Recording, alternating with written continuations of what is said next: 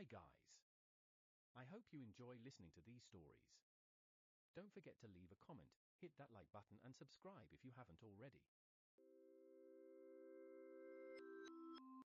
Chapter 51. Making Matang. TL, Hangak. As Sejun pulled on the sweet potato stem. Squeak. Following the sweet potato stem, golden sweet potatoes emerged, lighting up the surroundings. You have simultaneously harvested 15 golden sweet potatoes. Your job experience has increased slightly. Your proficiency in harvesting LV4 has increased slightly. Due to the effect of proficiency increase LV1, your proficiency in harvesting LV4 has increased by an additional 5%. You have gained 450 experience points. You have leveled up. You have acquired one bonus stat. Phew. It's done. Sejun, who had finished harvesting all the sweet potatoes including the golden sweet potatoes that he planted last, leveled up to level 19. He increased his magic power from the bonus stat. His plan was to increase magic power until he unsealed the rainfall and throw thunder of the rain thunder skill. After all the harvesting was done, Sejun went to the kitchen where he was preparing dinner. The rabbits were already boiling and roasting the harvested potatoes and sweet potatoes while preparing other dishes. Let's have dinner now. Squeak. Yawn. The rabbits, who had been waiting for Sejun's work to finish, started to busily serve food. Just then, Kwang! Kwang! A sorrowful cry of Quenji came from outside the cave. Quenji is fighting with his mom because he doesn't want to go home, meow. Theo interpreted Quenji's words. He still hasn't gone home? He said he would eat the potatoes and sweet potatoes and then leave, meow. It seemed that Quenji, having seen the harvested potatoes and sweet potatoes in the cave, was throwing a tantrum to eat them before leaving. Sejun filled the large basket made by the grey rabbits with potatoes and golden sweet potatoes and brought them up to the surface. Eat this today and we'll eat again tomorrow. Got it? When Sejun handed the basket to Quenji, growl. Having gotten what he wanted, Quenji nodded at Sejun's words and quickly climbed onto his mom, the crimson giant bear's head. Ah. Should I have told him not to eat the basket? Sejun belatedly realized he hadn't warned Quenji about the basket, but by that time, the mom, crimson giant bear, had gone too far to be caught. Great black dragon. Should I go tell him not to eat the basket? Elka approached Sejun and spoke. No, it's okay. Are you hungry? Let's eat quickly. While Sejun was preparing food for Quenji, the rabbits brought food for the wolves. Thank you. Great black dragon, it's too long. Just call me Sejun from now on. Understood. Sejun. I will enjoy the dinner. After Sejun and the rabbits prepared meals for Quenji and the wolves, finally everyone sat around the kitchen area in a circle for dinner. In front of Sejun and the rabbits were dishes and bowls made by the grey rabbits from woven green onion leaves, filled with food. They originally ate with food placed on top of green onion leaves, but this felt different. Even though it was just made by weaving green onion leaves, it seemed completely different. Snap. I'm hungry, meow. Theo naturally climbed onto Sejun's lap. Let's eat. With Sejun's words, the rabbits began to eat the food in front of them. And then, here, this is delicious, meow. Sejun fed Theo, pulling apart grilled fish and putting it in his mouth. At first, Sejun was annoyed when Theo climbed onto his lap. But now, he naturally accepted feeding him grilled fish. Pooh hut. Everything is going according to plan, meow. On the 213th day of being stranded, Theo's day passed peacefully. Kuung. As morning came, Quenji stuck his head into the cave. All right. Sejun got up, added one more stroke to the wall, and started the morning of the 214th day. He quickly washed his face, and breakfast was leftover sweet potatoes from yesterday. Today was going to be as busy as yesterday, if not busier. Because the land was empty after harvesting the crops, new crops had to be planted. So, Sejun and the rabbits had a simple breakfast and started morning farming. Sejun tried to give Theo work again today, but, I can't, meow. Representative Theo is going to utilize his talent, meow. Theo started to pack his bag with magical cherry tomatoes and power sweet potatoes in preparation for the next business trip. Since there were still a few potatoes, it seemed like the amount of harvest that could be sold would come out at the next harvest. Take some detoxifying green onion too. There might be hunters who want it. Got it, meow. Since the detoxifying green onion was overgrown every time the root was divided and replanted, Sejun told him to take 100 detoxifying green onions. Theo didn't think detoxifying green onions would sell, but he packed it anyway because it was Sejun's word. Because Sejun's words were the truth. While Theo was packing, Sejun quickly harvested the cherry tomatoes and took about 10,000 sweet potato stems to plant on the surface. Cooing! Creak! When he got to the surface, Quenji was playing with the wolves. It seemed like he finally found opponents of his level, and next to him was the basket that Quenji had carried yesterday. It was there intact. Thankfully, he didn't eat the basket and brought it as it was. Guys! Help me! Sejun, with Quenji and the wolves, went to an empty field next to the green onion field, which was covered with green onion leaves to prevent moisture evaporation. Please remove the green onion leaves. Yes, Sejun sir. As the wolves removed the green onion leaves out of the way, Quenji also excitedly followed the wolves, picking up green onion leaves and stacking them neatly. Since he always collected green onion leaves from the green onion field and got to eat honey, he thought it was the same this time. So while the wolves and Quenji were removing the green onion leaves, Sejun planted the sweet potato stems. Thuck! After poking a hole with his dagger to make room for the sweet potato stem, all he had to do was put in the sweet potato stem and cover the hole. You have planted sweet potato sprouts. Due to the effect of sowing LV4, the probability that the sweet potato sprouts will take root increases slightly. Due to the effect of sowing LV4, the probability of pest damage decreases slightly. Your job experience has increased slightly. Your proficiency of sowing LV4 slightly increases. Due to the effect of proficiency increase LV1, your proficiency sowing LV4 has increased by an additional 5%. While Sejun was busy planting the sweet potato sprouts, Ku Young. Having finished his work, Quenji came over with a glass jar. I got it. He poured one dollop of honey for Quenji and looked around to see the wolves scratching the ground and looking elsewhere. Come here too. We're fine. The wolves shook their heads in denial. But they couldn't fool Sejun. Their tails were wagging vigorously in response.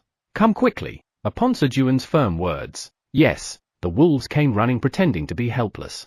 Here, Sejun poured honey onto the fallen green onion leaves and gave it to the wolves. Slurp. Slurp. Slurp. Excited by the taste of honey for the first time, the wolves began to eat without thinking. Then, Ku Young. Quenji, who had finished his honey, tried to steal the wolves' honey by pushing his head in between them. Quenji, no! When Sejun strongly stopped Quenji, Ku Young. Quenji turned away in frustration. But it was just a tantrum in Sejun's eyes. We're going to eat something even tastier than honey potatoes for lunch, Ku Young. At Sejun's murmuring, Quenji responded by turning about 30 degrees. Something tastier than honey potatoes. But this is a food that causes trouble if a bad bear who steals other people's food eats it. It's a pity, but Quenji can't eat it. Ku Young. Ku Young. At Sejun's shocking words, Quenji turned around hastily and shook his front paws in denial. Quenji is not a bad bear. I didn't steal anyone else's food. I got it. I thought our Quenji was a bad bear who steals others' food. I'm sorry for misunderstanding. Instead, I'll give you 5 times more than the others at lunch. Since Quenji already ate more than 10 times as much as the rabbits, there wasn't much difference. Ku Young.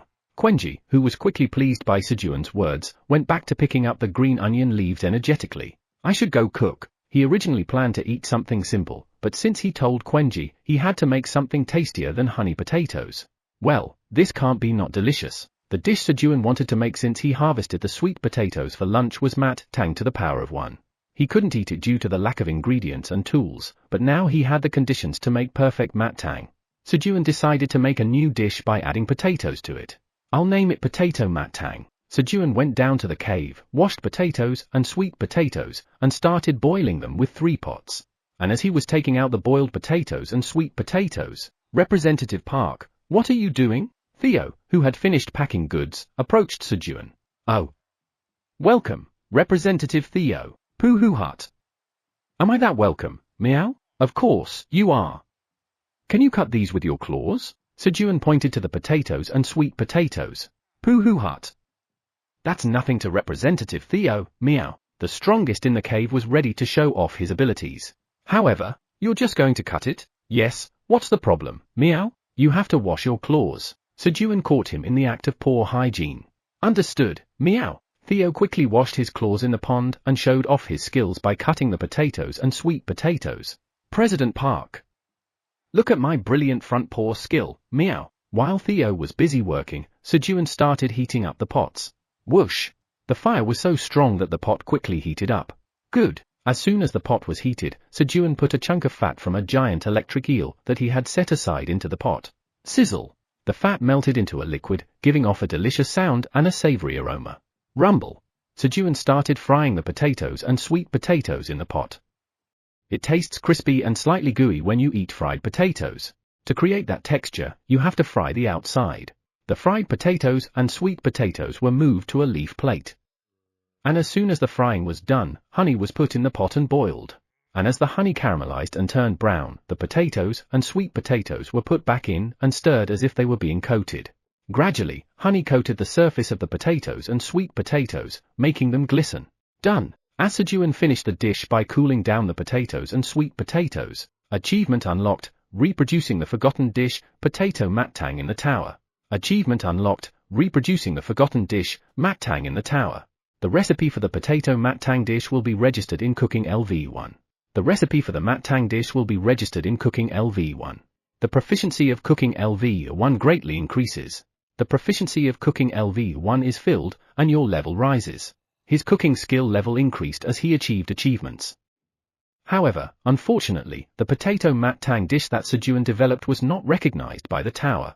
When Sejun was making the potato mattang dish again, "Can I fry some fish here too, meow?" Theo came with a piranha and pointed to the oil that was still being used to fry potatoes and sweet potatoes. Fish lovers instinctively know it. The combination of fish and oil. All right, sizzle. Here you go. As the fire was strong, Sejun quickly fried the piranha in the hot oil and handed the fried fish to Theo. "It's delicious, meow." After tasting the piranha fried in eel oil, Theo decided to take his weekly salary in fried fish. A while later, when lunch preparation was finished, "Let's have lunch." At Sejun's call, the rabbits rushed over and jumped up to the surface with potato and sweet potato dishes in their baskets. Coo! Eng! Coo! Eng! Excited at the thought of eating something more delicious than honey potatoes, Quenji eagerly pulled up the basket, drooling. And then it was lunchtime. Cooing! After tasting the potato and sweet potato dish, which was even more delicious than honey potatoes as Sejun said, Quenji did not casually snatch other people's food afterwards. On the 214th day of being stranded, Quenji learned that he should wait to be offered food, not snatch it away. It was a slightly different understanding from Sejun's intention. Chapter 52. TL, Hanguk. Eileen was recently engrossed in the fun of feeling the beating of the dragon heart on her own. The dragon heart was beating even if she didn't eat anything. Thump. Oh. It's beating. Thud. It's beating again. Although very slow, it was steadily beating. Although the pulse was too weak to accumulate mana, Eileen was very happy just that the dragon heart was beating. This is all thanks to the amazing human. Anyway, what is the amazing human doing? Eileen Pratani, the great black dragon, need to take care of him. As her thoughts turned to Sejun, Eileen became curious what he was doing. He might have been using potentially dangerous unidentified items in the meantime. Or he might be eating something delicious alone. No way. I can't forgive that, eating something delicious without her. The mere thought made her angry. At that time, achievement, recreation of the forgotten dish, potato mattang, has been achieved in the tower. Achievement, recreation of the forgotten dish, mattang, has been achieved in the tower. He. He's recreating a new dish for me. That amazing human did something amazing again. I should ask for it right away. Eileen hurriedly ran to the crystal ball. However, there are over 1,000 unread alerts. Please organize your alerts. The crystal ball's alarm interrupted Eileen. I'm busy. Eileen quickly skipped the alarms without even reading them. Among them, there were red alerts warning of danger, but she quickly skipped them, determined to eat the new dish as soon as possible. And then, he. Let me, Eileen Pratani, the great black dragon, see what the amazing human has made. Eileen hurriedly checked through the crystal ball to see what Sejun was eating. When Sejun's stomach was somewhat full, the tower's administrator has come, drooling at the rumors of the mattang and potato mattang. A message from Eileen appeared. You should have answered when I called you earlier. It's all cold now. The tower's administrator says they were busy. All right. Give me a quest. A quest has been generated. Quest, serve the mattang dish and potato mattang dish to the tower's administrator. Reward, Eileen eats the food very deliciously. If declined, Eileen will be very disappointed. There are pots covered with lids in the cave. You can take that. With Sejun's words, the quest was completed. The tower's administrator is very grateful for letting her eat something delicious. The tower's administrator says it's so sweet and she's full of energy. Full of energy? It must be because she ate the power sweet potato and power potato. Sejun and the animals were also overflowing with energy right now. That's right. Eat a lot. After lunch and a nap with Theo, the black rabbit, and Quenji, Sejun started planting the remaining sweet potato stems that he couldn't finish in the morning. In the afternoon, other rabbits who had finished their own work joined together to plant sweet potato sprouts, quickly completing the sweet potato field. You have created a 2,500 square meter sweet potato field. You have gained 5,000 experience points. Phew. That's done. Now onto the onion field. Just as Sejun was about to move to the onion field, pang! The black rabbit called Sejun to pull up the aquatic products. Got it. As Sejun went down to the cave, he saw something he hadn't seen before in front of the pond. It was a net made of straw. Did you guys make this? When Sejun asked while looking at the grey rabbits. Beep! Billick! Dimmick! Pyong! Who? Among the grey rabbits nodding in response to Sejun's question, there was also a single red dotted rabbit. To be precise, it was sticking right next to the architect rabbit. He wanted to ask what had happened with the sickle rabbit, but it was still young. At this age, its mind would go back and forth several times a day. Instead, he thought that he should give a carrot to the sickle rabbit as a sign of comfort when, thump! Pang! The black rabbit called Sejun as it went into the pond with the net. I'm going in now. Okay. Sejun grabbed the rope. A moment later, pang! Pang! There was a signal to pull the rope twice. Hoist! The net was so heavy that it must have caught a lot. Sejun pulled up the net with all his might. Fortunately, from the middle, the black rabbit helped reduce the weight by moving the aquatic products caught in the net to the pond. In this way, about 100 piranhas and crayfish were pulled up with the net. It was tough, but it was easier to catch aquatic products than before. Let's do it a few more times. Pang! At Sejun's words, the black rabbit went into the water without delay. Although 100 were enough, even with the low water temperature, there was a limit to preventing spoilage, so it seemed best to eat them quickly. Moreover, they always lacked food for the crimson giant bear and baby bear. There was no need to worry about leftovers. Thus, the baby bear and the mother crimson giant bear were able to fill their bellies with the meal served by Sejun. Grrrr! Grrrr! Grrrr! Grrrr! Thump, thump. After having a hearty dinner, the happy mother crimson giant bear and the cub cheerfully returned home. Sejun went fishing for aquatic products with the black rabbit again. The catch was to be given to the wolves of the silver wolf tribe. In the meantime, under Sejun's instructions, the grey rabbits made bags out of straw for the wolves to carry. They made bags that could be carried on both sides of the body, planning to use them for Theo's journey later on. The wolves took the piranhas, crayfish, and chunks of eel in these bags and went down to the 85th floor of the tower. Since they had to depart for a journey with Theo tomorrow morning, there was no time but today. And so, a busy day passed. Kuong! Today, as usual, Quenji announced his arrival with a powerful cry. All right, whoosh! Sejun added a line to the cave wall, starting the 215th day of being stranded. It's already the day the seed store opens. I wonder what will appear? Sejun prepared for the day, anticipating what seeds he would buy. Gulp! He started the day simply with some sweet potatoes and a few cherry tomatoes for breakfast. His plan for the day was to plant potatoes. Thud! Thud! Sejun placed potatoes on a flat rock he found above ground, then proceeded to cut them. The eyes have to be attached like this, right? Instead of cutting the potatoes into exact quarters, he cut them into 2 to 4 pieces of an appropriate size so the eyes of the potatoes wouldn't be overly concentrated. Previously, when he couldn't communicate with the male rabbit, he couldn't have a conversation, but after he began to understand the male rabbit, he was able to learn more detailed farming knowledge. Sejun scooped the potato seeds he cut into a cross bag made of straw. The grey rabbits were skilled with their hands, so they could make it as similar as possible to the style Sejun wanted. Thus, next to the sweet potato field he planted yesterday, Sejun started planting the potato seeds. Of course, he asked Quenji to clear away the straw covering the empty field. Kuong!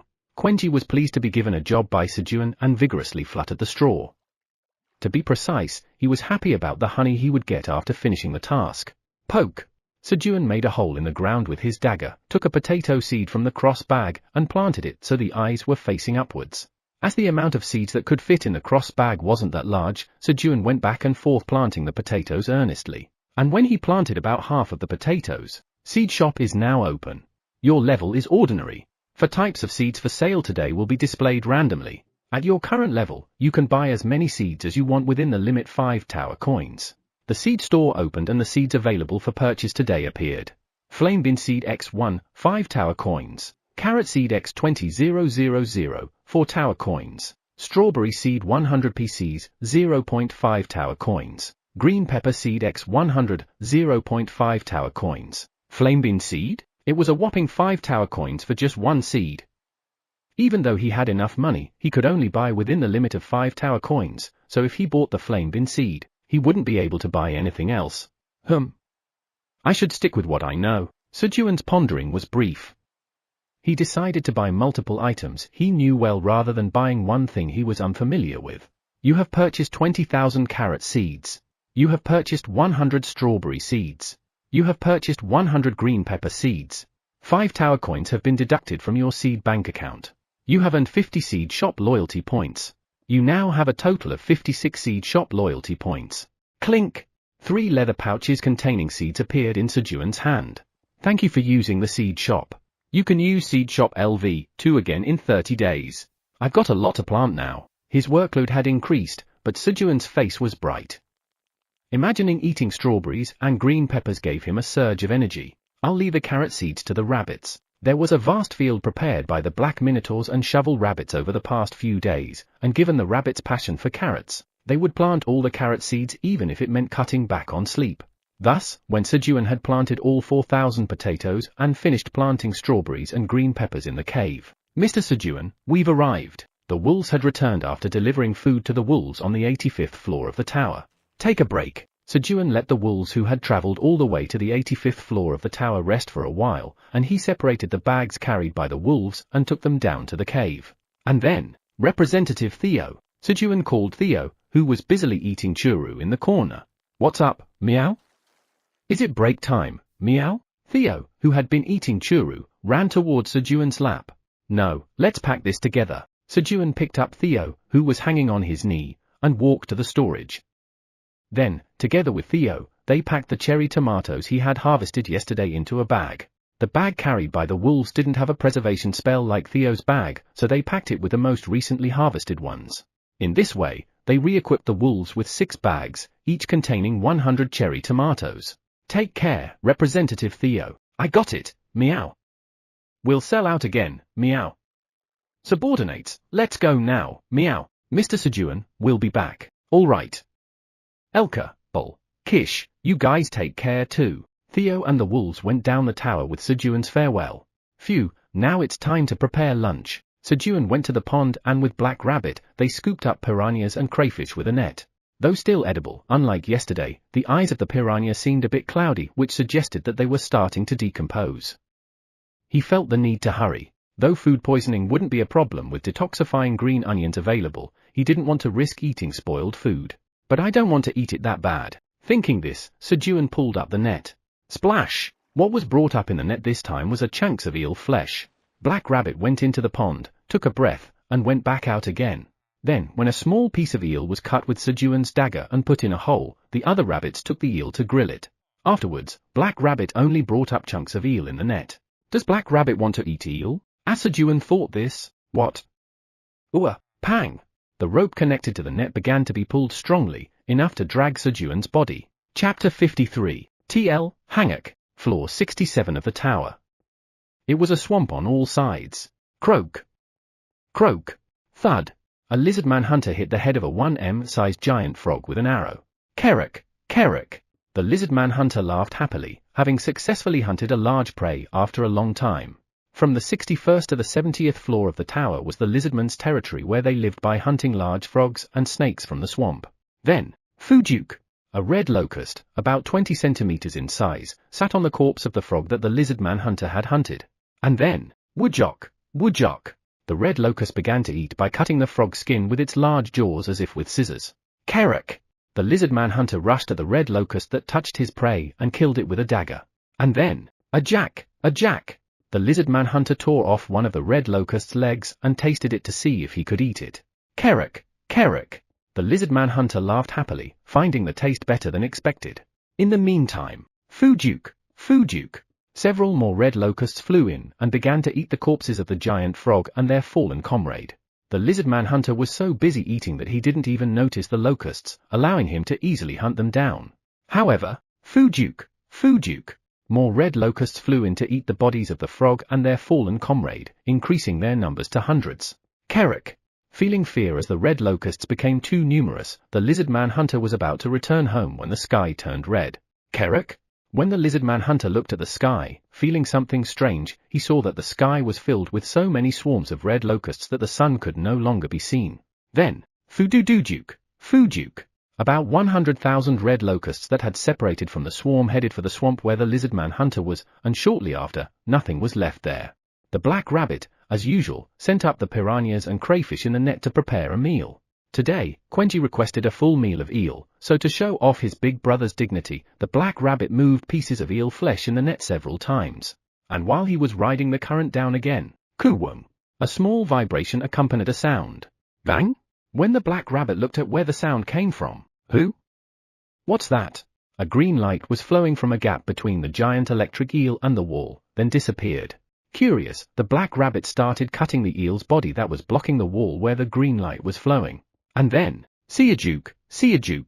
As the black rabbit cut through the skin of the giant electric eel on the opposite side, creating a hole in the eel's body, Parvat. A green light came in through the hole. Then, kuwum, bang. With the vibration, the calm flow of water suddenly became rough, and the black rabbit was sucked in beyond the hole in the body of the eel. However, chulong. The black rabbit's leg got tangled up in the net. It was an enormous relief. If it weren't for the net, the black rabbit would have been swept away by the current in an instant. As soon as the black rabbit confirmed he was safe, he took a closer look at where the green light was coming from. What is that? There was an underwater cave where the giant electric eel had been blocking. The green light was flowing from beyond the underwater cave. When the water flow stopped and the green light disappeared, the black rabbit pulled the rope twice. Black rabbit! Sejun pulled the rope and pulled up the black rabbit along with the net. He had been worried because of the strong force pulling on the rope earlier. Sejun hastily untied the black rabbit's leg tied to the net and carefully placed the black rabbit on his two palms. Bang! There's a cave down there that leads somewhere else. The black rabbit on Sejun's hand said, in a state of exhaustion. A cave? Squeak. Squeak. Yes. It's an underwater cave that emits a green light. A green light emitting underwater cave? Eileen, do you know anything about it? Sejun asked Eileen, the tower's administrator. The tower's administrator says that it is a passage connected to the Sea of Dimensions. The Sea of Dimensions? The tower's administrator says the tower is connected through the Sea of Dimensions. The tower's administrator says there are very scary underwater monsters living in the Sea of Dimensions. The tower's administrator says that if the black rabbit had been swept into the Sea of Dimensions, he would have lost his life. There was such a thing? At Eileen's words, Sejun thought it was fortunate that the black rabbit came back safely. In this way, they ate the seafood that the black rabbit had risked his life to bring back for lunch. Kuyong. Quenji took a whole piece of eel meat and chewed it. Thank you, brother. Squeak. The black rabbit coolly gave a thumbs up. I told you to trust your brother. Even though he almost died just now, the black rabbit thought his big brother's dignity was more important. After lunch, Sejun increased the proficiency of creating thunderclouds while resting with the black rabbit and Quenji. And when he came down to harvest the tomatoes in the cave, who? Kiambong. Kiambong. The pond was filled with underwater monsters. When the body of the giant electric eel blocking the underwater cave disappeared, and the water started flowing properly, they were inflow through the underwater cave connected to the Sea of Dimensions. Squeak! Excited by the appearance of the piranha that will supply experience points and protein, the black rabbit jumped into the pond. And then, glad to see you. There was also a new monster in the pond.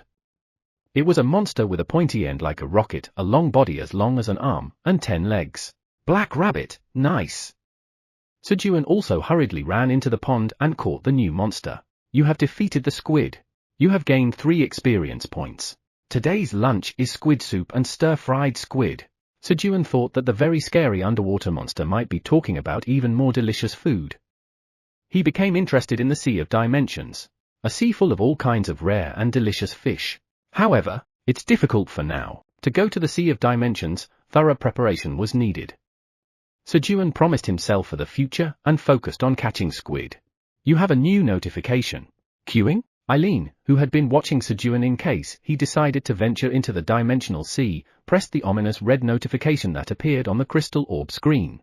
53, 128, 137, 12 red locusts have invaded the 67th floor of the tower. Red locusts. Eileen was shocked when she saw the alert. It had been almost 100 years since the last locust invasion in the tower. At that time, her grandfather had resolved the issue while Eileen, unable to leave the administrator's space, could only watch. What should I do? Eileen couldn't open a portal connected to the outside of the tower with her abilities. While Eileen was struggling, 0.01% of the 67th floor has been devastated by the red locusts. 1.2% of the 67th floor has been devastated by the red locusts. The alarms came in rapidly. The red locusts that had invaded the 67th floor were devouring everything alive. 218th day of being stranded. It would be nice to have some gochujang or mayonnaise. Choo choo. Sejun mused regretfully while chewing on semi-dried squid. Ever since the underwater cave connected to the dimensional sea had opened, piranhas and squids were abundant in the pond.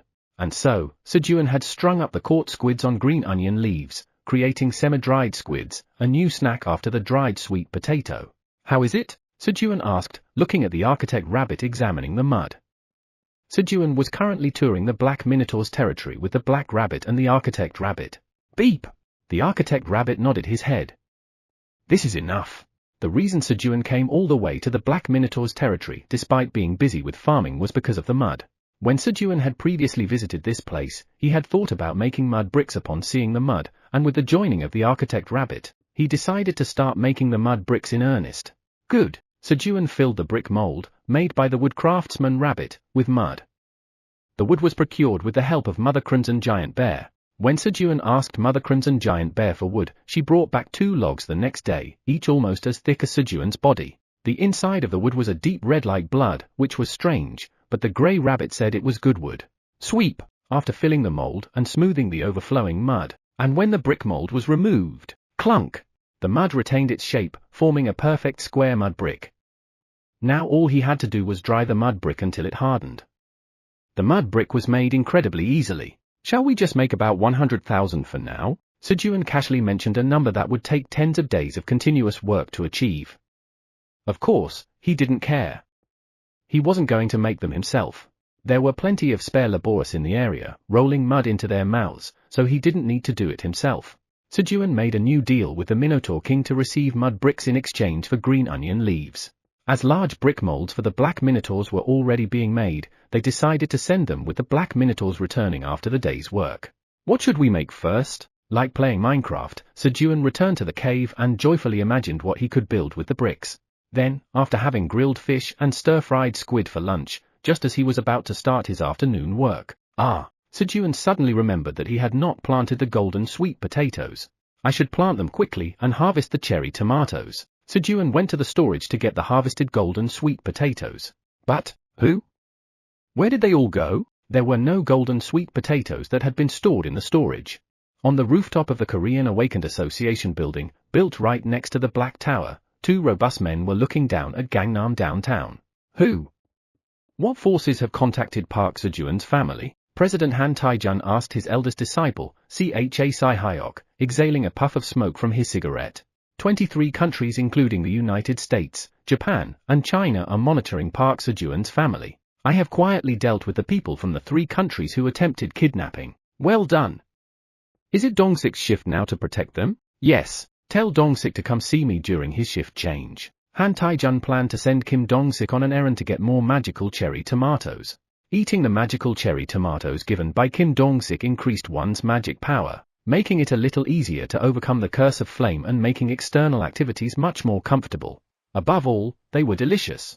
Yes, while they were talking for about 10 minutes, sizzle, blisters began to form on Han Tae-jun's finger, accompanied by a burning sound and the appearance of a burn-like wound. Ah! Damn it! This curse! Master, are you okay? What's all the fuss about this? Just go. Yes. Cha Sai-hyok sadly looked at his master, Han Tae-jun, descending from the rooftop. In the past, he could stay active outside for about an hour, but now he struggled even after 20 minutes. There must be a way. Sejun determined to find a way to break his master's curse. Why is this here, meow? Sitting on Elka's back and checking his inventory, Theo looked at the golden sweet potato in his inventory that was emitting light with a perplexed expression. Sejun had clearly said that he would plant the golden sweet potato. It seemed like he might have put it in the inventory without thinking when he was packing sweet potatoes. Mr. Theo, what's the matter? It's nothing, meow. There's no problem, meow. At Elka's question, Theo hastily replied. I can't show any weaknesses to my subordinates, meow. I am the perfect Theo, meow. While Theo was thinking about how to handle the golden sweet potato, Elka entered the entrance of the merchant route leading from the 60th floor to the 50th floor. Chapter 54, Evolution. TL, Hanguk, 75th floor of the tower. Office of the chairman of the Wandering Merchant Association, Mason, a Fox tribe member. Hannibal, the chairman of the Freelance Mercenaries Association, a Tiger tribe member. Iona, the chairman of the Wizards Association, a Hamster tribe member. The heads of the three major powers that influence all floors of the tower have gathered. It's been 5 days since the red locusts appeared on the 67th floor of the tower. According to our information, 2/3 of the 67th floor has been devastated by the red locusts. Currently, the lizard men are desperately defending around the waypoint. Mason relayed the information he had gathered. Why isn't the great black dragon intervening? Iona asked with a worried voice. Honestly, I don't know. But we can't just wait like this. This could lead to another famine like 100 years ago. The Great Famine of 100 years ago started when the red locusts invaded the 55th floor of the tower, the greatest grain-producing area in the tower. There had been invasions by the red locusts before, but the great black dragon always intervened, so the inhabitants of the tower didn't see it as a significant problem.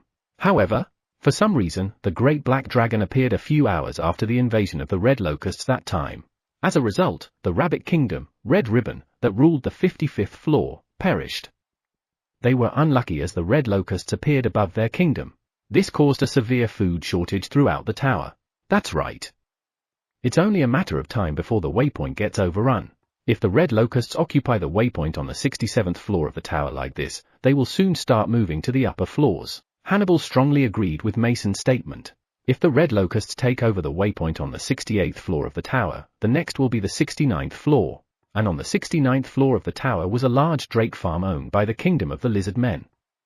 That place was one of the 5 major grain-producing areas of the tower. This was not just a problem for the lizard men. As food supplies decrease, so does the circulation of food, leading to price increases, and those who can't afford food starve to death or turn into thieves. The overall order of the tower collapses.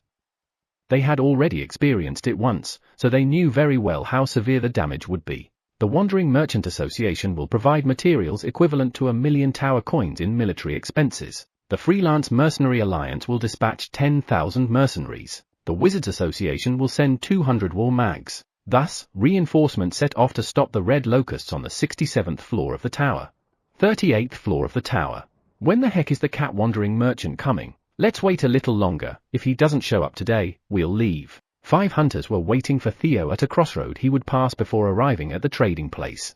They were kidnappers who aimed to capture Theo and find the location of the farm with the magical cherry tomatoes, as they were selling at a high price recently. At that moment, meow meow meow, the sound of Theo's humming could be heard. He's coming. The hunters quickly hid behind the wall. And then, it's time, just as the hunters were about to pounce towards Theo, growling.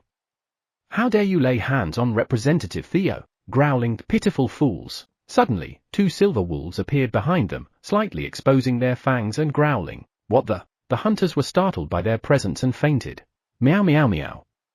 Money is rolling in, meow. Theo took the hunter's thumbs and stamped them on a contract while humming. Pooh-hoo hut. You targeted me, so pay me a lot of money, meow. In Theo's head, there was a formula: the enemy attacking me equals the enemy giving me money. Pooh-hoo hut. Park Sejun said my life is worth 10,000 tower coins, meow. You guys get 10,000 tower coins when they wake up here, meow. Theo planned to collect all the money that Sejun had valued his life at from the hunters. Yes, Theo left the hunters to the wolves and moved the cherry tomatoes that were in the wolves' bags to his bag. He made room in the bag by eating some food as he traveled. Well then, I'll be off, meow. Theo moved to the trading place. Day 220 of being stranded. Yumio.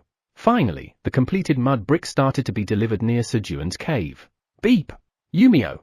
Whenever the architect Grey Rabbit indicated where to place the bricks, Black Minotaurus placed the bricks there. And then, swoosh! Sejun and the Grey Rabbit smeared mud around the bricks, filling the gaps between them. In no time, the floor of the house, about 30 square meters, was completed, and in between, they placed bricks and covered them completely with bricks. The first layer of bricks at the bottom was a space for making fire. Sejun made an ondel, Korean floor heating system, in the house. One might question why an ondel is necessary in a place that's not too cold, but with an ondel, you can remove the humidity inside the house and feel extremely refreshed after sweating it out on days when you feel sluggish. When they stacked a few more layers of bricks, the house was completed up to Sejun's waist height. However, there was one creature that looked at it with dissatisfaction. Kuung. It was Quenji. The entrance of the house was too narrow for Quenji to enter. Dad doesn't even consider me, I want to shrink and go into the house too. As Quenji was feeling sad, swoosh! Quenji's wish came true and his body started to shrink. Kuung? Quenji looked at his shrinking body. And then, Kuung! Quenji, who was excited, ran towards Sejun and threw himself. Dad, I've shrunk. However, thump! Cough! Sejun felt like he was hit by a large truck and flew into the green onion field. Quenji had shrunk in size, but his weight remained the same. If the leeks hadn't absorbed the shock, he would have been thrown much farther. Thud! Thud! Sejun, who seemed to have momentarily visited the afterlife, opened his eyes feeling a bit faint. Cooing! Quenji was happy to see Sejun open his eyes. What happened to you? Sejun asked, looking at the shrunken Quenji. He had become as small as when Sejun first saw him. Cooing! Cooing! I don't know. I just became smaller. At that moment, Sejun saw the change in the name above Quenji's head. Crimson Giant Honey Bear. Honey Bear? Quenji had evolved into a honey bear. Can't you grow back again? Sejun asked anxiously. He had a hunch that if Quenji couldn't grow back, he might get scolded by the mother Crimson Giant Bear, who might ask what he had done to her child. Could it lead to his death? Cooing! Quenji shook his head and returned to his original size. No, he grew to 5 m, becoming bigger than before. Quenji had unconsciously shrunk because he wanted to stay with Sejun and wished to become smaller. Wow! Sejun marveled at Quenji, who could freely adjust his size. Who? Then Sejun realized the seriousness of the situation. The storage in the cave. Until now, it had been safe because Quenji couldn't enter the cave, but if Quenji started coming in and out of the cave, the stored crops would be at risk. Black Rabbit! As Sejun looked down at the cave and called for the Black Rabbit. Piang! The Black Rabbit, who had been hunting enthusiastically in the pond, came up to the ground. From now on, stay with Quenji. Got it? Piang! Cooing! At Sejun's words, they responded energetically and ran off joyfully. Where are they going? Sejun meant that Black Rabbit should keep an eye on Quenji, but they took it as permission to play together. So, after assigning the Black Rabbit to watch Quenji, Sejun went down to the cave to prepare lunch. Today's menu was spicy stir-fried squid. When Sejun went down to the cave, there were already 30 squids, caught and cleaned by the Black Rabbit, waiting in the pond. As always, the Black Rabbit was reliable. Swish, swish! Sejun cut the squid into bite-sized pieces. And when he heated the pot and put in the last piece of eel fat, the fat melted, turning into oil and releasing a savory smell. Chop, chop, chop! Sejun began to make onion oil by cutting up spring onions and frying them in the oil. Then, when the onion flavor had permeated the oil, he added the cleaned squid and stir-fried it together. After about 10 minutes of stir-frying, as the squid cooked and turned white, he added chili powder and other seasonings, and carrots to stir-fry together. A little while later, you have made spicy stir-fried squid. Your cooking LV2 proficiency has increased slightly. Due to the proficiency increase LV1, your cooking LV2 proficiency increases by an additional 5%. The recipe for spicy stir-fried squid is registered in cooking LV2. The spicy dish wasn't for the white and grey rabbits who couldn't handle spicy food, so they were served with boiled squid seasoned with salt, while Sejun, the Black Rabbit, and Quenji ate the spicy stir-fried squid together. Eileen, do you want some? Eileen had been unresponsive for some time now. What's going on? Just as Sejun was worried about Eileen. Pa yak. Koeng. After finishing their meal, the Black Rabbit and Quenji came to take a nap. Having grown small enough to climb on Sejun's lap, Quenji took over Sejun's lap along with the Black Rabbit. Peep long, ko long. They fell asleep in no time. And when rest time was over, ugh, Sejun's leg had gone numb under Quenji's weight, and he couldn't move for a while. Humans, I have arrived, meow. Theo, who was planning to earn 10,000 tower coins, appeared in the trading place with a cheerful voice. However, why are there so few, meow? Fewer hunters were waiting than he expected, about 30 people.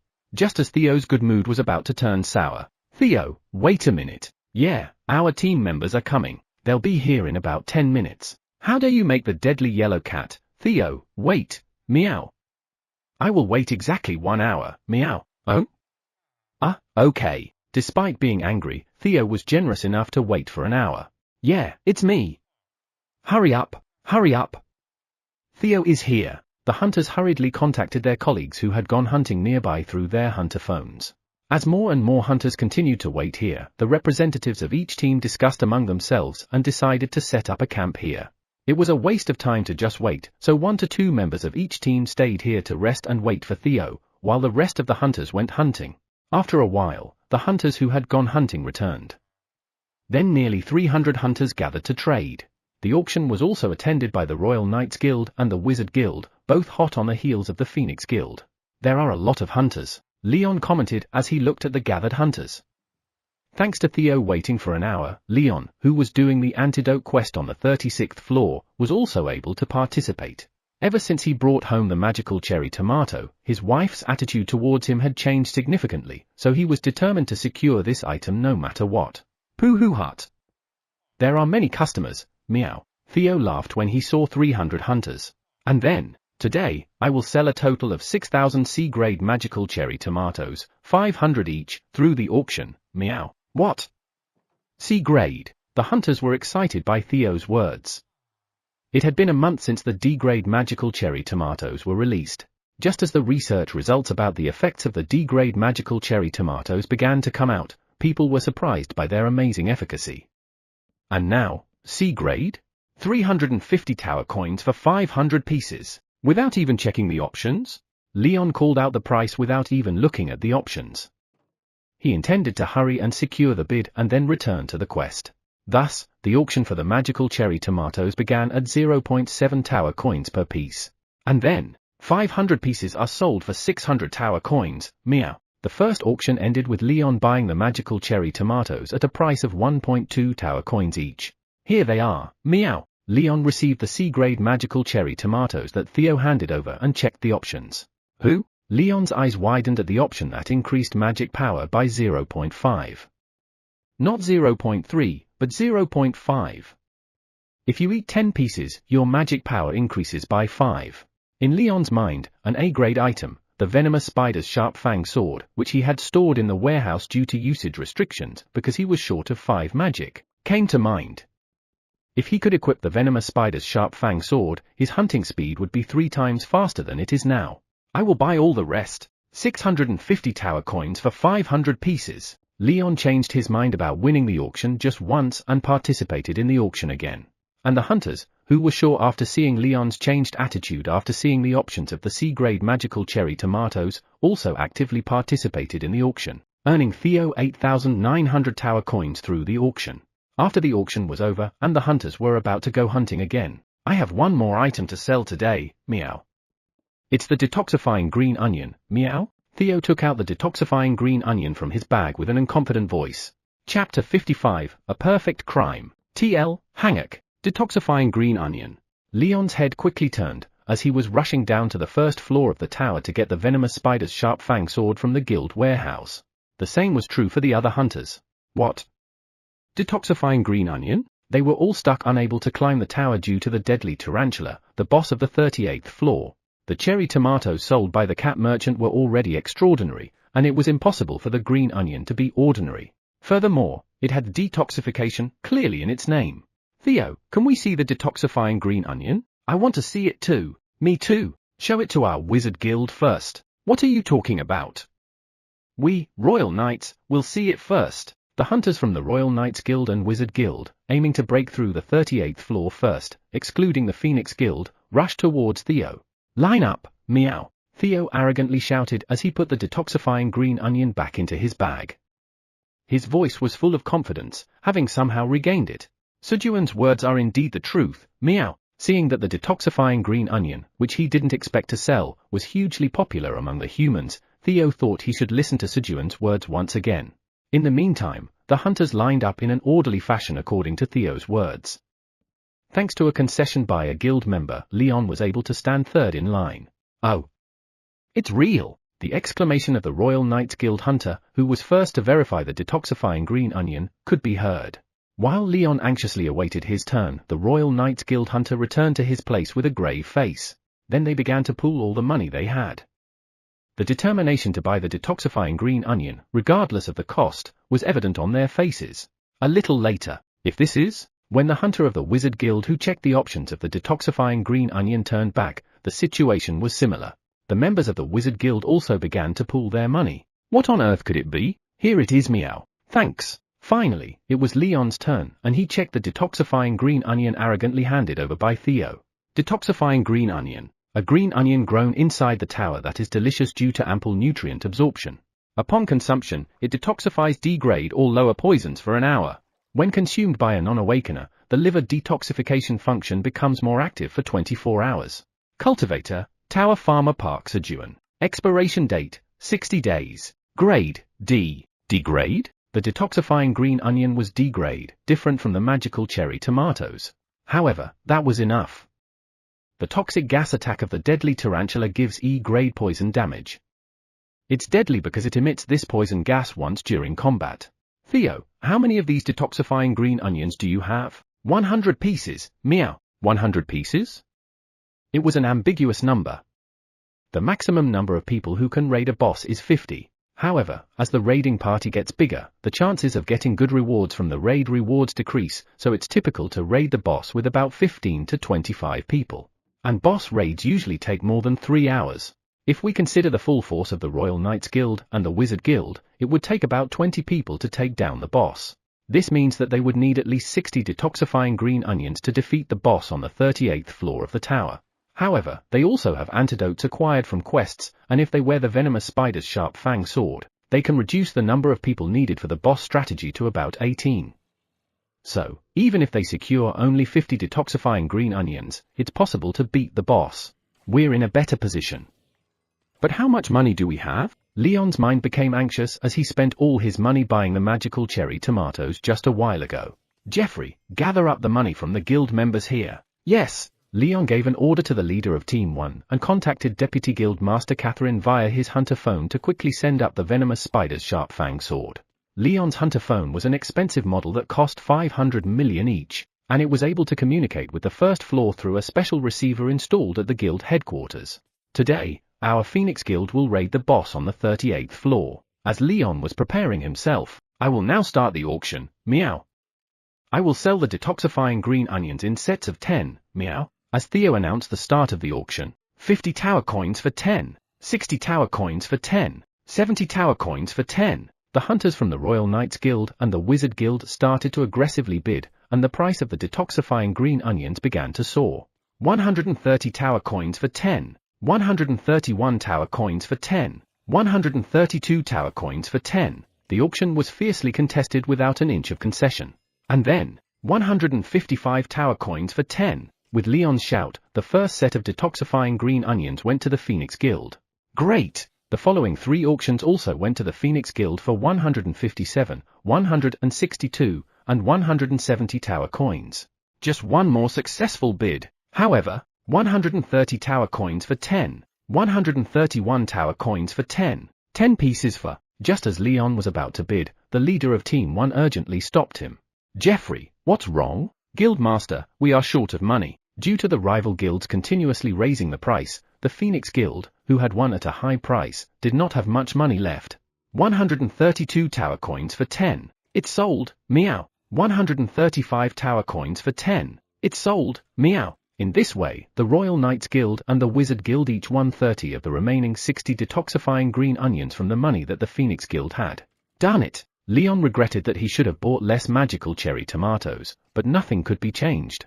While Leon was blaming himself, anyone who wants to take a picture with me, line up. Theo started his side job. With the magical cherry tomatoes and the detoxifying green onion selling at high prices this time, Theo, in a good mood, offered excellent service to the female hunters and ended photo time. Phew, I've gained 100 churu and 50 of what Sejun likes. I've secured 50 hours for President Theo's time. Theo happily put the rewards of his side job into his bag. And he looked around. But why can't I see Kim Dong-sik? As Theo, who had an issue to sort out with Kim Dong-sik, was looking around for him. Guildmaster, I brought the equipment. Thank you, leader of the 5th team. Kim Dong-sik, the leader of the 5th team, had brought the equipment that Leon had requested. Then I have something to see to. After ending his conversation with Leon, Kim Dong-sik hurried over to Theo. Kim Dong-sik. Why are you so late? I've been looking for you. Theo was furious, stomping his feet. Today, he couldn't go on without Kim Dong-sik. I'm sorry. But I had a reason. Kim Dong-sik explained that he was escorting Sejun's family, and gave a brief of the situation outside. Is that really true? Is President Park's family in danger? Don't worry. We are protecting them well. More importantly, do you have the answer to my suggestion? That's right. President Park agreed. Theo showed Kim Dong-sik 200 magical cherry tomatoes, 10 detoxifying green onions, and 15 golden sweet potatoes from his bag. These 200 magical cherry tomatoes are prepaid for 3 months. And he said he would give the other crops cheaply. Especially, this one is really good. Theo placed the golden sweet potatoes where Kim Dong-sik could see them clearly and spoke. Phew, if Dong-sik takes these, no one will know my mistake, meow. Theo was planning a perfect crime. What is this? Dong-sik checked the option of the golden sweet potato and the detoxifying green onions. As he had arrived late, he knew nothing about the detoxifying green onions. What is this? The detoxifying green onions were absolutely necessary to capture the boss of the 38th floor of the tower, and the fire resistance effect of the golden sweet potato could temporarily solve the curse of his master.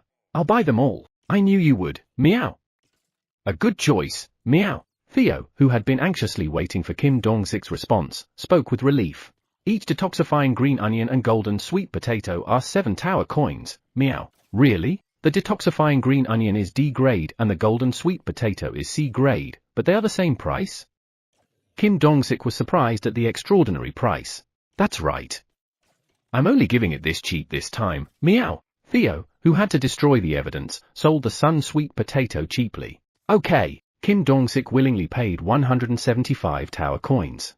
Then see you next time, meow. Theo hurriedly disappeared. It was to check if the people who were to give him his reward were well. Goodbye. Kim Dong-sik waved his hand at Theo, leaving with a bright smile. With this, I should be able to get at least 3 torture prevention passes from the master. Both Theo and Kim Dong-sik seemed to be in a similar situation. After finishing the deal with Theo and turning around, leader of the 5th team, Leon called out to Kim Dong-sik, who was holding the detoxifying green onion in his right hand, with a powerful gaze. And that day, the Phoenix Guild officially became the world's first to attack the 38th floor of the tower. Kim Dong-sik, who made a great contribution to the attack, was promoted to the leader of the 3rd team. Day 221 of being stranded. Russell. Sejun had been working hard to prepare a dwelling near the peanut field for the queen bee to emerge from its cocoon. Sejun carefully placed a branch bearing cherry tomato flowers inside the dwelling and covered it again with green onion leaves. Then, chew. He quietly waited while chewing on semi-dried squid. Today, he stopped all activities, both building a house and farming on the surface, and made sure no one came around. This was because the queen bee would recognize the first creature it sees after birth as its master. As the afternoon came, buzz. A faint sound of flapping wings could be heard from under the green onion leaves. Is it awake? When Sejun carefully opened the leaves, his eyes met those of the queen bee. You have successfully nurtured the queen bee's cocoon. You have successfully made the newly born queen bee recognize you as its master. Your beekeeping LV3 proficiency has increased slightly. Buzz.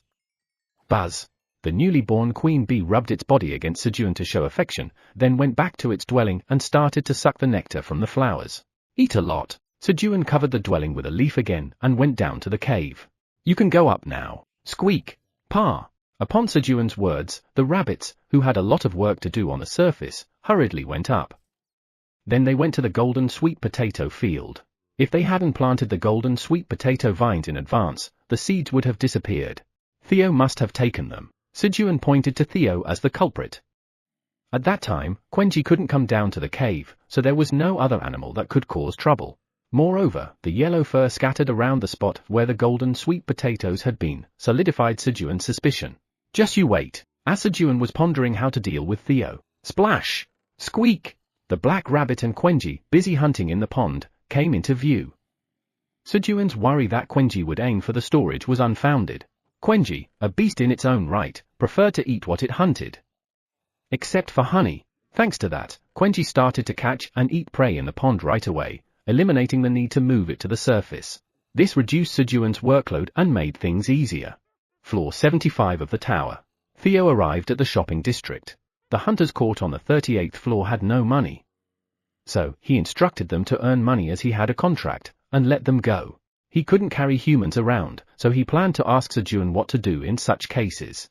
President Park will surely know how to get money from humans, meow. With that, he passed the problem of the hunters on to Sejun. Meow, meow, meow. And humming a tune happily, thinking he had completely erased the traces of his mistake, Theo strolled through the shopping district. I'm a fantastic wandering merchant, meow. With the money earned from selling magical cherry tomatoes and detoxifying green onions, he had a whopping 10,575 tower coins. Theo was filled with pride from his tremendous sales, and his shoulders were filled with incredible strength. But since he usually traveled unnoticed due to his size, no one saw him. Fortunately, the wolves were following Theo, so the merchants made way for him. Then, what's this, meow? There was a group blocking Theo's path. No, it was a small hamster. Don't you know who I am? Step aside, the chairman of the Wizards Association, Hamster Iona, said to Theo. And do you know who I am, meow? Theo looked at Elka with eyes full of expectation as if asking her to speak about him. Chapter 56, Giving Advice on Troubles. TL, Hangak, tweet tweet. Iona was humming a tune as she strolled through the shopping district. She was in a great mood as she was shopping for necessities in the shopping district for the first time in a while. On her way back after a delightful shopping, meow, meow, meow, a yellow cat came strutting towards her, a sense of pride in its gait. And, what's this, meow? A cat, despite being an intermediate wandering merchant, fearlessly blocked her path. Don't you know who I am? Step aside. And you, do you know who I am, meow? Elka, watching the two tiny creatures assert their own importance, found the situation amusing. Just then, Elka noticed a small, staff-like red-colored wooden stick strapped to the cute hamster's back. At the end of the staff was a black gem, ominous in its appearance, covered in densely engraved golden letters. Is that, the Staff of Disaster? The Staff of Disaster was a legendary item, one of only 3 in the tower. It was the signature weapon of Iona, the head of the Wizards Association, known as the Destructive Wizard. Could that hamster be? As Elka was taken aback, Theo gave him a hint to quickly explain who he was. What should I do? On one hand, there was the follower of the Great Black Dragon, and on the other, there was the destructive magician, Iona. Both were formidable beings. Slurp. Slurp. Caught between two giant beings, Elka awkwardly licked his lips. From an outsider's perspective, it looked like a giant wolf licking its lips at the sight of a tiny cat and hamster, but in reality, the Silver Wolf tribe's chief, Elka, was feeling quite anxious. Miss Iona, Theo here is a follower of the Great Black Dragon. Elka quickly disclosed Theo's identity, hoping to prevent Iona from attacking Theo. The destructive wizard, Iona. It was known that with one blast of her magic, she could obliterate a mountain and create a river. If Iona were to impulsively attack Theo, he would be dead on the spot. Silver Wolf tribe, is this true? If it's a lie, all of you will not be able to escape death for the crime of impersonating the Great Black Dragon's name. I swear upon my tribe that it is not a lie. As Iona began to intensely scrutinize Elka to verify the truth. Stop tormenting my subordinate, meow. Talk to me, meow. Theo boldly stepped forward. Then prove that you really are a follower of the Great Black Dragon. How so, meow? If you truly are a follower of the Great Black Dragon, then take me to him. Iona intended to ask the Great Black Dragon to solve the problem of the red locusts that had invaded the 67th floor of the tower. However, for free, meow? Theo spoke as if it was out of the question. He had the merchant's intuition that he couldn't just accept it. What do you want? For now, there are things to buy here and Iona should pay for them all, meow. Oh. Okay, Iona was taken aback by Theo's response and answered. She had thought he would say something significant, but he was just talking about trivial things. Iona looked at Theo strangely and joined the group. Theo went to a different general store, not the one he had been to before. If the owner, an intermediate wandering merchant, recognized him and gave him things for free, it wouldn't be rewarding to receive payment from Iona. Theo entered the general store and began to select items to buy. The items that Sejun had asked for were 3 large pots, a frying pan, and 10 glass bottles. But today, since he would be spending Iona's money, he added 90 glass bottles and a straw hat similar to Sejun's, filled with a little personal touch. That will be a total of 21.1 tower coins. Here, as Iona was about to pay. Give me a discount, meow. Theo started to haggle 3 times. When buying goods, he always followed Sejun's instructions to haggle 3 times. Theo was a cat with zero flexibility when it came to Sejun's instructions. All right. Then, I will give it to you for 13 tower coins. Hurry up and pay, meow. After haggling 3 times, Theo said to Iona. What's with that cat? She had expected him to ask for something grand, but he was demanding something trivial. And in the store, he went out of his way to save her money by haggling the price down 3 times. While Iona was confused looking at Theo, Pooh hut. Next is the blacksmith's shop, meow. Wearing the straw hat he had just purchased and in high spirits, Theo led the way to the blacksmith's shop. Fortunately, when they arrived at the blacksmith's shop, it was a different clerk, not the one who had let him draw for free last time. Give me a discount, meow. This time as well, Theo haggled 3 times and made Iona pay 12.5 tower coins for the equipment drawer cost. Then, Theo started to examine the items at the drawer corner. Should I help? Seeing Theo quietly closing his eyes with his front paws outstretched, Iona asked. As a wizard, Iona could obviously use appraisal magic, and she wanted to repay Theo who had somewhat saved her money. However, Theo did not answer and continued to focus. Just then, thump! Theo grabbed an item. It was a small ring. There was nothing attractive, so he grabbed the most appealing thing. I will appraise it for you. Having been ignored once, Iona offered her help again, but, it's okay, meow. Theo refused. His whiskers trembled. He had a sense of crisis that if he had this appraised and took it back, he might earn the dislike of a terrifying being. Fine. You don't need my help. Instead, he ended up receiving the dislike of a slightly less terrifying being. Keying. The wolves followed the two with nervous hearts. Kuong. Shake, shake. Now able to freely adjust his size, Quenji entered the cave, shook Sejun awake. Quenji, you're here? Sejun opened his eyes, added one more line on the wall and began the 224th day morning. Kuong, Kuong. Quenji carried a honey-filled glass jar, following Sejun closely, pestering him to give him honey quickly. All right, click. Sejun opened a jar of honey and poured 1 dollop of honey onto Quenji's front paw. Slurp, slurp. As Quenji eagerly licked the honey, Sejun returned the glass jar to its original place. There were 3 more jars full of honey there. Now that the number of poisonous honey bees exceeded 1,000, the daily production of honey was about 1.5 jars. Sejun washed his face in the pond and had breakfast with the rabbits. Today, as there were no special tasks, he ate his breakfast leisurely. The brick house was almost completed by the architect rabbit and the black minotaurs, and the crops were growing well. As usual, Sejun began his morning farming by harvesting cherry tomatoes. Snip! You have harvested 15 magical cherry tomatoes at once.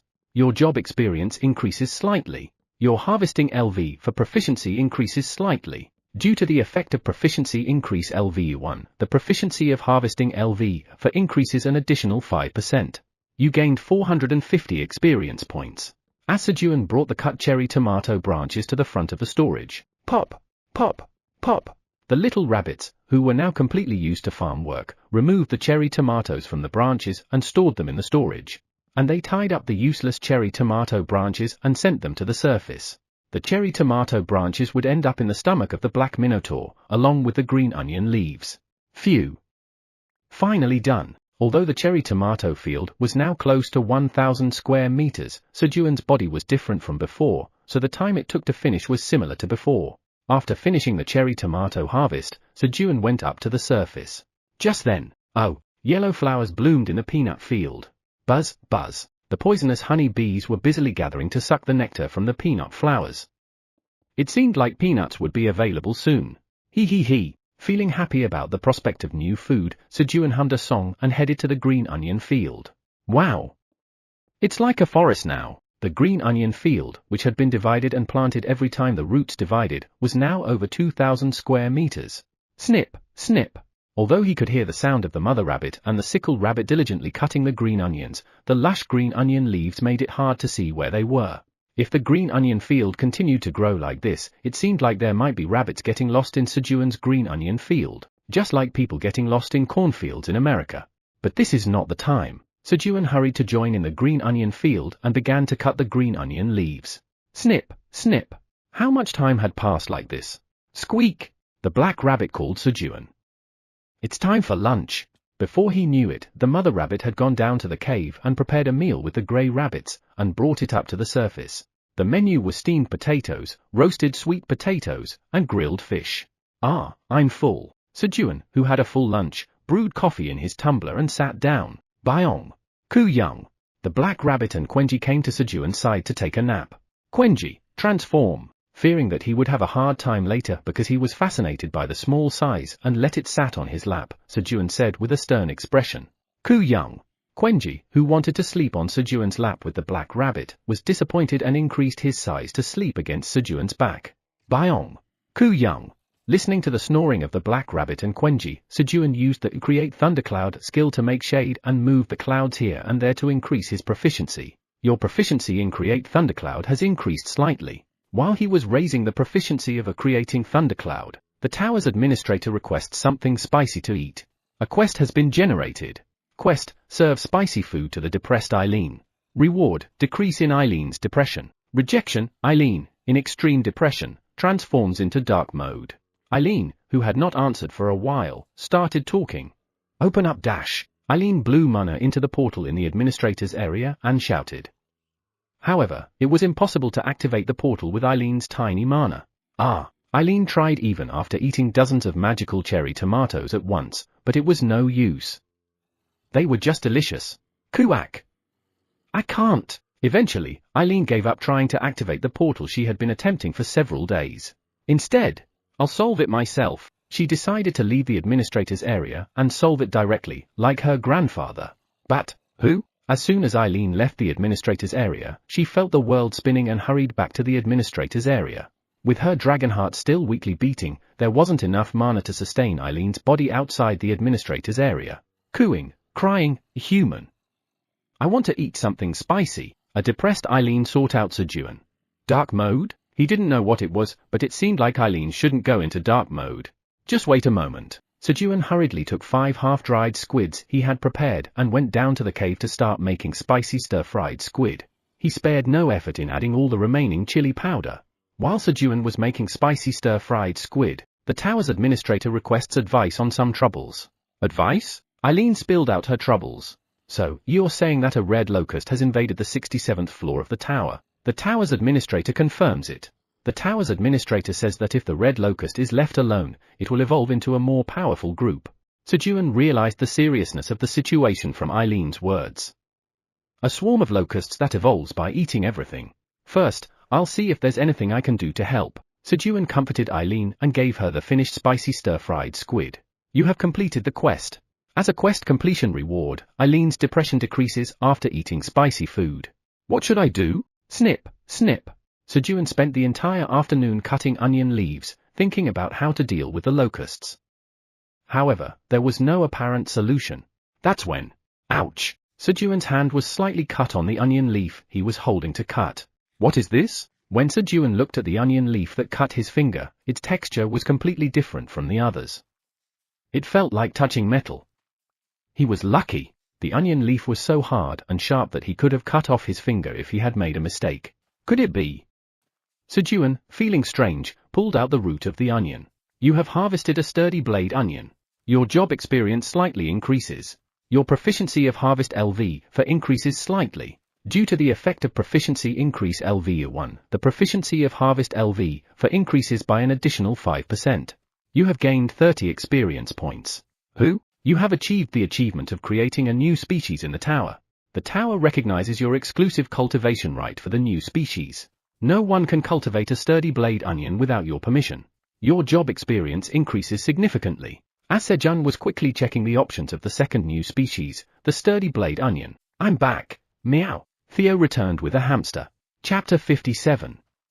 Catching pests. TL, Hangak. Sturdy blade onion. A mutated onion that has metallized its leaves to protect them from being cut off. Grown inside the tower, it uses all nutrients to make the onion leaves sharp and hard, resulting in lower taste and nutrition. There are no effects when consumed. Grower, Tower Farmer Park Sejun. Shelf life, 90 days. Grade, C. No effect when consumed? And no taste or nutrition, either? Will the locust swarm try to eat this? Sejun's thoughts immediately connected to the red locust after checking the options of the sturdy blade green onion. Then, tap! Tap! President Park, I'm here, meow. Why don't you greet me, meow? Look! I'm also wearing a straw hat just like you, meow. Theo, feeling hurt that Sejun was not paying attention to him, tapped Sejun's leg again to announce his arrival. Oh. Theo, you're here?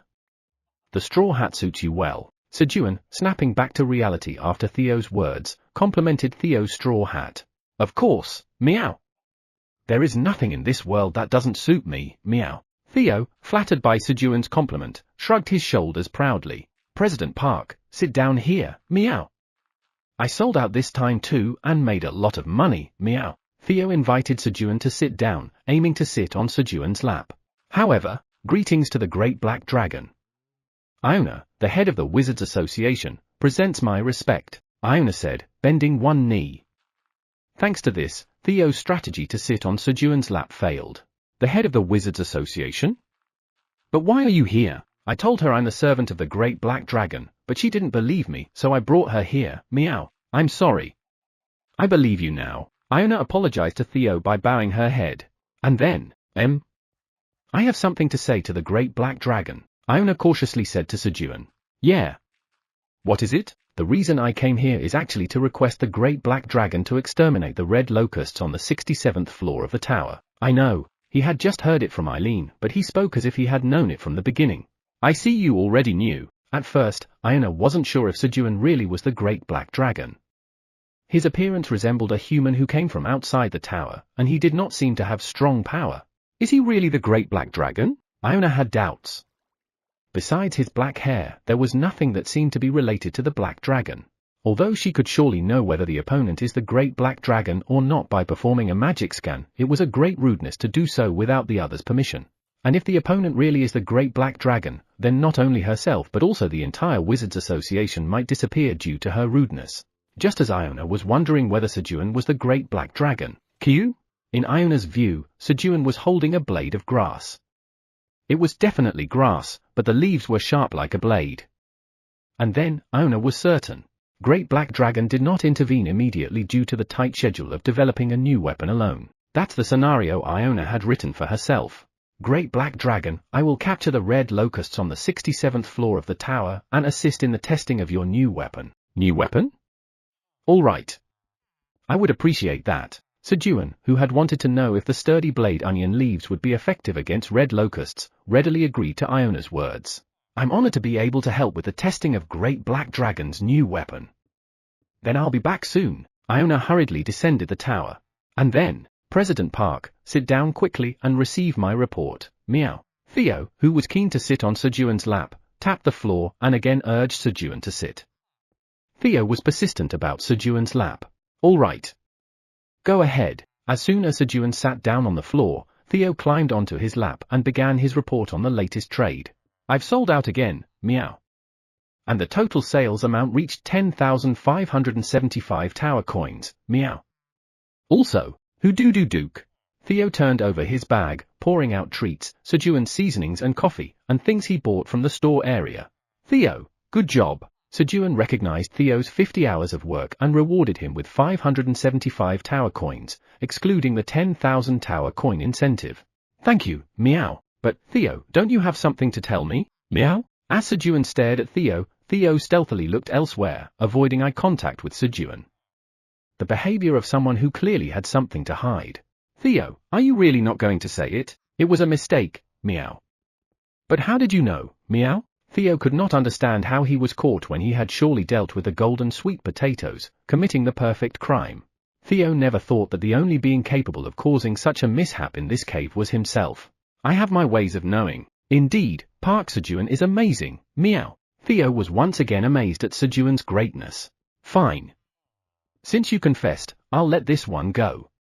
But as a punishment, I'll confiscate your treats for the day and demote you from representative to intern. Also, I'll reduce your punishment time based on your behavior. I understand, meow. Theo obediently descended from Sejun's lap. And then, flap. Flap. He started to fan with the cut onion leaves he found nearby, which were of an appropriate size. Theo, you little. Sejun was moved by Theo's growth. He would have been heartbroken and stuck in a corner of the cave in the past, but now, he was trying to do something. However, how about it, meow? It's cool, right, meow?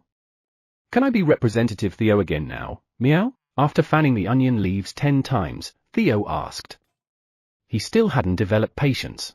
I'll consider it after you fan 500 times. That's too much, right, meow? Understood, meow. Gale, flap. Flap. Flap. Gentle breeze, flap. Flap. So Theo, following Sejun's words, diligently fanned the leaves 500 times at different speeds. Am I now Representative Theo, meow? Ooh. My waist, groan. Groan. Am I now Representative Theo, meow? This time it's my shoulder, groan. Groan. Why does President Park have so many aches, meow? Theo said in a disappointed voice, putting strength into his front paw. Sejun's heart softened at Theo's worried voice. Okay. You're Representative Theo again. Jump, President Park. Give me a churu. At Sejun's words, Theo jumped onto Sejun's lap at the speed of light and confidently asked for churu. All right. When Sejun tore up churu and brought it to Theo's mouth. Chomp. Chomp. Chomp. Theo was lost in a trance of churu. Just as Sejun was feeding Theo churu. Oh, great black dragon. I've caught red locust. Iona magically subdued and brought 5 red locusts that were several times larger than her own body. So quickly? Considering the time it takes for Theo to go back and forth from the tower, it would have been time to not even reach the 67th floor of the tower yet. There are general, express, super express, and light speed routes in the merchant route. It seems like Iona used the light speed merchant route, meow. Theo solved Sejun's curiosity. Iona, good job. Thank you. Floating. Sejun examined the red locust, which was suppressed and floating in the air. It's really big. At first, he felt repulsive at its gigantic appearance, but as he continued to look at it, he became familiar as if he were looking at a normal locust. Quenji, coom. At Sejun's call, Quenji, who was in the cave, came up to the ground. Quenji, can you cut this for me? Sejun offered a sturdy blade onion. Quenji's skin was tough and thick, so there was no worry about getting hurt. Coom. Quenji grabbed the leaf of the sturdy blade onion with both hands and handed it to Sejun. Thanks. Sejun carefully held the sturdy blade onion leaf that Quenji had broken and moved to a place where nothing was around. Then, he dug the ground and anchored the leaf into the soil. Iona, can you keep these guys from escaping? Yes. Don't worry, oh great black dragon. Then let one go for now. Yes. When Iona released her magic, flap. Flap. One of the red locusts started to fly, flapping its wings. Iona, who was casting separate spells on each red locust, would have been an astonishing sight to other hunters. It meant that Iona was doing pentacasting, casting 5 spells simultaneously. And she was also having a conversation with someone else. No matter how identical the magic was, using 5 at the same time was nearly impossible, a feat of considerable difficulty. For reference, the hunter with the best magic skills on Earth had a limit of double casting the same magic. Whoosh! The freed red locust glanced around and charged towards the sturdy blade green onion leaf stuck in the ground. And then, chew! Crunch! Crunch! The red locust tried desperately to devour the sturdy green onion leaf till its last breath and then died. Its appetite was terrifying. At that moment, achievement unlocked, Great Farmer's Achievement of Pest Control with Crops. As a reward for the Great Farmer's Achievement, 1 additional job attribute is granted. With the job attribute, you can gain experience when crops catch pests. Ooh, do crops catching pests also give experience? Sejun was reading the message. Congratulations! Oh great black dragon! Iona confirmed the effects of the sturdy blade onion and spoke with emotion. Given enough time, it seemed like they could deal with tens of thousands of red locusts with just this leaf. At that moment, chew! Chew! A chewing sound was heard. Ooh! When Sejun looked at the source of the sound, Quenji had put both the sturdy blade onion leaf and the red locust in its mouth and was chewing. Hey! You'll get hurt if you eat that. Sejun quickly opened Quenji's mouth, but, gulp! It had already swallowed. Luckily, there were no small wounds inside its mouth. Quenji really didn't have anything it couldn't eat. Iona, take these leaves to the 67th floor of the tower and plant them like this for now. Quenji, please cut the remaining leaves. Koom! In response to Sejun's words, Quenji broke off all the sturdy blade onion leaves and handed them to Iona. Then I'll be going. Wait, yes? Well, leave the remaining red locusts behind. Slurp. Slurp. Slurp.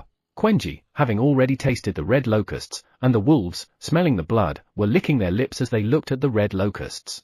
When Iona handed the remaining 4 red locusts to Quenji and the wolves, chew. Chew. Quenji and the wolves began to eat the red locusts without hesitation. Then I will go down, okay. The leaves will grow back by tomorrow morning, so come back to get them then. Yes. Iona went down to the 67th floor of the tower with 9 sturdy blade onion leaves. And a few hours later, your crops have exterminated pests. You have gained 1 experience. Your crops have exterminated pests. You have gained 1 experience. Messages began to appear one after another. Days passed like this, and as they planted more split sturdy blade onion roots and cut more sturdy blade onion leaves, they sent more to the 67th floor of the tower. And Iona built a minimum line of defense around the waypoint of the 67th floor with the sturdy blade onion leaves, preventing the red locusts from climbing to the 68th floor. Chapter 58. Obtaining a delivery contract. TL, Hanguk, you've eliminated 1,003,781 red locusts on the 67th floor of the tower. There are still 6,038,819,188 red locusts left on the 67th floor. The number of red locusts on the 67th floor increased by 7 compared to an hour ago. Phew, Eileen sighed in relief after reading the notification from the crystal orb. The rapidly increasing number of red locusts had almost come to a halt. Hee. All thanks to the remarkable human. I should tell Grandpa to reward him when he comes. Eileen, with her lack of mana, could only see up to the 99th floor through the crystal orb. Therefore, she was not aware of the exact situation on the 67th floor. However, she well knew that Sejun played a major role in the elimination of red locusts on the 67th floor. Contribution to the red locust extermination on the 67th floor. First place, Park Sejun, 311,300. Second place, Iona, 123,812. Third place, Lizardman Warrior Tamuro, 11,929. This was apparent from the contribution display on the crystal orb. Thanks to this, Eileen's depression had faded away. Gurgle. Instead, hunger came. Hee. I should ask the interesting human for something to eat. She was craving something sweet today. Day 228 of being stranded, afternoon. Crack. Crack. Quenji broke the leaves of the blade green onion. Good job, Quenji. Good job. Good job. Sejun applauded and praised. Kuyong. Kuyong. Elated Quenji started to dance, singing in his own rhythm, and shaking his hips. And then, bang! Bang! Bang! The black rabbit, excited by Quenji's dance, created a discordant beat with his hammer. Then, the tower's administrator says they want to eat dried sweet potato. Can't you see we're working instead of you, dealing with the red locusts on the 67th floor? Quenji and the black rabbit were following the rhythm, and all Sejun did was clap for Quenji, but Sejun spoke confidently. The tower's administrator says they acknowledge your contributions. The tower's administrator says you will be rewarded when the red locust extermination on the 67th floor is over. Reward? What is it? The tower's administrator says the more you contribute to the red locust extermination, the better the reward will be, so work hard. There was a separate reward? You should have said so sooner. Sejun hurriedly pulled out the dried sweet potato. Eileen, here's your quest. So, Sejun, who handed the dried sweet potato to Eileen, started cutting the green onion leaves, thinking of ways to increase his contribution to the 67th floor. Then, Mr. Sejun, we're back. Elka and the wolves, who delivered the sturdy blade onions to the 67th floor, arrived. As soon as the defensive line for the waypoint on the 67th floor of the tower was established, Iona thought the urgent fire was out and intended to return to her magic tower. So she sought permission from Sejun to transport sturdy blade onion leaves through the Freelance Merchants Association on her behalf. Transport? We'll do it for you. Instead, Sejun had the wolves deliver the sturdy blade onion leaves to the 67th floor of the tower while asking for the cost to be paid to him. Of course, he also received the payment for the sturdy blade onion leaves. He secured a delivery contract for the sturdy blade onion leaves. That's how he received 2.5 tower coins for each sturdy blade onion leaf as a fee for delivering blade leaves to the 67th floor of the tower, combining it with the transport cost. It was an incredibly cheap price compared to the effect of exterminating red locusts.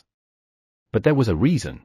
After being cut, the leaves of the sturdy blade onion would wither after 3 to 5 days because they were consumables. Thanks to this, it wasn't bad for Sejun to keep selling them at a steady pace, receiving 2.5 tower coins for each leaf of the sturdy blade onion.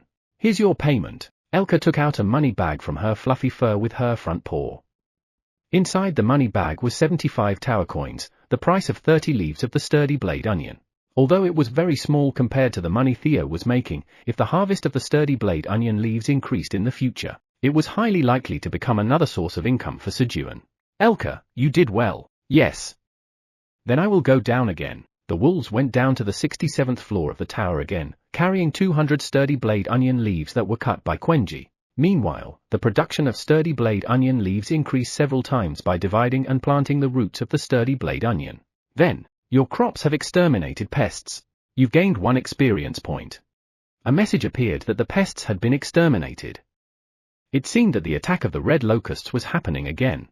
Recently, Sejun received a job quest when he went up to level 20, with the experience points of pest extermination being added to the crop harvesting experience points, raising his level by 1. Job quest, harvest 1000 crops. Reward, level 21, 50 tower coins. Since it wasn't a difficult quest, Sejun completed the quest in 2 days while harvesting cherry tomatoes, and was continuously raising his experience points. And then, you've leveled up. You've gained 1 bonus stat. He leveled up again and reached level 21. The bonus stat was again allocated to magic, just like last time. From Sejun's cave, to the west direction. Growling. Mother Crimson Giant Bear was patrolling. Then, swoosh, swoosh. Mother Crimson Giant Bear heard the sound of an intruder moving. Swoosh, swoosh. A tree about 10 m tall was walking by moving its roots. Such a big creature was usually deep in the west and couldn't be encountered, but today it revealed itself for some reason. Grrrr. Mother Crimson Giant Bear charged at the tree monster. Thud. The branches tried to bind the Mother Crimson Giant Bear, but they didn't hinder her movement at all. Bam! Rip.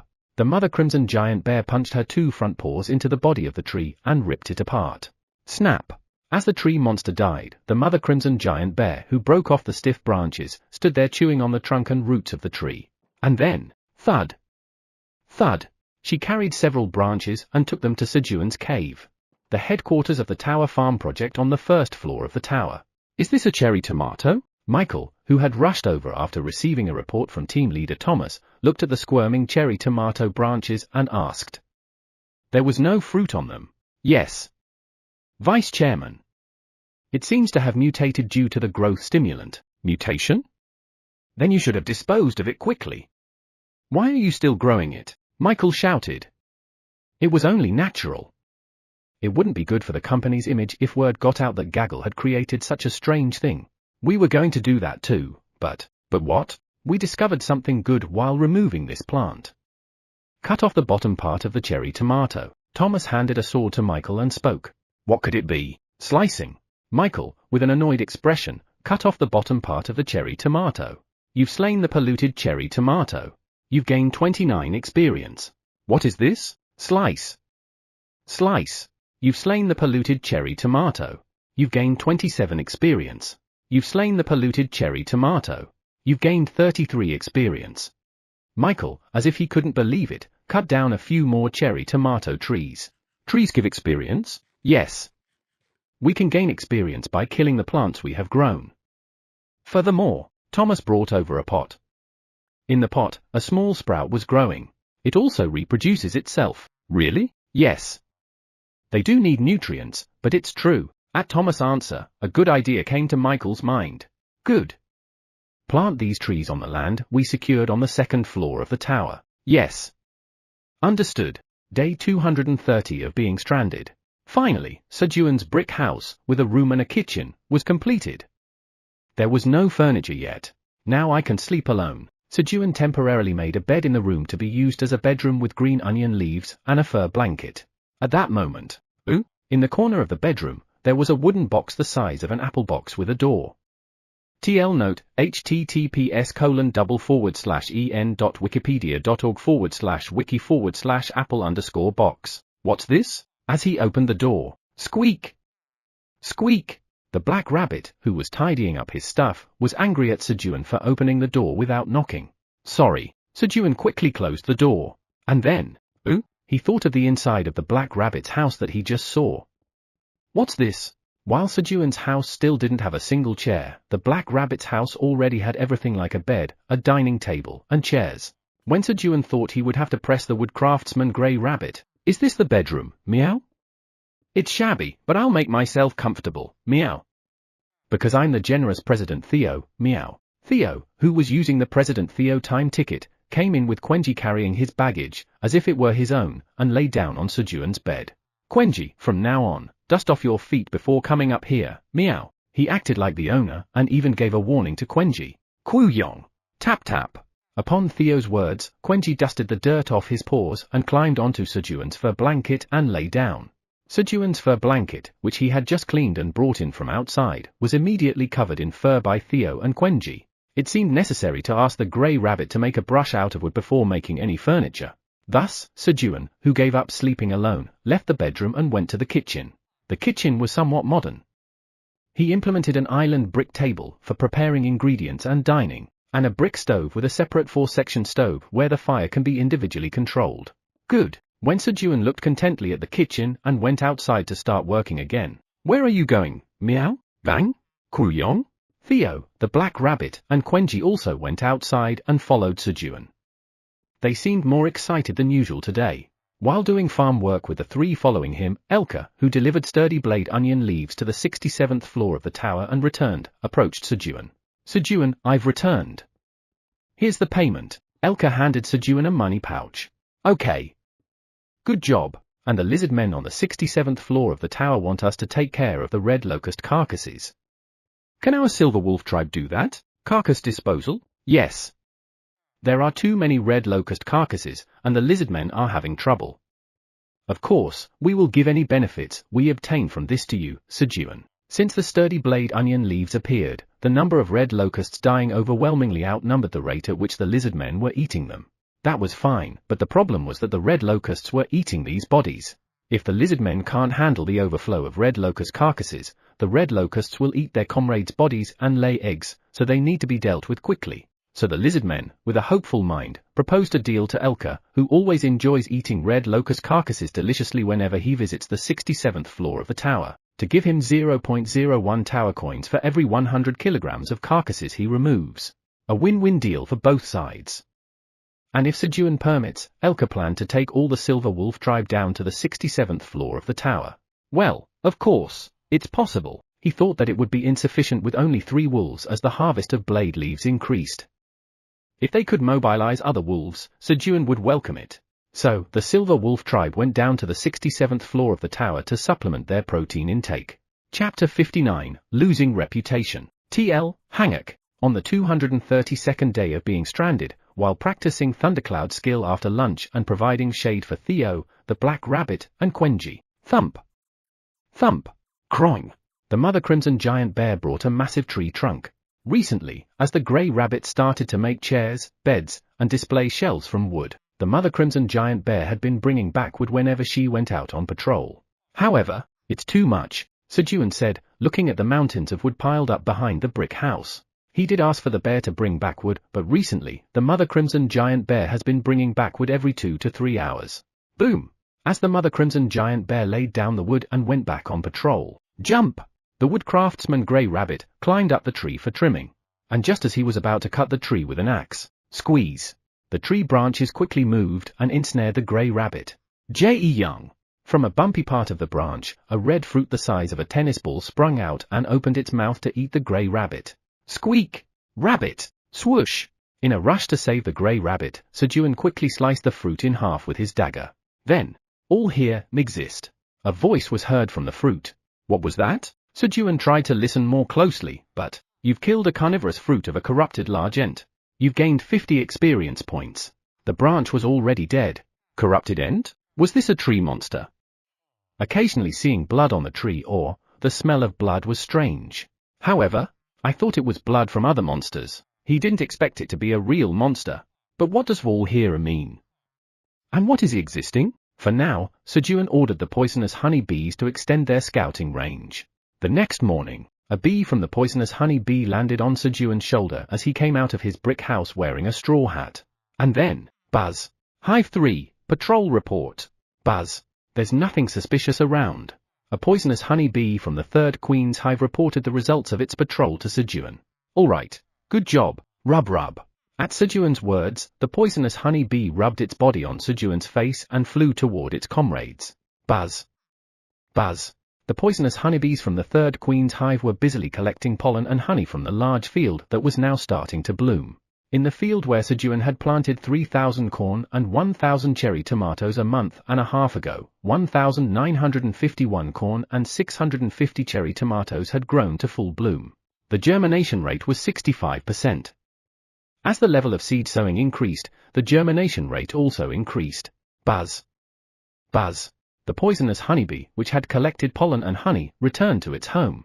The 3rd poisonous honeybee's hive was located inside a brick structure near the green onion field.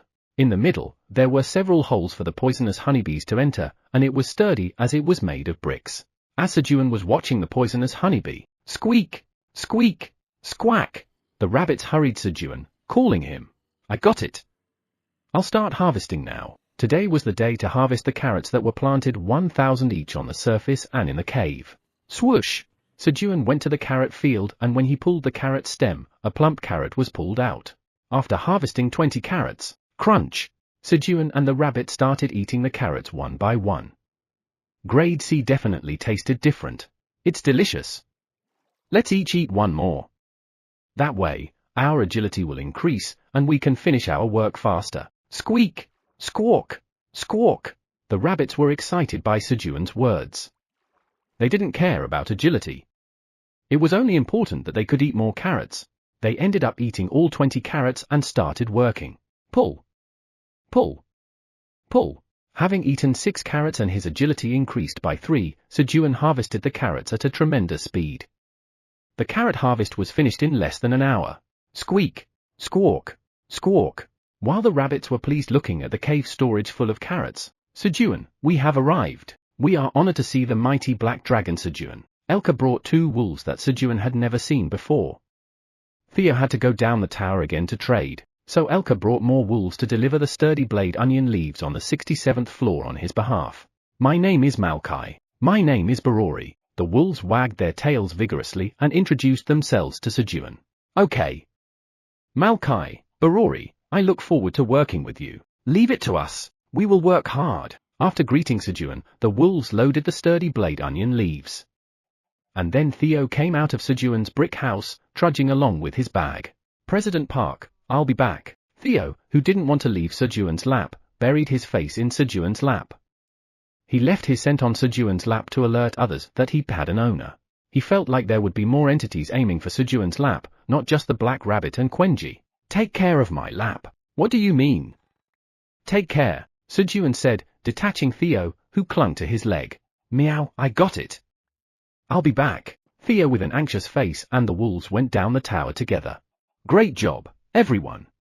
We'll rest for 5 days and then continue exploring on the 39th floor. Yes. At the words of Leon, the guild leader of the Phoenix Guild, the guild members answered and left the tower. Kim Dong-sik, who participated in the first conquest of the deadly tarantula for his merit in bringing the detoxifying green onion, also left the tower. And as soon as he left the Black Tower, he went straight to the Awakened Association building to find Han Taijun. It was to hand over his golden sweet potato to his master. Korea's Awakened Association president's office. The indoor temperature, which was set to -30 degrees Celsius, was now set to -35 degrees in the president's office. The curse of the flame was getting worse.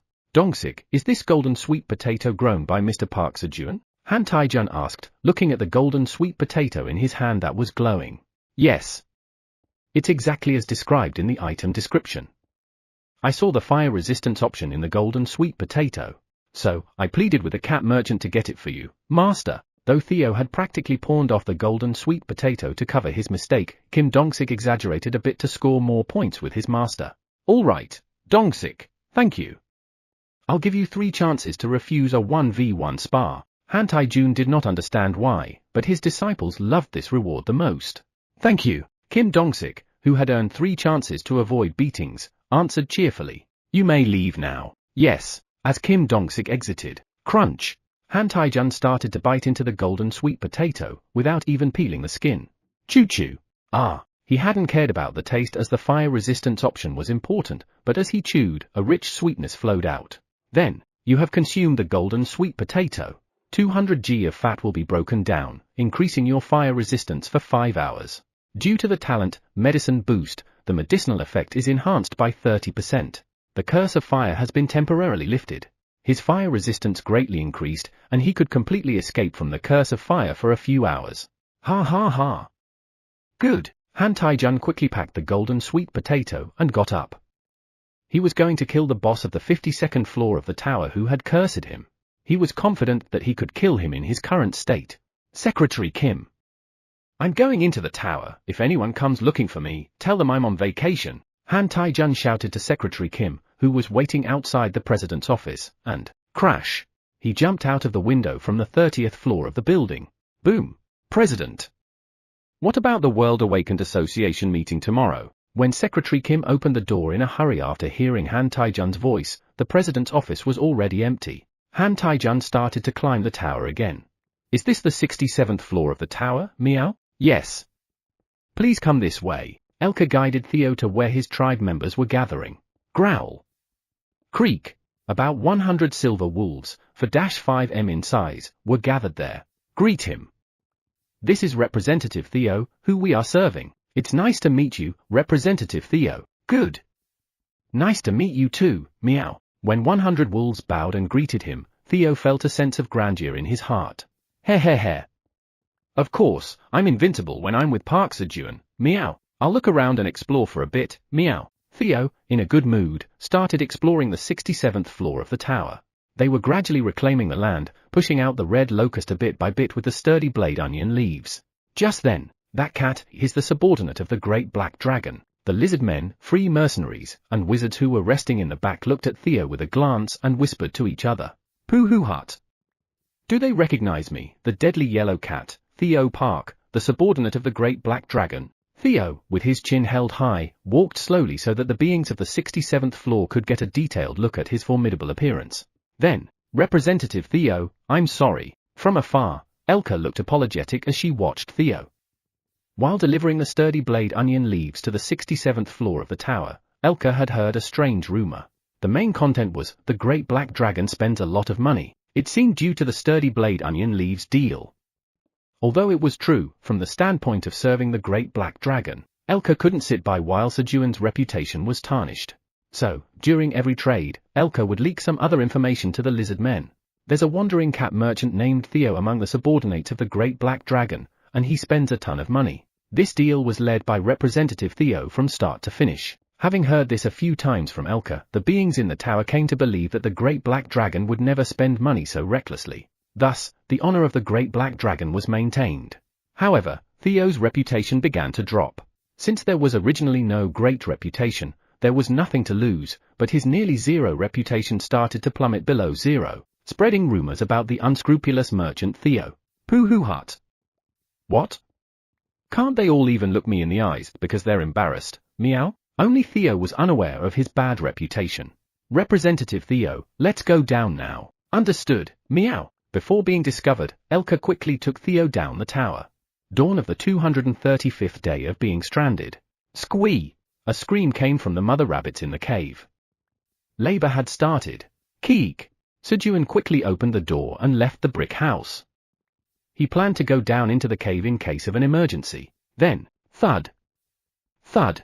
There was a sound of something moving unnaturally. What's that sound? When Sejun looked at where the sound came from, small tree branches, about 50 centimeters tall and as thick as Sejun's wrist, were approaching the cave, walking on 2 legs. Corrupted Ent Small Branch Scout. It was a monster. Black Rabbit, invaders! Sejun quickly stabbed the branch scout in front of him with a dagger and called for the Black Rabbit. You have defeated the corrupted Ent Small Branch Scout. Bang! The Black Rabbit, hearing Sejun's call, took up his weapon, a hammer, and thump! Thump! Thump! Started pounding the branch scouts. In an instant, 8 branch scouts around them were taken down. Then, thud! Thud! Countless branch scouts were approaching. It seemed it was going to be a tough morning. Chapter 60, Touched by Filial Piety. TL, Hanguk. There were too many enemies. Fortunately, the enemies were coming from the west where crops had not been planted, and they were weak wooden monsters that he could handle. All he had to do was hold out until morning. When morning came, the crimson giant bear and black minotaurs would start their day. I need to buy some time. Guys, prepare the torches, Sejun shouted into the cave's entrance. Barelp. Beep. The rabbits quickly put the torches they had previously made into a basket and tied them to a rope. Black Rabbit, bring some fire from the kitchen. While Sejun pulled up the torches, he told the Black Rabbit. He thought that the enemies, being made of wood, would be vulnerable to fire. Bang! The Black Rabbit quickly fetched fire from the kitchen in the brick house. Then, thump! Thump! Several branch scouts approached. Bang! Bang! Bang! Bang! While Sejun was hoisting the torches, the Black Rabbit guarded him and took care of the enemies. Whoosh! In the meantime, Sejun hoisted the torches, arranged them in a circle, and set them on fire. He then threw one of the flaming torches with all his might towards the enemy. Swoosh! Swoosh!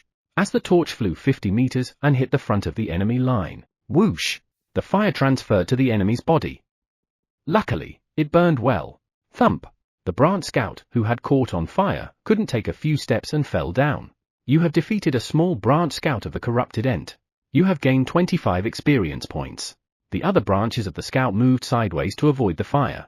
Guys, keep making torches. Sejun told the rabbits in the cave to make more torches. Whoosh! Whoosh! And again threw a torch at the branch scouts. As Sejun threw dozens of torches, the number of branch scouts falling while on fire increased, naturally creating a wall of fire. And then, bang! Bang! Bang! Bang! The branch scouts coming through the gaps in the wall of fire were dealt with by the Black Rabbit. Good, if they could hold out like this, throwing torches until morning, they would be all right. Sejun attacked the enemies, throwing another torch. Whoosh! You have defeated a small branch scout of the corrupted ent. You have gained 25 experience points. You have defeated a small branch scout of the corrupted ent. You have gained 25 experience points. Experience points flooded in as he burned the branch scouts. Additionally, your crops have exterminated pests. You have gained 1 experience. Your crops have exterminated pests. You have gained 1 experience. The red locust started to move again, boosting the experience points. After a while, you have leveled up. You have acquired 1 bonus stat. Sejun leveled up, reaching level 22. Good. I'll allocate the bonus stats in magic. He even had the luxury of allocating his bonus stats. At this rate, I might finish them off before dawn. Sejun was beginning to be confident of his victory when, thud! Thud! Ooh! As if to mock Sejun's thoughts, creatures over 2 tall appeared from the rear of the enemy line. Corrupted Ent's large branch scout. The large branch scout with long legs jumped over the firewall. But still, it's just wood. Sejun threw a torch at the large branch scout, but, smack! The large branch scout swatted away the thrown torch as if swatting away a mosquito. It seemed to have strong resistance to fire. Darn! Sejun was taken aback when the torch didn't work. Just then, beep! Black Rabbit charged forward and hit the large branch scout's leg. Bang! With the Black Rabbit's attack, the large branch scout lost its balance as its leg broke. Beep! The Black Rabbit, who jumped high, raised its hammer above its head and aimed for the torso of the large branch scout. Bang! Thud! With the Black Rabbit's attack, the large branch scout fell. However, thump, thump! While the Black Rabbit was dealing with 1 large branch scout, thousands of them were approaching over the fire. Just then, a huge shadow started to cover the surroundings. Who? You guys? The Mother Crimson Giant Bear and the Minotaur King appeared. Roar! Thump, thump! Bang! As the Mother Crimson Giant Bear charged towards the large branch scouts, the area was devastated. The Minotaur King also began to attack. Roar! Whoosh! Bang! When Minotaur King swung his weapon, the red bone club, in the air once, the large branch scouts in front of him were swept away as if they had met a typhoon. And, roar! Roar! The Minotaur King and the Black Minotaurs guarded the surroundings of Sejun. Swoosh! Hee hee hee! I feel refreshed. Eileen came out of the lake after a bath. And, munch, munch! She filled her stomach with a dried sweet potato Sejun gave her. Hee hee! It's sweet. Eileen had filled her belly enough, so she decided to watch what the interesting human was doing. Given the time, he seemed likely to be asleep, but watching him sleep would make the morning come quickly. Crystal orb! Swoosh! At Eileen's call, the crystal orb appeared suddenly in front of her. A little mana had accumulated in Eileen's dragon heart, and she was finally able to summon the crystal orb from the administrator area. He. If a little more mana accumulates, I should be able to hear the interesting human's voice too, right? Eileen thought about the crystal orb's voice support function and looked at Sejun's brick house through the crystal orb. But Sejun wasn't in his bedroom. Who? Where did he go? Eileen looked outside the brick house. Then, she saw Sejun fighting with the corrupted Ents branches outside. Roar! You Ents! How dare you attack my special human? She wanted to rush out and burn the entire western forest immediately, but it was frustrating that she couldn't. But it was fortunate that the special human was fighting well against the branches. Get stronger quickly, human, as Eileen was cheering for Sejun and looking around. What? Those guys too. She saw thousands of large branch scouts coming from 0.5 kilometers away from Sejun's house. What do I do? He can't stop that. The level difference between small and large was significant. And their numbers were too many. Mama Bear. Wake up, Minotaur King. Wake up. Eileen started waking up the Mother Crimson Giant Bear and Minotaur King by sending them messages.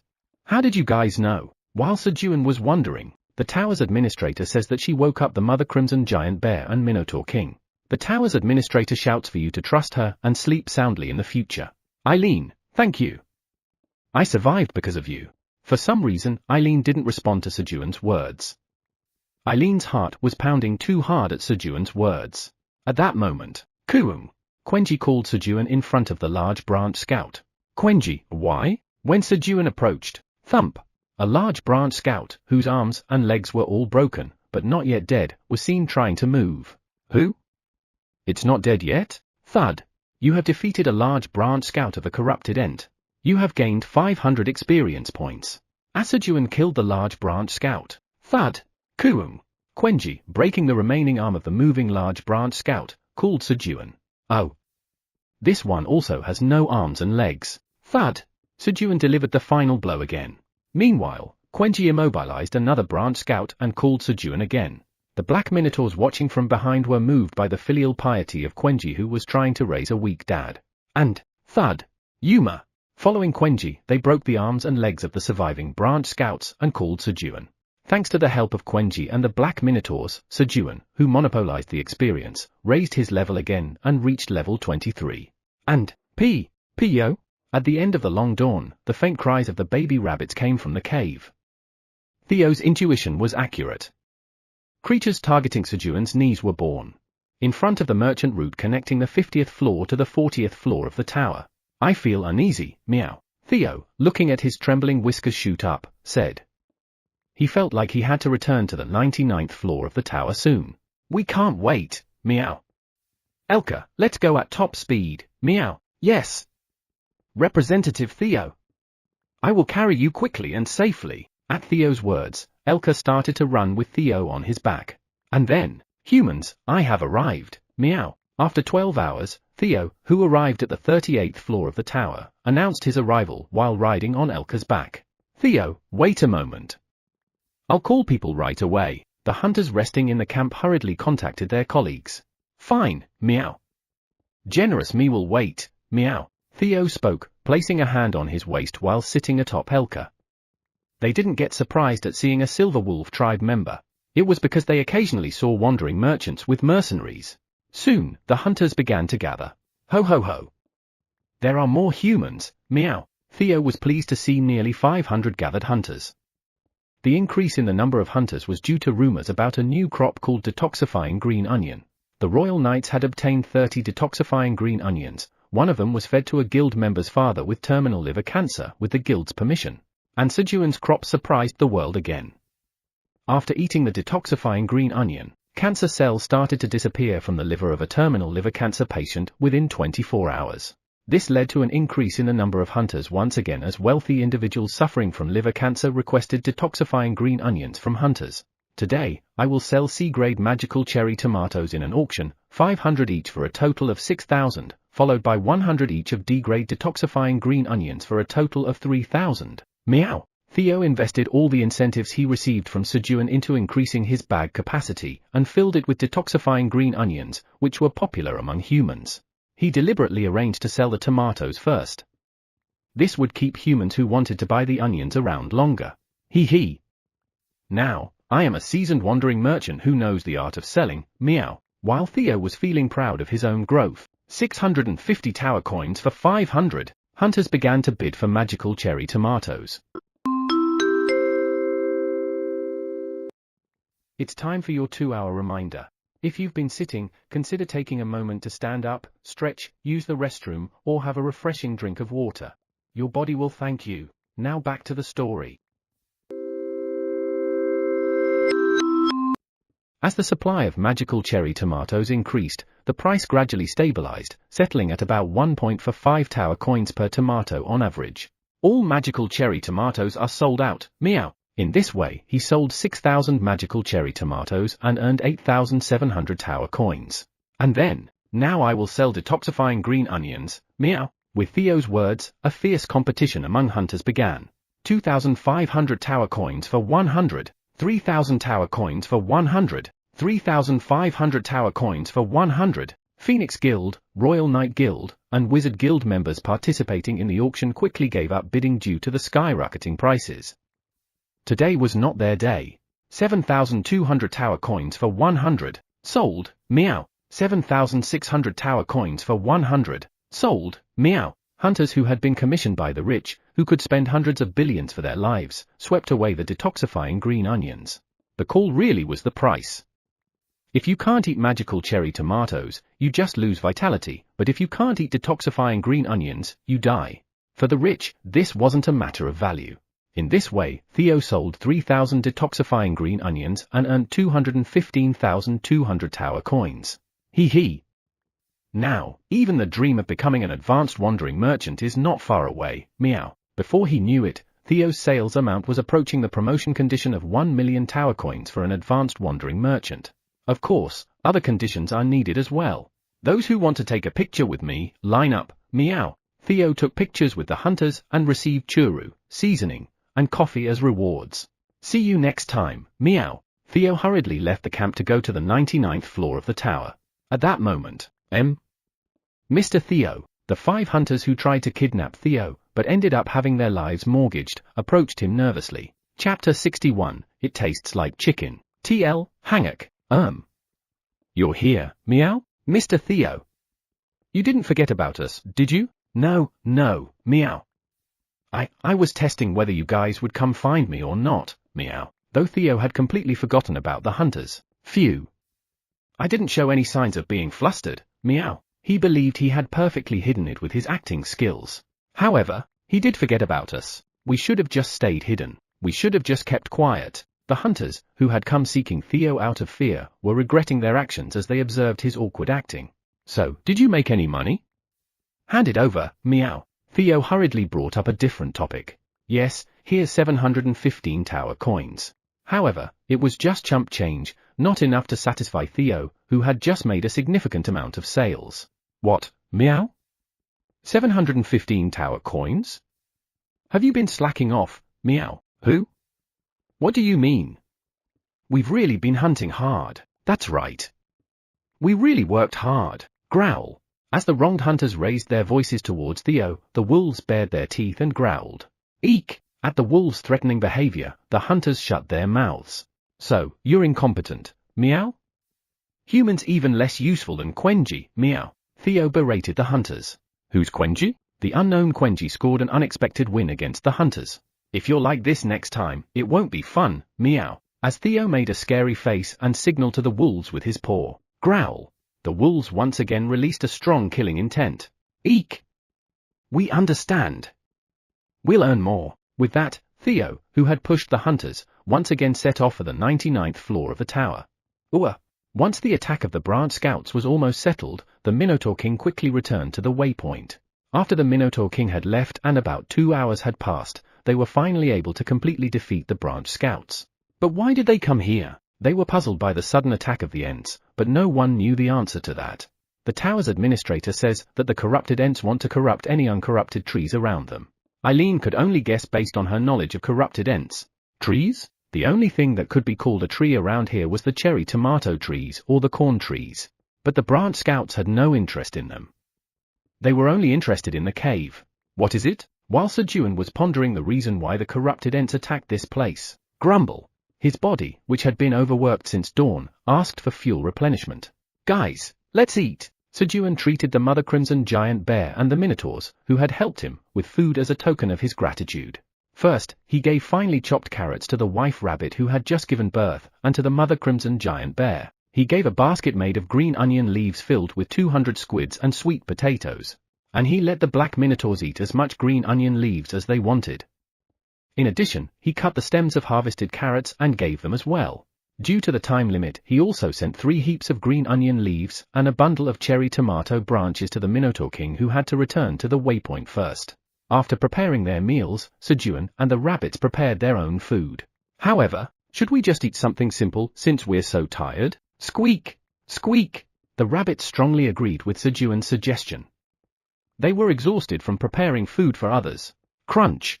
The rabbits took out carrots from the storage, held one in their arms each, and ate them. Woong woong! And Sejun munched on dried sweet potatoes. While they were eating, woo geok woo geok! After finishing off 200 squids and a bundle of sweet potatoes in just 2 bites, the Mother Crimson Giant Bear, who seemed to still be hungry, started to eat the dead branch scouts. Quenji, does your mom usually eat trees like that? Sejun, who saw the Mother Crimson Giant Bear eating a tree for the first time, stroked Quenji's head, who was busily licking honey, and asked, Kuyong. Kuyong, Mom is always hungry. So she eats trees while patrolling.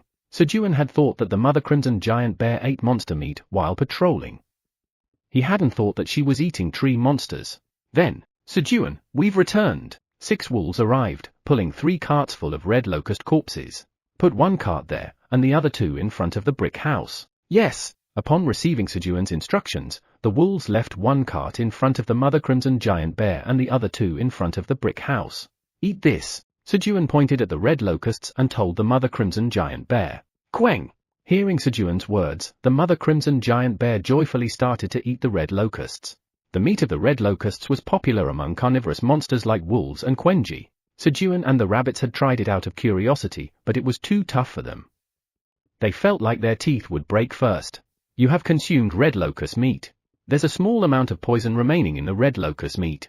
You are poisoned by the E-grade neurotoxin, detoxifite. And there was also poison. If he hadn't eaten detoxifying green onion and just ate it because other animals were eating and were okay, he might have died. So Sejun was developing a red locust dish that he could also eat. He also had the intention to achieve an achievement and increase the level of his cooking skill. That's why he made red locust soup a few days ago. Put water and red locust meat in a large pot, season it with salt and pepper, and cover it with a lid.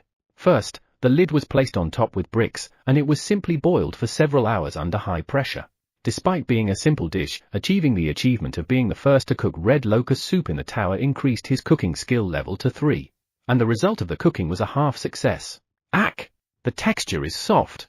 The red locust meat became soft enough for the rabbits to eat. However, the meat from the red locust soup was still so tough that Sejun's teeth could not bite into it. Guys, cut the red locust meat very thinly for now. As Sejun asked the wolves to cut the red locust meat thinly. Shush! Shush! The wolves began to thinly slice the red locust with their sharp claws at intervals of 1 millimeter.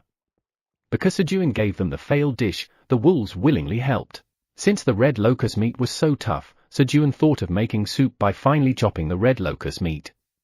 This time, he also chopped detoxifying green onions and potatoes. In this way, he filled 3 large pots with ingredients, covered them with a lid, and began to boil. Then he placed several bricks to prevent the lid from moving.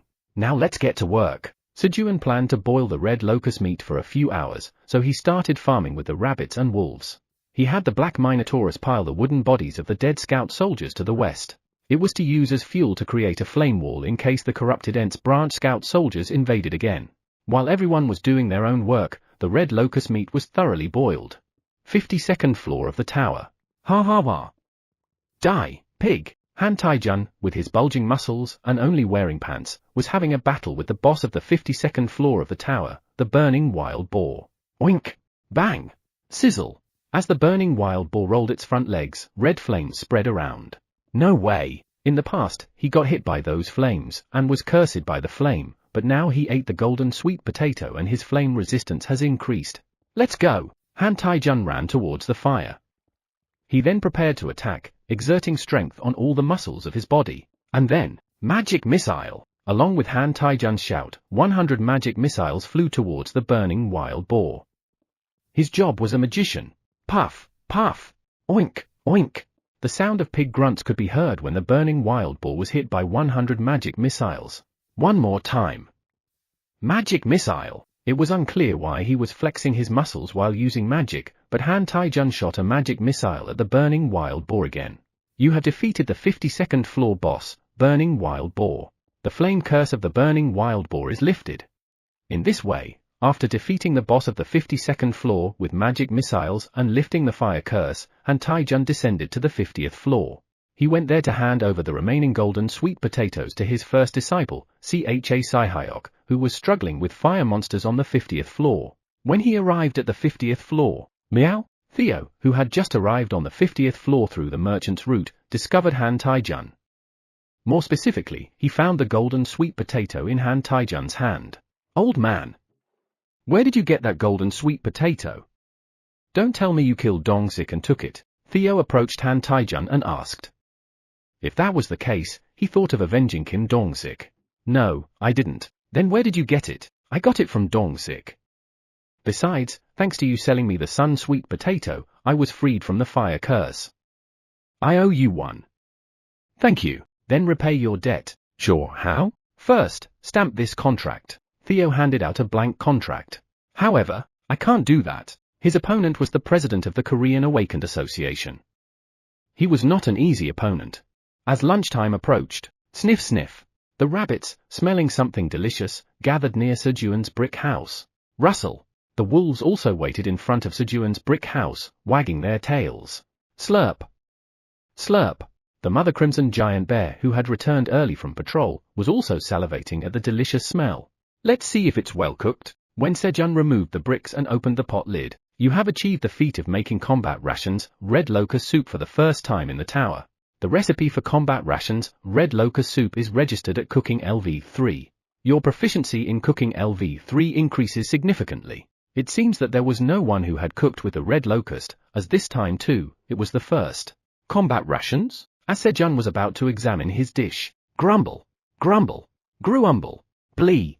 Animals excited by the delicious smell drooled and looked at Sejun with heated eyes. It seemed necessary to calm down the excited animals first. Guys, calm down. I'll give it to you. Sejun decided to check the dish later and first served the red locust soup to the animals. He gave a whole large pot to the mother crimson giant bear. While the animals were focused on eating, Sejun looked at the food remaining in the large pot. Combat rations, red locust soup, thinly sliced red locust meat, detoxifying green onions, and power potatoes are added and boiled for a long time so that all ingredients blend harmoniously and all effects increase. The detoxifying green onions neutralize the poison in the red locust meat, making it softer. Due to the detoxifying effect of the green onions, the food doesn't spoil easily. The taste improves slightly. Consumption increases strength by 5.1 for 30 minutes. Due to the effect of cooking LV2, your strength increases by 0.1. TL note, here, the cooking level should be level 3 as it was mentioned earlier in the chapter that it was increased to level 3. However, in the raw version, it is mentioned as level 2. It seems like the author may have made a mistake. Due to the effect of combat rations, you will feel full for 3 hours. Cook, Tower Farmer Park Sejun. Expiration date, 30 days. Grade, C. It's softer? Sejun took a spoonful of red locust soup and put it in his mouth. Chew, chew. The finely ground meat was tender even to Sejun's teeth. Then, what is this? Sejun was touched by the familiar taste and texture of the red locust meat. It tastes like chicken. Slurp. Sejun hastily finished a bowl of red locust soup. You have consumed the standard portion of combat rations, red locust soup. Strength increases by 5.1 for 30 minutes. You will feel full for 3 hours. The amount of red locust soup that triggers the options varies depending on who ate it. However, slurp. Sejun seemed uninterested in such matters and started to eat the red locust soup again. It was the taste of chicken that he had been craving for almost 8 months. On the 235th day of being stranded, Sejun found meat that tastes like chicken. Chapter 62. TL, Hanguk. Stamp the contract. Meow. Ho ho, how can you hand me a blank contract with such audacity, old man? You said you'd repay your debt. Meow. So you must stamp it, meow. Theo was definitely throwing a tantrum, but there was a strange persuasiveness to it. Then let's do it this way. As the standoff dragged on, Han Taijun made a new proposal. What, meow? I will fulfill 3 of your requests. 3 requests, meow? Theo began to write on the contract what Han Taijun had said. That Party B, he will fulfill 5 requests of the party A. Party A, Theo. Party B, Han Taijun. Now, stamp it, meow. Theo wrote a number looking somewhat like 3, but it was actually 5. However, ho ho ho. This won't do. His opponent was the president of the Korean Awakened Association, who signs dozens of documents every day. Changing 3 to 5 was too shallow a trick to fool him, even if he wanted to be fooled. Han Taijun amended the content of the contract that Theo wrote. That Party B, he will fulfill 3 requests of the party A. Party A can't ask Party B anything excessive. A Party B can refuse Party A's request 3 times. Alright, meow. Theo decided to finish the contract as he had to quickly ascend to the 99th floor of the tower. The contract with Han Taijun wasn't part of his original plan. So even if he conceded a bit, it wasn't a loss. Squish. Theo stamped his paw print on the contract and handed it to Han Taijun. Ho ho ho. Han Taijun, who took the contract, chuckled. Theo had changed the 3 back to 5. What a cheeky cat, but he wasn't upset at all. Watching Theo made him feel amused. Han Taijun, gradually being charmed by Theo, was unexpectedly weak to cute things. It's also fate, isn't it? Squish. Han Taijun stamped the contract without correcting it. Alright, meow. Now grant my request, meow. Already? Yes, meow. What is it? There are incompetent humans who contracted with me on the 38th floor of the tower, meow. Make them competent like the old man, meow. Theo decided to leave 5 hunters from the 38th floor, who weren't earning much money, in Han Taijun's care. I am indeed competent. All right, Han Taijun gladly agreed, feeling good about Theo's recognition. Here they are, meow. Theo handed over a contract with the names of the 5 hunters. Jiang Rin? Han Taijun spotted a familiar name on the contract. It was a name he had heard during his work as the president of the Awakened Association. Could it be the Black Wolf Gang with these 5? The Black Wolf Gang, led by Jiang Rin, was a bandit group that stole money from hunters, and they were being closely watched due to lack of evidence. What about these guys? They are repaying their debt to me for trying to kill me, meow. All right. Leave them to me. I will make them competent. Got it. See you later, meow. Theo bid Han Taijun goodbye and hurriedly ascended to the 99th floor of the tower. And as soon as Theo left, Han Taijun went to find his first disciple. Sai Hyok, let's go to the 38th floor. What? Ho ho ho. There are guys who need to be led onto the right path. That's how the fate of the Black Wolf Gang was decided. Ah, I'm full. Sejun made a satisfied expression after eating the red locust soup. It was the same for the other animals. Grew. Especially, the mother crimson giant bear, satisfied with the feeling of a full stomach after a long time, went on patrol to aid digestion and, we will head down now. The silver wolves transferred the leftover red locust soup and sturdy blade onion leaves into a small pot, loaded it on a cart, and descended the tower. Shall we start with the dishes first? Sure. Sejun began to clean a large pot with a green onion leaf. This was to make a new soup for Eileen. After the animals ate 1 or 2 more bowls, there was not much soup left. Eileen might get upset if she sees this. When Sejun was worried, a new recipe for Eileen popped up in his head. So, he gave the remaining soup to the wolves and started making a new soup. Fortunately, there was plenty of red locust meat that the wolves had prepared, so all he had to do was put the ingredients in and boil them. It's time for coffee now. As Sejun made a new batch of red locust soup, he brewed coffee to have during his break and went outside. Yawn. Kuang. The black rabbit and Quenji approached Sejun to take a nap. And then, yawn. Kuang. They claimed Sejun's lap and back and began to nap. Create thundercloud. Sejun placed his head on the soft belly of Quenji and created shade with the thundercloud. These days, his proficiency didn't increase just by moving the thundercloud, so he was trying something else. Sejun thought of tearing off a part of the thundercloud and creating a new thundercloud above Quenji's head. Fluffy. Black smoke from the main thundercloud made a new thundercloud and then scattered and combined with the main body. As expected, it doesn't work well. While Sejun was trying to separate the cloud, your proficiency in Create Thundercloud has increased slightly. His skill proficiency was rising little by little. Even though the separation of the thundercloud failed, he didn't feel tired because of the increasing proficiency. Then, The tower's administrator says they want to try the soup made from red locust. The tower's administrator asks where their soup is. The tower's administrator hastily wipes the saliva from their mouth. As Sejun expected, Eileen started looking for the red locust soup. Well, I'm still boiling it. The tower's administrator says it's unfair because they woke up the mother bear and Minotaur King to help. The tower's administrator is upset, asking how you could do this to them. The tower's administrator is upset, feeling left out. It's not like that. Eileen, I've been making soup just for you. Lately, Eileen often stopped responding. Sejun played with the thundercloud during his break time and started his afternoon work. There wasn't much for the afternoon tasks. Harvesting cherry tomatoes, cutting green onion leaves, and planting green onions. But as the field had expanded, this alone took up the entire afternoon. While Sejun was working, the soup was completed. Shall we take a look? As Sejun opened the lid, you have achieved the achievement of making the first combat ration, red locust cherry tomato soup in the tower. The recipe for combat ration, red locust cherry tomato soup is registered in Cooking LV3. Your proficiency in Cooking LV3 increases significantly. As expected, Sejun smiled after checking the options of the dish.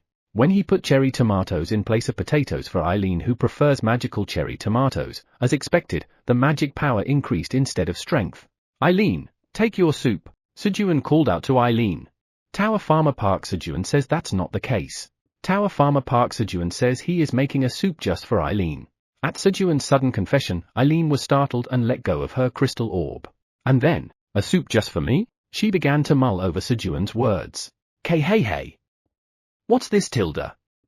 This interesting human tilde? Hey. There's nothing you can't say. Hey. Because of her uncontrollable laughter, Eileen couldn't talk to Sejun for a while. Once Eileen had calmed herself down, Tower Farmer Park Sejun tells Eileen to take her soup.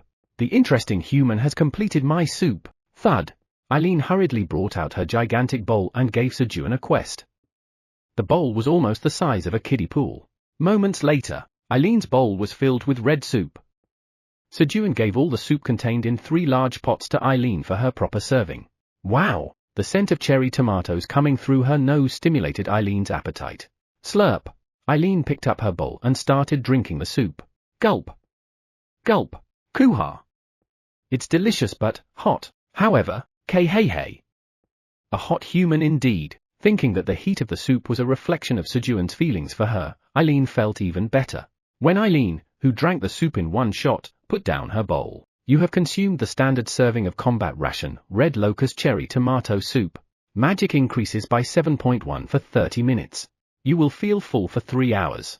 Her magic power had increased significantly. This interesting human, as Eileen was moved by Sejun's cooking. Thump.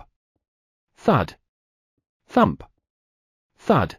The dragon heart started beating stronger and faster than before. Thump. Thump. Her heart was beating as well, but Eileen, who was focused on the beat of dragon heart, thought it was also part of the dragon heart's beat. I should give a reward to this interesting human. Eileen, feeling good, decided to give a new reward to Sejun. With the accumulated power she had and Sejun's contribution, she thought she could give a decent reward. Of course, Sejun's contribution was overwhelmingly larger. Who? Squeak! The black rabbit and Quenji protested to Sejun, looking at the empty pot. What about our soup? As the smell of the soup spread all around, the black rabbit and Quenji were greatly disappointed when grilled fish and steamed potatoes were served for dinner, as they had expected soup. I'll make it for you tomorrow. Who? Squeak! While Sejun was promising with his pinky finger to appease the black rabbit and Quenji, a quest has been generated. Quest: serve Eileen with roasted sweet potato. Reward: 1 talent awakened. If refused, humph. If you refuse, you'll be the only one at a loss. No. Sejun was about to get angry at Eileen, who asked for roasted sweet potato while he was in trouble because of the soup. Ooh? Sejun rubbed his eyes and checked the reward for the quest. 1 talent awakened? Here you go, Eileen. Sejun's attitude changed in an instant. It's very difficult to awaken a talent. And they're offering talent awakening as a reward. Sejun offered an entire basket full of roasted sweet potatoes. And then, you have completed the quest. As a reward for completing the quest, 1 talent will be awakened. Talent: landlord. Landlord? Sejun looked at the newly awakened talent. Talent: landlord. It is a talent that can only be possessed by farmers who own large farms. You can designate up to 30 tenant farmers. Tenant farmers can use the landlord's job skills. If the tenant farmer uses the landlord's skill, the landlord receives a 1% reward. The talent grows as the size of the farm grows. 1% reward? The explanation was vague. When in doubt, just try it out. Sejun designated the Black Rabbit and Quenji as tenant farmers. You have designated 2 tenant farmers. Black Rabbit, Quenji, go pick some cherry tomatoes. Who? Squeak! At Sejun's command, the Black Rabbit and Quenji ran to pick the cherry tomatoes. And shortly after, a tenant farmer used harvest LV for to harvest 5 cherry tomatoes. The landlord receives 1% of the reward.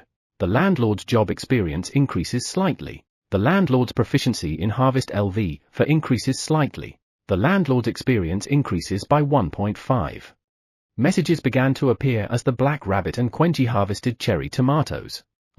From the message, Sejun was able to understand what the 1% reward was. It's 1% of what I would get if I used the skill myself. This means that even when he can't harvest directly because the field is too large, he can still gain a little job experience and such through the reward. It wouldn't be much help now, but it would be a great talent once the land expands. It said the talent grows as the farm grows, didn't it? It's a numbers game. Sejun diligently sowed cherry tomato seeds until bedtime. But the next morning at dawn, thump! Thump! The small branch scouts came around from the east, trampling on the cherry tomato field where Sejun had sown seeds, and attacked again. Chapter 63. TL, Hangak. These bastards! Sejun was furious at the small branch scouts who were destroying the cherry tomato field he had worked on for hours. Eileen, call Mother Crimson Giant Bear. Based on the results of their previous encounter, he thought the Mother Crimson Giant Bear alone would be enough. The tower's administrator says to wait a bit. Thank you. So, through Eileen, Sejun, who had requested support, stepped forward to confront the enemies. Go! Black Rabbit! Squeak! At Sejun's shout, the Black Rabbit ran forward with a battle cry. And, swoosh! Swoosh! Sejun threw a torch towards the enemies. As the torch flying in a circle hit the body of the small branch scout, whoosh! It caught fire easily. Swoosh! Swoosh! Whoosh! As Sejun continued throwing torches, the small branch scouts fell, and a natural wall of flame was formed. The torches, which the grey rabbits had made as many as 300 throughout the day, were enough. The Black Rabbit went straight into the midst of the enemies and was single-handedly slaying them with a hammer. Squeak! Bang! Bang! Bang! Just when Sejun and the Black Rabbit were successfully blocking the small branch scouts, thud! Thud! The large branch scouts appeared, crossing over the wall of fire. Black Rabbit, aim for their legs. Squeak! The Black Rabbit moved quickly, targeting only the legs of the large branch scouts. Bang! Groan! The large branch scouts, with one leg broken, lost balance and fell, blocking the way for the small branch scouts and serving as a natural roadblock. Good! While the Black Rabbit tied up the legs of the large branch scouts, Sejun finished off the small branch scouts by setting them on fire with torches. You have defeated a small branch scout of the corrupted Ent. You have gained 25 experience points. Then, after about 30 minutes, roar! The mighty roar of the Mother Crimson Giant Bear was heard. Roar! Quenji also roared mightily, growing bigger, as it followed its mother. Thud! Thud! Thud! Thud! The branch scouts began to retreat upon hearing the roar of the Mother Crimson Giant Bear. However, they were too slow to escape from the Mother Crimson Giant Bear. Thump! Thump! Roar! With one charge of the Mother Crimson Giant Bear, the branch scouts, regardless of their size, were crushed. And then, roar! Roar! Quenji detached the limbs of a branch scout who was lucky enough to survive near the place where the Mother Crimson Giant Bear had passed, and brought them to Sejun. So, thanks to the Quenji's help, Sejun leveled up and became level 24. 38th floor of the tower. Kiak! Thud! A spider monster screeched and fell. Boss, how long do we have to do this? One of the hunters, moving the corpse of the spider monster, asked Jang Rin. Yeah.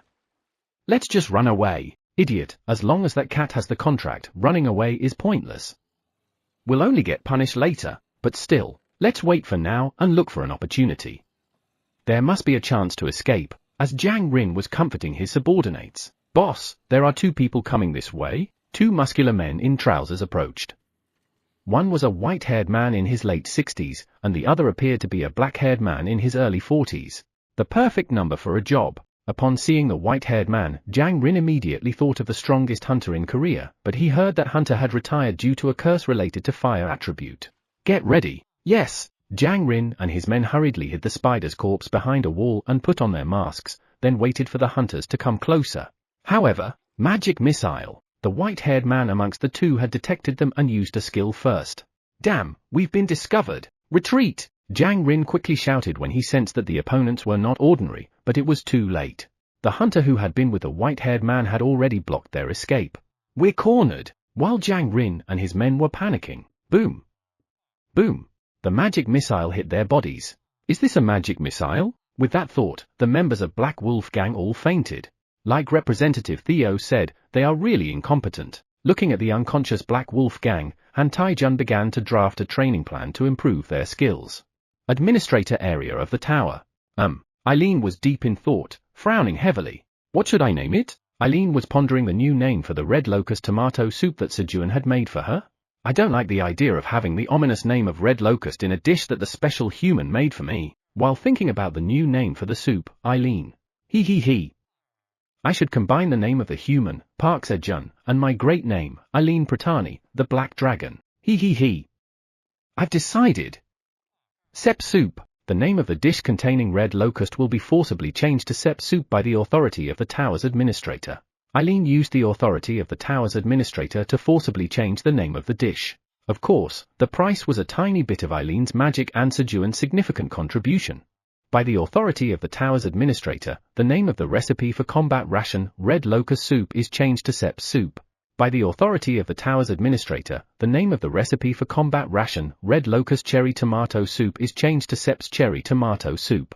Sepi? Sejun was reading the message. The tower's administrator says she combined Se from Sejun and Epidi from Pratani. The tower's administrator particularly highlights that she graciously conceded the front part of the name. The tower's administrator says that you should be honored that your name comes before the name of the Great Black Dragon. All right.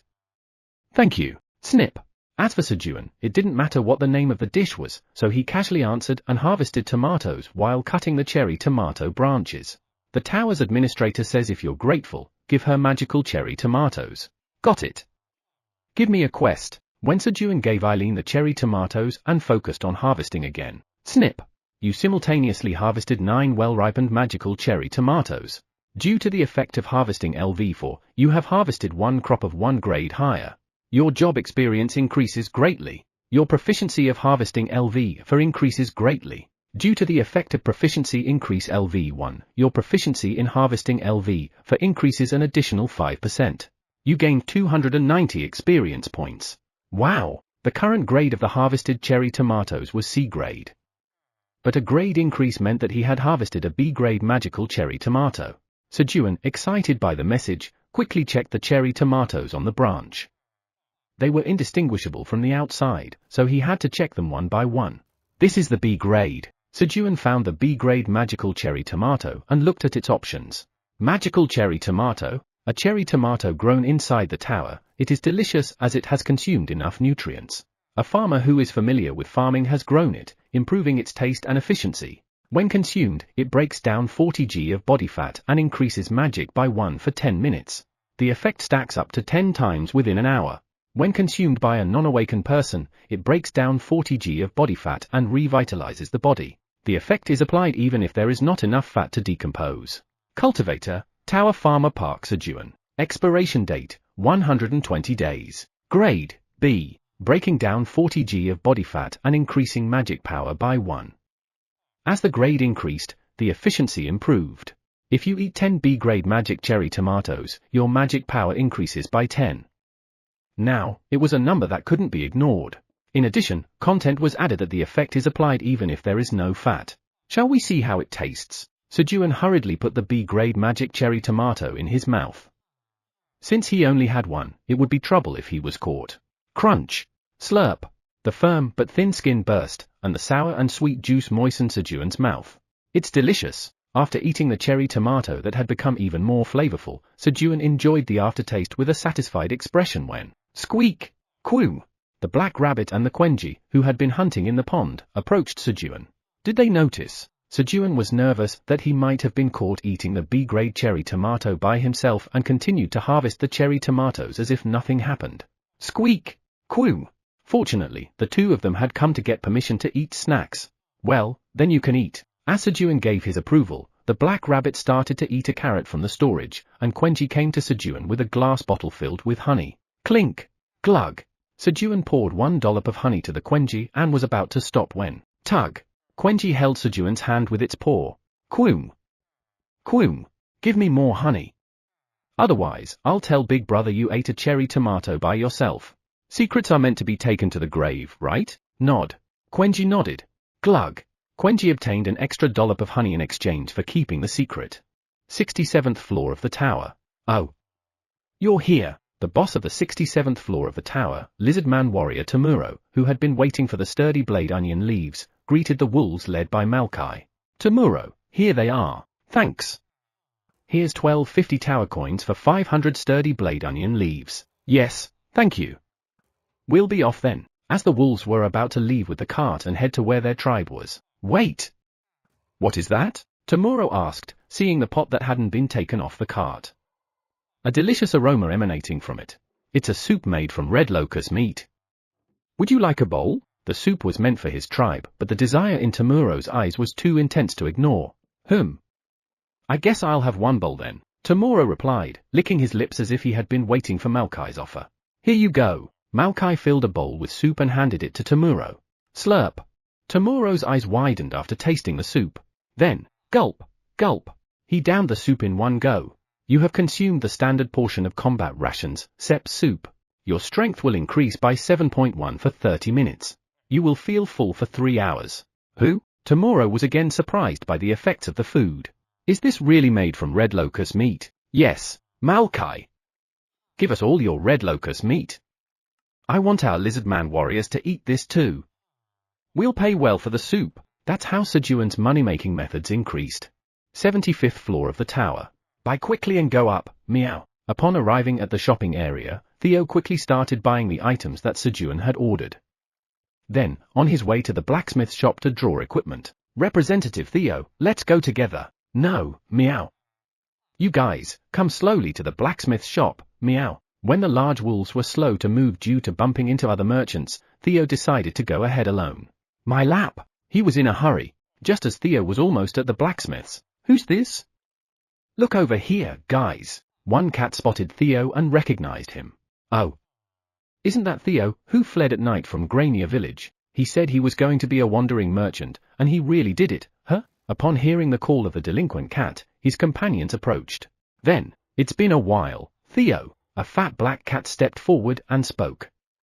It was Oren, the son of the wealthiest family in Grania village, who had humiliated Theo greatly. It's been a while, meow. Theo responded with a smirk. Chapter 64, Exchanging Greetings. TL, Hangak. As the standoff with the red locust on the 67th floor of the tower dragged on, other creatures in different floors of the tower began to sense the crisis. Each floor, reminded of the terrible famine that happened 100 years ago, rushed to buy food in preparation for a potential crisis, which led to a surge in food prices. Consequently, the merchants visiting Grania village also sold food at a higher price, but Israel, the richest man in the Grania village, thought the merchants were deceiving him and colluding to raise the price of food. So Israel gave his son 1,000 tower coins to buy food. Oren, become a wandering merchant and buy food directly. You'll gain some worldly experience, too. Yes, father. Thus, Oren, who left Grania village to see the world, headed towards the shopping district with 9 subordinates following him with excited hearts. But the world wasn't a bed of roses, unlike in Grania village, where they strutted around with confidence. After a lot of hardships, Oren and his followers finally reached the merchant district and went to the Wandering Merchant Association to buy a wandering merchant's license and equipment. Oren, wanting to impress his subordinates, gave them each 5 tower coins. Now that they had become wandering merchants, they were gathering information about food prices and drinking in a tavern when a goblin wandering merchant approached them. Hello. I'm a wandering merchant named Skaram. Are you looking to buy food? Yes, I have a good item. How about making some money with this before you purchase the food? A good item? Yes, it's from outside the tower. From outside the tower? As Skaram spoke, he showed the cat's items from Earth. Oh. What's this? That is. All the cats except Oren were fascinated by the unfamiliar-looking items. But Oren seemed uninterested. If you take this to the upper floor, you can sell it at a very high price.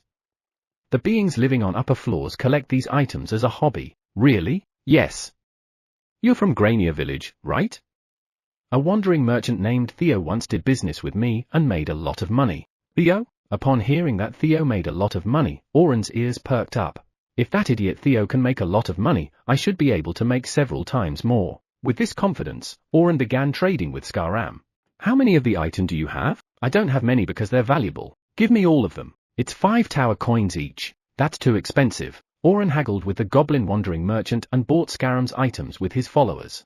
Skaram, who said he didn't have many items, had just the right amount for them to afford. Well, I hope you make a lot of money. In this way, Oren and his followers were swindled out of almost all their assets by Skaram. Let's finish this drink and head out immediately. Yes. So Oren, unaware that they had been swindled, Oren and his followers finished their drinks in good spirits and stepped outside. And that's when they spotted Theo rushing towards the blacksmiths. It's been a while, meow. This guy. As Theo, who had never properly looked at his face, looked at him with confidence and smiled, Oren's face hardened. HMPH. Made some money, have you? His intention to merely greet him changed. Oren, who had spent all his fortune on Skaram's goods and had no money even for food, thought he had caught Theo at a good time. Theo, we're hungry. Could you lend us some money? When Oren spoke to Theo, acting like a bully, putting his arm around Theo's shoulder. Ah. You don't even have money to buy food, meow? Theo looked at Oren as if he felt sorry for him. Shut up. We're about to make a fortune. Oren shouted at Theo, who seemed to be ignoring him. Yeah. We bought items from outside the tower. You must know since you made money that way too, right? The other cats chimed in with Oren's words. Items from outside the tower, meow. Don't tell me you bought things from Skaram, meow. Who? Yeah. You know it well. Upon seeing Theo's stiff expression, Oren spoke in an arrogant manner. He thought Theo was underestimating them. Then you're heading to the 99th floor of the tower, meow? Yes. We're going to the 99th floor to trade with Minotaur King. Knowing that there had been recent attempts of tracking him, Skaram planned to cleanly eliminate Oren and his followers and get rid of any traces. We're a little hungry to go to the 99th floor, so lend us some money. We'll pay you back later. Oren spoke in a low voice, putting strength into his front paw wrapped around Theo's neck. No way, meow. I won't lend you any money, meow. You haven't even paid back the 21.34 tower coins you borrowed from me, meow. Pay me back that money first, meow. Theo, who had precisely remembered the money that Oren and his followers had borrowed bit by bit until now, yelled. Damn it! Just as Oren, angered by Theo's defiance, was about to hit Theo with his chubby front paw. Growl. 3 silver wolves approached. Ah. Wolves, don't get me wrong. He's a friend of ours. We were just greeting him a bit passionately because we haven't seen him in a while. Right, Theo? Oren urgently pressured Theo for a response. However, Representative Theo, is that cat really your friend? Elka ignored Oren's words and asked Theo. Representative Theo, upon hearing Elka's words, began to shudder, as the only cat here who could be called Representative Theo was Theo. He's not a friend, meow. I don't have friends like him, meow. Take care of him, meow. Theo moved towards the blacksmith shop, shaking off Oren's arm around his shoulder and gesturing a hit on the neck with his paw. With that, their fate was sealed. Go. Save us. Elka and the wolves surrounded Oren and his followers, and soon screams began to be heard.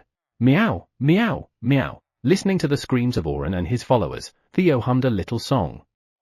He was no longer afraid of Oren, who used to bully him in Grania village. PFFFT.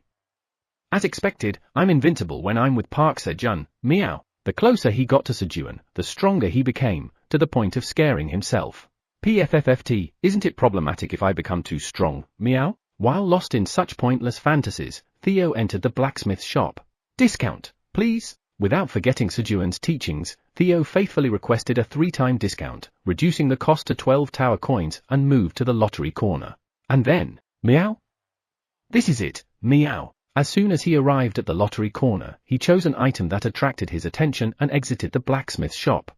Representative Theo, we have taken care of it. Elka, who was waiting outside the blacksmith shop, spoke to Theo. Good job, meow. Let's quickly go up, meow. Theo chuckled menacingly and hurriedly climbed up to the 99th floor of the tower. He had to check if Sejun's lap was fine and also welcome the suckers. Several hours after Theo left, Oren and the other cats, who were beaten by the wolves and fainted, woke up. This bastard, Theo. Just you wait until I make some money. I'll hire a strong mercenary and beat you up. That's right. We won't let you off easy. Let's sell these things quickly and make some money. Oren and his followers vowed revenge on Theo and headed towards the 99th floor of the tower. They were oblivious to the fact that there were beings much more vicious than Theo there. 1 for competence, 2 for becoming human. 1. Competent. 2. Become human. Every time they rebelled, Black Wolf Gang fainted after being hit by Han Taijun's magic missile and were now running with all their might in response to CHA Saihyok's commands. How long do we have to keep running? Neither Han Taijun nor CHA Saihyok mentioned when to stop running. And they couldn't afford to run slowly either. Key! Hearing their voices, dozens of spider monsters started to follow them. As they kept running and the count of spider monsters following them reached 100, finally Han Taijun spoke. Now we hunt monsters. What? Start fighting quickly. Han Taijun said this while casting 200 magic missiles around him. It was a threat that if they didn't do as told, they would die by his hand. Ah, Jesus! The Black Wolf Gang closed their eyes tight and charged towards the spider monsters. This was the only chance they had to survive. 238th day of being stranded, dawn. Thud thud. They came again today. Sejun spoke with a weary voice as he saw the approaching tree branch scouts. For the past 4 days, Sejun had been fighting tree branch scouts every morning. Go! Black Rabbit! Quenji! Squeak! Coon! At Sejun's command, the Black Rabbit and Quenji charged forward. And then, row! In front of them, the Mother Crimson Giant Bear roared. After a long persuasion, Sejun managed to move the den of the Mother Crimson Giant Bear near his house in exchange for Sep's soup. Wolves brought Sep's soup order from the lizard men along with 20 large pots, so they were able to cook soup 24 hours a day, which wasn't a challenging task. On top of that, the tree branch scouts solved the fire problem by providing firewood. By setting up a base for the Mother Crimson Giant Bear near his house, Sejun was able to secure his farm safely. I guess I should go too. Sejun followed Quenji and eliminated the well-groomed branch scouts. There weren't many tree branch scouts retreating early, perhaps because the Mother Crimson Giant Bear had appeared too early. After eliminating the remaining enemies, Sejun returned home and caught up on his sleep. And when he woke up, the tenant farmer used seed sowing LV for to plant cherry tomato seeds. The landlord receives 1% of the rewards. The landlord's job experience increases slightly. The landlord's proficiency in seed sowing LV for increases slightly. You have created a 100 square meter cherry tomato field. You have gained 200 experience points. The white rabbits, who had woken up earlier, were planting cherry tomatoes in the field. They must have known that Sejun was guarding the farm in the morning and didn't wake him up. All right. Sejun got up from bed and went outside. He then went down into the cave and added a line to the wall and washed his face in the pond. And he looked around. Where on earth is the tree supposed to be? Despite his frustration, Sejun searched the cave several times, but he couldn't find the tree. Out of desperation, he sent the Black Rabbit outside the pond to look more closely, but there was no tree there either. Just as Sejun was about to go up to the ground with the things to eat for breakfast, the fire he had lit in the cave was out.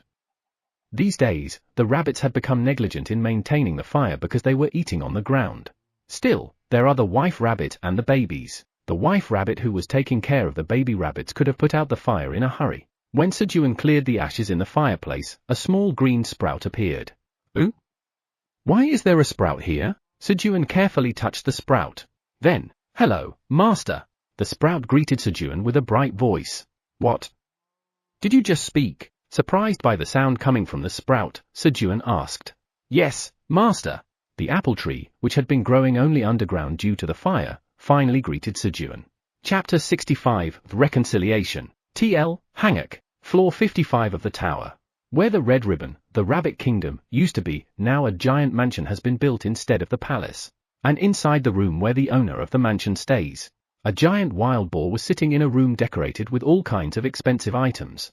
Have you still not found my straw hat? No, I'm sorry. We haven't heard from the Silver Wolf tribe we hired yet. A minion of the wild boar replied to the words of the landlord Grid. That's fine. You can take your time looking for it. Given that a strong seal magic was cast on St. Patrick's straw hat, the identity of the straw hat could not be detected by ordinary appraisal magic. There's something more important than that now. Are you stocking up on food well? Yes. There has been no food going out since receiving your command, Lord Grid. He. Finally, after 100 years, the opportunity has come again. After 100 years, the red locust has reappeared in the tower. Grid saw this as an opportunity to leap forward again, like when he gained the 55th floor of the tower 100 years ago. So, he deliberately blocked the supply of food, raising food prices, and waited for chaos to erupt in the tower. To survive in the scorching heat, the apple seed sent its roots deeper and deeper down because it felt a cool energy from below. Following that cool energy, it sent roots all the way down to the 99th floor of the tower where the groundwater flowed. The apple tree, which absorbed enough water to withstand the heat, was waiting for the day it would receive the sunlight and sprout. Then one day, the apple tree, which had begun to absorb heat, gained consciousness. And then, Master! Flamey is here! Flamey, the apple tree that absorbed the fire and awakened the flame attribute, called out enthusiastically to Sejun, who had planted it. But Sejun couldn't hear Flamey's cries. Flamey won't give up. Flamey continued to grow its roots without giving up, thinking about the day it would see the light, and soon the roots of the apple tree grew so large that the corrupted Ents would covet it. Currently, Flamey, the fire apple tree, is restraining its root growth to prevent damage to Sejun's crops. The sprout that Sejun is watching is just the tip of the iceberg of the huge fire apple tree. The seed of the apple that Sejun received from his colleague and ate on the second day of being stranded. He completely forgot about the apple seed he planted in the ground due to the rapid growth of the green onion leaves and other crops. Wow! It's light! Seeing the apple sprout expressing joy at the sight of light, Sejun felt a wave of guilt. Especially since he had even committed the absurd act of lighting a fire over the seed. What have I done to this adorable sprout? Is there anything you need? Wanting to do something for the sprout, Sejun asked. No. The most important things for Flamey are you, Master, and the light, and now I have both. Ha! You! The sweet words from the sprout deeply touched Sejun. But is your name Flamey? Yes. My name is Flamey. I love it when you call me by my name. Flamey? It was a name that didn't suit an apple tree at all. Then, whoosh! A flame the size of a bean appeared at the split of Flamey's sprout. Who? Flamey, you can control fire? Of course. I am a fire apple tree, Flamey proudly said as it created more flames, moving them around as if it were playing. That's amazing. He. If there's anything you need, just let me know. Whoosh! With Sejun's praise, the excited Flamey's flame grew to the size of a fist for a moment and then shrunk again. Then, light a fire here. Sejun had collected green onion leaves and branches, and asked Flamey to light them. Yes. Hiya! A small flame fell onto the firewood accompanied by the confident cry of Flamey. Whoosh! The small flame quickly consumed the branches and green onion leaves, creating a large fire. You did well. He. Sejun asked various things to Flamey and spent time praising it.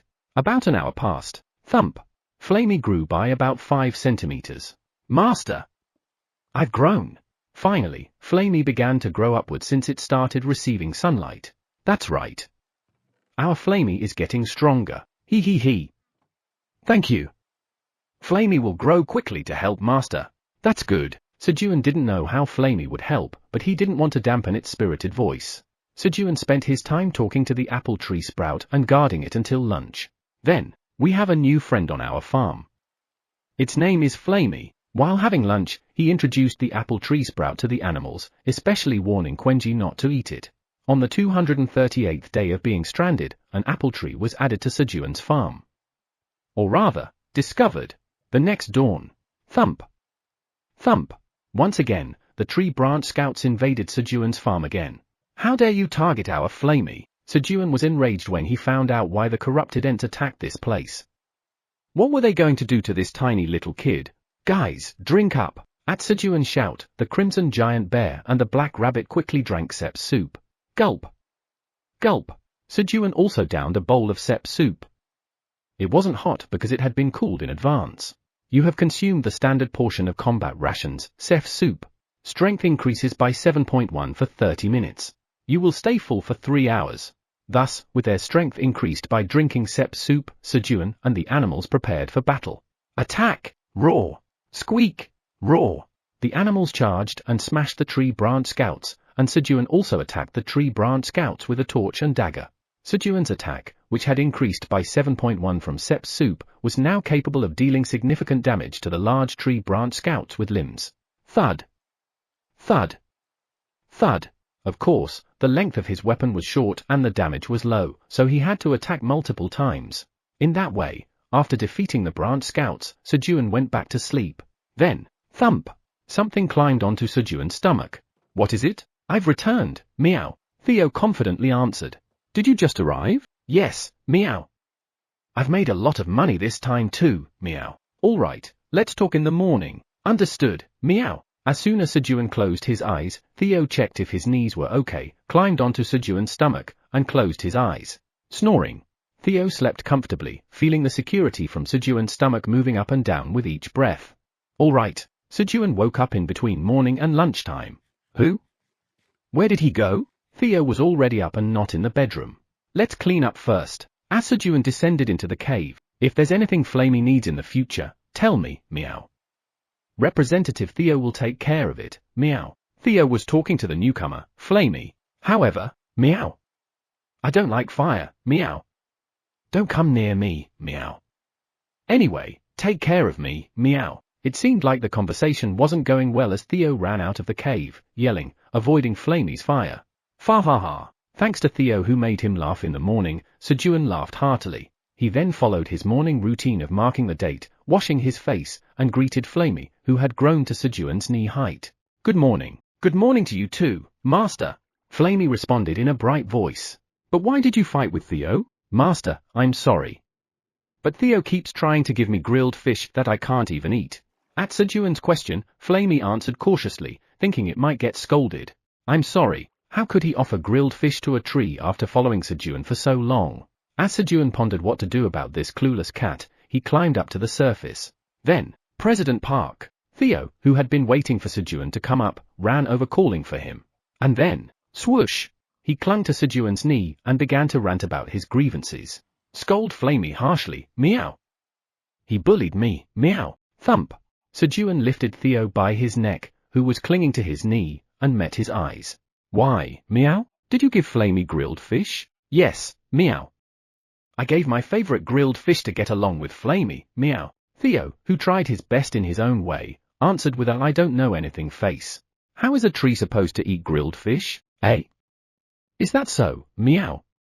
President Park, you know so much, you're amazing, meow. Theo, who learned one more thing from Sejun's words, fluttered his tail and looked at Sejun with admiring eyes. Sigh. Let's go apologize. Sejun, whose heart softened at Theo's look, stopped nagging, went down to the cave, to make peace between Flamey and Theo. I'm sorry, meow. I won't give you grilled fish in the future, meow. After reconciling the two, Sejun received a report on the results of this trade from Theo. Pooh hut. Don't be surprised, meow. I made a huge amount of money from this trade, meow. Theo started to pull out the money from his bag on Sejun's lap with a proud expression. Rustle. Rustle. There was so much money that it had to be pulled out from the bag several times. It's a total of 224,600 tower coins, meow. 224,000. Sejun was surprised. He knew that detoxifying green onion were sold at high prices, but this was truly an astronomical sum. There had to be some additional effects that he was unaware of. Great job, Theo. Here's your incentive. Don't spend it recklessly, save it well. Sejun handed almost 10% of the sum, which was 20,000 tower coins, to Theo. I understand, meow. And here are the items I bought running errands, and coffee and seasonings, meow. Theo began to dump the items from his bag. Then, ooh? What are these contracts? Sejun asked about the two contracts that came out of the bag. Ah.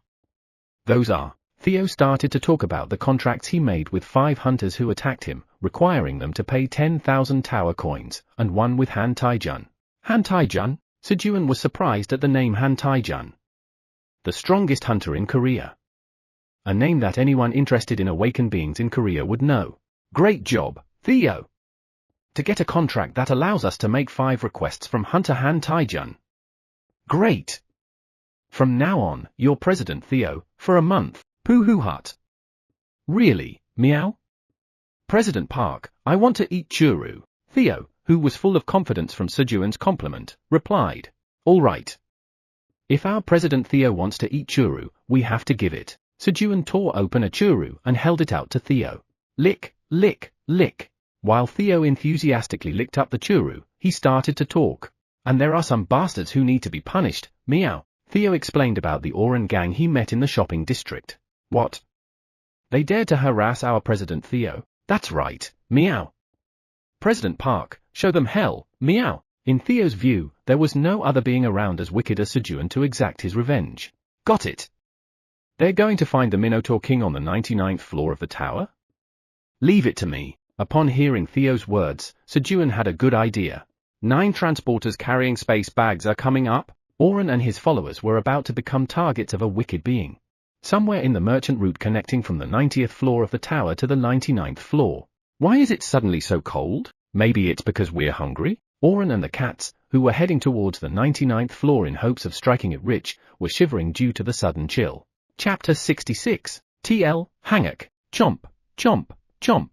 Theo, after telling about Oran and his followers to Sejun, was spending a happy time, lying on Sejun's lap, relishing the churu that Sejun was feeding him. Meow. Suddenly, another opportunity to receive praise from Sejun popped into Theo's head. And then, Russell. "Russell, President Park, take a look at this, meow." "I picked this, meow." Theo, confidently shouting, took a hand axe out of his bag. A hand axe? It was a hand axe with a short handle and a blade the size of a palm. "My front paws were strongly attracted to it, meow." "Really?" At Theo's words, Sejun hurriedly inspected the hand axe. Hand axe. Usage restriction, LV 20, strength 15 or above. Creator, confidential. Grade, E. A quest has been generated. Quest, give the unappraised hand axe to the Great Black Dragon, Eileen Pratani. Reward, none. Refusal, cannot appraise. An additional quest has been generated. Quest, serve Sep's cherry tomato soup to the Great Black Dragon, Eileen Pratani. Reward, appraised hand axe. Refusal, unable to obtain the hand axe. Eileen was watching. She created a quest before Sejun could request an appraisal. Here, the hand axe disappeared from Sejun's hand. The tower's administrator uses an appraisal skill on the hand axe. The tower's administrator says it's a pretty decent item. A pretty decent item?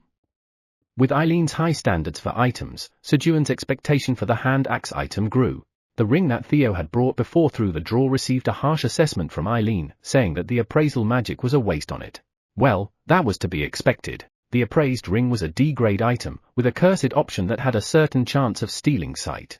He was going to give the ring to Eileen to destroy, but Iona wanted it. She wanted it as a research item for studying curse magic, so he sold it to her for a cheap price of 10 tower coins. The tower's administrator smacks her lips, asking for Sep's cherry tomato soup. Okay. Just a moment. Holding Theo in his arms, Sejun went to the kitchen to taste the soup to see if it was ready. Slurp. The long-simmered, tender red locust meat and cherry tomatoes blended well with Sejun's seasoning, enhancing the flavor of the soup. Here, take this. Along with Sejun's words, the soup, filled to the brim in 3 large pots, disappeared. You have completed the quest. You have acquired the appraised hand axe, Great Warrior Yuka's throwing hand axe as a reward for completing the quest. Great Warrior Yuka? It was a named item. Sejun checked the hand axe's option with anticipation. Great Warrior Yuka's throwing hand axe. This is a throwing hand axe personally made and used by the dwarf Great Warrior Yuka. The well-balanced weight of the hand axe increases its destructive power, and it flies further when thrown.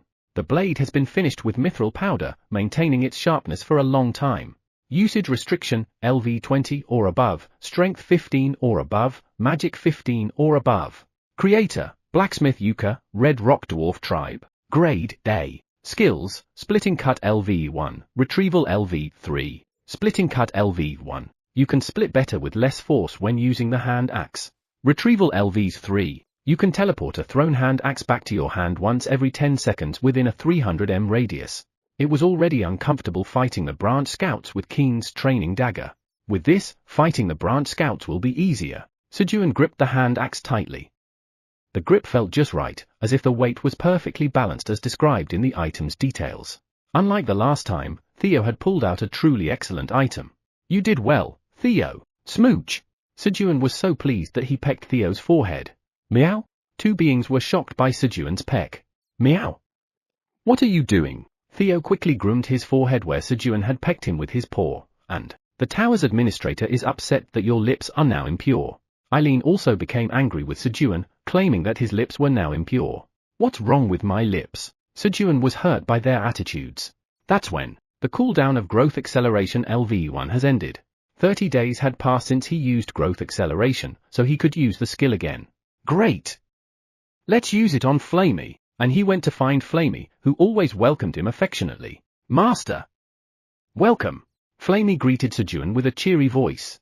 Okay, growth acceleration. Sejun immediately used the skill on Flamey. You used growth acceleration LV1.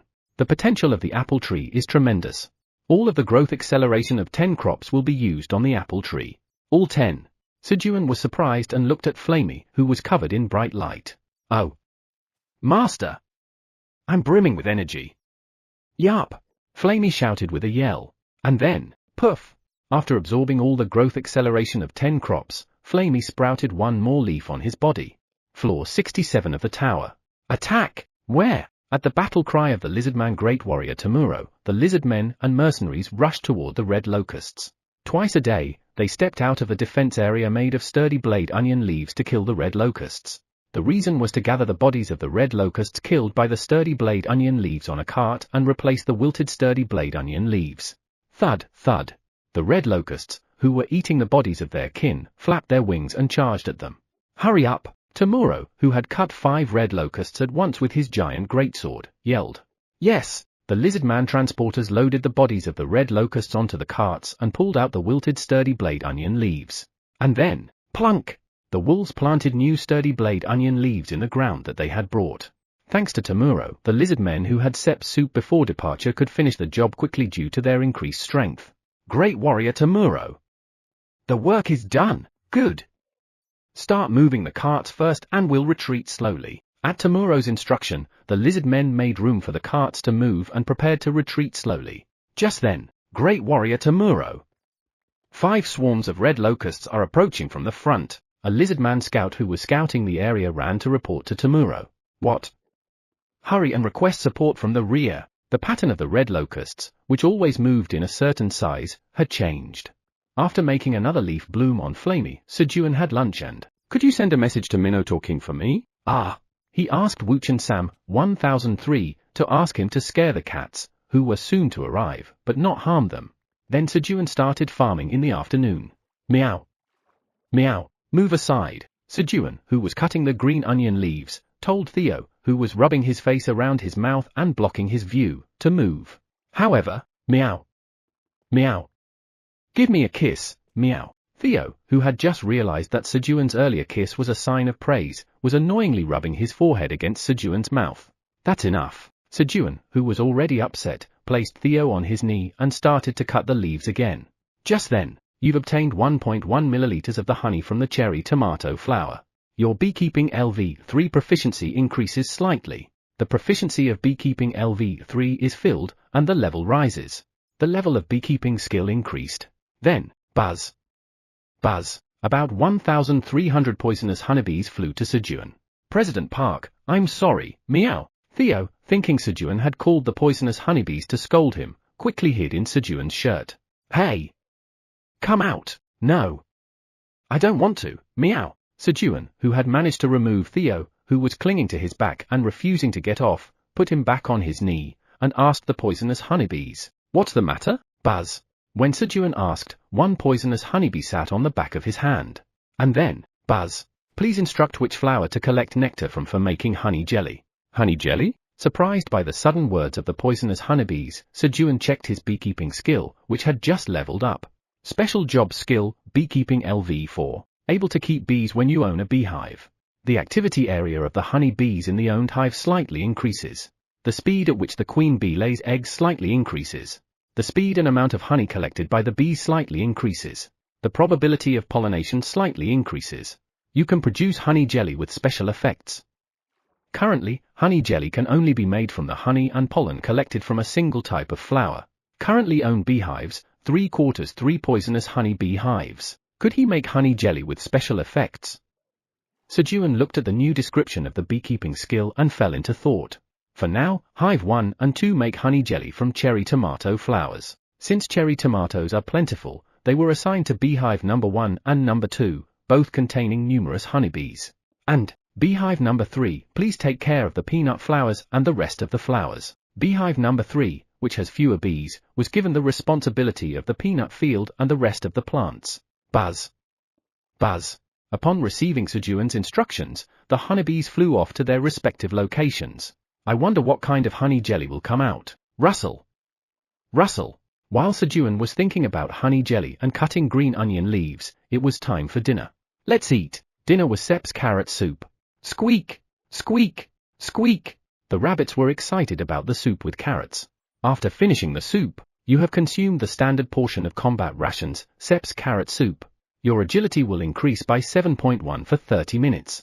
You will feel full for 3 hours. His agility had increased. Let's work quickly and rest. These days, to grow the landlord's talent, Sejun and the rabbits have been expanding the field by 1,000 square meter before bedtime. This was exactly the effect they needed. You have created a 1,000 square meter cherry tomato field. You have gained 2,000 experience points. With their increased agility, Sejun and the rabbits finished their work in an hour, made the 1,000 square meter cherry tomato field, and after finishing the day's work fell asleep. Growl. Dawn of day 240 of being stranded. The roar of the mother crimson giant bear woke Sejun up. A branch scout had invaded. All right. Sejun got up energetically, thinking of trying out the newly acquired great warrior Yuka's throwing hand axe. He picked up Theo and the black rabbit in both hands and ran towards where the battle was happening. Grr! Thud! Thump! Upon Sejun's arrival, Quenji, who was cutting off the limbs of the large branch scout, greeted Sejun. Did you sleep well, Quenji? Let's go, guys! Sejun greeted Quenji and shouted. President Park, you can count me, meow, shush. Theo, revealing his sharp claws hidden in his front paws, climbed and defeated the bodies of the large branch scouts. Squeak! Bong! Bong! Bong! The black rabbit swung its hammer hard, sweeping away the small branch scouts on the ground. Meanwhile, while Theo and the black rabbit were taking action. Thud! You have defeated the corrupted Ent's large branch scout. You have gained 500 experience points. Sejun, who had taken down all the large branch scouts that Quenji had prepared. Shall I throw it once? When there were no more enemies to defeat, he threw the hand axe powerfully towards the large branch scout approaching from about 50 meters away. Whoom! The axe cut through the air with force and was embedded in the center of the large branch scout's body. Thud! Crack! You attacked the knot. TL note, https://treeterms.co.uk/files/definitions/not/#sign:\text:A feature of wooderizing becomes incorporated into the wood. Splitting LV.1 is activated and splitting is successful. You have defeated the corrupted Ent's large branch scout. You have gained 500 experience points. Oh, the large branch scout fell, split in half with one attack that hit the knot. Retrieve! Using the retrieval skill, the axe suddenly returned to Sejun's hand. Whoom! Sejun, having gained confidence, attacked another large branch scout again.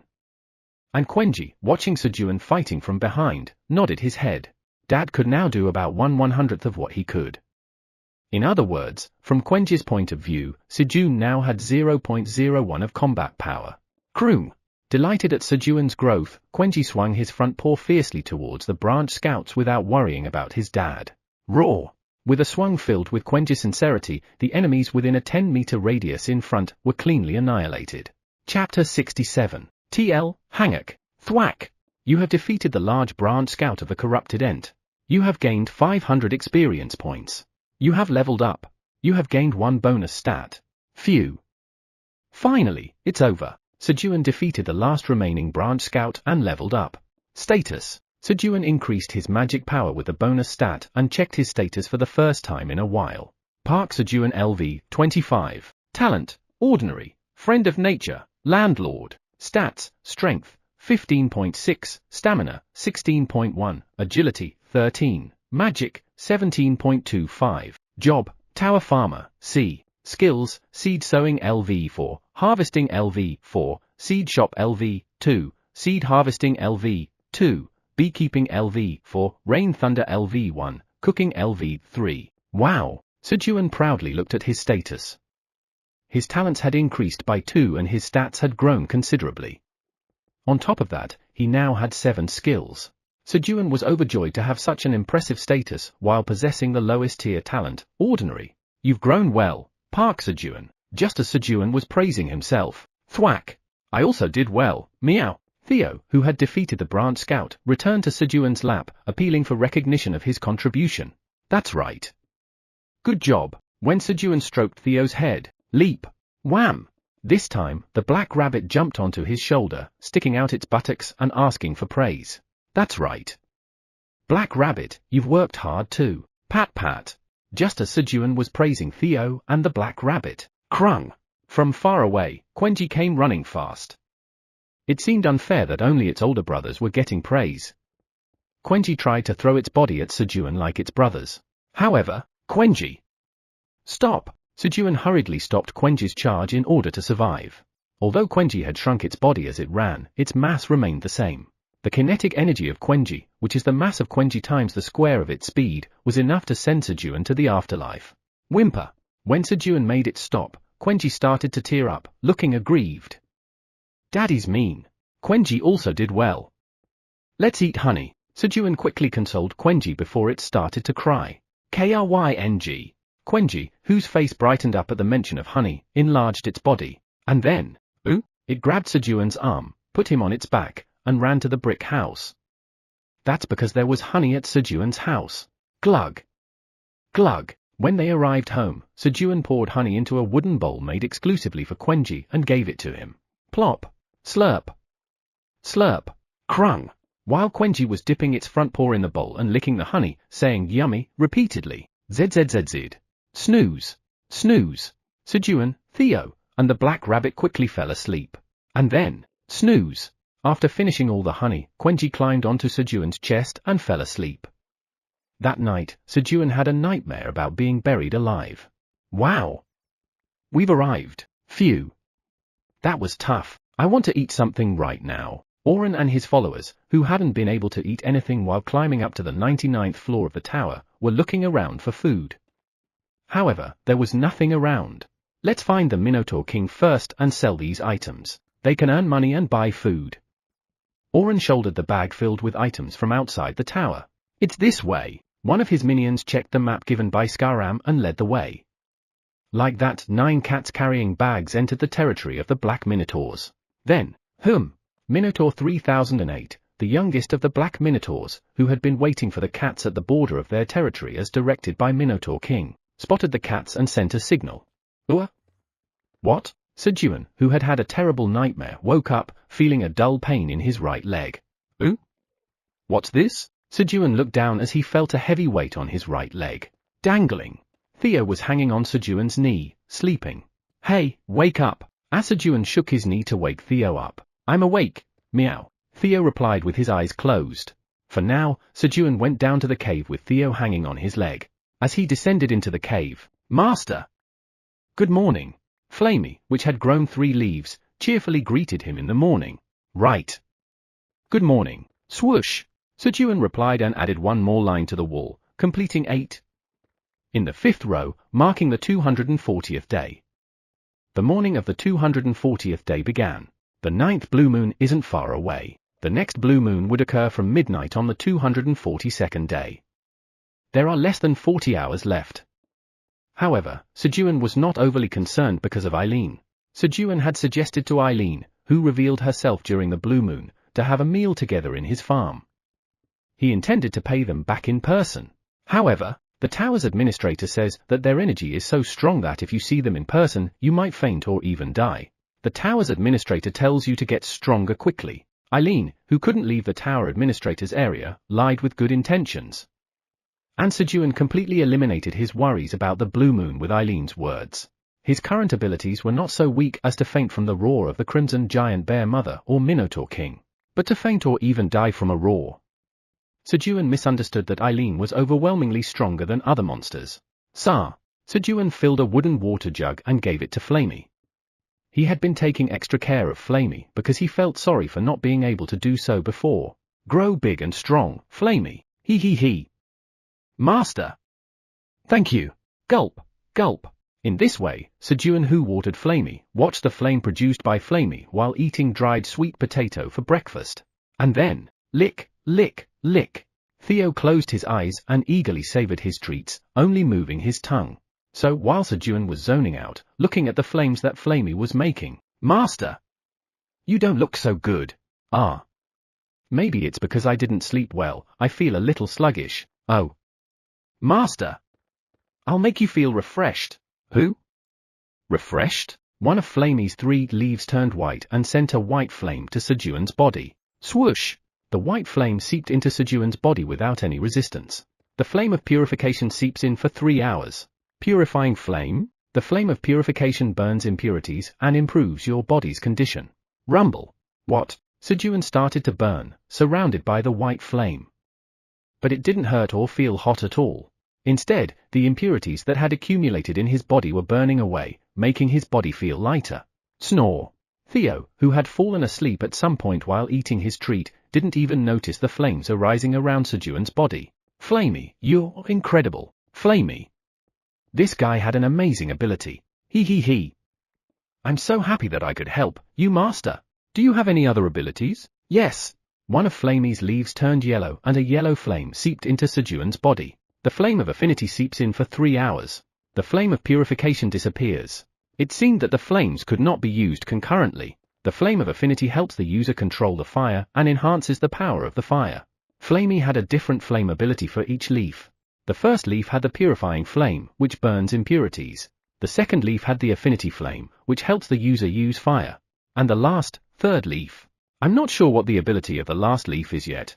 The most recently acquired leaf, Flame, didn't seem to know what its ability was yet. For now, shall we test the flame of affinity? Sejun wanted to try using the flame of affinity. So he decided to go to the western forest, where there were many things to burn. He also thought about burning all the branch scouts so he could sleep soundly at night. So the western forest expedition was formed. The members were Sejun, Theo, Black Rabbit, Quenji, and their protector, Mother Crimson Giant Bear. Roar! Sejun and the animals, riding on the back of Mother Crimson Giant Bear, arrived at the entrance of the western forest in 30 minutes. Yuma! Yuma! The black minotaurs surrounded the cats in several layers to prevent them from escaping. We are wandering merchants who have come to sell rare items from outside the tower to Minotaur King. Don't hurt us. Please spare us. Oren and his followers cried out in fear. They knew in their heads that the black minotaurs wouldn't harm the wandering merchants, but with the black minotaurs in front of them, their bodies just started to shudder with fear. It was the natural reaction of the prey in front of the predator. Theo, who boldly caught Wuchen Sam, 1003, as a thief and took him to Sejun, was not normal, although he probably wouldn't admit it himself. Yumu! Black minotaurs surrounded the cats and led them to the Minotaur King. Phew! Thank goodness. I know, right? I thought we were going to die. Finally, our hard times are over. The cats followed the black minotaurs with relief, thinking their hard times were over, but their true hardship hadn't even begun yet. If they knew that meeting the Minotaur King was just the beginning of their hardship, they might have descended the tower right away. But they weren't that lucky. At the entrance of the western forest, dried branches were spread out like obstacles. Why are there so many branches? Sejun stepped forward to cut the branches. Thud! The Mother Crimson Giant Bear blocked Sejun with her giant paw. Roar! Roar! Be careful! It will attack if you get too close. Does that thing move? Roar! Yes. As the Mother Crimson Giant Bear moved her paw close to the branches. Snap! Suddenly, the dried branches moved and started to wrap around the paw of the Mother Crimson Giant Bear. At the same time, a name that was not visible before appeared. Decayed Branch Watchman of the Corrupted Ent. It can camouflage. The Mother Crimson Giant Bear shook off the branch watchman that had stuck to her paw. In that short period of time, dozens of nearby branch watchmen intertwined their bodies with the fur, forcing the Mother Crimson Giant Bear to rip out her fur along with them. That's annoying. They were not powerful, but they were incredibly annoying monsters. Clink! Sejun struck his dagger and hand axe together after examining the decayed branch watchman demonstrated by the Mother Crimson Giant Bear. And when the sparks flew, Sejun used his flame control ability from the Flame of Affinity to amplify the fire. A flame the size of a golf ball was created above Sejun's hand. Burn it! As Sejun threw the flame towards the branch watchman. Whoosh! Fire started to burn the branch watchman vigorously. You have defeated the decayed branch watchman of the Corrupted Ent. You have gained 10 experience points. go. Sejun controlled the fire to move deeper into the forest. The fire moved little by little towards the west, following Sejun's will. However, the speed of the fire's movement was extremely slow. At this rate, they wouldn't even get a glimpse of the inside of the western forest if they burnt it all day. Then, whoosh! The mother crimson giant bear understood Sejun's intentions and swung her paw lightly to create wind. Whoosh! With the help of the wind, the fire quickly expanded its influence, devouring the branch watchman.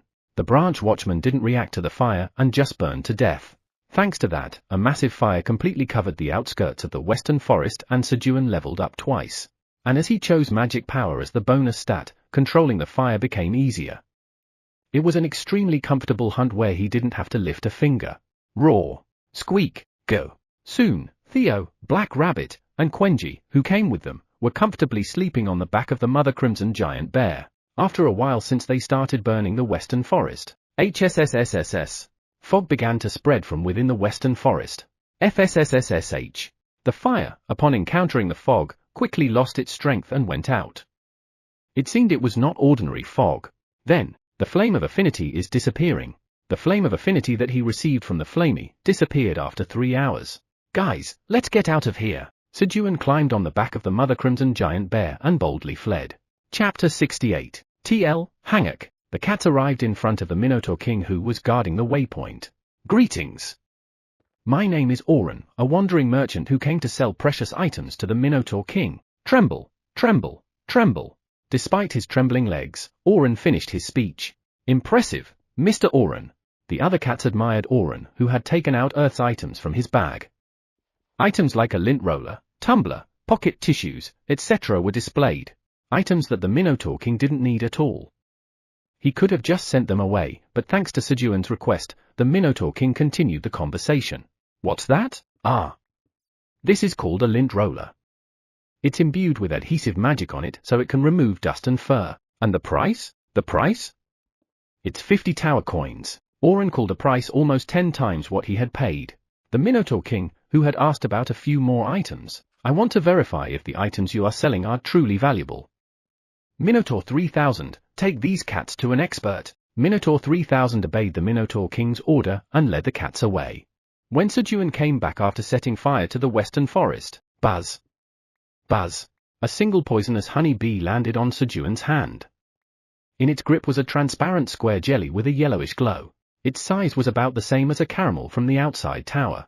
Is this the honey jelly? Buzz. Buzz. Yes. It's honey jelly made from cherry tomatoes. Plop. The poisonous honey bee placed the honey jelly on Sejun's palm in response to his question.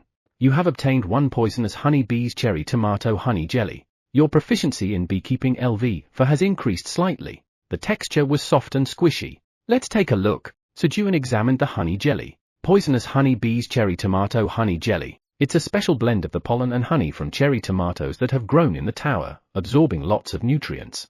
The poisonous honeybees have processed it with their unique method, enhancing its aroma and taste. The honey has been concentrated to maximize sweetness. Upon consumption, it slightly enhances your magic-related talent. Cultivator, Tower Farmer Park Sejun. Expiration date, 1 year. Grade, C. Incredible. It's difficult to awaken a talent, but enhancing a talent is another realm. Many hunters strive to enhance their talents. This is because as talents are enhanced, they can grow into higher grade talents. However, the number of hunters who can enhance their talent is really few. That's because it requires intense, bone-grinding effort. But, just eating this will enhance magic-related talent. Sejun was startled by the option of the honey jelly. At that moment, someone was even more astonished than Sejun. Krung! Krung! Quenji, intoxicated by the sweet scent of honey jelly that he had never smelled before in his life, clung to Sejun. Dad! Give me! Quenji, sit down, Sejun said firmly, calming down the excited Quenji. Krung! At Sejun's words, Quenji hurriedly sat in front of Sejun and stretched out his hands. Give me that. However, squeak! The black rabbit also wanted to eat the honey jelly and urged Sejun not to forget him. I want to eat it too. Just when Sejun was contemplating what to do with the honey jelly, buzz! Buzz! Fortunately, dozens of poisonous honey bees started to fly over, each carrying a piece of honey jelly. The honey jelly in Sejun's palm seemed to be the first one made. You have obtained 1 poisonous honey bee's cherry tomato honey jelly. Your proficiency in beekeeping LV has increased slightly. Dozens of honey jellies piled up in Sejun's hand. Crew Eong. Quenji roared again, asking for honey jelly. I'll give one to each of you guys first. Sejun, with a handful of honey jellies, divided one each to Theo, the black rabbit, and Quenji in order. However, that's not a fish, meow. I won't eat it, meow. Theo, a fish lover, refused the honey jelly as expected. Thanks to that, Quenji was able to eat one more honey jelly, and Quenji's magic-related talent grew. And Sejun's combat power fell below 1/100th of Quenji's. Guys, come over and try one each. Sejun called over the other rabbits and let them each try a piece of honey jelly. Yum! Sejun also put a piece of honey jelly into his mouth and chewed. The initial sensation was definitely that of jelly. Munch munch. As he chewed, the honey jelly melted in his saliva, filling his mouth with the rich aroma and taste of honey. Oh, Sejun, who had been experiencing the aftertaste of the honey jelly that had disappeared like cotton candy, came to his senses and exclaimed. Since Sejun had no magic-related talent, there was no talent enhancement. Eileen. Sejun looked at the remaining 10 pieces of honey jelly in his hand and called Eileen. He thought Eileen, who loves cherry tomatoes, would also like this. Eileen? But there was no answer. Asleep? Sejun put the remaining honey jelly in Theo's bag for the time being, did some work, and then had lunch. And just when he was about to take a break, Eileen Pratani, administrator of the tower, is dying due to Dragonheart's rampage. What? A quest of the Black Tower has been activated. Black Tower quest, calm Eileen Pratani's Dragonheart rampage. Reward, Eileen Pratani regains consciousness. Failure, Eileen Pratani dies due to Dragonheart rampage. He. Burn it all, human. Eileen watched Sejun as usual through the crystal orb. As Sejun, who gained the ability to control fire from Apple Tree, set fire to the western forest and leveled up, Eileen was excited. He. Human, get stronger quickly. While cheering on Sejun enthusiastically, Eileen drank the cherry tomato soup Sejun had given her when her throat became parched. Thump! Bang! Thump! Bang! Her Dragonheart began to beat strongly as her magic power increased. He. Good. Eileen was happy feeling her Dragonheart beat strongly, when suddenly, Eileen clutched her chest and collapsed. Thump! Bang! Suddenly, the mana within the Dragonheart began to run uncontrollably. It was a mana rampage. Sejun, help! Eileen called out to Sejun and lost consciousness. And then, the tower administrator's life is in danger. The emergency system of the Black Tower is activated. The emergency system of the Black Tower is analyzing the condition of the tower administrator's body. The emergency system of the Black Tower is requesting help from the last entity the tower administrator called out to. Choose an item to help tower administrator Eileen Pratani. But why did Eileen's Dragonheart go berserk? Sejun, who didn't know what to do to help, asked urgently. Tower administrator Eileen Pratani's Dragonheart rampaged because of their talent, Hardened Dragonheart, which absorbed more mana than it could handle. Hardened Dragonheart? Talent absorbed more mana than it could handle? So if I enhance their talent, it should be fine, right? Sejun happened to have such an item. Yes, that would be the best solution. Sejun, who was planning to give Eileen some honey jelly, smiled. It was a good thing he saved it. It was really lucky. Theo, take out the honey jelly. Got it, meow. In the meantime, the poisonous honey bees had brought more honey jelly, so there were 12 pieces. Feed this to Eileen. Understood. The honey jelly in Sejun's hand disappeared. Tower's administrator Eileen Pratani has been provided with 12 pieces of poisonous honeybee's cherry tomato honey jelly. How is it? Please wait a moment. Waiting for a reaction. Poisonous honeybee's cherry tomato honey jelly is successfully enhancing tower administrator Eileen Pratani's talent, Hardened Dragonheart. Talent, Hardened Dragonheart has been slightly enhanced and the rampage of the Dragonheart has stopped. So, Eileen is okay now? Yes. For the time being, there should be no rampage of tower administrator Eileen Pratani's Dragonheart. For the time being? Yes. Although it is stable now, there is a risk of another rampage if tower administrator Eileen Pratani's talent does not grow. A few seconds later, a message appeared that the quest was completed. Phew. Sejun looked at the message and breathed a sigh of relief. Gurgle. Mr. Minotaur 3000, how long do we have to keep going? Oren asked Minotaur 3000 at the sound of his stomach rumbling. They had been walking for several hours, without having eaten for days. However, Minotaur 3000 did not answer and continued to walk. Minotaur 3000's task was to keep the cats walking until they were exhausted. After about 3 hours of walking, a signal came from a colleague in the distance. Moo! Ooh! We're going to eat first. Food! The cats were excited by the mention of food. But, where is this? Minotaur 3000 took the cats to a land full of mud. The cats paused in front of the muddy ground, not wanting to dirty their paws. Then, sniff sniff. Do you smell grilled fish? You too. The cats got excited by the smell of grilled fish. Moo! Minotaur 3000 pushed the cats into the mud field and said, Ooh? We can eat at a restaurant? In response to the cat's question, Minotaur 3000 silently pointed to a place. There was a restaurant at the end of the mud field on the opposite side, and the smell of grilled fish was coming from the restaurant. It's grilled fish! The cats rushed to the restaurant. Inside the restaurant, grey rabbits were grilling fish. 5 grilled fishes, please. I'll have 10, as the cats hastily ordered grilled fish. Squeak! The biggest grey rabbit stretched out its paw. Who? You want payment in advance? At the rabbit's words, the cats were taken aback. The price for a grilled fish was 0.05 tower coin. But they were penniless beggars. Then, flick! The grey rabbit presented a contract. Ah! You're letting us eat on credit. Thank you. When the cats stamped their paws on the contract promising to pay back later. Squeak! Squeak! Squeak! The grey rabbits busily grilled piranhas and served them to the cats. Although there was a condition that if they didn't pay back within 3 days, they had to make 1,000 mud bricks for each grilled fish. They could afford to pay back just by selling what they had, so they ate the grilled fish heartily without any burden. And if all else failed, they thought they would just have to make 1,000 mud bricks. The fact that the size of the mud bricks was based on the size of a black minotaur was a secret. A while later, I'm so full, I'm full. The cats lay down with happy expressions from feasting after a long time. The cats, drowsy with fatigue, fell asleep. Why isn't the tower opening yet? Kaiser Pratani, who wanted to see his lovely granddaughter, looked at the portal in annoyance. Lord, calm down. Isn't it a sign that Eileen's life is not in danger? That's true. Kaiser had set up a system to request help from the last entity Eileen calls when her life is in danger. And Eileen always called me. He. Before losing consciousness, Eileen always called Kaiser, and when the portal was activated, Kaiser would go first, call other dragons to heal Eileen, and then return. Eileen, hurry up, call your grandpa. Kaiser, unaware that Eileen had called Sejun as she collapsed, looked at the inactive portal and wished that Eileen would call him. Then, transmitting the activity record of the Black Tower's emergency system. What? The fact that the Black Tower's emergency system was activated meant that Eileen had a seizure. Kaiser hurriedly checked the activity record of the emergency system. That's a relief. There had been a rampage, but fortunately, the state of Eileen's dragonheart was much better than before. However, roar! Who is Park Sejun?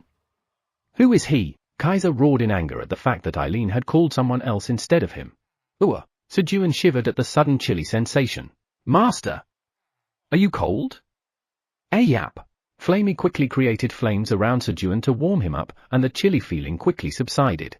Chapter 69, Being Hated. TL, Hanguk. Eileen, who had fallen to the ground due to the Dragonheart rampage, opened her eyes.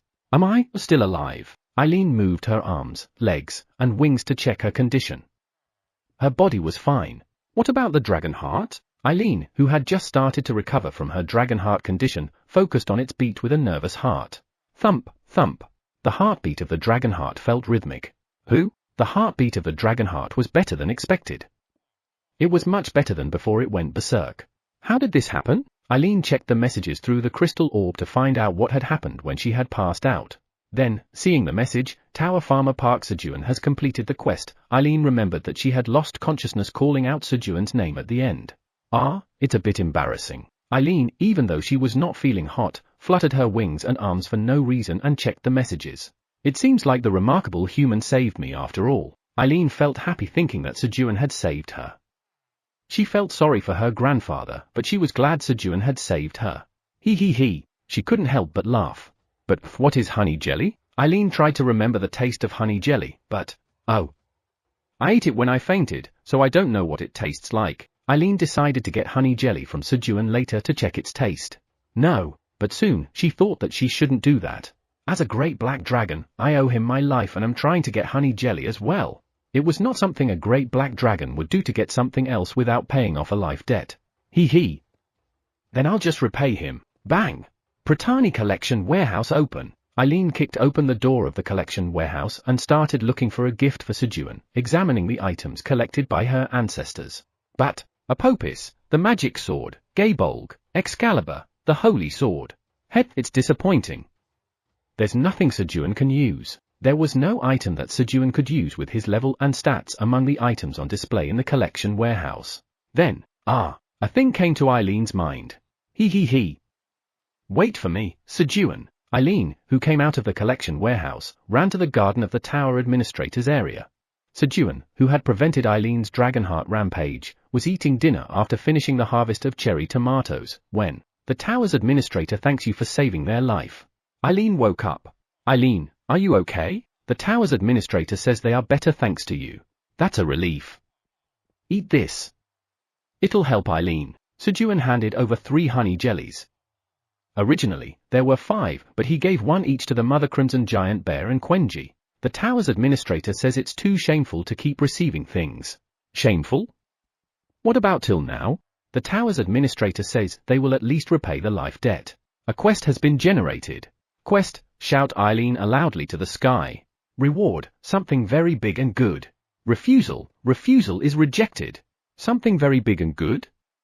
What could that be? While Sejun was reading the reward and wondering, Puhuhut, I know what that very big and good thing is, meow. Theo, who was enjoying churu from Sejun's lap, shouted.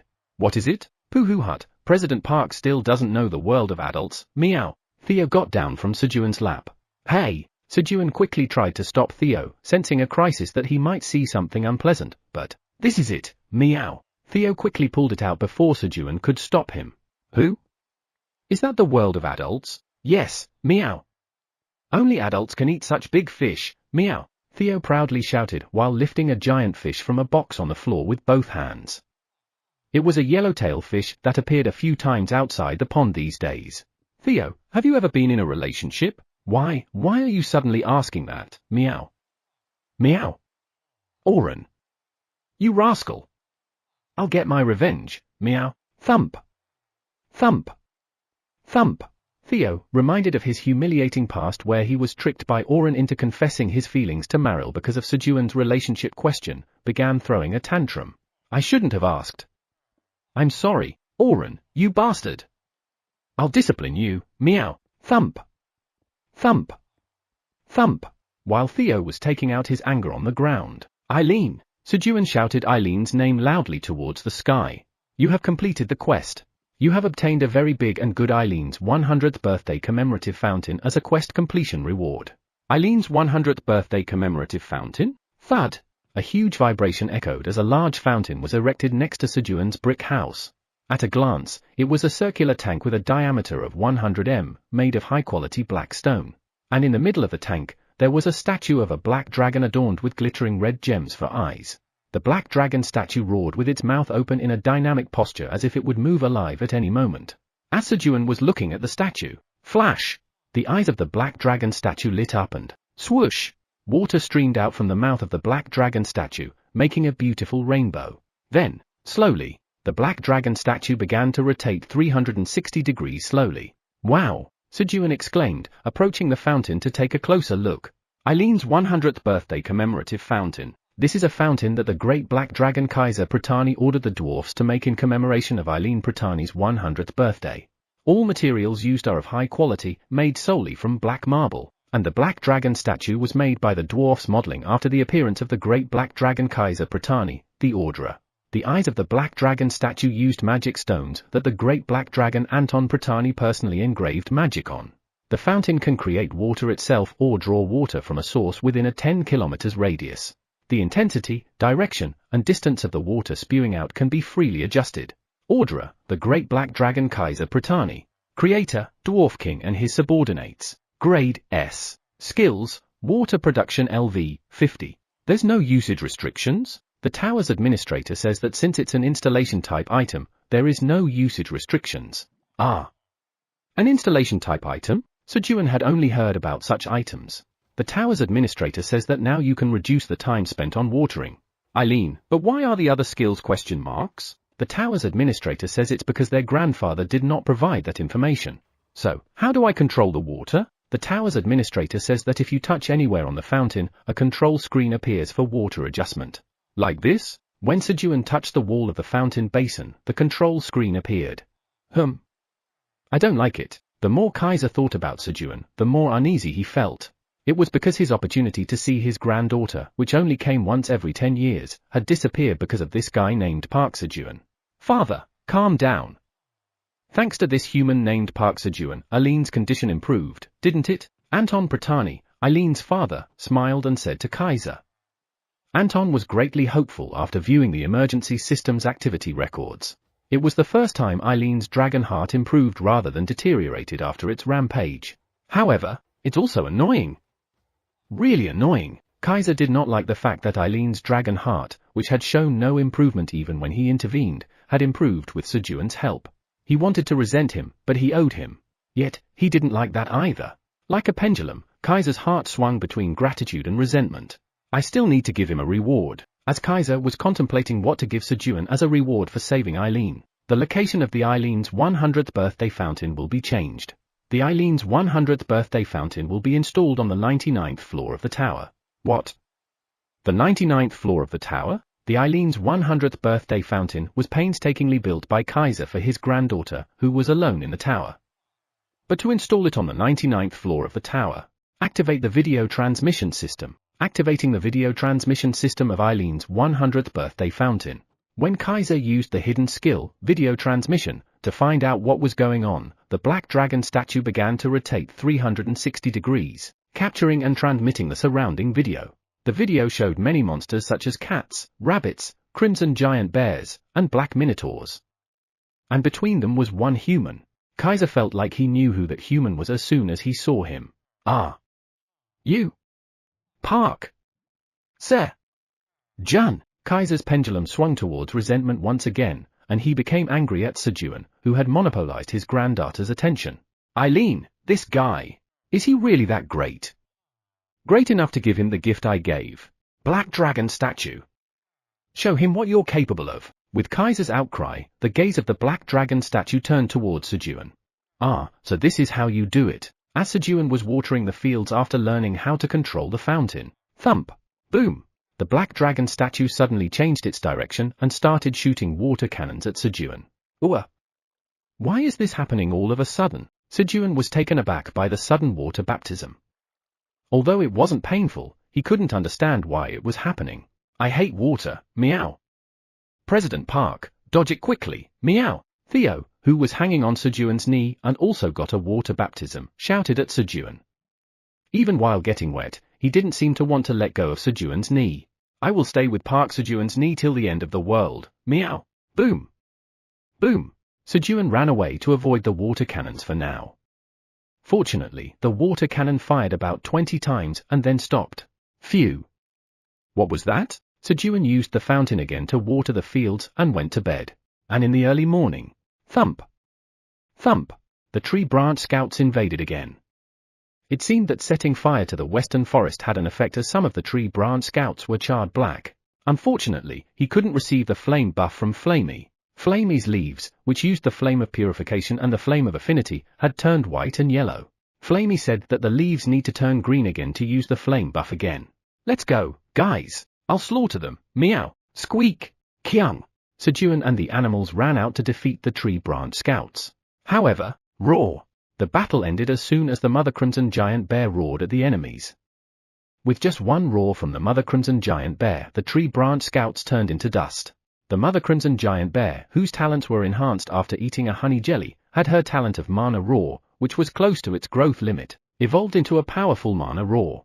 Well, let's go back to sleep. Let's do that, meow, squeak, kyung. The four who could not make a move trudged back into the house. And, roar? The Mother Crimson Giant Bear lay back down, scratching her head, wondering if she had killed the enemies too quickly. And Sejun, who didn't have to fight in the morning, woke up early for the first time in a while. All right. Eileen, tonight's going to be fine, right? The tower's administrator tells you to trust them. On the 241st day of being stranded, Sejun's 9th blue moon was approaching. Chapter 70. TL, Hanguk. As midnight approached, everyone, to your posts. Squeak, squeak, squeak. At Sejun's command, the rabbits scattered throughout the field. This was because the field had grown too large for Sejun to check the crops imbued with the energy of the blue moon alone. Shortly after, roar! As the blue moon rose, the mother crimson giant bear was the first to be affected and began to get excited. Eileen! As Sejun hurriedly called for Eileen, the tower's administrator says confidently that you trust them. With Eileen's message, a black dragon appeared in the sky. And then, roar dash! The roar of the black dragon echoed, and the monsters on the 99th floor of the tower came to their senses. The moon is pretty. Today, there was no need to worry about monsters or the location of crops imbued with the energy of the blue moon, so for the first time since he'd been stranded, Sejun was able to enjoy the leisure of watching the blue moon in the sky and the black dragon Eileen flying. Glup, glup. He even had the luxury of drinking coffee. Stroke me more, meow. Theo was annoying, constantly asking for attention while on his lap. However, thanks to Theo's warmth and soft fur, he didn't mind it. After a while, rustle. The crops began to be imbued with the energy of the blue moon. And then, squeak, squeak. The rabbits pointed at the crops that had turned blue and called for Sejun. All right. Let's start harvesting. Sejun, guided by the rabbits, harvested the crops imbued with the energy of the blue moon. And as he went down to the cave to harvest, Master! I've grown! Flamey had grown up to Sejun's waist by absorbing the energy of the blue moon. Furthermore, the leaves of Flamey, which had turned to white and yellow by using the flames of purification and affinity, had absorbed the energy of the blue moon and turned half green. What happened? When I received the energy of the blue moon, I felt my strength growing. The energy of the blue moon caused Flamey to grow and shortened the cooldown time of Flamey's flame buff. Ah! Master! I found out the ability of the third leaf. Oh. Really? What's the ability? Wait a moment. Tar-da! The last leaf that was still green turned blue, and the blue flame seeped into Sejun's body. The flame of protection seeps in for 3 hours. The flame of protection protects the target. A small blue flame floated around Sejun like a will-o'-the-wisp. Is this the flame of protection? Sejun touched the blue flame, but it wasn't hot. Yes. The flame of protection will protect you, Master. All right. Thanks. Sejun praised Flamey while petting its leaves. He, it feels good. After receiving the flame of protection buff from Flamey, Sejun continued harvesting the remaining crops imbued with the energy of the blue moon. As a result, he was able to harvest 52 magical cherry tomatoes and 2 stamina corns from the cornfield that was ready for harvest. The harvested magical cherry tomatoes were shared and eaten with the animals, and Sejun took all the corns as he was low on stamina. Eileen, take the corn. Sejun gave one of the 2 corns to Eileen, who could not eat the crops that increased her magic power for a while for the sake of stabilizing the dragon heart. The tower's administrator is moved by your thoughtfulness to remember and take care of them.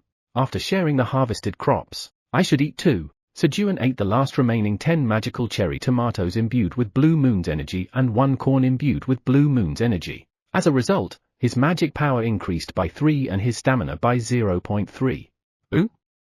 The blue moon has ended? Before they knew it, the blue moonlight had disappeared and the sunlight was shining again on the ground. Thanks to Eileen, they safely got through the 9th blue moon. Eileen, thank you. The tower's administrator says that all you have to do is trust them. There was still some time left until morning, so everyone took a short nap. And, whoosh! Ah! What the heck? Meow! The protective blue flame aggressively attacked Theo, who jumped happily onto Sejun's stomach. It was the flame of protection. Meow! Swoosh! The flame of protection would attack whenever someone tried to get close to Sejun. How do you try to steal Sejun's lap? Meow! Theo was furious at the appearance of a new competitor for Sejun's lap. Meow! Whoosh! The standoff between Theo and the flame of protection continued. However, whoosh! As time passed, the buff time of the protective flame ended and the blue flame began to fade. Foo-hoo-hut! It's my victory, meow! Theo, lifting his chin and tail high, celebrated his victory and stepped on Sejun's lap. He then climbed up to Sejun's chest. Then, tap! Tap! Theo gently hit Sejun's cheek with his front paw a few times. Foo-hoo-hut! President Park, it's revenge, meow. It was Theo's timid revenge. Having taken his revenge, Theo settled back down on Sejun's stomach and fell asleep. Go. Fortunately, no tree branch scouts disturbed their sleep until morning. All right. After sleeping for 4 hours, Sejun got up and started his day. President Theo, get off me. You're making me sweaty. I don't want to, meow. Sejun, who was harvesting tomatoes, said in annoyance. For some reason, Theo's obsession with his lap was more intense today. He used to move around from time to time, but today he clung to Sejun's lap for hours without letting go. Sigh. Then move to the left knee. Okay, meow. When Sejun sighed and proposed a compromise, Theo finally moved to the opposite knee. As Sejun was harvesting tomatoes while carrying Theo, Mr. Sejun, we're here. Elka arrived with 5 wagons full of red locust corpses, accompanied by 9 wolves. Elka had been helping with transportation, going back and forth between the 67th floor of the tower with other wolves, until Theo left for trade. You've worked hard. Let's eat first. Quenji, bring the carts to the front of the house. Kruong. At Sejun's command, Quenji increased its size and carried 2 carts in each hand to the front of the house. Then, Sejun scooped out some soup from the 24-hour soup kitchen and served it to the wolves. Thank you, Sejun. We will enjoy the meal. While the wolves were having their meal, how's the 67th floor of the tower lately? Sejun asked about the situation on the 67th floor of the tower. Well, lately, the red locusts have changed their movement patterns, causing the lizardmen and the free mercenaries to struggle. The red locusts had been deploying many more troops than before, as most of their kind had been killed by sturdy blade onion leaves before they could even fight. And the red locusts covered the sturdy blade onion leaves with their own corpses. It was a mass battle tactic that the red locusts specialized in. This made the red locusts unbothered by the sturdy blade onion leaves, and the allied forces of the 67th floor of the tower had to fight a tough battle again. Due to this, the demand for sturdy blade onion leaves increased, and recently, the wolves were bringing in red locust corpses in carts in the morning and evening, and taking away sturdy blade onion leaves and sep soup, creating a cycle. Here's the money for selling the sturdy blade onion leaves and sep soup. Elka handed Sejun the money. Even when Theo was not trading, Sejun's account balance was increasing thanks to the wolves. Not having a place to spend the money was the problem, though. You guys aren't in danger, are you? You don't need to worry. So far, the red locusts haven't invaded near the waypoint. That's a relief. Do you want to have another bowl? Yes, thank you. At Sejun's question, the wolves happily wagged their tails and replied. Then, we'll head back down now. All right, take care. After eating another bowl of soup, the wolves loaded sturdy blade onion leaves and sep soup into the carts and went back down to the 67th floor of the tower. President Theo moved to the other side. Okay, meow. After seeing off the wolves, Sejun moved Theo to the other knee and went to find Wuchen Sam, 1003. He had initially planned to make Oren and his followers work a little more, but his mind changed. The mud field of the 99th floor of the tower. Mutilda, Mutilda. Thousands of black minotaurs were happily singing and scooping mud into brick molds measuring 2 m wide, 1 m long, and 1 m high to make mud bricks. They were excited because if they made just 10 of these and brought them to Sejun, they could eat a pile of tasty green onion leaves instead of tasteless mud. These huge mud bricks had been in production for a few days now, meant to build a wall to defend against the attacks of the corrupted Ents. Then, a little further away from the black minotaurs, Oren and his followers were busily scooping mud into brick molds. Their once clean fur was now covered in mud, making them look like beggars. It took all of them sticking together to barely make 10 mud bricks a day, so they didn't even have time to groom themselves. How did I end up making bricks? Oren whimpered in misery. When they woke up from their sleep after eating grilled fish sold by the grey rabbits to their heart's content. What? Suddenly, the grey rabbits had disappeared, and instead, terrifying black minotaurs started approaching them, giving them orders to work. Thus, the 10 cats became slaves at a mud brick factory. We will go home and bring money. Please let us go. Oren and the cats appealed to the black minotaurs. Mutilda, but they just responded that it wasn't within their power, as the cats were barely surviving, making mud bricks, on the 3rd day. Mutilda, what? An expert who can appraise items has arrived. The cats were thrilled at the thought of escaping this mud brick labor. And then, Sejun appeared before them. First, bring out the items. Sejun stepped forward and spoke. Yes, truthfully, there was nothing worth looking at, but it was a step to torment them with hope again. Trembling, the cats brought out the items from their bags. All these items are trash. What? At Sejun's casual words, the cats despaired. They're all worthless. You probably heard they were magic items, didn't you? You've been scammed. PFFFT. How is it, meow? Do you like the sharp tongue of Sejun? Start wailing. Theo, who was hanging on Sejun's back and overhearing the conversation, shivered with the pleasure of revenge. And then, sniff sniff, As Theo expected, the cats began to cry. But the revenge was just beginning. You guys probably know this, but according to the contract you signed, you have to make 100,000 mud bricks to pay for the grilled fish. But think about it, how many bricks can you make in a day? 10 bricks, Oren weakly replied. That's right. So, it will take you at least 10,000 days to make 100,000 bricks. But can you just work without eating anything during that time? No, that's right. So, your debt will increase and you'll have to make even more bricks. You'll probably have to keep making bricks here until you die. The cats' faces turned pale. If what Sejun said was true, their lives were over here. But I'll give you an opportunity. Sejun held out 8 new contracts.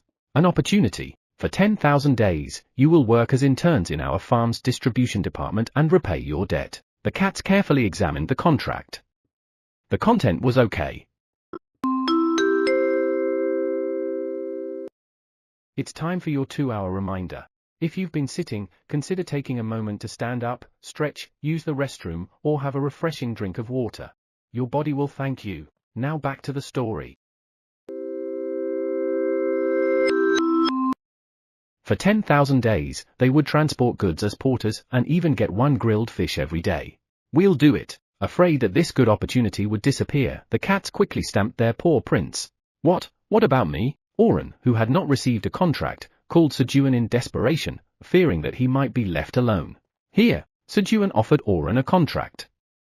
There was an additional clause in Oren's contract. The representative of the distribution department has the right to take 3 items of his choice from Oren's home. Sejun added this clause, trusting Theo's golden paw, knowing that Oren's house was rich. Here you go. Oren stamped his paw print on the contract and handed it to Sejun. There were plenty of expensive items in his home. There would be no significant decrease in his family's wealth just because he gave away 3 items. If Sejun had asked for a large sum of money, he might have hesitated. As the cats stamped their paw prints and handed over the contracts to Sejun. Interns. Welcome, meow. I'm Theo, the representative of the distribution department, meow. Theo climbed onto Sejun's shoulder, crossed his arms and said arrogantly, Who? You're Theo? Oren, surprised to see Theo, pointed at him with his front paw. In turn, don't you know how to behave in front of the representative? Meow. Whack! Whack! Whack! Theo hit Oren with his front paw, getting angry. Interns, follow me, meow. We have a lot of work to do, meow. Theo's exciting revenge had begun. And Sejun was able to escape from his drooping knees. Chapter 71. TL, Hangak. Interns, this is the field where the crops we're going to sell grow, meow. Theo led the interns, introduced them to Sejun's field, and went down to the cave storage. For you interns, empty your bags. We're going to fill the bags with cherry tomatoes, meow. However, thump. Only one cat immediately emptied his bag at Theo's command. Intern Jeff, who moved first, will have his contract period shortened by 10 days, meow. TH. Thank you. At Theo's words, Jeff bowed his head to Theo in thanks. Just by emptying the bag as he was told, the contract period was shortened by 10 days. What? 3 cats who had been biding their time began to quickly empty their bags and fill them with cherry tomatoes after hearing that the contract period could be shortened. I knew it. Sejun watched Theo from a distance and laughed. Theo was still naive and had no experience dealing with subordinates. Therefore, he was happily reducing the contract period whenever the interns, who had once tormented him, followed his words even a little. Although it could be argued that Theo already had wolf subordinates, but frankly, the wolves followed him on their own, and it wasn't an exaggeration to say they were looking after Theo. It was wise to set a maximum of 10 days for the reductions. Sejun thought it was a good idea for Theo to use the method of reducing the contract period as a means to control the cats. That way, the cats had no choice but to listen to Theo's words, even if only to reduce their contract periods. That's why he deliberately imposed a huge contract period of 10,000 days on the cats. 10,000 days was enough for Theo to generously cut down the contract period and still maintain it for half a year. However, intern Mark filled the bag with cherry tomatoes the fastest, meow. Intern Mark's contract period reduced by 10 days. Intern Eric just responded the loudest, meow. Intern Eric's contract period reduced by 10 days. The period for maintaining the contract might be shorter than Sejun thought. Theo was rewarding the interns for their behaviors, finding advantages in nanoscale details. After watching for about 3 hours, Sejun decided, This won't do. In that short time, most of the interns' contract periods had been reduced by about 300 days each. At this rate, it was only a matter of time before 10,000 days became zero. Maintaining the contract period for a week, let alone half a year, seemed challenging. President Theo, can we talk for a bit? Sejun, who was just going to watch, finally couldn't stand it and stepped forward. Okay, meow. At Sejun's call, Theo ran over quickly. What's up, meow? Is it time for churu? Theo climbed onto Sejun's lap and asked. Yeah. Unable to say no to Theo's expectant eyes, Sejun first ripped open a churu and handed it to Theo. Chomp chomp chomp. And then, from now on, Theo only reduced the intern's contract periods by 1 day. Got it, meow. Sejun limited Theo's authority to reduce the contract periods to 1 day. And he agreed to consult with Sejun if Theo wanted to reduce it more. The next morning, President Park, we're off. Mr. Sejun, we're leaving. All right. Take care. Sejun waved Theo and Elka off. The cats were divided into 2 groups. Oren and 3 other cats, who had filled their bags with cherry tomatoes, followed Theo down to the 38th floor of the tower. The remaining 5 cats, with their bags full of sturdy blade onion leaves and sep soup, moved to the 67th floor of the tower with the wolves. The faces of the interns moving to the 38th floor with Theo were bright, but the faces of the interns going to the 67th floor with the wolves were dark. It was because the interns who were separated from Theo were upset as they were not able to get their contract periods reduced. As the 2 groups with different destinations left all at once, the sudden emptiness of the entire area made Sejun feel a sense of void.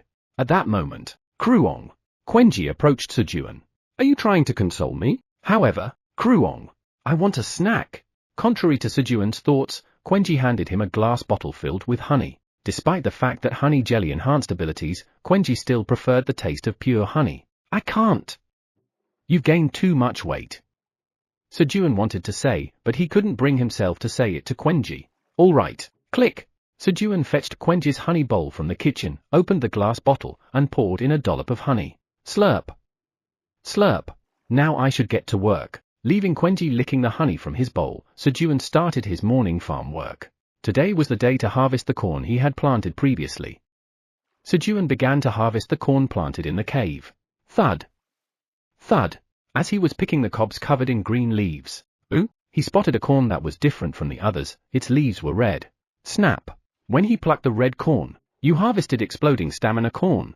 Your job experience increases slightly. Your proficiency in harvesting LV for increases slightly. You gained 30 experience points. Exploding stamina corn? Just by its name, it felt like it would be used for combat. You have achieved the achievement of creating a new variety in the tower. The tower acknowledges your exclusive cultivation rights for the new variety. Without your permission, no one can cultivate the exploding stamina corn. Your job experience increases greatly. You have achieved the achievement of creating 3 new variety in the tower. Rumors about you spread in the Food Association. Food Association? The Food Association was an association that even Theo hadn't heard of before. Sejun decided to first examine the corn in his hand. Exploding stamina corn. This corn, grown inside the tower, inflates to dozens of times its original size when heat is applied, and its seeds explode. When consumed, it breaks down 30 g of body fat and increases stamina by 0.5 for 10 minutes. The effect can be stacked up to 10 times within an hour. When consumed, it makes your hair voluminous. Cultivator, Tower Farmer Park Sejun. Expiration date, 90 days. Grade, C. It inflates and explodes when heated. The explosion didn't seem to mean in terms of stamina. Sejun imagined the corn kernels swelling up. Then, what naturally came to mind was, no way. Is this popcorn? Sejun hurriedly stripped the red husk from the exploding stamina corn. The kernels inside were also red like the husk. Pop. Sejun took off 1 red kernel. You have obtained a seed of exploding stamina corn. Your job experience has increased slightly. Your proficiency of seed sowing LV2 has increased slightly, and he had Flamey heat up the corn kernel. Be careful. You shouldn't burn it. Yes. Master. A moment later, as Flamey began to heat the corn kernel with fire. Crack. With a popping sound, the red kernel outer shell burst open, and the white pulp inside swelled and popped out. Here you go. When Flamey moved the flame away, warm popcorn fell onto Sejun's hand. Sprinkle. Sejun sprinkled some salt on the popcorn in his palm and cautiously put it in his mouth. Crunch. The crispy texture, the savory and slightly salty taste. Oh, Sejun was delighted by the taste, similar to the popcorn he used to buy outside. This isn't the time. The sooner he planted it, the sooner he could harvest it. Each kernel of corn he had now would become a bag of popcorn later. Thud thud. Sejun sowed 199 kernels of exploding stamina corn in the field. You have created a 50 square meter cornfield. You have gained 100 experience points. Grow well. Sejun cheered for the corn seeds planted in the field. In this way, the crop that would become the hope for bald people all over the world began to grow on the 99th floor of the tower. 244th day of being stranded, dawn. Thud. Thud. The branch scouts invaded again. Cruum. Cruum. At Sejun's request for a chance to grow, the mother crimson giant bear watched from a distance this time, revealing only her presence to the branch scouts. Guys, let's go. Squeak. Queong. With a shout, Sejun, Black Rabbit, and Quenji rushed forward. Trot trot. Thud. Thud. Thud. They all started from the same place, but Black Rabbit and Quenji quickly surpassed Sejun, swiftly defeating the branch scouts. Sejun had the lowest agility stat among them. Boom. Whack. Splat. You have defeated a large branch scout of a corrupted ent. You have gained 500 experience points. Sejun threw Great Warrior Yuka's throwing hand axe from behind and killed the enemy. That's a bit lame. Retrieve. Sejun, who retrieved the axe, ran forward again. He then lit the torches he had set around the area for surveillance, and threw them at the branch scouts. Whoosh! The fire started burning the enemies as it spread to the branch scouts. You have killed the small branch scout of the corrupted ent. You have gained 25 experience points. You have leveled up. You have gained 1 bonus stat. Nice! Sejun leveled up and became level 28. While he was gaining experience by killing the branch scouts. Spit! Spit! A sticky substance flew towards the burning branch scout with the sound of spitting. Fizz. As soon as the sticky substance touched, the fire went out instantly. What? When Sejun looked towards the source of the sound. Swish! Swish! Yellow and purple flowers, about 30 centimeters in size, were moving around, hanging on the large branch scout's body with vine-like arms and legs. Corrupted Ent Sticky Flower Attacker. Corrupted Ent's Poisonous Fog Flower Attacker. The yellow ones were sticky flowers, and the purple ones were poisonous fog flowers. Now it's flowers? Sejun became curious about the appearance of the corrupted Ent, which turned everything, including branches, flowers, and fruits, into monsters. Guys, fall back for now. When he saw the names of the enemies, he thought they would use a strategy to bind his feet with that sticky substance and kill him with poisonous fog. However, squeak! The Black Rabbit skillfully avoided the sticky substance with fast speed, and Kuum! Quenji did not stop moving even after being hit by the sticky substance. There was no problem at all. Oh right. Only I am weak. Just me. Sejun confirmed his combat power ranking again, and threw his axe to focus on killing the poisonous fog flower attacker so that the Black Rabbit and Quenji could fight well. Boom! Thud! You have killed the corrupted Ent's poisonous fog flower attacker. You have gained 1500 experience points. The experience points were decent. That's right. I was always a long-range fighter. While Sejun was comforting himself and fighting. Rumble, rumble. The ground began to shake. Who? Sejun saw Mother Crimson Giant Bear. Why is she moving? Roar. Shake shake. As if to say it's not her, Mother Crimson Giant Bear shook her head and pointed to the west. What is it? As Sejun looked where the Mother Crimson Giant Bear was pointing. Who? He saw a giant tree about 70 meters tall slowly approaching from a distance. Rumble, rumble. Corrupted Ent that has absorbed the energy of the blue moon. He had overlooked that the corrupted Ent could absorb the energy of the blue moon, just as Flamey had grown by absorbing the energy of the blue moon. The corrupted Ent was so thick that even the huge Mother Crimson Giant Bear couldn't wrap her arms around it, and it was much taller. Moreover, with every movement of the corrupted Ent, numerous monsters fell from its body. Can we win? While Sejun was considering a strategy for dealing with the corrupted Ent. Let me help. A low voice was heard in Sejun's ear. Who? Who is it? Sejun was looking around for the owner of the voice. Then, flap, flap. The black dragon statue, which should be on the fountain, appeared in front of Sejun, its red eyes glowing. I am the great black dragon, Anton Pratani. I am Eileen's father. Eileen's father? Yes.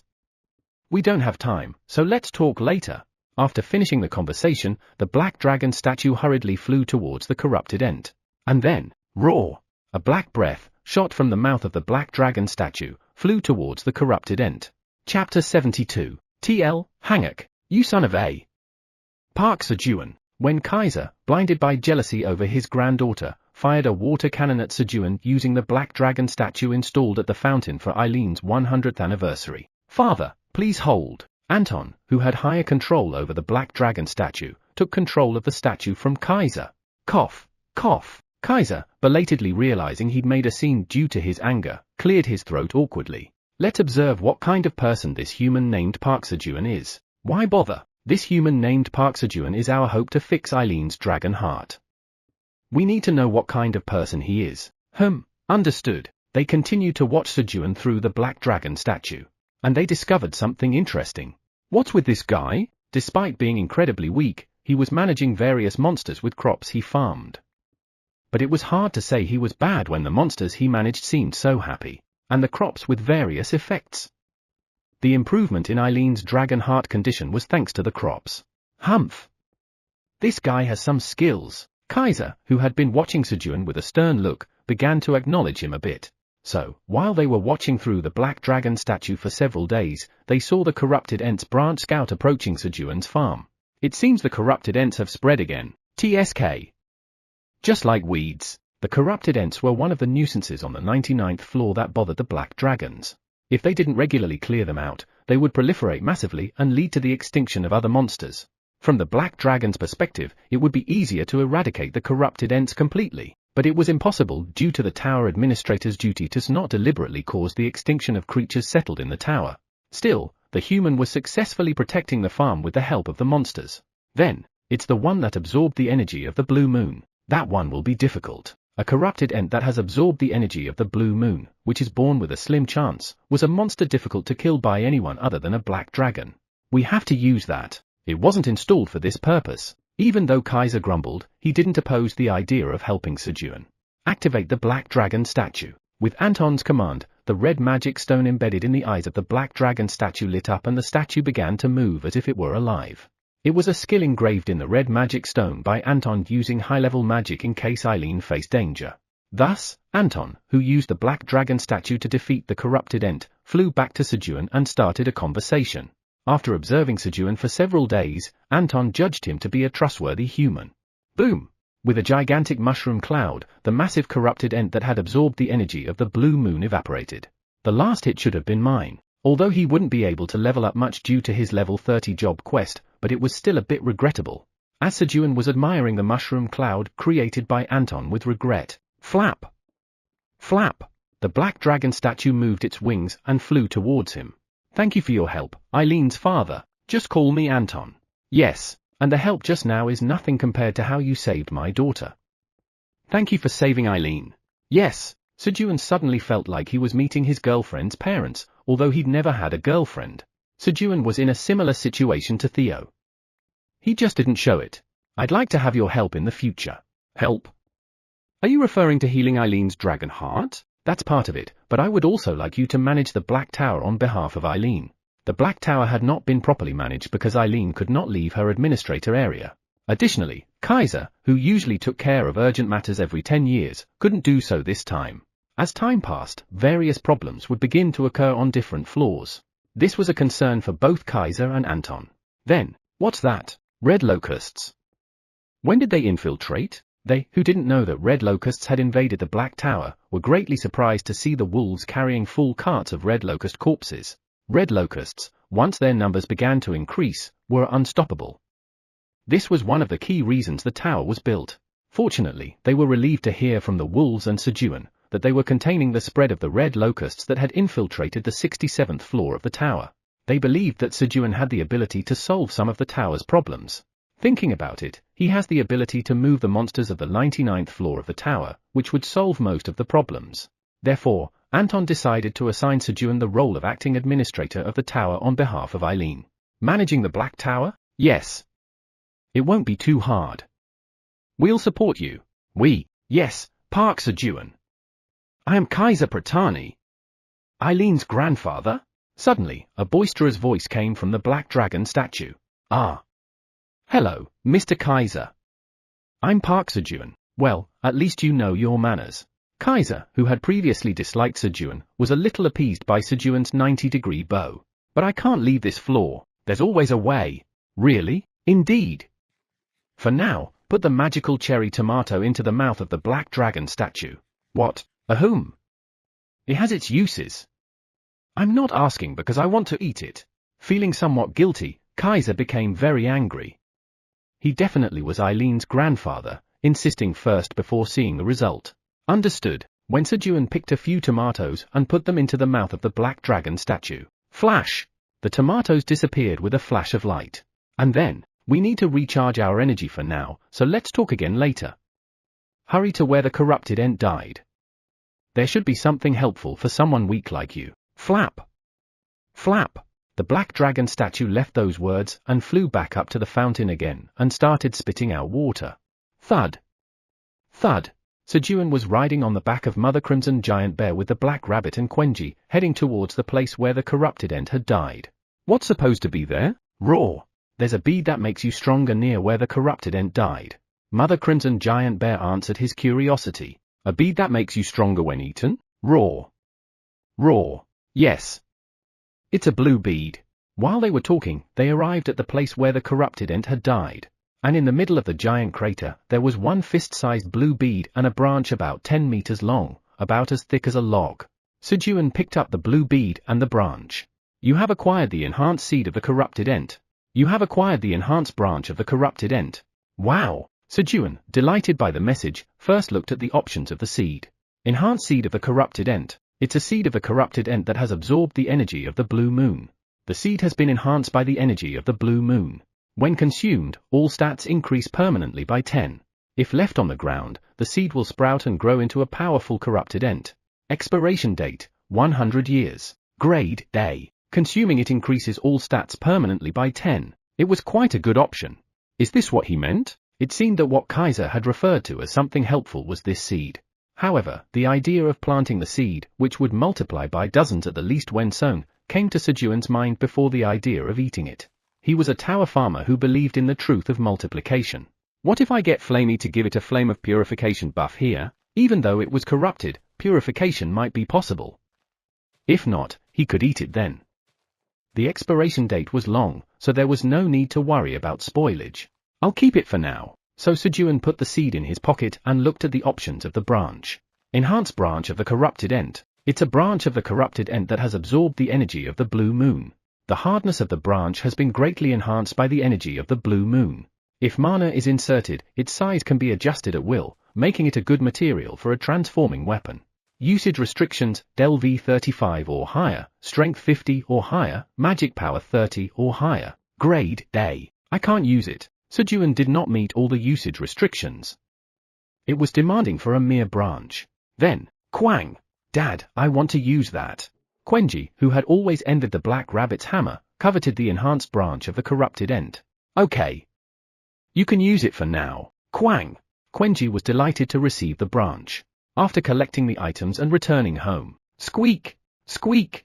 The rabbits were up, preparing for the morning farming. It's a bit tricky. After a moment of contemplation, Sejun decided to start the morning farming with the rabbits. Tower's 75th floor shopping district. Hurry up and follow, meow. Yes, oh.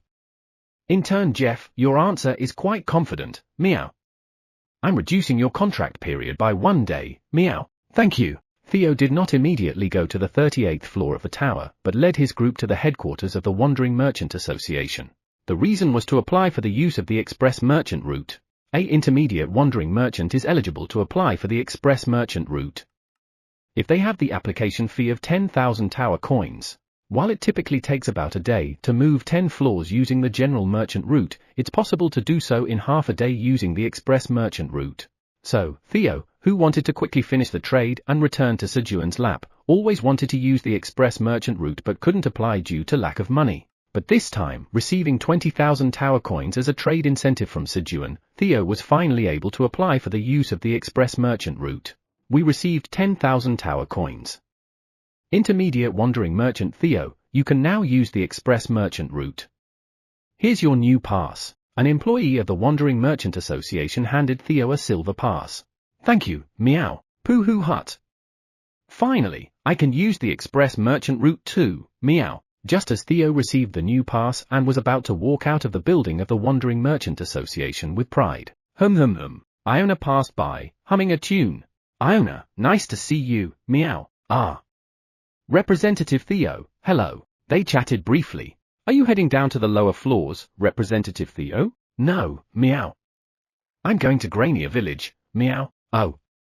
Really? That's great. I'm also going to Grania Village, let's go together. Iona climbed onto the head of Elka, who was waiting outside, excited. Originally, Theo intended to quickly descend to the 38th floor of the tower through the express merchant route, but, I have an urgent message to deliver to my father. In exchange, I'll pay you 1,000 tower coins to take me to Grania Village. Deal. Let's go, meow. Theo changed the destination to Grania Village due to Oren's proposal. More than the money, he was eager to show his successful self to his hometown cats. Pooh-hoo hut. I'll show them my success, meow. Representative Theo, who's this? Oren looked at Iona and asked. This is Iona, meow. We're going to Grania Village together, meow. Let's get moving, meow. With Theo's shout, the group set off. Darn it. Oren's face briefly stiffened at the addition of a new member. However, it's just a hamster. Oren quickly caught up with Theo, wearing a sly smile. Chapter 73, it's time now. TL, Hanguk, day 245 of being stranded. While Sejun was harvesting cherry tomatoes, seed shop is now open. Your seed shop level is ordinary. For types of seeds to be sold today are randomly displayed. At your current grade, you can purchase as many seeds as you want within the limit of 5 tower coins. The seed shop opened, and the seeds available for purchase today were displayed. 50 black bean seeds, 5 tower coins. 100 radish seeds, 1 tower coin. 25 sweet pumpkin seeds, 5 tower coins. 500 onion seeds, 5 tower coins. What? The prices of the seeds had risen significantly since the last time he had seen them. Previously, 100 radish seeds were definitely 0.1 tower coins, but now the price had increased tenfold to 1 tower coin for 100 seeds. Is this because of the increase in food prices? The wolves brought various news from the 67th floor of the tower.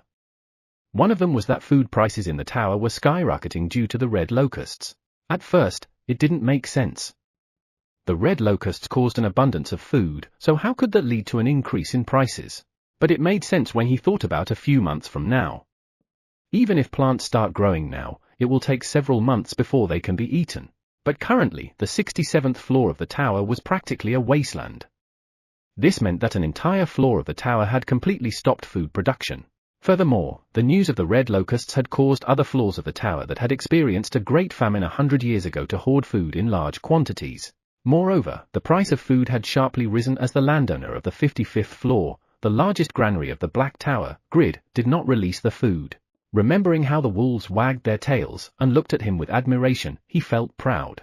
But what should I buy? Sejun was considering the seeds. The price was tricky. If he bought 2, it would inevitably exceed 5 tower coins, so he could only buy 1. After much deliberation, Sejun decided to buy onions. Onions remove the bad smell and provide sweetness, making them suitable for most dishes. And recently, due to limited ingredients, the rabbits had been scorning his cooking. But he felt that with these onions, he could restore his pride. I'll show those rabbit bastards what real taste is. Sejun purchased the onions, speaking like a villain. You have purchased 500 onion seeds. A total of 5 tower coins have been deducted from Mr. Park Sejun's seed bank account. You have earned 50 seed shop loyalty points. You now have a total of 106 seed shop loyalty points. Ching! A small leather pouch filled with onion seeds appeared in Sejun's hand. Thank you for using the seed shop. You can use seed shop LV2 again after 30 days. Sejun planted the 500 onion seeds in the remaining field in the cave and started harvesting cherry tomatoes again. Then, the tower's administrator asks what conversation you had with their grandfather and father. For the first time since the blue moon, Eileen initiated a conversation. Qua. I slept well. Eileen, who had been roaring and working hard during the blue moon, slept soundly for a few days due to the after effects of the Dragon Heart's rampage and woke up stretching energetically. I slept too much. What's that interesting human doing? Summon crystal orb. To look at Sejun, Eileen summoned her crystal orb. You have over 1,000 unread notifications. Please manage your notifications. Again, The notifications piled up in the crystal orb for days, obstructing Eileen's view. Eileen quickly scrolled through the notifications. A few of them were in red, but she figured they were notifications from the 67th floor of the tower. With the notifications cleared and the crystal orb clean, Eileen looked through the farm to find Sejun. The farm had expanded so much that she had to search like this now. It has expanded more in just a few days. As Eileen was scanning the farm to find Sejun, who? She saw Quenji, swinging a branch. The branch was not ordinary, as it shrank and expanded. What's that? When Eileen asked Quenji, the crimson giant honey bear says it's a corrupt ent's branch that absorbed the energy of the blue moon. A corrupted ent that absorbed the energy of the blue moon. It's an extremely strong creature. Where did that come from? The crimson giant honey bear proudly says that Daddy gave it. The interesting human? It was clear that something had happened while she was asleep. Eileen asked the crimson giant honey bear mother for more details. What? The statue of the fountain moved. They said they were my grandfather and father. She found out that her grandfather and father had spoken to Sejun through the black dragon statue. What did you talk about with my grandfather and father? Tower Farmer Park Sejun says that Eileen's father and grandfather asked him to continue taking good care of Eileen and help manage the tower. They asked him to take good care of me. Eileen was surprised by Sejun's words.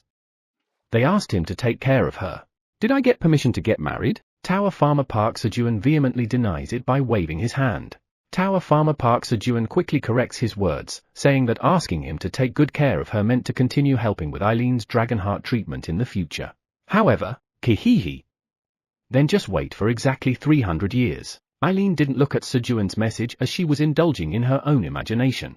When he arrived at the 75th floor of the tower following Theo, Oren remembered what his father had said before he left Grania village. He mentioned that the entire Black Wolf tribe would stay in the village for about a month to hunt something, starting in 5 days. It was due to a request from the Wizards Association. The Black Wolf tribe mercenaries were beings from the 89th floor of the tower. They were stronger wolves than the Silver Wolf tribe on the 85th floor. That's why he suggested to Theo to go to Grania village. Oren thought that hiring just 3 Black Wolf tribe members would be enough to suppress Theo and the Silver Wolf tribe wolves, and snatch the contract. And once I snatch the contract, he planned to use the contract nullification potion at home to invalidate the contract. When that time comes, Theo, I won't leave you alone. While Oren was vowing revenge, Theo and his party arrived at the entrance of the Grania village. I will go home first to deliver the news to my father and prepare to welcome Representative Theo. Sounds good, meow. Upon hearing that Oren would prepare to welcome him, Theo happily agreed. Go. Elka watched Oren rush home and quietly growled. It seemed Theo hadn't noticed yet, but Oren's schemes were clearly visible to Elka. Throughout the journey to Grania village, watching Oren glare at Theo, it was more amazing that Theo didn't notice. However, Elka stayed silent. In fact, he was thankful if Oren plotted something. Then I can get more money for his life. Elka, influenced by Sejun and Theo, connected everything to money. But, Kayut. Iona hummed as she watched Oren walk away, making Elka a little uneasy. Then, let's go, meow. Theo confidently entered the village. Almost a year after his fleeing from the village at night, it was a homecoming for Theo. However, seeing a lifeless village, unlike when he left, Theo was puzzled. Why is everyone like this, meow? The cats looked emaciated as if they had starved for days, and they seemed to lack energy. Most of them responded lukewarmly or not at all to seeing Theo. He couldn't announce his glorious return to the village like this.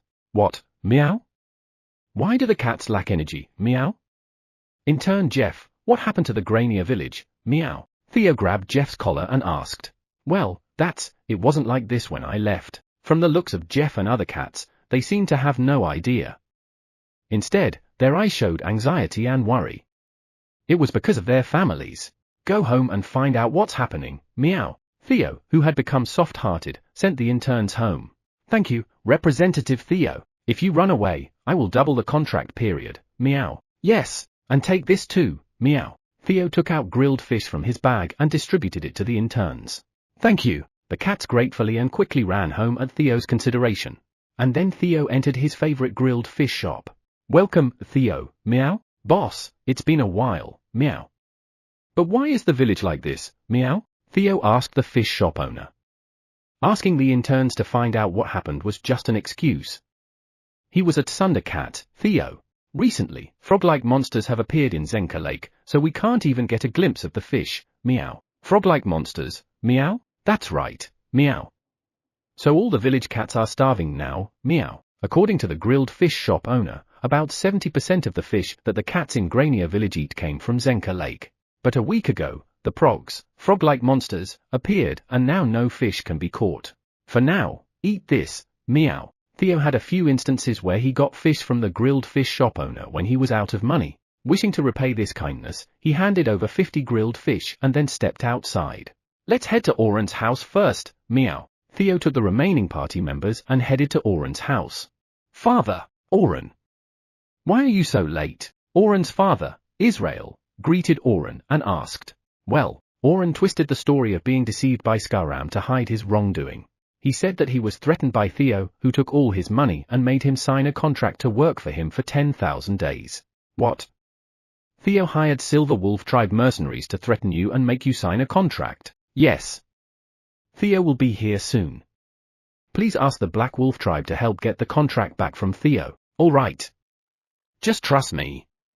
Actually, we are hosting Hegel, the chief of the Black Wolf Tribe, at our home. If I ask him, he'll help us. With that, Israel led Oren to the room where Hegel was staying. Fine. I can handle 3 members of the Silver Wolf Tribe alone. Hegel, who had been indebted during his stay here, willingly agreed to Israel's request. Then, Oren. Where are you, meow? Theo arrived at Oren's house. I have a good idea. If you act after I've taken action, Hegel, you will be able to suppress them more comfortably. There's no need for that, but fine. Hegel was a bit reluctant at Oren's confident words, but as Oren was the son of his host, he agreed for the time being. Let's go. Understood. Hegel followed Israel and Oren towards where Theo's party was. And then, everyone, don't move. Or this hamster dies. Hegel, it's time now. As Oren approached Theo, he suddenly grabbed Iona, who was on Elka's head, threatened her with his claw, and shouted at Hegel. Hey! You crazy guy! Hegel was taken aback to see Oren threatening Iona, the chairman of the Wizards Association and his employer, with his claw. Chapter 74. TL, Hangak, Bang! Mom! I'm home. Bill, one of the interns in the distribution department of Sejun's farm, roughly opened his home door and shouted. Bill, you're just now home? Bill's mother, sitting on the sofa, greeted him in a lifeless voice. Mom! Why have you become so thin? Bill was shocked to see his mother looking as gaunt as the other people on the street. Here, eat this for now. Bill took out the grilled fish that Theo had given him and handed it to his mother. Bill, what is this? You didn't steal it from somewhere, did you? Despite not being able to take her eyes off the grilled fish, Bill's mother first asked whether her son had stolen it from somewhere. No, Mom. I got a job. Representative Theo gave me the grilled fish. You can eat it. Really? Yes. When her son, who had been rotting inside following Oren around every day, told her he had found a job, Bill's mother was moved. Mom, I just stopped by. I'm going back. Bill felt a sense of pride at his mother's happiness and returned to Theo with a light step. And then, oh my. Dagon's mother, our Bill got a job and brought grilled fish times. Bill's mother, having regained her energy after eating the grilled fish, began to brag about Bill's employment to the other neighborhood mothers. And because of that, rumors spread that you could get grilled fish if you worked under Representative Theo, and cats wanting to work under Theo began to appear. The Black Wolf Tribe's chief, Hegel, was here. Seeing a 5 m tall black wolf with 3 long claw marks on his left face coming out with Oren, Elka realized that he had been too off guard. If it weren't for Chairman Iona, we could have been in big trouble. However, just as he failed to predict the enemy's power, the enemy also failed to accurately grasp their power. It was clear from Hegel's hardened face whether he recognized Iona. Then, Representative Theo, while pretending to approach Theo, Oren tried to snatch Iona, who was sitting on Elka's head. Elka quickly tried to subdue Oren as she had been waiting for this situation, but, don't stop him. A command from an angry Iona came through. So that rumor was true. Iona hated being underestimated because she was small. She felt that Oren targeted her because she was the smallest among their group. Being ignorant can be brave, and Oren had provoked the fiercest beast he should never have provoked. She was the worst and strongest hostage. As Oren threatened her by pointing his claws at Iona's neck. Oren, what are you doing? Meow. Put Iona down right now. Meow. Representative Theo, it's okay. Meow. Just watch from here. As Theo tried to stop Oren, Elka quickly carried him on his back and retreated. And then, Q Hegel, what is this? Surely a freelance mercenary isn't trying to kill their client? Iona, ignoring Oren's claw, calmly asked Hegel. She made a very cute sound, Q-, but Hegel froze upon hearing it. Damn it! Lady Iona has unleashed her wrathful Q dash. Lady Iona, you're misunderstanding. How could you? Let Lady Iona go immediately. Hegel, brought back to his senses by Iona's words, responded and started shouting at Oren. Currently, Iona was in the first stage of her furious Q dash. He had to calm her down at all costs. If she got more angry and made the Q dash sound 3 times, they would know why she was known as the destructive wizard. Of course, Hegel didn't want to see that at all. Those who had worked with Iona knew very well. Q dash was a gauge to measure Iona's anger. Level 1 of wrathful Q dash, when Iona makes the Q dash sound, at least one building is destroyed. Level 2 of wrathful Q dash, when Iona makes the Q dash sound, at least a small village is destroyed. Level 3 of wrathful Q dash, when Iona makes the Q dash sound, at least one city is destroyed. And it was said that there was a final stage of wrathful Q dash, but no one who had heard it had survived, so no one knew what it sounded like. Despite Hegel shouting, Oren didn't move. No, he couldn't move. He was already under Iona's paralysis spell. Mr. Hegel, before we talk about right and wrong, shall we first hear about the result of the mission? About that. Lady Iona, I apologize. We failed. The reason Hegel came here was to subjugate the eggs of the prog queen, who lays eggs once a year. If the prog started to hatch, the aquatic life around them would suffer almost extinction-level damage, hence the annual subjugation. The prog queen goes to sleep after laying eggs, so it was a relatively easy mission to go into the underwater cave at the bottom of the Zenka lake and deal with the eggs. However, when Hegel and his wolves opened the massive rock blocking the cave entrance, ribbit, 5,000 hungry progs leaped out from the cave. For some reason, the progs had hatched from their eggs earlier than expected. Luckily, about half of them were killed on the spot, but the remaining 2,500 progs evaded the wolves and escaped into the Zenka lake. Since then, the progs had grown by catching and eating fish in Zenka lake, while the Black Wolf tribe had been trying to hunt them while preventing them from hunting. However, the swimming skills of the wolves, who are not familiar with the water, couldn't match the speed of the progs moving in the water, so they were practically making no progress. In this situation where the mission was not going well, Hegel found himself in a real bind as he ended up on the side threatening Iona's life, whether he intended it or not. Even if Iona used this as an excuse to kill all of the Black Wolf tribe, they couldn't complain. What the? She's a client? Israel was taken aback by the fact that the hamster Oren had captured was Hegel's client. Hegel had said he came here on the request of the Wizards Association chairman. So that tiny hamster is the chairman of the Wizards Association. Come to think of it, I had heard rumors that the chairman of the Wizards Association was a hamster. Oren, this damned guy. Thud. Lady Iona, I apologize. I'll do anything, so please spare my son and me. Israel knelt down, touched his forehead to the ground, and cried out. His instincts were telling him that this was a dire situation where he could die if he made any more fuss. Q dash. It's too late now. Rumble. Iona pulled out the staff of disaster, intending to blow away Israel and Oren along with their house. Then, Iona, wait a second, meow. Theo stopped Iona. Q, what? Iona's anger level rose due to Theo's interruption. But, you can't destroy this place, meow. President Park ordered something, meow. Regardless of Iona's anger, Theo had to carry out Sejun's instructions to get 3 items from Oren's house. Sejun? Okay. What should I do? Upon hearing Sejun's order, Iona quickly cancelled her magic and started helping Theo. What is he doing? Hegel was shocked to see the cat stopping Iona. It only provoked Iona's anger. And then, oh my god, it's the level 2 of wrathful Q dash. Just as Hegel feared, Iona's rage gauge had risen. Hegel was in despair as Iona made the Q dash sound.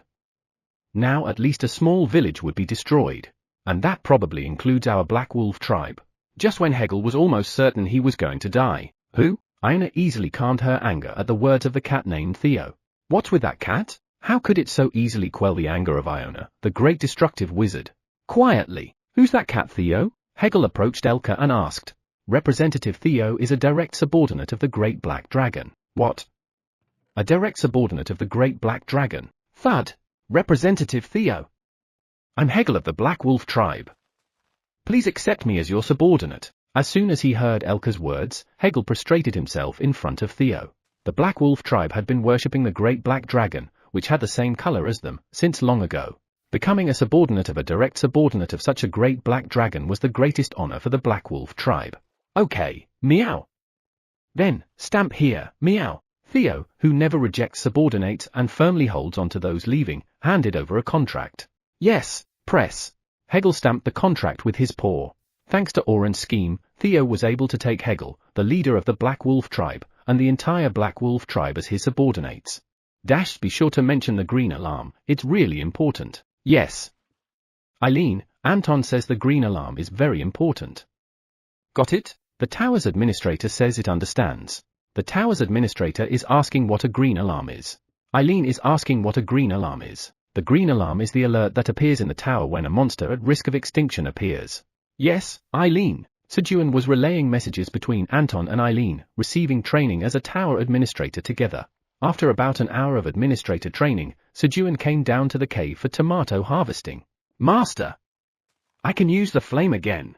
Seeing Sejun descend into the cave, Flamey waved its green leaves and cheerfully exclaimed, "Really? Then use the flame of purification here." Sejun took out a blue bead from his pocket. It was a corrupted Ents enhanced seed. Yes. Yarp! With Flamey's cheer, one of Flamey's leaves turned white, and a white flame seeped into the corrupted Ents enhanced seed. Oh, fortunately, the effect was as Sejun anticipated. The name of the seed changed. Corrupted Ents enhanced seed, purification rate 1%. Flamey, good job. He. Flames blushed at Sejun's praise, pretending to scratch its head with its leaves. Whoosh! Sejun put the corrupted Ents enhanced seed back in his pocket. As he approached the tomato field, the tower's administrator says a green alarm has appeared. Eileen sent Sejun a message that a green alarm had appeared. And then, the tower's administrator appoints you as the tower's mid-level administrator to prevent the extinction of the blue carp in the Zenka Lake on the 75th floor of the tower. Eileen began handling the green alarm as she had learned from her father. You have obtained the mark of the tower's mid-level administrator. A black dragon tattoo appeared on Sejun's hand. You will be moved to Zenka Lake on the 75th floor of the tower in 30 seconds. You can bring your subordinates with you. Please designate who to bring. Sejun chose all of his subordinates, including Mother Crimson Giant Bear Quenji, Black Rabbit, and the other black minotaurs. As he was uncertain about where he was going, he intended to bring as many as possible for safety. However, the tower's administrator's mana is insufficient. Subordinates will be automatically selected within the limit of the tower's administrator's mana. Squeak! Kruong! On the left shoulder of the Black Rabbit and Quenji, the numbers 1 and 2 appeared. It was a relief that at least 2 were there. Shortly after, you will be moved to Zenka Lake on the 75th floor of the tower. Your activities cannot exceed the boundaries of Zenka Lake. Sejun, Black Rabbit, and Quenji disappeared. On the 246th day of being stranded. For the first time since Sejun had been stranded, he left the 99th floor of the tower. Chapter 75. TL, Hangak. Inside a warehouse full of treasures collected by Israel throughout his lifetime. Swoosh! Theo was scanning the items in the warehouse with his front paw. Representative Theo, what are you doing? Iona asked, watching Theo moving his front paw around. I'm looking for something that attracts me, meow. Attracts you? That's right, meow. I'm searching for an item that my front paw is attracted to, meow. Ah, Iona remembered what Sejun had told her about Theo's golden front paw. And then, humph. It's just an intuition after all. It's no match for my high-dimensional magic. Feeling jealous of Theo receiving Sejun's praises, Iona's competitive spirit as a wizard was aroused. Representative Theo, let's have a contest. What kind of contest, meow? The one who finds a higher grade item wins. All right, meow. Even though his opponent was the chairman of the Wizards Association, Theo was not intimidated at all. The source of Theo's confidence was not himself but Sejun. Pooh hut. The victory will be mine, meow. Because Park Sejun said my front paw is amazing, meow. And so, the treasure hunting competition between Theo and Iona began. Tower 75th floor, Zenka Lake. Swoosh! You have arrived at the Zenka Lake on the 75th floor of the tower. From now on, find and eliminate the cause that threatens the extinction of the blue carp. Sejun, Black Rabbit, and Quenji appeared. Wow! It's a different floor. Squeak! Kruong! Neither Sejun, Black Rabbit, nor Quenji were paying any attention to their mission. All three of them were newbies who had just left the 99th floor of the tower for the first time. Everything was fascinating to them. What's this? Sejun began to examine the grass around the lake. Squeak! Kruong! The Black Rabbit and Quenji, intrigued by the wide, blue lake they had never seen before, jumped right into the lake. While Sejun was strolling around the lake and exploring the plants, he noticed a plant with a very familiar appearance. A fruit shaped like a giant bell in the middle of widespread leaves, and a green crown growing above it. It was a pineapple. He. Why is there a pineapple here? Snip. Sejun, excited, drew his dagger and cut the pineapple. And then, thud, he removed the crown and stored it in his bag. He planned to plant the crown back at the 99th floor of the tower, which would allow him to grow more pineapples. Sukuk. He quartered the pineapple and took a bite from one of the slices. Ooh. Initially, the sour taste sent shivers down his spine, but the more he chewed on the pulp, the less sour it became and the sweetness intensified. Wow! It's delicious! Sejun, who had quickly devoured a whole pineapple, rose from his seat in admiration. He got up to count how many pineapples were there. However, there are only 12 in total. There weren't that many. Snip! Snip! Sejun harvested all the pineapples first. And while he was enjoying the second pineapple, thud! Thud! Something was approaching from behind Sejun. Who? As Sejun turned around, Ribbit! Ribbit! A 3-meter-tall upright walking frog was drooling at the sight of Sejun. Prog! Why is a frog walking on 2 feet? While Sejun was in a state of confusion, Ribbit! Swish! Prog opened its mouth and attacked Sejun with its tongue. Humph! Even though I may not look like it, I've trained at the 99th floor of the tower. Sejun dodged Prog's tongue and threw his hand axe at Prog. Thunk! The hand axe hit Prog right in the head. You have defeated the Prog. You gained 500 experience points. HMPH. This is too easy for me. Retrieve! Although he already had a considerable advantage dealing with an aquatic monster on land, Sejun was still proud of himself. When Sejun was feeling triumphant, Subordinate 1 has defeated the Prog. Subordinate 2 has defeated the Prog. Black Rabbit and Quenji were also fighting underwater. You found one cause of the extinction of the blue carps in Zenka Lake on the 75th floor. A mid-level administrator quest has been triggered. Mid-level administrator quest, kill all 2291 progs in Zenka Lake. Prog 0, 2291. Reward, 10,000 experience points, 1,000 tower coins. Failure, you cannot return to the original location until the quest is completed. Are there over 2,000 of these frogs? Sejun hurried to Zenka Lake, plunged his face into the water, and examined the underwater scene. Underwater, he could see Black Rabbit and Quenji energetically chasing fleeing progs. The pair, trained in the pond, were great swimmers, but progs were aquatic creatures. Despite their numbers, it took a lot of effort to hunt down a single prog. When will they ever catch them all? While watching the battle between Black Rabbit and Quenji. But what do these guys taste like? Suddenly, Sejun was curious about the taste of prog meat. So, he started a fire and began preparing a dish using prog meat. When Theo and Iona were having a contest in the warehouse, a black wolf, who had been observing Zenka Lake, ran towards them. Chief Hegel, we have a big problem. What is it? Hegel, who had already had a near-death experience with Iona, wasn't particularly interested in his subordinate's report.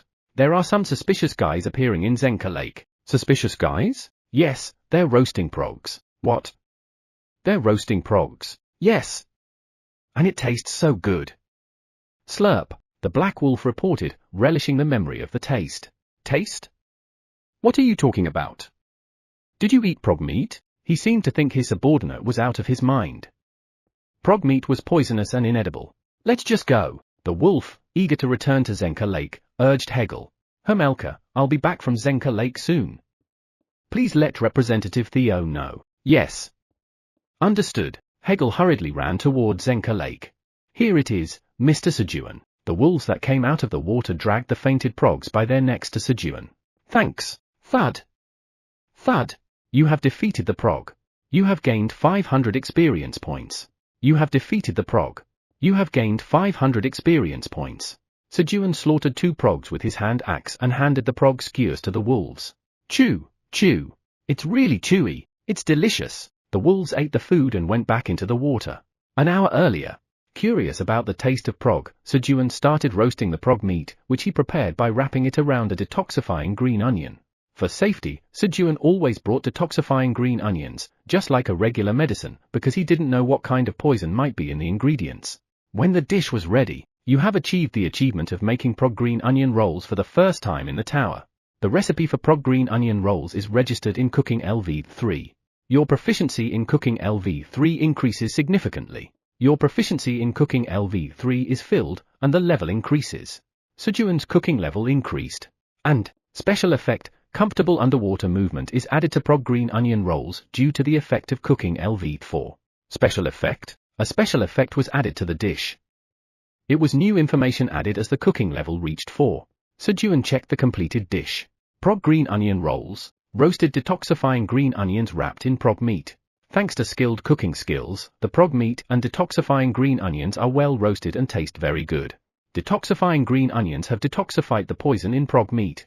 Special effect, comfortable underwater movement. Chef, Tower Farmer Park Sejun. Expiration date, 5 days. Grade, C. As Sejun was checking the options for the prog green onion rolls. Crown. Squawk. The exhausted black rabbit and Quenji came out of the water from chasing progs. And, crown. Squawk. The two hungry ones ate the prog green onion rolls and started bobbing in excitement. Should I try it too? Sejun also took a bite of the roasted prog. Chew. It tastes like chicken. The meat was soft, but the taste was just like unsalted chicken. Gulp. You have consumed prog green onion roll. Due to the special effect, comfortable underwater movement makes your underwater movements comfortable for 30 minutes. I should have brought some salt. Sejun felt a little regretful. Then, growling, you can't do that. 5 black wolves came running, shouting. What's going on? Crown. Squawk. Sejun and the animals raised their weapons in caution against the black wolves. There's poison in prog meat. That's right. You need to vomit right away. The black wolves looked at them with worried expressions. Oh. Thanks. But this one is detoxified. Do you want to try one too? Sejun said to the black wolves while taking a bite of the prog green onion roll. As Sejun ate the third prog green onion roll. Gulp. I'll just have one. Me too. Here. The black wolves got the prog green onion rolls from Sejun and ate them. And then, who? It says it makes moving in water comfortable. The black wolves were surprised to see the message that appeared after eating the prog green onion roll. In that case, in order to check the effect mentioned in the message, the black wolves jumped into the Zenka lake. If this was the case, they might be able to easily accomplish the tasks they had been working on. After a while, the black wolves, who had successfully hunted the progs, came up to the ground with the progs in their mouths. Or woo! A black wolf called its comrades. Where's the good food, Tadada? The black wolves flocked to eat Sejun's dish. This is... Hegel couldn't continue his sentence while watching the spectacle unfolding at the Zenka lake. The wolves hunted the progs in the pond and brought them to a black-haired man, who then killed the progs. And the wolves, having received meat from the man, went back into the water. Then, Chief Hegel, Tribe Vice Chief Falca ran up to him. Vice Chief Falca, what's happening? First, try eating this. Falca handed over the prog green onion roll he had been holding to Hegel. Chew chew. Oh. This meat is delicious, Hegel said while eating the prog green onion roll. It felt like the first time he was eating proper meat since he came here to do the mission. Gulp. And then, a message appeared. Could it be? Is it because of this dish that our wolves are able to hunt the progs? Yes. Thanks to that man's cooking, it seems like we will be able to successfully finish the mission. Falca pointed at Sejun. Is that so? Then I should thank him. Yes, let's go. Falca guided Hegel to Sejun. And then, Mr. Sejun, this is our Black Wolf Tribe's chief, Hegel. Sejun? Upon hearing Falca's words, Hegel's mind went blank. The prestigious name of the great black dragon, Park.Sejun, which Elka had told him. And the black dragon tattoo visible on Sejun's right-hand back. That tattoo was only allowed to the black dragon's tribe. It's the great black dragon. I greet the great black dragon. Hegel quickly prostrated himself in front of Sejun. And then, we greet the great black dragon. The other black wolves also followed Hegel and prostrated themselves in front of Sejun. Yawn. Go. Despite the loud shouts of the black wolves, the exhausted black rabbit and Quenji did not care and took a nap. Meow. Theo, who had been inspecting the items in the warehouse, felt something strange. I feel Park Sejun's lap nearby. Meow. Even though it was incomprehensible, Theo believed in his ability to sense Sejun's lap. Iona, I have to go check it out. Meow. Theo quickly ran out of the warehouse. He. It's my victory. Iona raised the B-grade item she had found in the warehouse, claiming her victory. Who the real winner was would only be known as time passed. Chapter 76. TL, Hangak. When Theo suddenly came out of Israel's warehouse and started running. Representative Theo, where are you going? Elka also ran following Theo and asked. I feel President Park's lap nearby. Meow. What? It's in that direction, meow. It's getting closer, meow. Theo climbed onto Elka's head, grabbed her ears, and shouted. Okay. Although Elka was puzzled by Theo's words about finding Sejun's lap, which should be on the 99th floor of the tower, Theo's voice was full of conviction. Hold on tight. For now. Elka ran in the direction Theo was pointing. Prog 1231, 2291. About 1,000 left. As Sejun checked the number of remaining progs and muttered, Hey guys. Mr. Sejun says there are still about 1,000 progs left. Hurry and catch them. Hegel, who was next to him, was focusing on Sejun's every move and shouted to the black wolves. Yes, squeak, crown. Having found the joy of hunting in a group with the 300 black wolves, the black rabbit and the Quenji responded together. Hunting progs, by surrounding them from a distance, was a new experience for the black rabbit and the Quenji, who always hunted alone. The wolves brought the frogs they caught through group hunting to the surface and put them in front of Sejun. Thud! You have defeated the prog. You have earned 500 experience points. You leveled up. You earned 1 bonus stat. Sejun comfortably gained experience points and reached level 30. And a quest has been generated. Job quest, plant a new crop you have never planted before. Reward, level 31 unlock, 500 tower coins. A level 30 job quest appeared. A new crop I've never planted? Sejun looked at the quest and thought for a moment. Ah. I have that. He dug the ground with his dagger, took out the pineapple crown he had saved after eating a pineapple, and planted it. You have planted a pineapple crown. Due to the effect of seed sowing LV4, the probability of the pineapple crown taking root increases. Due to the effect of seed sowing LV4, the probability of pest damage decreases slightly. Your job experience has increased slightly. Your proficiency of sowing LV for slightly increases. Due to the effect of proficiency increase LV1, your proficiency sowing LV for has increased by an additional 5%. You have completed the quest. Level 31 has been unlocked as a quest completion reward. You have obtained 500 tower coins as a quest completion reward. He. I got lucky with this quest. If he hadn't found the pineapple, he could have been in a situation where he couldn't level up until the seed shop opened. Fortunately, he completed the job quest right away this time without losing a single experience point. While Sejun was again gaining experience by defeating the progs brought by the wolves. Rustle. There was a noise as the bushes shook. And then, I found you, meow. Something yellow sprang out from beyond the bushes. Who? President Theo? Theo, who had arrived at Zenka Lake by using his lap detector at full power, jumped off Elka's back towards Sejun. Thud. Sejun caught the flying Theo with both hands. He was very warm and soft. President Park, nice to see you, meow. When did you get here, meow? Theo casually lifted his front paws and asked in greeting. What? President Theo, how did you know I was here? He had heard from Hegel that Theo was nearby, but he didn't expect him to come so early. I have my ways, meow. Theo sat proudly on Sejun's lap, claiming it for himself. And then, flick, he took out 2 contracts and handed them to Sejun. One was a contract with the Black Wolf tribe, and the other was a contract stating that he would receive 5,000 tower coins from Israel and Oren. Theo had calculated the value of his own life, the lives of the wolves, and Iona, and demanded 25,000 tower coins from Israel and Oren as compensation. However, their assets were short by about 5,000 tower coins. Pay off the rest with your body, meow. Theo made Israel and Oren sign a contract to repay the remaining money through labor. Theo was good at applying what he learned from Sejun. Did I do well, meow? Yes, but did you pick 3 items from Israel's house? I haven't chosen them yet, meow. Theo answered while looking at Sejun's face, worrying he might be sent back. Is that so? Then pick them next time. After all of Israel's house and all the items in it had been transferred to Sejun through the contract. He could pick any time. I got it, meow. I'll pick next time, meow. Relieved by Sejun's words, Theo comfortably lay on Sejun's lap. And then, zzz. He fell asleep in no time. As the number of remaining progs decreased, the wolves' speed of bringing progs slowed down. And when the number of remaining frogs dropped below 100, the frogs scattered and hid, and the black wolves, the black rabbits, and Quenji also dispersed to find the progs. As the boring search continued, the black rabbits and Quenji began to explore Zenka Lake instead of looking for progs. Thud! Squeak! Crown! The black rabbits and Quenji poured out the treasures they found in Zenka Lake in front of Sejun and bragged. Most of them were trinkets like rocks or bone fragments, but they were fascinating treasures that stimulated the imagination for the black rabbits and Quenji. Wow! Great! Guys, go find more treasures. Squeak! Crow!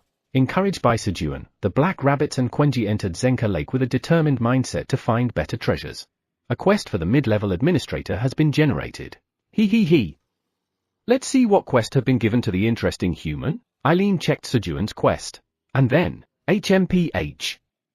I don't like it. Eileen frowned after checking Sejun's quest. The quest reward was too pitiful. She had already forgotten the quest she had given to Sejun in the past.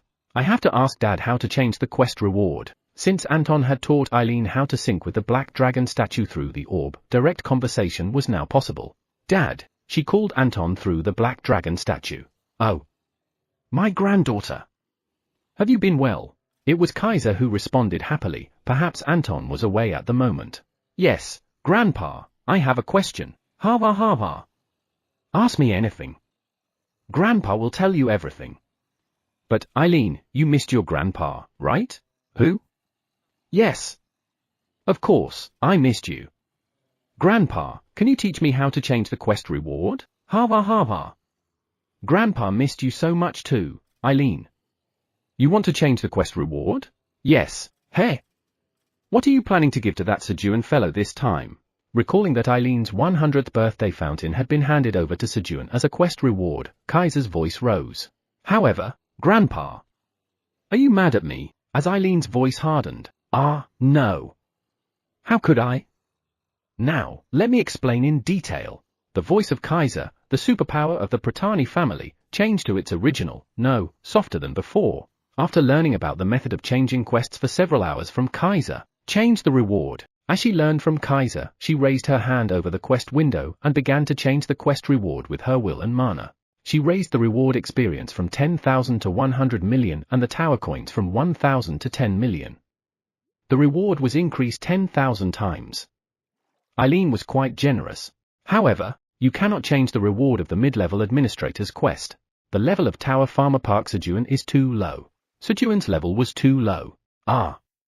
Then let's make it 1,000 times. Eileen removed a 0 and changed the quest reward again, but 1,000 times, 100 times, and even 10 times were too high for Sejun. Then, 7 times. You cannot change the reward of the mid-level administrator's quest. The level of Tower Farmer Park Sejun is low. However, once she went below 10 times, the word 2 was removed. And then, 5 times, 2 times, 1.5 times. Finally, the quest reward was changed. I wish the interesting human would get stronger quickly. Eileen was sad that she couldn't give more to Sejun even though she wanted to. The reward for the mid-level administrator's quest has been changed from 10,000 experience to 15,000. The reward for the mid-level administrator's quest has been changed from 1,000 tower coins to 1,500. While the wolves were slowing down in catching the progs and he was idly looking at the lake, Sejun, who had fallen asleep, woke up due to a sudden message that the quest reward had been changed. Did Eileen do something? To Sejun's knowledge, the only being capable of such a thing was Eileen. Thus, Sejun, who regained his senses, looked around. And then, what are all these? Sejun found a pile of miscellaneous items stacked almost 10 m high in front of him. The black rabbit and Quenji had unknowingly gathered this much treasure. Should I check out what they brought? Just as Sejun was about to examine if there was anything useful. Tweet, tweet, tweet. Iona flew over singing a song. She had come to finalize the contest with her victory, having received Theo's admission of defeat. Oh. It's Sejun, nice to see you. Realizing Sejun's presence a little late, Iona greeted him. But what is that? He asked about the transparent liquid in a glass bottle floating around Iona. Oh. This? It's a contract nullification potion that I found in Israel's warehouse. Contract nullification potion? Yes. If you spray it on a contract, you can nullify the contract. Is that so? Yes. Take a look. Contract nullification potion? A potion that can nullify the agreement of a contract. When the contract nullification potion is sprinkled on the contract is nullified. It is impossible to nullify the contract if the party who proposed the contract has a high level or the contract has been in effect for more than 100 days. Grade B. So, there's such a thing. He thought that once the contract was done in the tower, it would be final. Are there many such contract nullification potions? No. This is the first time I've seen it myself. At Iona's response, Sejun was relieved. Still, he thought he should prepare for the case of contract nullification in the future and check the contracts he had. As Sejun was checking the contracts, Representative Theo, wake up. Iona woke up Theo, lifting his eyelids. Meow? What, meow? Iona, I want to sleep more, meow. Then I won the contest, right? Meow? The contest to find better items. I won, right? At Iona's words, Theo's eyes snapped open. No, meow. Victory is mine, meow. Theo jumped up and declared, feeling invincible while being on Sejun's lap. He believed he could never lose. Tweet, tweet, tweet. But I've already found a B-grade item, and you haven't found anything yet. Iona spoke confidently of her victory. The contest is not over yet, meow. Theo shouted at Iona, focusing all his attention on his front paw. He was planning to find an item to beat Iona quickly. Then, zing. Theo felt a strong pull on his front paw. Pooh-hoo-hut. Of course, I can't lose even if I want to, meow. Following the pull, plunk. Theo began to rummage through the pile of random items that the black rabbit and Quenji had stacked, putting his paw in it. And then, got it, meow. Pooh-hoo-hut. Iona, the victory is mine, meow. Just as Theo pulled out an item he had grabbed from the pile of random items with his paw, confident of his victory. Thud. Meow. The pile of random items collapsed down onto Theo's head. Chapter 77, Returning. TL, Hangak. Theo. Sejun instinctively ran to protect Theo from the collapsing pile of junk. However, meow, who? Theo and Sejun's gazes crossed. Theo was quickly getting out of the falling pile of junk, passing Sejun who was rushing towards him. Come to think of it, Theo's speed was incredibly fast. Who was worried about who? Sejun, the weakest one on the 99th floor of the tower, smiled sadly as he looked at Theo. President Park. Theo hurriedly stopped and called Sejun, but, whoosh, the pile of junk began to engulf Sejun. Just then, Mr. Sejun, Elka and Hegel jumped into the pile of junk and protected Sejun with their large bodies. Thud. At the same time, a giant grey rock of about 3 meters in size hit the wolves' bodies and fell to the ground. It seemed like something that Quenji had brought. Sejun would have been in trouble if it weren't for the wolves. Phew. Elka, Hegel, thanks. Sejun expressed his gratitude to the 2 giant wolves. No, it's an honor to be able to protect the great black dragon. I feel the same. The wolves wagged their tails, pleased with Sejun's praise. President Park. Were you trying to save me just now, meow? Theo, moved by Sejun's attempt to save him, ran over and examined Sejun's body. Are you okay, meow? Are you hurt anywhere, meow? Especially focusing on his knees. I'm okay. But what were you trying to pull out? This right here, meow. Theo pointed at the giant rock and exclaimed. This rock? Yes, meow. I felt an incredible attraction I've never felt before in my life, meow. Really? Sejun, who knew Theo's golden front paw better than anyone, quickly got up and examined the rock. On the surface, it was just an ordinary rock. Nothing special. Fragment of. Oh, this was different from the items so far. Even the name was a question mark. Iona, can you use some appraisal magic? Yes. Hurry up and do it, meow. This is my victory, meow. Tweet, tweet, tweet. You think you can beat me with such a rock? Iona scoffed at Theo and used appraisal magic on the rock. However, fragment of. Who? Even Iona's appraisal magic didn't reveal any information about the item. Q dash. Iona, enraged that her magic did not work, angrily pulled out the staff of disaster from her back. And, eye of truth, she used the highest tier appraisal magic. Flash. A bright light from Iona's staff seeped into the grey rock. Fragment of. The 9th fragment of. Divine power flows from it. Grade? This time there was a small change, but a change nonetheless. I'm sorry I couldn't be of more help, Mr. Sejun. This is my limit, Iona said, looking disappointed. That's okay, at least it doesn't seem like a cursed item since it's emanating divine power. The fact that Iona couldn't identify the item through her abilities meant that this item was of an incredibly high grade. Sejun decided to be content with the fact that it had no curse for now. I'll have to ask Eileen to appraise it later. Sejun decided to take the rock to the 99th floor of the tower later for examination. Eileen, who was short on magic, couldn't see or send messages to anywhere outside the 99th floor with her crystal orb. The representative Theo, I've lost. Iona admitted her defeat to Theo. The fact that the item's information wasn't fully revealed even with the use of the Eye of Truth was evidence that the rock was at least a legendary grade item. Pooh-hoo-hoo-hut. Iona, don't be too sad, meow. It's only natural that you can't beat me, meow. Now, stamp it, meow. Theo proudly pulled out a contract, with a triumphant look. Stamp? That's right, meow. The loser must listen to the winner's request, meow. Theo, nice. From behind, Sejun quietly gave a thumbs up, cheering for Theo.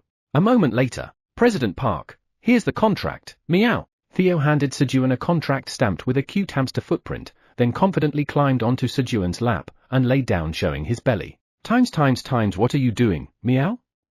Pet me, meow. When Sejun stayed still, Theo placed Sejun's hand on his belly and spoke. All right. As he had contributed, he decided to give a reward. Pat, pat. Meow meow meow. I'm happy, meow. Just as Theo was about to fall asleep with Sejun's petting. Squeak! Crown! The black rabbit and Quenji brought up new treasures.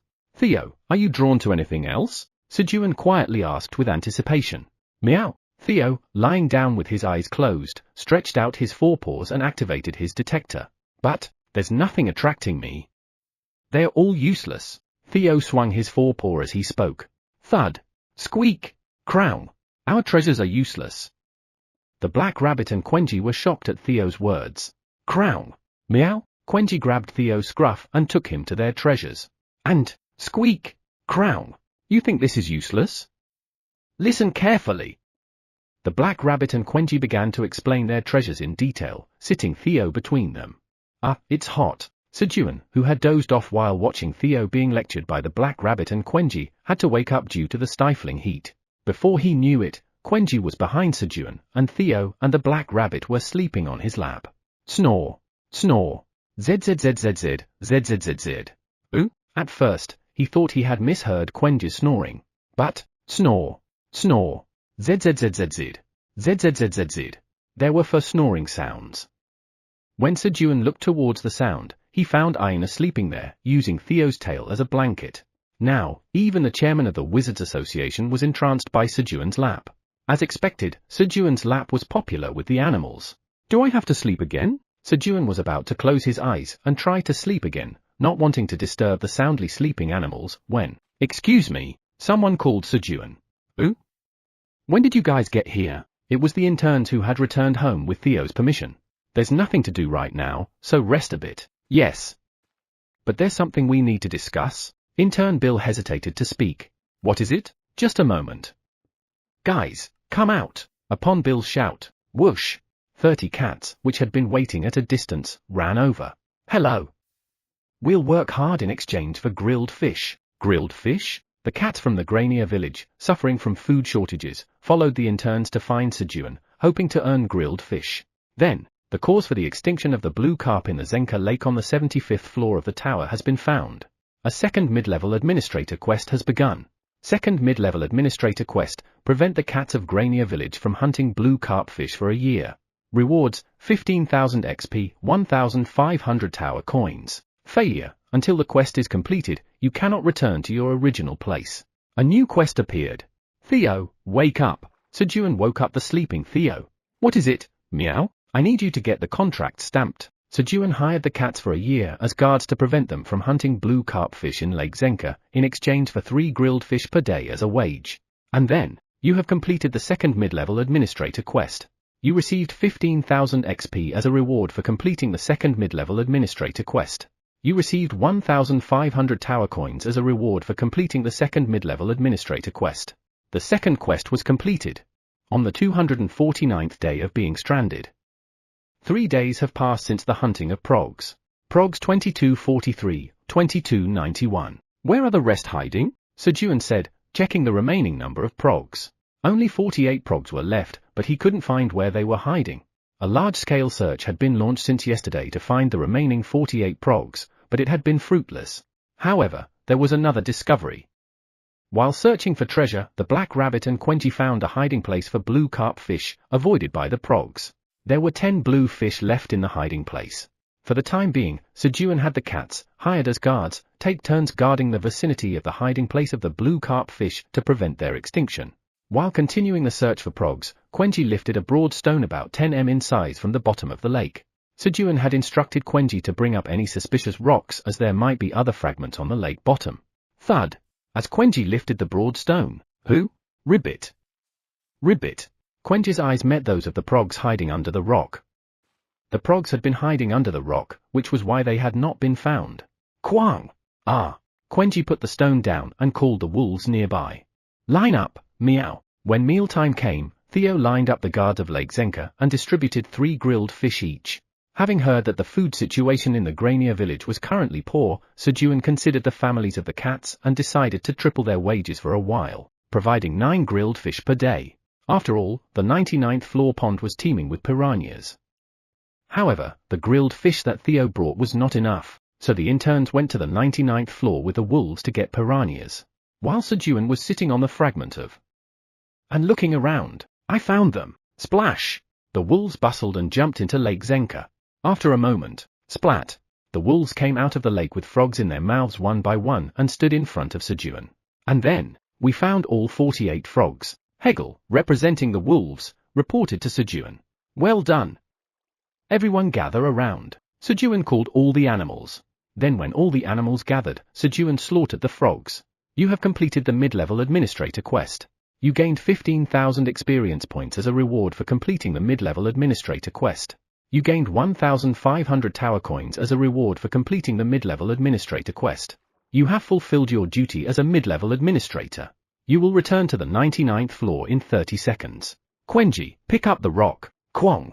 At Sejun's command, Quenji picked up the rock item with a flash. You guys did a good job. Sejun quickly exchanged greetings with the animals as he was about to return. Theo, take the interns and visit the 38th floor. Hegel, come to the 99th floor. Got it, meow. I'll finish quickly and go, meow. I'll also hurry and follow. Coyote, coyote. I'll come and see you soon too. When Iona spoke while looking at Sejun's knee. Iona, don't come, meow. Theo yelled, wary of the newly appeared competitor. Coyote, I don't want to. It's my heart's decision. Swoosh! While the two were fighting, Sejun, the black rabbit Quenji disappeared. The administrator area of the tower. Qua! Why hasn't that human come yet, even though it's been 3 days? Eileen, who couldn't know the situation of the 75th floor, was very frustrated not being able to get news about Sejun. Kick! Did he get hurt somewhere? She was particularly worried about the weak Sejun getting hurt somewhere. Just when Eileen was worrying about Sejun, mid-level administrator Top Farmer Park Sejun has completed his mission, returning to the 99th floor of the tower. He. The wonderful human is back. Eileen, now able to see Sejun again, was happy to see his return and looked at the 99th floor with the crystal orb. Who? No. Another unidentified item. It's dangerous. The human indeed can't do without me. He. Seeing the huge unidentified rock item that Quenji had put down, Eileen smiled brightly. It was her time to shine. He.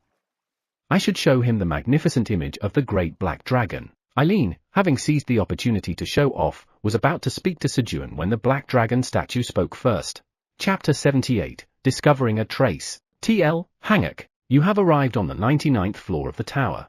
Home. Upon returning from the 75th floor of the tower, Sejun raised his arms and shouted, Squeak! Kriong! The black rabbit, Quenji, also shouted following Sejun. It had only been 3 days since they left, but home felt very welcoming. Kriong? Quenji asked Sejun what to do with the rock he was holding. It seemed he wanted to quickly put it down and go to his mother. Just put it down there, Kriong. Thud! Upon Sejun's words, Quenji immediately smacked the rock down, Kriong, and dashed towards his mother, the crimson giant bear. Squeak! The black rabbit also rushed towards his family to inform them of his arrival. Shall I plant the pineapples first? The now alone Sejun took out 12 pineapple crows from his bag and planted them in the field. Then, he looked at the corrupted Ent's enhanced seed that was left alone in the corner of his bag. Enhanced seed of the corrupted Ent, purification rate 50%. If it receives the flame of purification one more time, it will be completely purified. While Sejun was looking at the seed, flap! Flap! The black dragon statue flew towards him. Ha. Park Sejun, you incompetent fellow. You can't even appraise an item. Seeing the unappraised rock, Kaiser spoke in a proud voice. Ha.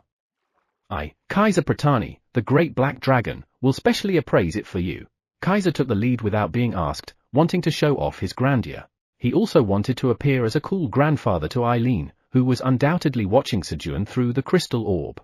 As the black dragon statue perched on the rock, flash! A strong light exploded from the rock. Flash!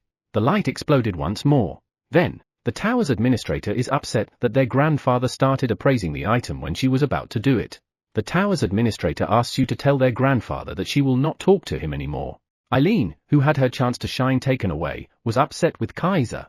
Kaiser, Eileen says she won't talk to you anymore. What? Eileen? Let's talk, come on. Eileen Tilda? While Kaiser was calling out to Eileen in desperation, Sejun checked the options of the now appraised rock. Fragment of the Divine Stone. It is the 9th fragment of the Divine Stone. Divine power beneficial to the surroundings flows out of it. The more fragments you gather, the stronger the divine power becomes. Grade S. Divine power beneficial to the surroundings? He closed his eyes and concentrated for a moment, but didn't feel much. The item's options seemed mediocre compared to its grade. But it's an S grade after all. Sejun decided to be satisfied with having an S grade item in his front yard for now.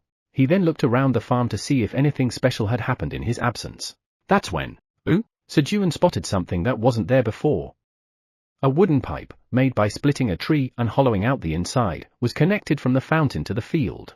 The height of the fountain was 1 m, so the water inside the wooden pipe flowed from the fountain to the field according to the gradient. Oh.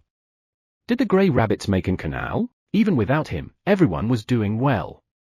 Sejun went around the farm to let the animals know that he was back and went down to the cave. He had to check the crops in the storage. Flamey. I'm back. When Sejun called out to Flamey, who was basking in the warm sunlight in the center of the cave. Master! Welcome back. Flamey greeted Sejun in a lively voice. Were you well? Yes. Master, but is there something new outside? I've been feeling a warm energy permeating my body for a while. So I'm full of energy and feeling good. It seemed that the S-grade stone did have some effect. Ah. I'm happier to see the master. The warm energy just made me feel better. The joy of seeing you is much bigger. Flamey emphasized again that he was glad to see Sejun, in case Sejun misunderstood. I see. Sejun stroked Flamey's leaves. It was speaking so cutely like that, he couldn't help but adore it. After conversing with Flamey, Sejun checked the crops in the storage and went to bed early. In front of the portal connected to the Black Tower.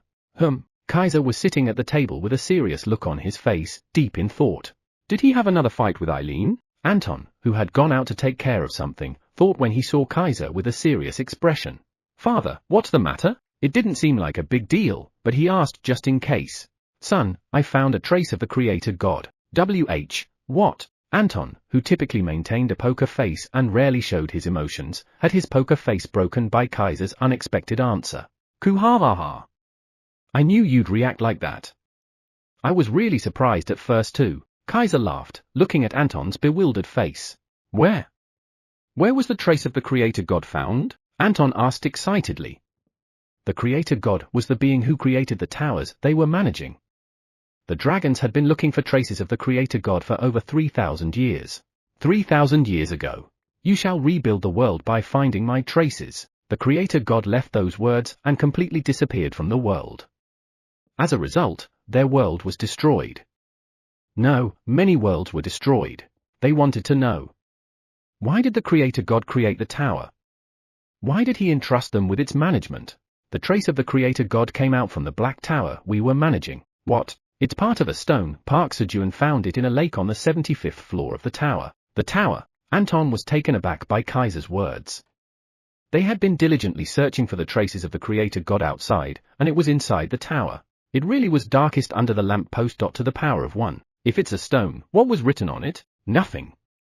Absolutely nothing. What? The found stone was the end part, so there was no content. Oh.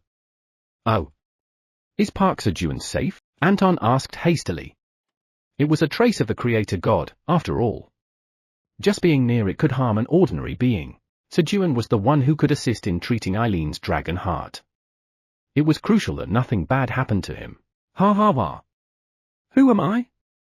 I am none other than the great Kaiser Pratani, the head of the great Pratani family. Kaiser started to talk about how he appraised the stone Sejun brought. The moment I started to appraising it, I could feel the divine power of the creator stirring inside the stone. And then? Anton swallowed and asked. I thought the moment the stone seal was lifted, Sejun and the others around him would die. So, I quickly gave it a plausible name and discreetly resealed it. How's that for quick thinking? Ha ha ha, Kaiser bragged. Phew. You did well, father, Anton said with relief. He didn't like Kaiser's bragging, but he had to admit when something was worth acknowledging. Resealing an object containing the divine power of the Creator was no easy task. If it hadn't been for Kaiser, it could have been a disaster. Son, there's something more important than that. What is it? Eileen doesn't want to talk to me, so could you mediate for us? Kaiser, who possesses tremendous power, found it nearly impossible to soothe his granddaughter's anger. And, I have some urgent work to do. It was the same for Anton as well. Second floor of the tower. The land, which was close to a wasteland and exceeded 1,000 square meters, had turned green, and people were walking between the farms divided into 100 square meters each. Welcome to our Gaggle's Experience Farm. The guide from Gaggle welcomed the hunters. Really, if we just cut these, they'll give us experience like monsters? The hunter, a young man in his mid-20s armed with expensive gear, asked while looking at a squirming tomato plant. He had paid 100 million won to use the experience farm. Yes. This is a plant-type monster that we at Gaggle accidentally discovered. Thanks to the efforts of our research team, we can now grow it in large quantities. Since the word mutant could create a negative perception, Gaggle deceived even their employees, referring to the polluted tomatoes as plant-type monsters discovered in the tower. Mr. David, why don't you try cutting it? The guide pointed to the bottom of the tomato and spoke to David. Swish! David used his sword to cut the bottom of the tomato. It was cut smoothly and, you've killed the contaminated cherry tomato. You've earned 33 experience points. He gained experience points. Oh. It's real? Yes. Now, experience why this place is called an experience farm. The guide handed David a torch. Just burn everything. Great! Whoosh! David happily began to burn the contaminated cherry tomatoes at the guide's words. If he burned the entire 100 square meter area, he would accumulate about 5,000 to 7,000 experience points.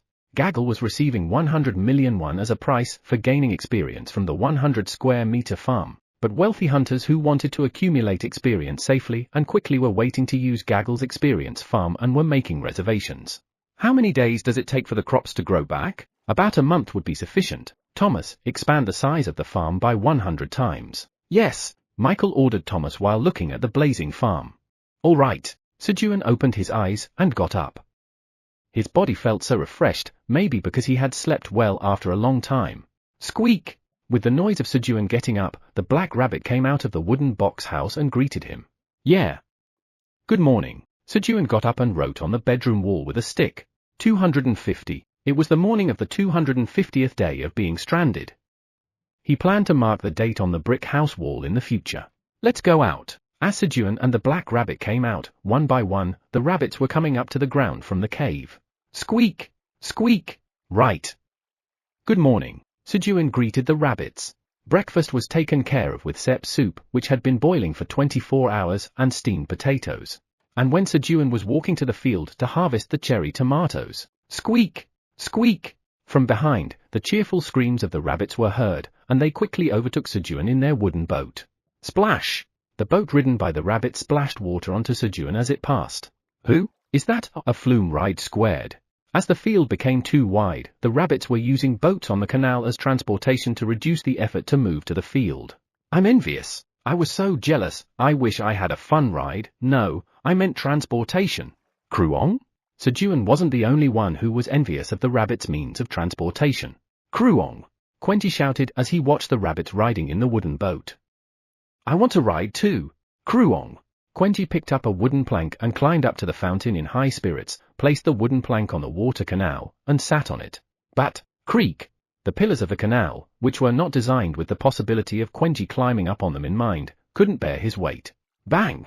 As soon as Quenji sat down, the wooden pillars broke like twigs and a major accident occurred with the wooden pipe collapsing on the spot. Kruong! When Quenji, who fell with the wooden pipes, was looking at the broken canal with a desolate expression. Pat! It's okay. Sejun patted Quenji's head and comforted him. Kruong! I want to ride the boat too. Don't worry. I'll give you a ride. Thanks to Quenji, Sejun got a chance to rebuild the canal. Guys, gather around. Sejun called the grey rabbit and the black minotaur and started a grand construction project to build a new, sturdy canal. Chapter 79. TL, Hanguk. Sejun decided to make a proper canal since he was at it.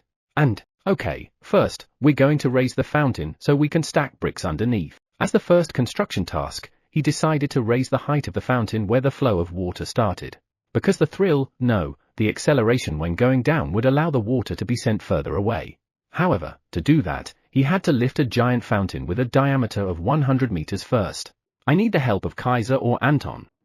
Sejun spoke to the black dragon statue. What is it? The hoarse voice of the annoyed Kaiser came.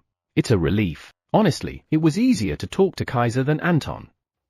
For Sejun, there was a sure win card to get Kaiser's help easily. So Kaiser, don't you want to talk to Eileen? You insolent, Sejun. How dare you think the great black dragon, Kaiser Pratani, would ask you for help? Kaiser's furious voice came in response to Sejun's words. That's not it. I have a favor to ask, and if you do it, I will solve the problem that bothers you, Sir Kaiser, on my own. Is that so? Then let's hear what you have to ask. Although it was a sly trick, but it worked on Kaiser. Could you lift the fountain, please? Ha ha ha. All right. Creak. As soon as Kaiser's voice ended, the fountain rose about 10 meters in the air. All right, let's start the work. Yumu. At Sejun's command, the black minotaurs began stacking mud bricks. And, Eileen. Sejun called out to Eileen to solve Kaiser's problem. The tower's administrator asks what's the matter. How about we have some honey jelly and talk? First, he improved Eileen's mood with sweet food. The tower's administrator is pleased with the sweetness of the honey jelly. So, Sejun made Eileen's mood better and started to discuss the main topic. Eileen, could you please start talking to Sir Kaiser now? The tower's administrator says she's still upset with grandfather for taking her chance to shine. Eileen, why do you want to shine by appraising items? The tower's administrator says it's to show you her greatness. Then, you don't need to shine. The tower's administrator asks what you mean. Because I already know how great you, Eileen, are. Eileen? Eileen disappeared again. However, ha ha ha ha ha. Judging by Kaiser's laughter, it seemed like Eileen was talking with Kaiser. Pat pat pat. Run faster, meow. Theo was urging his companions. He was in a great hurry. I need to finish the trade and get back to Sejun, meow. Sejun's lap was in danger. At first, Iona, who seemed indifferent, letting him let his guard down, eventually she occupied Sejun's lap. Iona is a cunning hamster wizard, meow. Thinking about Iona on Sejun's lap when he woke up, Theo got angry again. And, I can't forgive this, meow. Speed up, meow. Theo's speed increased as much as his anger. Huff huff. Representative Theo, let's take a break. Only the interns were exhausted because of that. Under Theo's lead, the group ran non-stop towards the 38th floor of the tower. Sejun, who soothed Eileen, who was upset with Kaiser, helped the grey rabbits and plastered mud between the mud bricks piled up by the black minotaurs. As such, it was almost lunchtime by the time they finished laying a layer of bricks. I should prepare lunch. When Sejun went to the cave to get the ingredients for lunch. Master! I missed you. Flamey greeted Sejun enthusiastically by waving its leaves. More than half of Flamey's leaves, which used the flames of purification and protection, had turned green again. Thanks to the divine power emanating from the divine stone, Flamey's leaves seemed to recover faster. Sejun patted Flamey's leaves and went to the pond. In the pond, there were hundreds of piranhas hunted by Black Rabbit and Quenji. They had been catching more piranhas as they had to give grilled fish as a daily ration to the guards who protect the blue carp of Grania village on the 75th floor of the tower. Just then, splash! Kruong! Quenji came out of the water with a giant fish. And then, thump! Thump! Thump! Black Rabbit was busy hitting the head of the giant fish. Wow! Sejun was speechless when he saw the name of the underwater monster. Tuna! Clap! Clap! Clap! Guys, well done! Sejun applauded and praised Black Rabbit and Quenji. A little while later, let's eat. When mealtime came, munch munch. The black minotaurs moved to the green onion fields to eat green onion leaves and gulp! Mother Crimson Giant Bear drank sep soup in the large pot. And then, today's lunch is tuna sashimi. Sejun began to cut up the tuna and make sashimi. However, Sejun, who had only ever eaten tuna sushi once, didn't have the skill to slice different parts of the fish for sashimi, so he just thinly sliced the thickest belly part.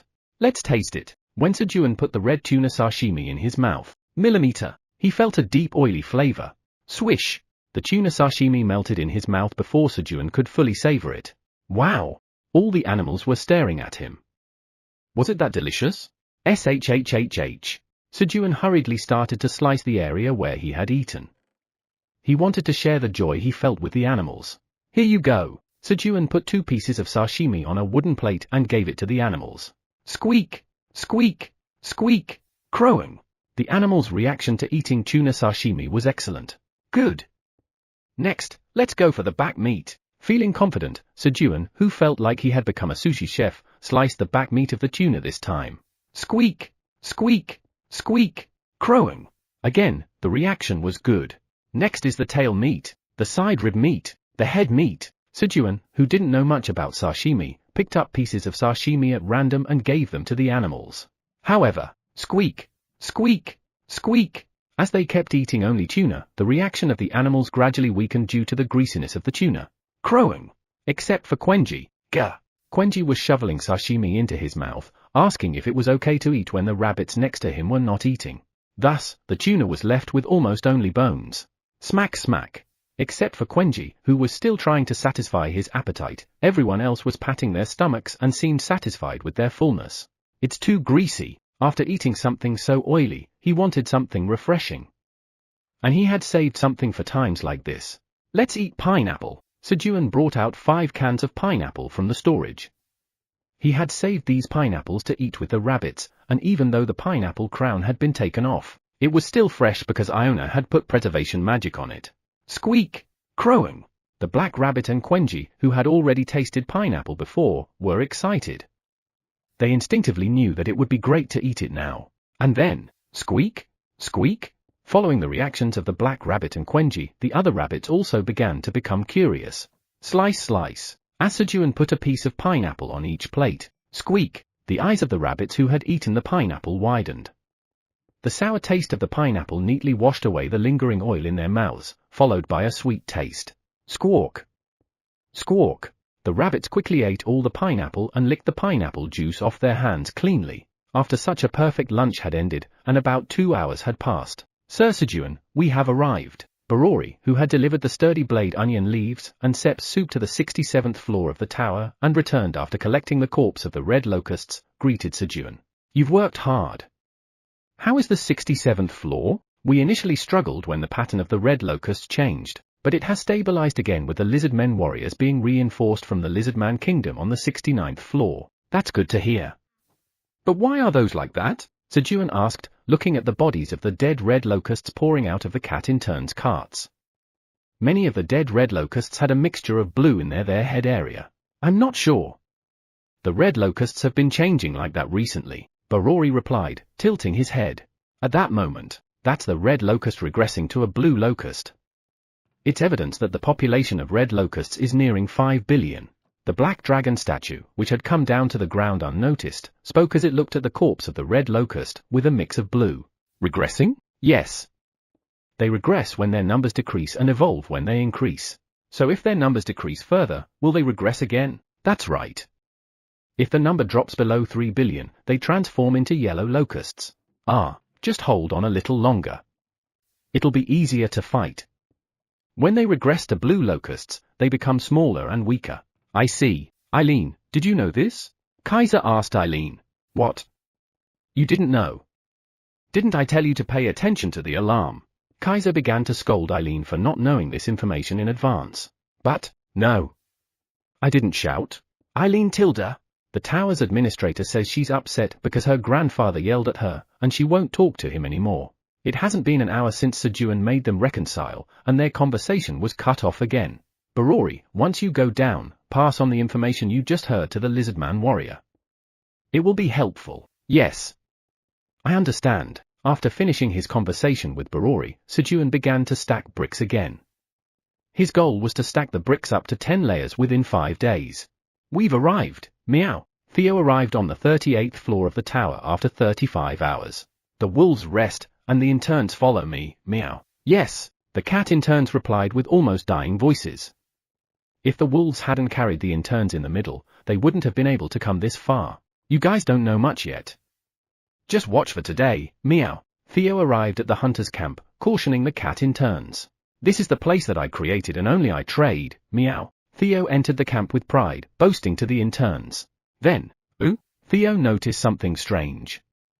Wild boar wandering merchants were trading with hunters at his trading post. What? Meow. Theo was furious at the wild boar wandering merchants who had invaded his territory. And, out of the way, meow. Theo went up to the leader of the wild boar wandering merchants and shouted. Who are you? I'm Theo, an intermediate wandering merchant, meow. And this is my trading post, meow. Move aside, meow, HMPH. You're just an intermediate wandering merchant.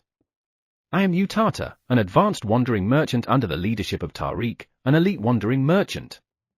Just go away, Utata dismissively responded to Theo's words. This was a place where hunters had made their own camp and a market had formed.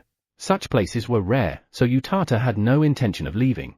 Did you just ignore me, meow? Theo was furious that someone would ignore him, the subordinate of the great black dragon and the deadly yellow cat. However, he didn't solve it with strength. A wandering merchant fights in a wandering merchant's way. And then, attention, humans! From today, I will not sell my goods to any hunter who trades with this wild boar wandering merchant, meow. Theo knew exactly what his weapon was. Theo's weapon was Sejun's crops, which couldn't be found anywhere else and had special effects. Poo-ha-ha-ha! Even if you do, it's only your loss. My goods are. Utata, who was laughing at Theo's words, was taken aback when he saw the hunters who had been trading with him suddenly stop and leave en masse at Theo's words. Poo-hoo-hut. See, meow? This is my area, meow. Get lost, meow. Theo looked at Utata and laughed. Chapter 80, TL, Hangak, in the conference room of Gaggle. Due to the drought in the Asian continent and the locust outbreak in Africa, the crop yield is expected to decrease by about 15% compared to last year. As soon as the report on this year's food production forecast ended, raised the food prices by 20% this year. Vice Chairman, how is the Tower Farm project progressing? William McLaren, the chairman of the massive food corporation Gaggle, who easily raised the world's food prices by 20%, asked his son and vice chairman, Michael. Unfortunately, there are no results in terms of food production yet. The atmosphere in the conference room quickly chilled at Michael's too confident statement about having no results. The executives in the room kept quiet, watching William's reaction.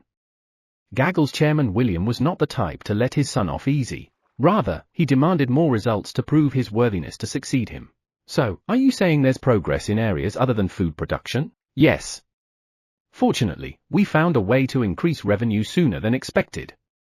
Please look at the screen. As Michael signaled to his secretary, the prepared secretary connected a USB to her laptop and displayed the data. We've had unexpected results in our research on the magical cherry tomatoes sold in the tower. Unexpected results? Yes. Michael explained that they planted the mutated contaminated cherry tomatoes on the second floor as a trial for an experience farm and was in the process of expanding the farm tenfold.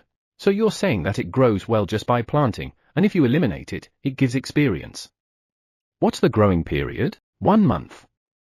And I request a budget to expand the experience farm by 10 times. Michael planned to clear out dozens of skeleton graveyards on the second floor of the tower to expand the experience farm.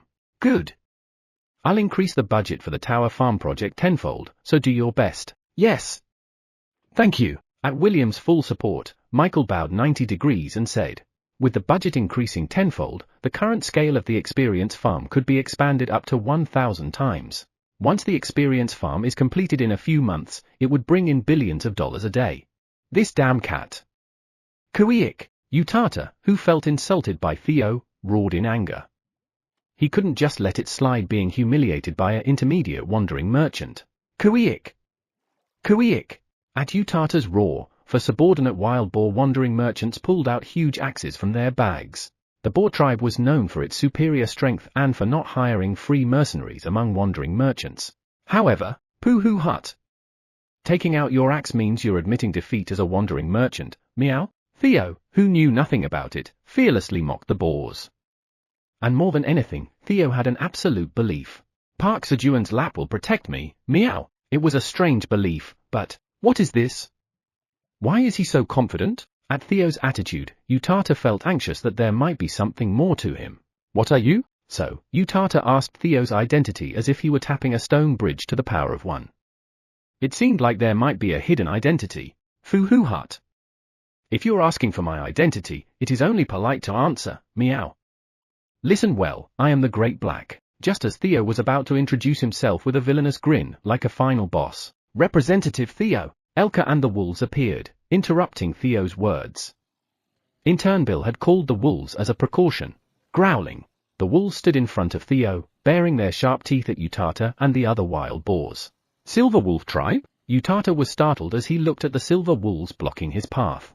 According to their knowledge, the Silver Wolf Tribe's mercenaries should be pursuing Straw Hat on behalf of Lord Grid. Silver Wolves, aren't you in the middle of carrying out the order of our tribe elder, Lord Grid?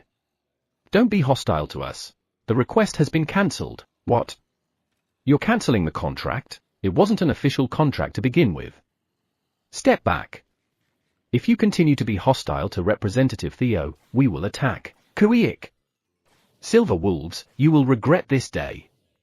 And you, watch out. Utata and the wild boars glared at Theo and the wolves before gathering their things and leaving. My introduction was interrupted. Representative Theo, I called the wolves. In turn, Bill, failing to read the atmosphere, told Theo of his merits. In turn, Bill believed his contract period would be reduced even more, but I'll restore all the reduced contract time for intern Bill. What? Intern Bill had to pay the price for stealing Theo's self-introduction opportunity. It backfired. Plop. Theo, ignoring the shocked intern Bill, climbed onto Elka's back. Then, today I'm going to auction 5,000 C-grade magical cherry tomatoes, 5,000 C-grade power sweet potatoes, and finally, 10,000 D-grade detoxifying green onions, 500 each, meow. Theo shouted out to the hunters. Thanks to the upgrades of Theo's bag space and the intern's bags, the quantity of crops available for sale had greatly increased. Power sweet potato. When the hunters were stirred by the appearance of the new crop, let's start the auction with 500 magical cherry tomatoes, meow. Theo announced the start of the auction. 750 tower coins for 500. Magical cherry tomatoes had now reached a somewhat stable price as the supply continued to increase, selling for about 1.7 tower coins each due to the 2,000 unit reduction from the previous auction. The power sweet potatoes, on the other hand, received a lukewarm response. 500 tower coins for 500. The effect of increasing strength by 0.5 was popular among warriors who valued the strength stat, but it was due to the effect when consumed by a non-awakened person. It stimulates bowel movements. Stimulating bowel movements could only cure constipation. It was too wasteful to spend hundreds of thousands of one for constipation. Thus, all the power sweet potatoes were sold to warriors at about 1 tower coin each. Now, I'll sell the detoxifying green onions, meow. 3,500 tower coins for 500. 3,600 tower coins for 500. Detoxifying green onions were the most popular. Ever since it became known that terminal liver cancer patients were 100% cured after eating detoxifying green onions, more and more liver cancer patients were spending money to buy them. It sold out, meow. Total sales amount 824,630 tower coins. This auction was another huge success. The detoxifying green onions were sold at an average of about 80 tower coins each, pulling in the majority of the sales. And then it was photo time. Humans, line up, meow. Theo, who needed to quickly return to Sejun's lap, but couldn't give up on Churu, hurriedly took photos. You guys take some photos too, meow. Theo brought in the interns to shorten photo time. After finishing photo time, Theo said, "See you next time, meow." Theo hurriedly took his group and ascended to the 99th floor of the tower. Han Taijun and the Black Wolf Gang had long been forgotten in Theo's mind. Day 253 of being stranded. It's complete, Sejun said, looking up at the brick tower that he had stacked up to the 10 layers. The construction finished 2 days earlier than planned. It was all thanks to Kaiser. Park Sejun.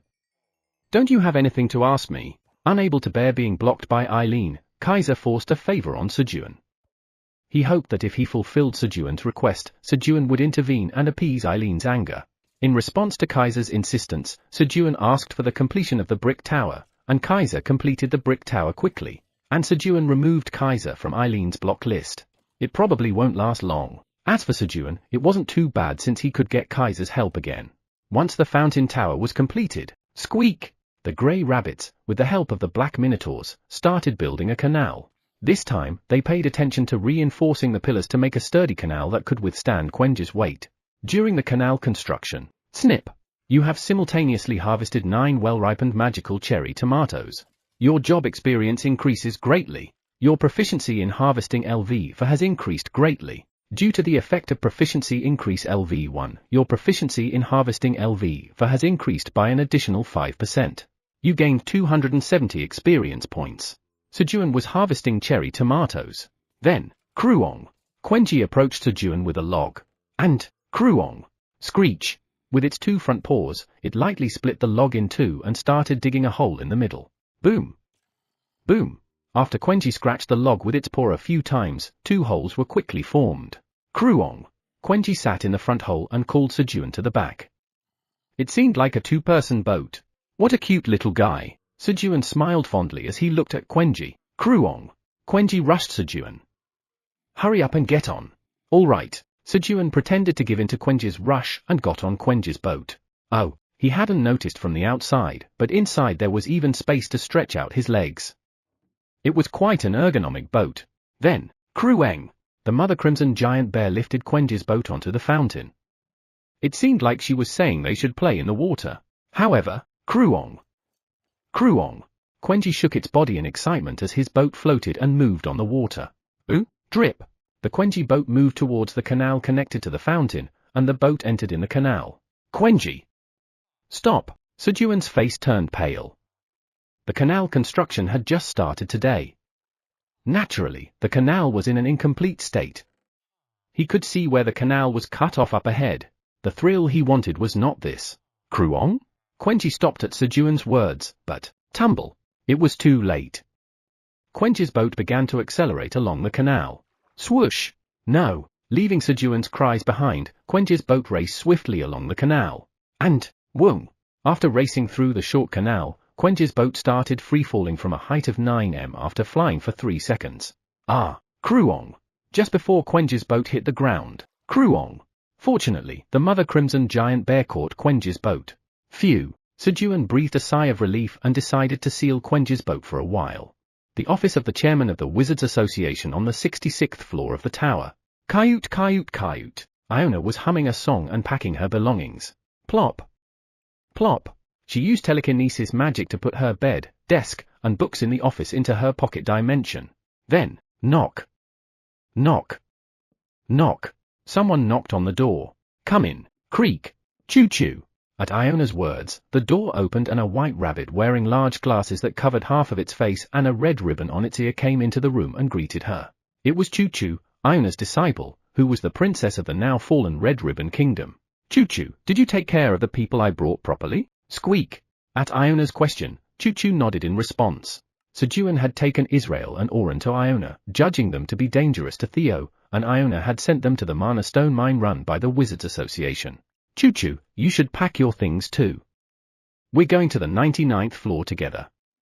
Your people live there, so you'll like it too. Squeak! At Iona's words, Choo-choo hurriedly ran to her room to pack her belongings. A little later, kayut kayut kayut. Let's go now. Squeak! Iona took her disciple and set off for the 99th floor of the tower. And, run faster, meow. Theo, who intuitively sensed the departure of his competitor, urged the wolves to move faster. Chapter 81, Encounter. TL, Hanguk, 254th day of being stranded, dawn. Park Sejun, wake up. A calm voice woke Sejun up. Anton? Park Sejun, the corrupted Ent's branch scouts have appeared outside. What? Branch scouts? Sejun was puzzled, thinking that the corrupted Ent had died from the breath of the black dragon statue. I killed just one of them. Oh. As Sejun understood the situation, he quickly grabbed his equipment and stood up. Squeak! The black rabbit, who was sleeping in the wooden box house in the corner of Sejun's bedroom, also woke up, grabbed his hammer, and followed Sejun. As Sejun left the brick house and moved west. There aren't many, are there? 500 small branch scouts of the corrupted Ent were visible. The number was definitely less compared to before. Let's go! Squeak! Just as the black rabbit was about to follow Sejun to fight. Black rabbit, you stay still. Today, only Park Sejun will fight. Anton stopped the black rabbit. Squeak! Park Sejun is too weak. He needs to get stronger. Squeak! At Anton's words, the black rabbit nodded its head vigorously in agreement. Right. You understand too. So just watch. Squeak! At Anton's words, the black rabbit sat down on the ground and watched Sejun. Just then, croing! Upon hearing the noisy sound, Quenji, who had woken up and seen Sejun fighting alone, ran over. "Dad's in danger. And, stop! Squeak! Crying?" Quenji, who had heard the situation from the black dragon statue and the black rabbit gesturing towards him, also sat next to the black rabbit and watched Sejun. So Sejun was left alone to face the branch scouts. Thud! The hand axe Sejun threw stuck in the middle of a branch scout's body. "You have defeated a small branch scout of the corrupted ent. You have earned 25 experience points." Puck! At the same time, Sejun stabbed an approaching enemy with the dagger in his left hand. "You have defeated a small branch scout of the corrupted ent. You have earned 25 experience points." However, thud! From Sejun's right, another enemy approached and swung its wooden arm, attacking Sejun. There wasn't enough time to pull out the dagger and counterattack. Whoosh! Retrieve! While dodging the branch scout's attack, Sejun retrieved his hand axe. And then, thud! With the hand axe in his right hand, he chopped at the waist of the branch scout that had just attacked. "You have defeated a small branch scout of the corrupted ent. You have earned 25 experience points." Sejun, facing the small branch scouts and wielding his weapons freely. "I'm pretty strong, aren't I?" Just as Sejun was happily immersing himself in his own strength and enjoying killing the enemies. ZZZZZ. ZZZZZ. The black rabbit and Quenji, who had been watching Sejun's relaxed battle, fell asleep out of boredom. And, he has a long way to go. Anton's worry grew as he watched Sejun's battle. It's time for your 2-hour reminder. If you've been sitting, consider taking a moment to stand up, stretch, use the restroom, or have a refreshing drink of water. Your body will thank you. Now back to the story. Sejun was so hopeless that he didn't even know where to start helping him. That dawn, Sejun won against 500 small branch scouts. In Landlord Grid's office on the 55th floor of the tower. What? The Silver Wolf tribe broke the contract. Yes. What should we do? Leave it. They probably rejected the contract relying on the red locust meat on the 67th floor, but they'll regret it soon. Red locusts can be a sufficient food source for a few months while they're alive, but once the food supply runs out, they'll end up eating each other and naturally cease to exist. And then the famine that Grid was waiting for would start. However, that wouldn't be enough for Grid to get what he wanted. So, Grid planned to cause another famine. How is Tariq doing with buying up monster corpses? Tariq has finished buying 50,000 monster corpses for the first round and is currently leading the wandering merchants on the upper floors to the 67th floor. Good. Grid once saw it briefly on the 55th floor. When red locusts evolved to the next stage, they turned purple. And the body of a purple locust is so toxic that not only can no one eat it, it also contaminates the soil. Now all we have to do is wait. Hee hee hee. Grid laughed heartily, exposing the roots of his ugly teeth. All right. Sejun, who had been fighting until dawn, woke up from a deep sleep. Swoosh! He marked the date on the wall with a single stroke and stepped outside. Roar! Emu! Outside, the mother crimson giant bear and black minotaurs were busy building a brick wall and working on the canal. Flamey, hello! Sejun went down to the cave and greeted Flamey. Master! Good morning. Flamey greeted Sejun by waving its leaves. Flamey, I need the flame of affinity. Sejun planned to check the situation in the western forest as the branch scouts became active again. Yes. Yup. A yellow flame appeared from Flamey's green leaves and seeped into Sejun's body. The flame of affinity seeps in for 3 hours. The flame of affinity helps the user control the fire and enhances the power of the fire. Guys, let's go. Squeak. Quoeng. At Sejun's call, the black rabbit and Quenji, who had been hunting in the pond, followed Sejun. Quenji, transform. Quoeng. At Sejun's words, Quenji grew larger. He planned to ride Quenji instead of the mother crimson giant bear who was helping with the canal construction. Quoeng. Quenji laid down and carried Sejun and the black rabbit. Quenji's size had already grown well over 10 meters. Da. They rode Quenji and arrived at the edge of the western forest in just 40 minutes. And then, when did they grow this much? Sejun was surprised to see the decayed branches that had once again filled the entrance to the western forest. Sejun didn't know, but so far, the corrupted ents hadn't been able to send branch scouts to Sejun's cave because they were replenishing the decayed branch watchmen that Sejun had burnt. Clang! Sejun struck his dagger and hand axe together to create a spark, and then threw the flame he made onto the decayed branches. They had grown a lot, but burning them again would be the end of it. Rather, he was grateful for the easy opportunity to gain experience points. Whoosh! Sejun's fire began to burn the decayed branches. You have defeated the decayed branch watchman of the corrupted ent. You have gained 10 experience points. Squeak! Whoosh! Crowing! Whoosh! Instead of the mother crimson giant bear, the black rabbit and Quenji helped him by creating wind. They had consistently consumed honey jelly and enhanced their magic-related talents. They produced a strong wind. Whoosh! With their help, the fire grew quickly, and thanks to them, Sejun's experience points piled up rapidly. While Sejun was gaining experience, yellow flowers emerged from the western forest. Corrupted ent sticky flower attacker. Thut! Thut! The sticky flower attack troop started to extinguish the fire by spitting sticky substance. We can't just let them do that. Thud! Sejun hit the head of a sticky flower attacker with his hand axe. You have killed the corrupted ent sticky flower attacker. You have gained 1200 experience points. The appearance of the monster that provides a decent amount of experience points was exciting. Guys, attack! Whoosh! Sejun, who felt bad for only able them support, moved the fire left and right, creating a path for the black rabbit and Quenji to reach the sticky flower attacker. Squeak! Crowing! The black rabbit and Quenji ran along the path Sejun had created. And then, pang! Pang! Pang! Puck! They began to defeat the sticky flower attacker. As the battle continued, you have leveled up. You have acquired 1 bonus stat. The flame of affinity is fading. Sejun leveled up, and at the same time, the buff from flame of affinity ended. Let's get out of here. Sejun and the animals hurriedly fled. At the place Sejun left, woo! The roar of the corrupted ent, angry at the disappearance of its watchman, echoed through the western forest. 67th floor of the tower. Lord Tariq, thank you for coming. Lizardman Great Warrior Tamuro greeted Tariq warmly. Tariq was the owner of the large trader group, Chow Group. Tamuro was thrilled that he had come in person. Lord Tamuro, this is a small token of my appreciation. Please accept it. Tariq handed Tamuro a black card engraved with the 10,000. It was a check that could be cashed for 10,000 tower coins at the Chow Group at any time. No, this is too much. Despite his awkward words, Tamuro slipped the card Tariq had handed him into his armor.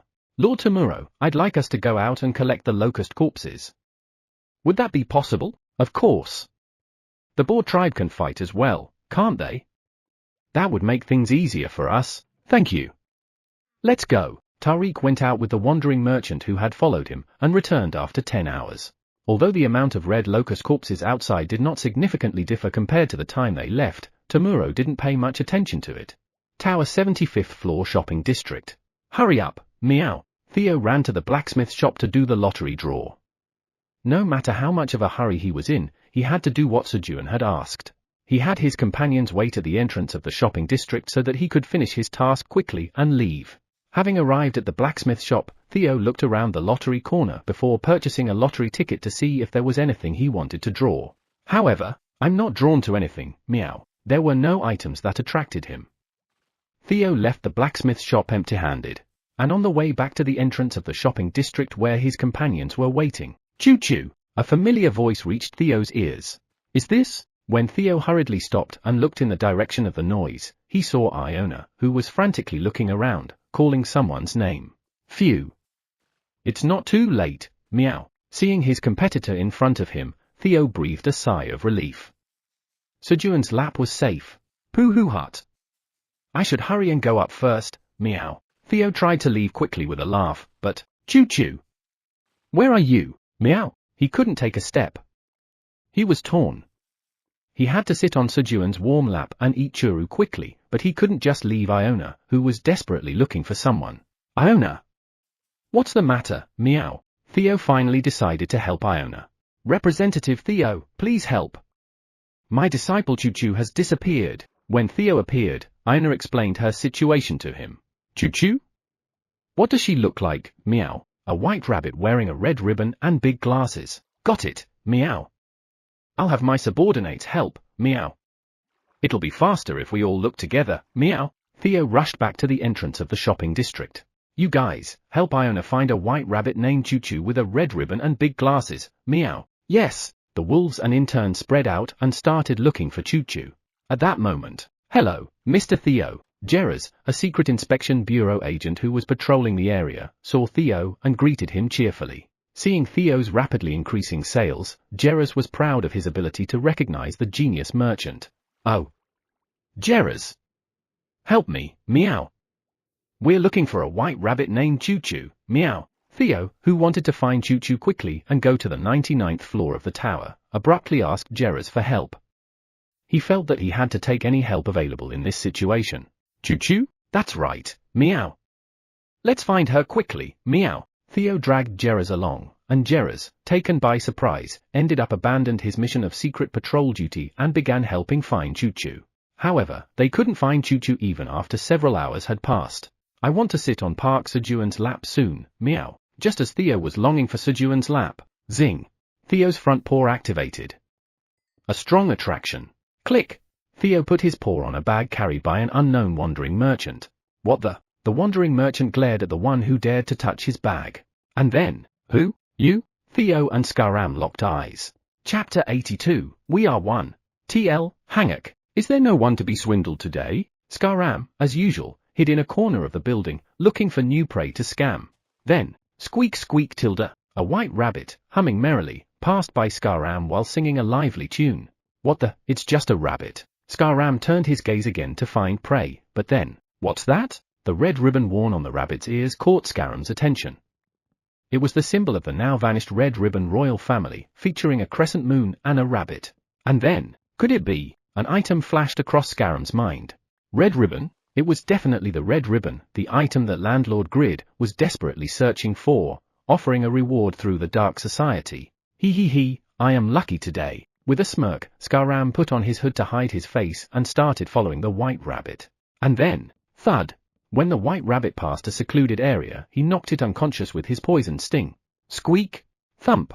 The white rabbit fainted and fell to the ground. He. Skaram approached, laughing, and put the unconscious white rabbit into his bag. Considering the various problems that could arise from just taking the red ribbon and leaving the rabbit here, Skaram decided to hand over the rabbit to Grid as well for a clean finish. Just as Skaram was leaving the market area with his bag, tap! Someone touched his bag. "What the?" Skaram glared at the person who dared to touch his bag. And then, "You?" He locked eyes with Theo, a customer he once swindled.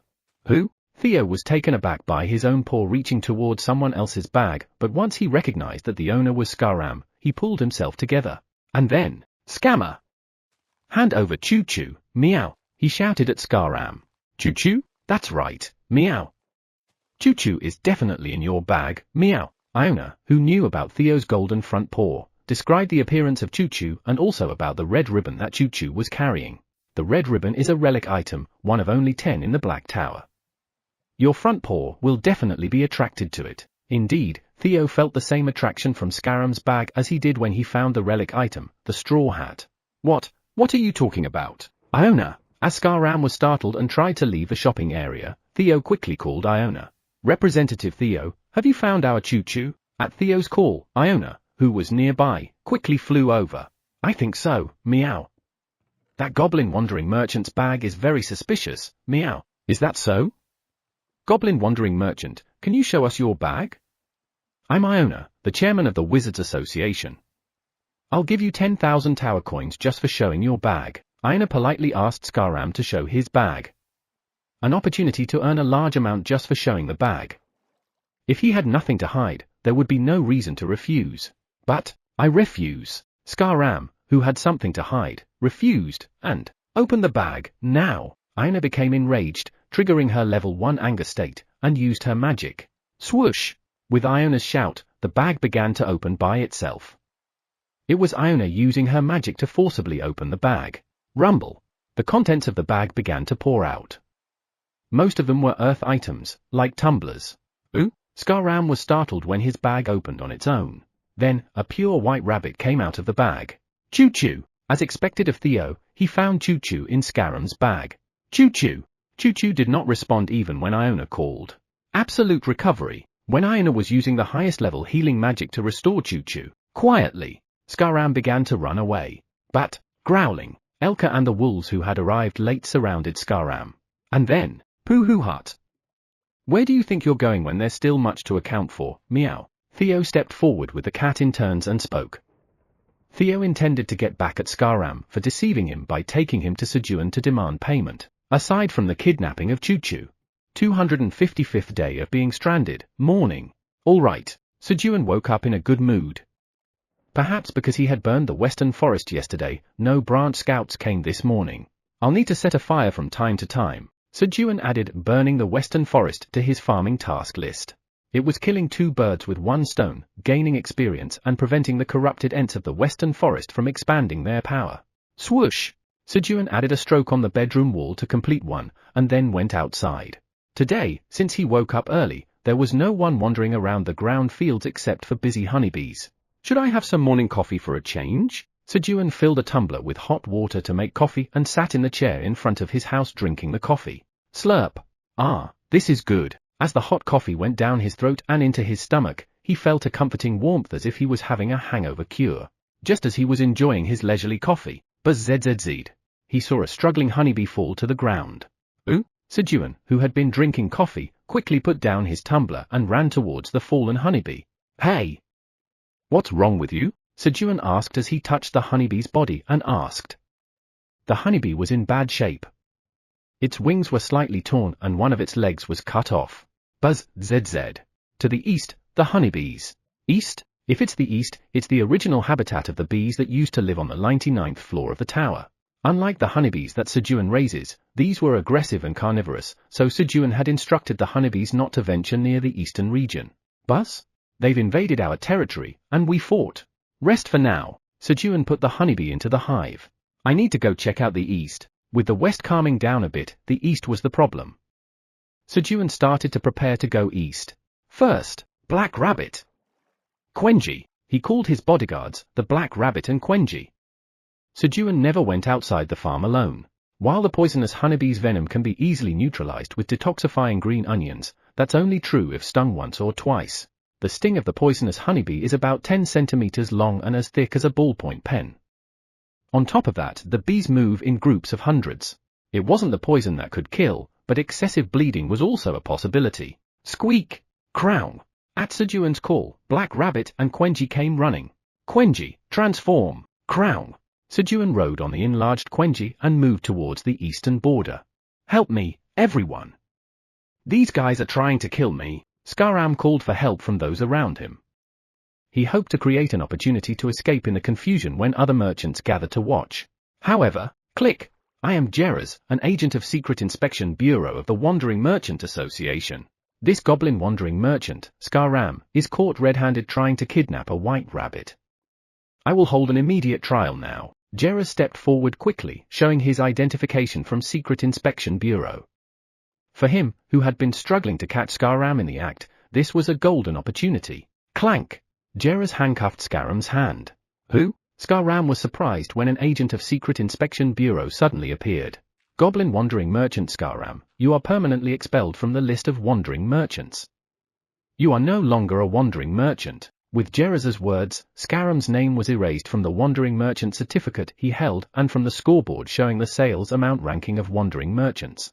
No, Skaram despaired at Jeraz's judgment. Being permanently expelled from the wandering merchant list had significant implications.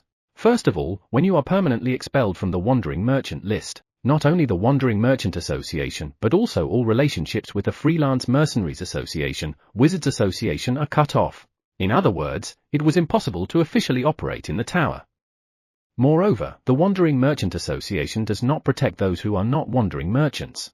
You can do as you please now. Jeraz handed over Skaram, who was handcuffed, to Theo and said, I don't know what's going on, but thank you, meow. And I also have a secret, meow.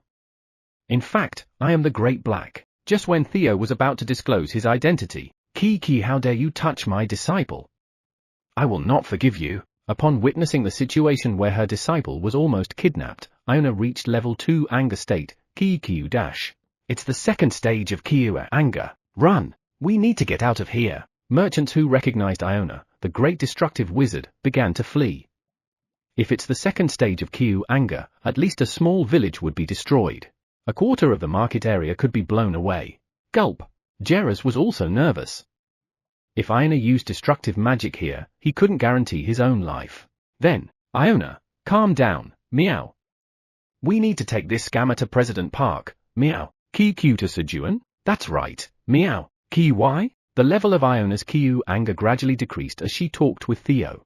That's because President Park asked us to bring this scammer, meow. Sejun had doubts while looking at the earth goods that Skaram scammed from the cats. Compared to the number of awakened ones entering through vanishing, Skaram was selling too many earth goods. And why are they all Korean products? The majority of goods Skaram sold were from Korea. It was impossible that only Koreans were entering the tower via vanishing. So, Sejun thought that Skaram was trading with someone in Korea. Okay. Let's go to Sejun together then, meow? No way, meow. Iona, don't come to the 99th floor of the tower, meow. Theo immediately adopted a defensive posture at Iona's willingness to join. He had gone so far as to find her disciple, but she wanted to follow him all the way to the 99th floor of the tower. I don't want to. But it's my mind and I have no choice but to go to the 99th floor. Then I'll get to the 99th floor first, meow. Theo shouted as he put Skaram on another wolf and climbed on Elka's back. Elka, let's go, meow. Yes, the wolf set off for the 99th floor of the tower. And then? Representative Theo, let's go together, da. Interns eagerly followed him. Coyote. We can't lose, either. Choo-choo, let's go. Iona got on Choo-choo's back casually and spoke. Squeak. Choo-choo quickly ran with Iona on its back. Thus began the race between Theo and Iona. However, coyote. 2 Lightspeed Merchant Route Passage, please. The winner was already decided. On the way to the east, VVN. Before Sejun even arrived at the eastern border, he could see the poison honey bees fighting. The eastern poison honey bees had started patrolling up to this point. Let's help them too. However, he soon discovered a problem. We can't differentiate between our guys and the enemies. The appearance of the poison honey bees was so similar that it was hard to distinguish. Kryong. We can tell by the smell. Quenji pointed to his nose and said.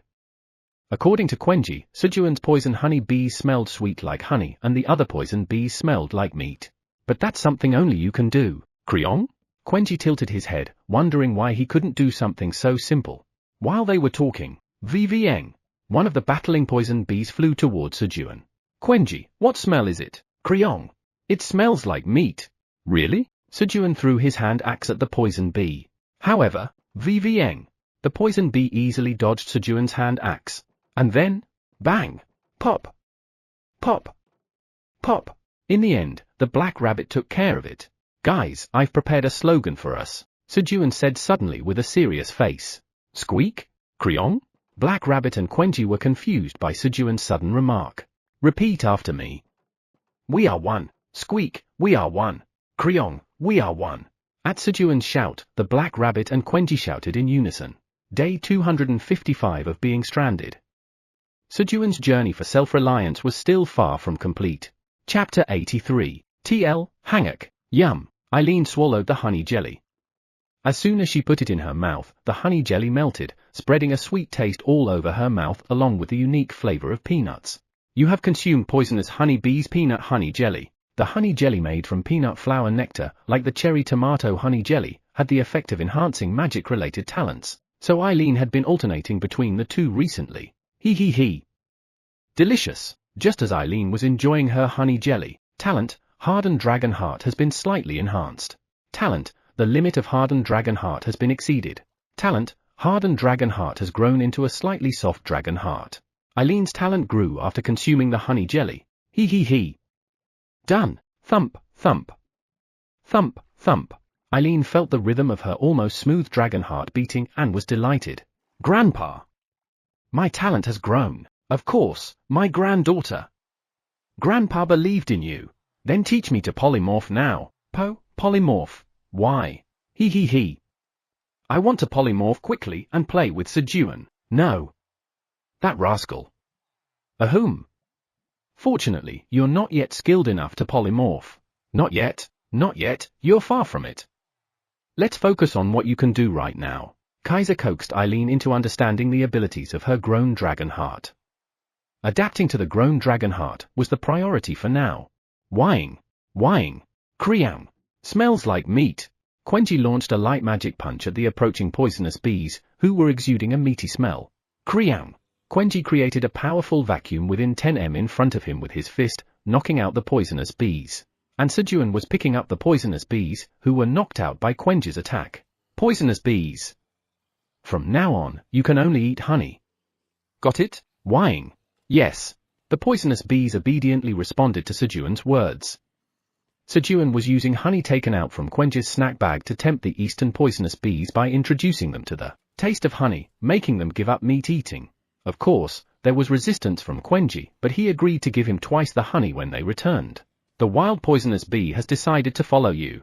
Good. Sejun was proud looking at the 302nd poisonous bee that he converted.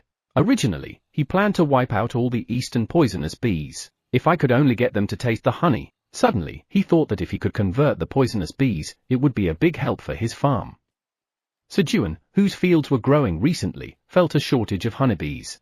So, he caught a poisonous bee to experiment with and successfully persuaded it by introducing it to the taste of honey. The poisonous bee, which tasted the honey, easily switched sides to Sejun.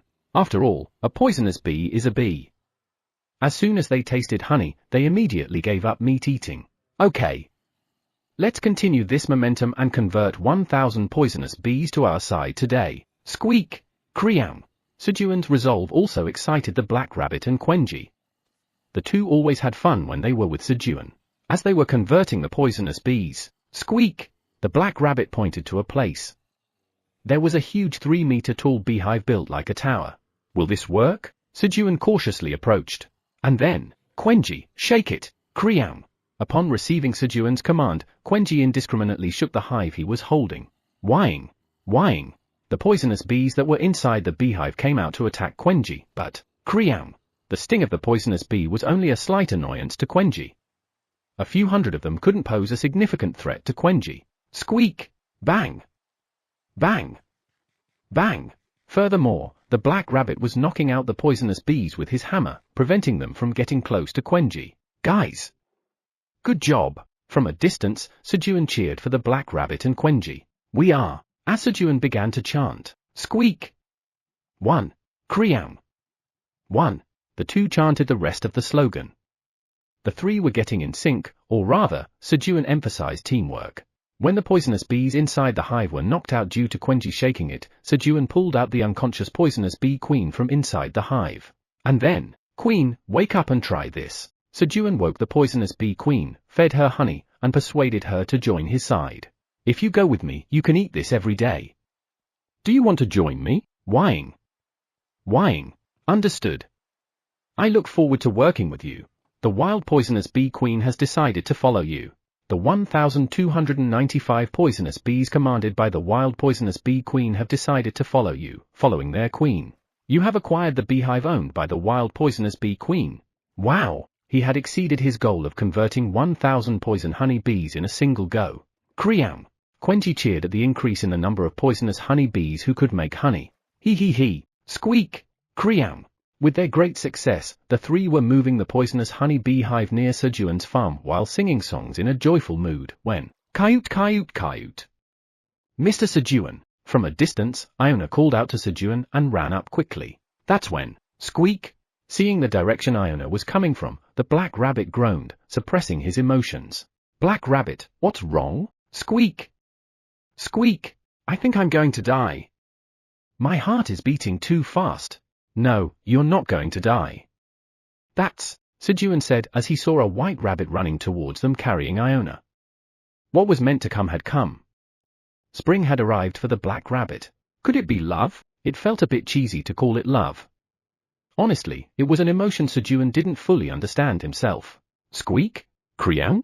What's love, you ask? Well, love is. The Virgin, who learned about relationships from TV, started explaining love to these rookies. Just remember this. Love is straightforward. It means not running away from your own feelings. And we are. Squeak. 1. Creow. 1. Go on, Black Rabbit. We're rooting for you. Sejun clenched his fist. He felt strangely nervous. Creow. Quenji also didn't know what was going on, but he clenched his two fists and cheered for the black rabbit anyway. And then, squeak! Encouraged by their cheers, the black rabbit stepped forward. Iona, what's up? Kayut Kayut Kayut. I'm planning to get samples for magical research from the 99th floor of the tower for a while. However, Iona's gaze was fixed on Sejun's knee as she responded. Is that so? Iona, can we talk for a moment? Sejun called Iona separately to create an opportunity for the black rabbit and Choo-Choo to talk alone. The black rabbit approached the white rabbit who had come with Iona. Thump! Thump! Thump! Thump! As he got closer, his heart beat faster and more wildly.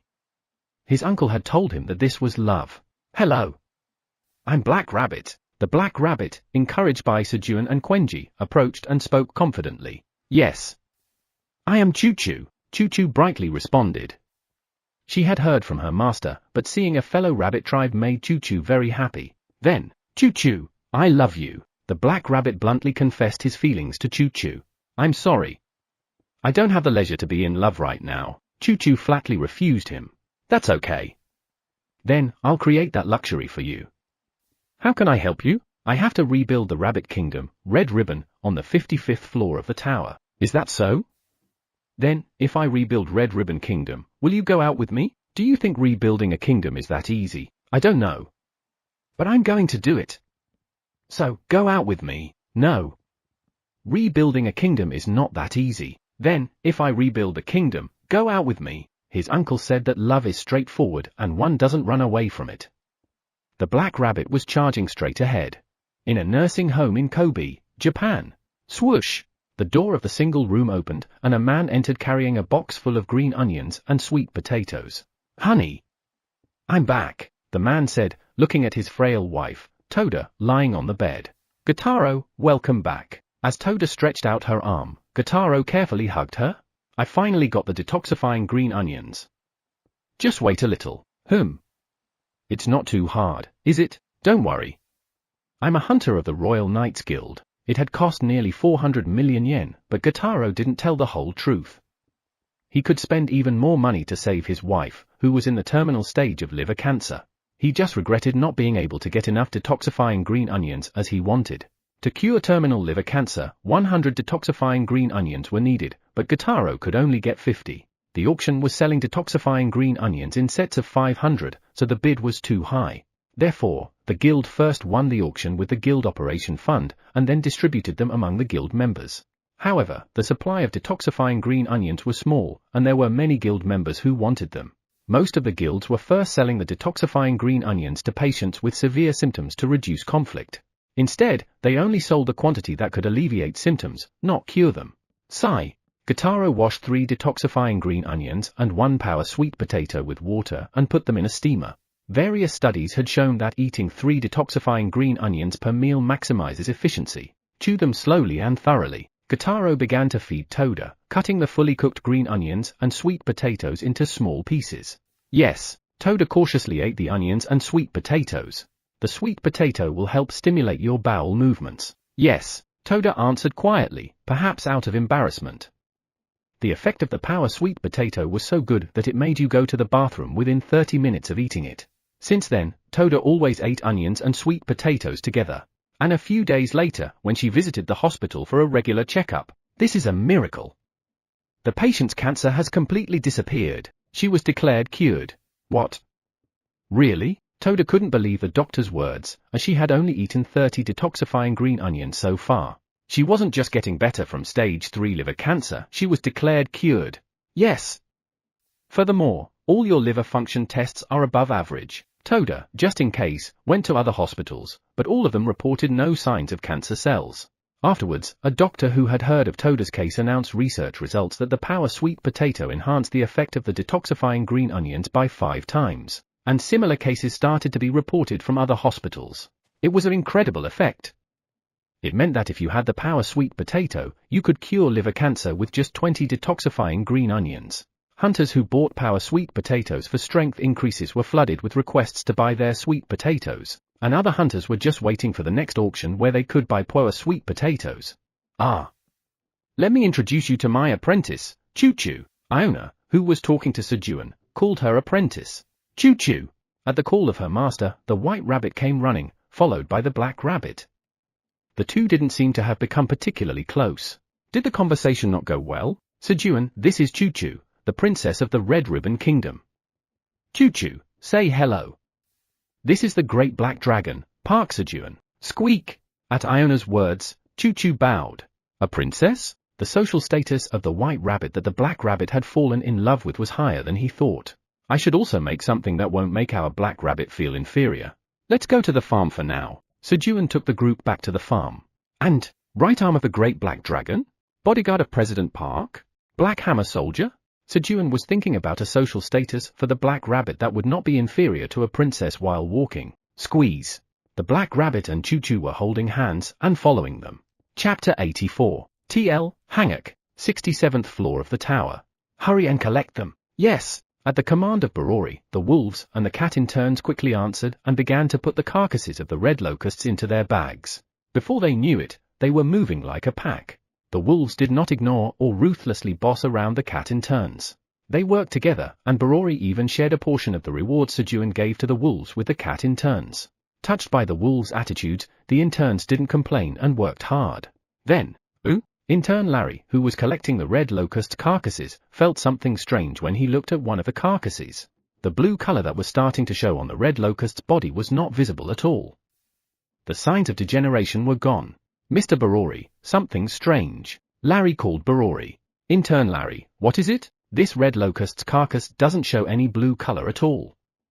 It could be a sign that the number of red locusts is increasing again. Is that so? We need to report this to Sejun. Larry, good job. I will suggest to Sejun to shorten the contract period by 5 days. Thank you. At Barori's words, Larry was touched and thought that it would be all right to continue working here, where he was appreciated. In fact, the black rabbit is actually... Sejun was about to turn around and talk about the hastily fabricated identity of the black rabbit on their way to the farm when... Kriang! Quenji suddenly started running, holding a beehive to his side with his left hand and holding Sejun's left hand. It was to prevent Sejun from looking behind. Who? Quenji, what's wrong? Kriang, I want to go back and eat honey quickly. Just wait a moment. I'm going to tell the black rabbit that there's a secret to its birth and help him with his love. It was Sejun's intention to create a sense of mystery around the black rabbit. But, Kriang, the best help is to leave them alone. Sejun was cut off by Quenji.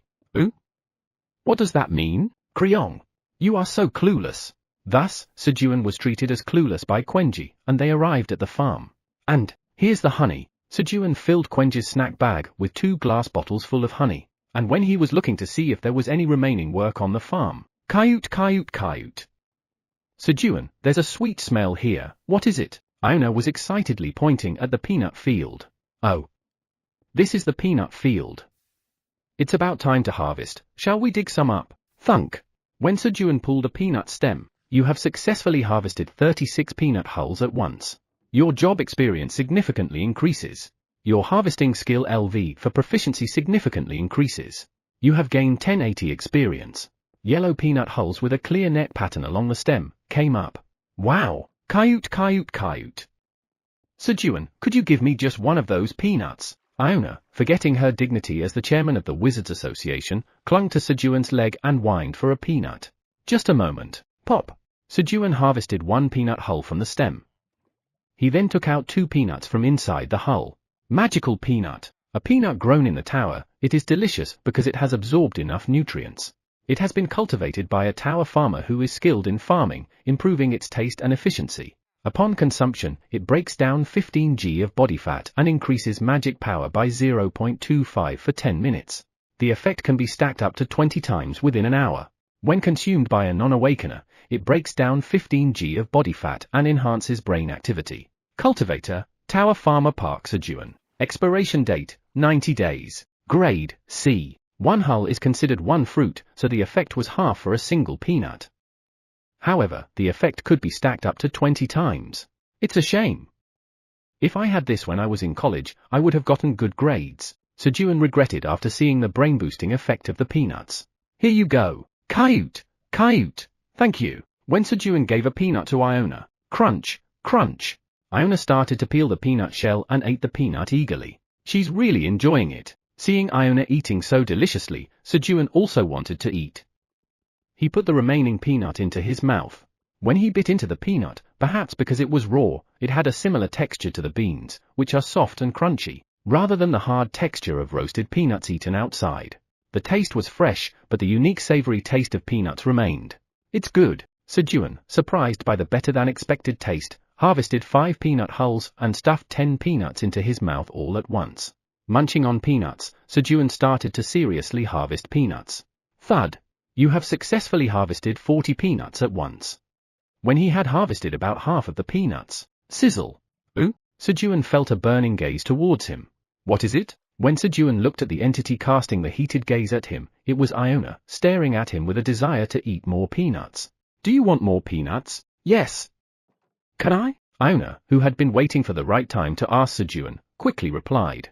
Sure. Sejun took out 2 peanuts from a peanut hull and handed them to Iona. Kayut! Kayut! Thank you. Crunch! Crunch! Iona hummed a little tune and started munching on the peanuts again. At that moment, Kriang? Quenji, who smelled a delicious aroma from afar, started lurking around the peanut field. Do you want some peanuts too, Quenji? Kriang. At Sejun's words, Quenji nodded vigorously. Tap! Tap! Sejun peeled off some peanut hulls and placed 100 peanuts in Quenji's hand. Make sure to chew it well. These are not for filling your stomach, understood? Kriang. Quenji answered and started munching on the peanuts. Munch! Munch! Kriang. Enjoying the savory and sweet taste, Quenji started dancing his own joyful dance. So cute! Sejun watched Quenji's dance and went back to harvesting peanuts. While harvesting the peanuts, an obstacle appeared that interfered with his work. Ooh! There was a peanut stem that wouldn't come out no matter how much force Sejun put into it. Ah! Ooh! Even with all his strength, the peanut stem didn't budge an inch. Croing! Quenji, who had been watching from the side, got frustrated and grabbed the peanut stem from behind Sejun and pulled together. Pull! Kriang! With Sejun's signal, they both pulled on the peanut stem together and then, crack! Swoosh! A giant peanut stem, 3 meters long, was pulled out as the ground split apart. You have harvested a giant peanut hull. Your job experience increases slightly. Your proficiency in harvesting LV for increases slightly.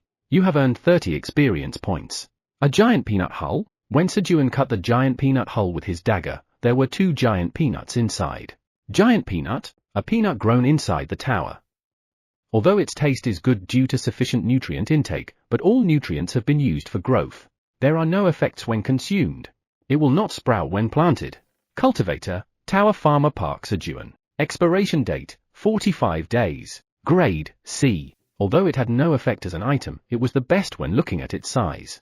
Quenji, take this to your mom. This was a size that even Quenji's mother, the Crimson Giant Bear, could fully enjoy. Kriang. Quenji, in his giant form, picked up the 2 giant peanuts and went to his mother. And Sejun continued harvesting the peanuts. Phew. It's done. Sejun harvested 3,481 peanut hulls. He also leveled up in the process, becoming level 32. Quenji, carry these. Kriang. Sejun took 200 peanut stems separately and gave them to Quenji, who had returned from delivering the giant peanuts to his mother, the Crimson Giant Bear. And then, Iona, could you move this? He pointed to the remaining 500 peanut stems and asked Iona. Yes. Float! Iona, who was eating the peanut crumbs that had fallen into her fur after finishing her peanuts, stood up and used a floating spell. The harvested peanut stems floated into the air. Wow! Kriang! Sejun and Quenji stared in awe at the peanut stems floating in the sky. The peanut stems floating in the sky were a spectacle in their own right. It was truly a magical ability worthy of a great mage. Kayut, Kayut, Kayut. Where should I move them? Iona, who saw Sejun and Quenji's reactions, asked with a cheerful smile. Shake off the dirt and lay them out over there without overlapping. Sejun pointed to a piece of land where a field had not yet been created. He planned to spread the peanuts out widely to dry them. Okay. While Iona moved the peanut stems to where Sejun had indicated, Sejun instructed Quenji to place half of the peanut stems in front of the house and move the rest to the storage. And then, whoosh! Sejun took the peanut stems that Quenji had placed in front of the house to the faucet to wash off the dirt that was attached to the peanut stems. The faucet was a facility made by installing a thin wooden tube that came down vertically from the fountain tower, and a lid that could be opened and closed. Glug glug! After washing the peanut stems cleanly in the water, he detached the peanuts from the stems and put them into 3 pots, and started boiling them. Boiling or steaming fresh peanuts is a delicacy in itself. This is best enjoyed in autumn. He felt a bit regretful that there were no seasons here. After about 10 minutes of boiling, Sejun periodically checked the peanuts' condition. If undercooked, they would taste raw, and if overcooked, they would be mushy. Good. They're done. As soon as the peanuts were well cooked, Sejun lifted the pot from the stove. Then he said, "Hey guys. Let's have a snack." Sejun called the rabbits on the farm. "Eileen, try this." Sejun sent a pot full of boiled peanuts to Eileen, who was able to eat crops that boost magic as her skills grew. Since becoming a mid-level administrator, Sejun was able to send items without a quest. The tower administrator says thank you. The tower administrator asks you to wait a little longer. The tower administrator is excited and says that we can meet in about 250 more years. Yeah, Sejun barely held back the words, by then, I'll already be dead. He refrained because Anton and Kaiser asked him not to say anything that would make Eileen anxious. But the waiting time was reduced from 300 years to 250 years since the Dragonheart's condition improved. If things go well, I might be able to see Eileen while I'm still alive. To be honest, he didn't have high expectations. The other party was a dragon. What would he do when he met it? Should I ask her to let me ride on her back? Sejun pondered what to do when he met Eileen. Munch, munch. Squeak, squeak. Pie pee pee. The rabbits began to eat the boiled peanuts. Choo-Choo, the princess of the Red Ribbon Kingdom, quickly became friends with the other rabbits and fit in well. And then, squeak! Seeing the black rabbit sitting on his lap and enjoying the boiled peanuts, Sejun felt a pang in his heart. Eat a lot, black rabbit, squeak! Sejun continued to worry about the black rabbit, not realizing that feelings had already begun to develop between them. This isn't right. Iona, who had taken a spot on a sleeping Sejun's lap, was in deep thought. Iona, who had suffered from insomnia for hundreds of years, fell asleep as soon as she laid down on Sejun's lap at the Zenka Lake on the 75th floor of the tower, for the first time in hundreds of years. So, she thought that Sejun's lap was the cause of her good sleep, but something was lacking. She could fall asleep quickly, but she couldn't sleep deeply. The bottom is perfect, but the top doesn't feel perfect. I feel like I need to cover myself with something. So she tried covering herself with Sejun's blanket and her own expensive bedding, but she still couldn't sleep deeply. Then, Iona remembered how she had slept well at Zenka Lake. And she remembered that she had slept covered with Theo's tail. I can only get a perfect night's sleep if I have representative Theo's tail blanket. However, I guess I can't have a deep sleep tonight. It would still be a while before Theo arrived. It can't be helped. Iona slept fitfully, waking up and falling asleep again. ZZZ. Still, Iona did not have nightmares while sleeping on Sejun's lap. Chapter 85. TL, Hangak. The next morning. All right. As Sejun got up from his bed, thud. Something white fell from Sejun's leg. Ooh, floating. Instead of falling to the ground, a round tuft of fur was floating in the air. Iona? It was Iona, who was sleeping curled up, that fell from Sejun's lap. Sure. Sejun carefully lifted Iona and put her on his blanket. Kyo dash. Iona curled up even more irritably. Did she not sleep well? Considering her irritable tone, it seemed like she needed more sleep.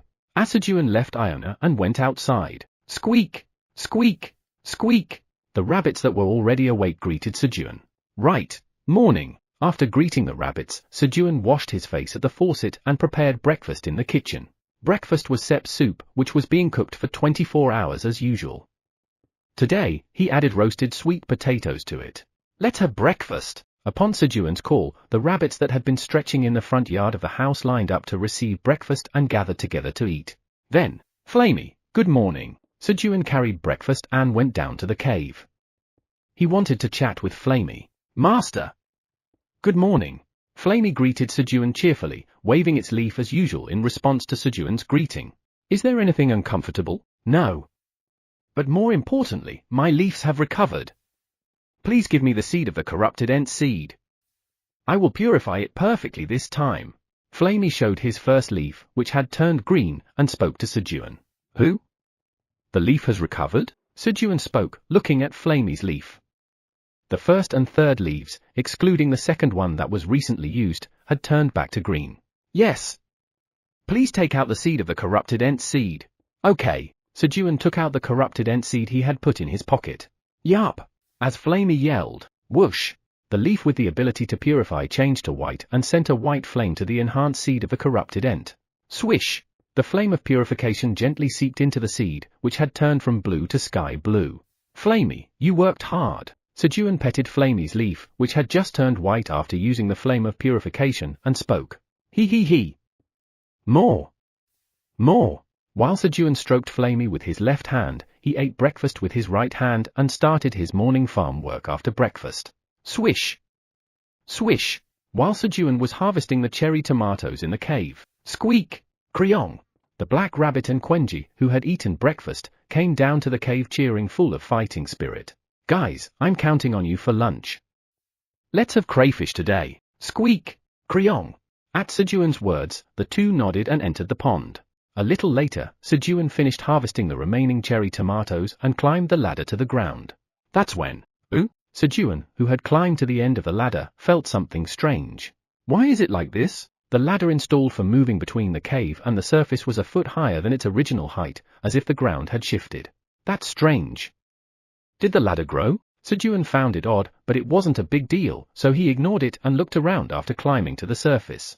The white rabbits were farming in the morning, and the grey rabbits were working on canal construction with the black minotaurs who had gone to work on time. And then, squeak!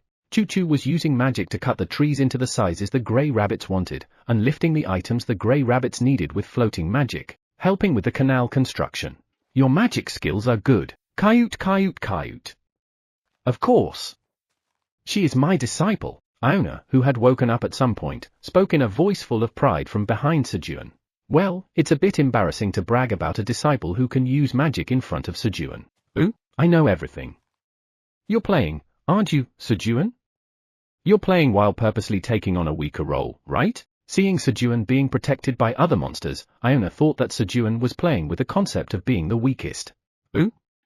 Oh, right. Sejun responded to Iona's words by agreeing. It was more embarrassing to say no at this point, and he decided to make thorough use of this misunderstanding. Iona, can you help Choo-Choo with the canal construction? I can't use my strength because I'm playing. Yes. Leave it to me. I will finish it today. And so, Iona joined the canal construction. Iona briefly discussed the canal construction with the grey rabbits and then began to use magic. Stonewall. Boom. Iona's magic was on a different scale from Choo-Choo's. In an instant, dozens of stone pillars sprouted to make the pillars to support the canal, and all of them were precisely the thickness and height that the grey rabbits requested. Although one might think that destruction and precision are far apart, it requires very precise magic control to use magic of great destruction. Thanks to that, by late afternoon, a 1-kilometer-long canal leading to the north among the canals leading to all directions was completed. Kroing! Thud! Upon hearing the news that the canal was completed, Quenji brought out the Quenji's boat, which had been sealed. The Quenji's boat had been transformed into a decent ship shape under the care of the grey rabbits. There was even a figurehead carved in the shape of Quenji on the bow, and both the front and rear seats were widened so that several people could ride. Kroing! Quenji called Sejun while boarding the front seat of the Quenji's boat. Got it! Sejun responded and boarded the Quenji's boat.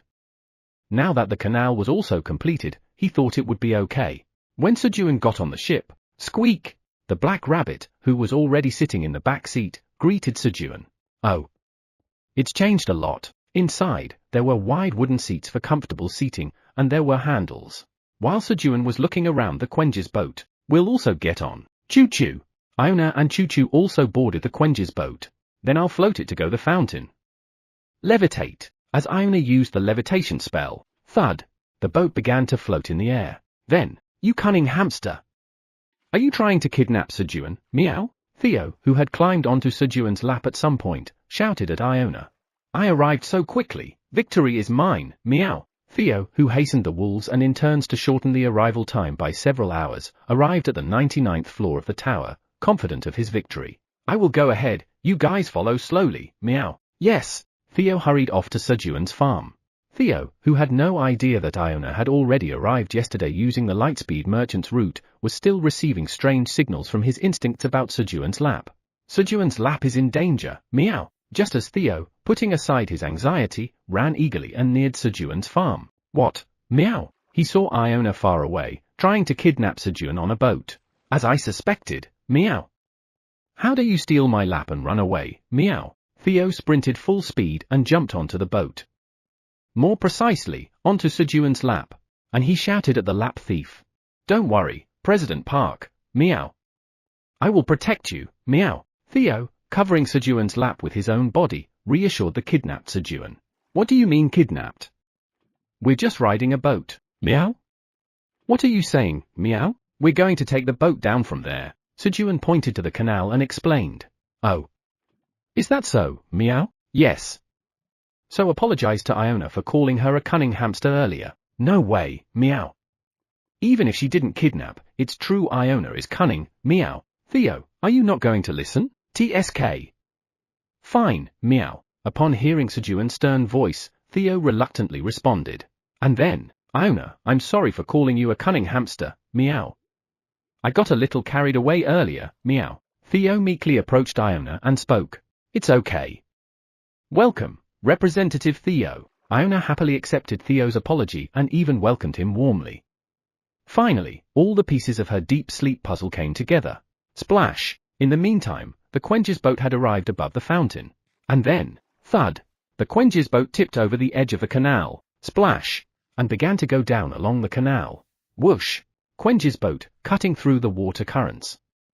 As the slope was gentle, the boat flowed smoothly, and Sejun and the animals enjoyed the pleasant headwind and the view of the farm.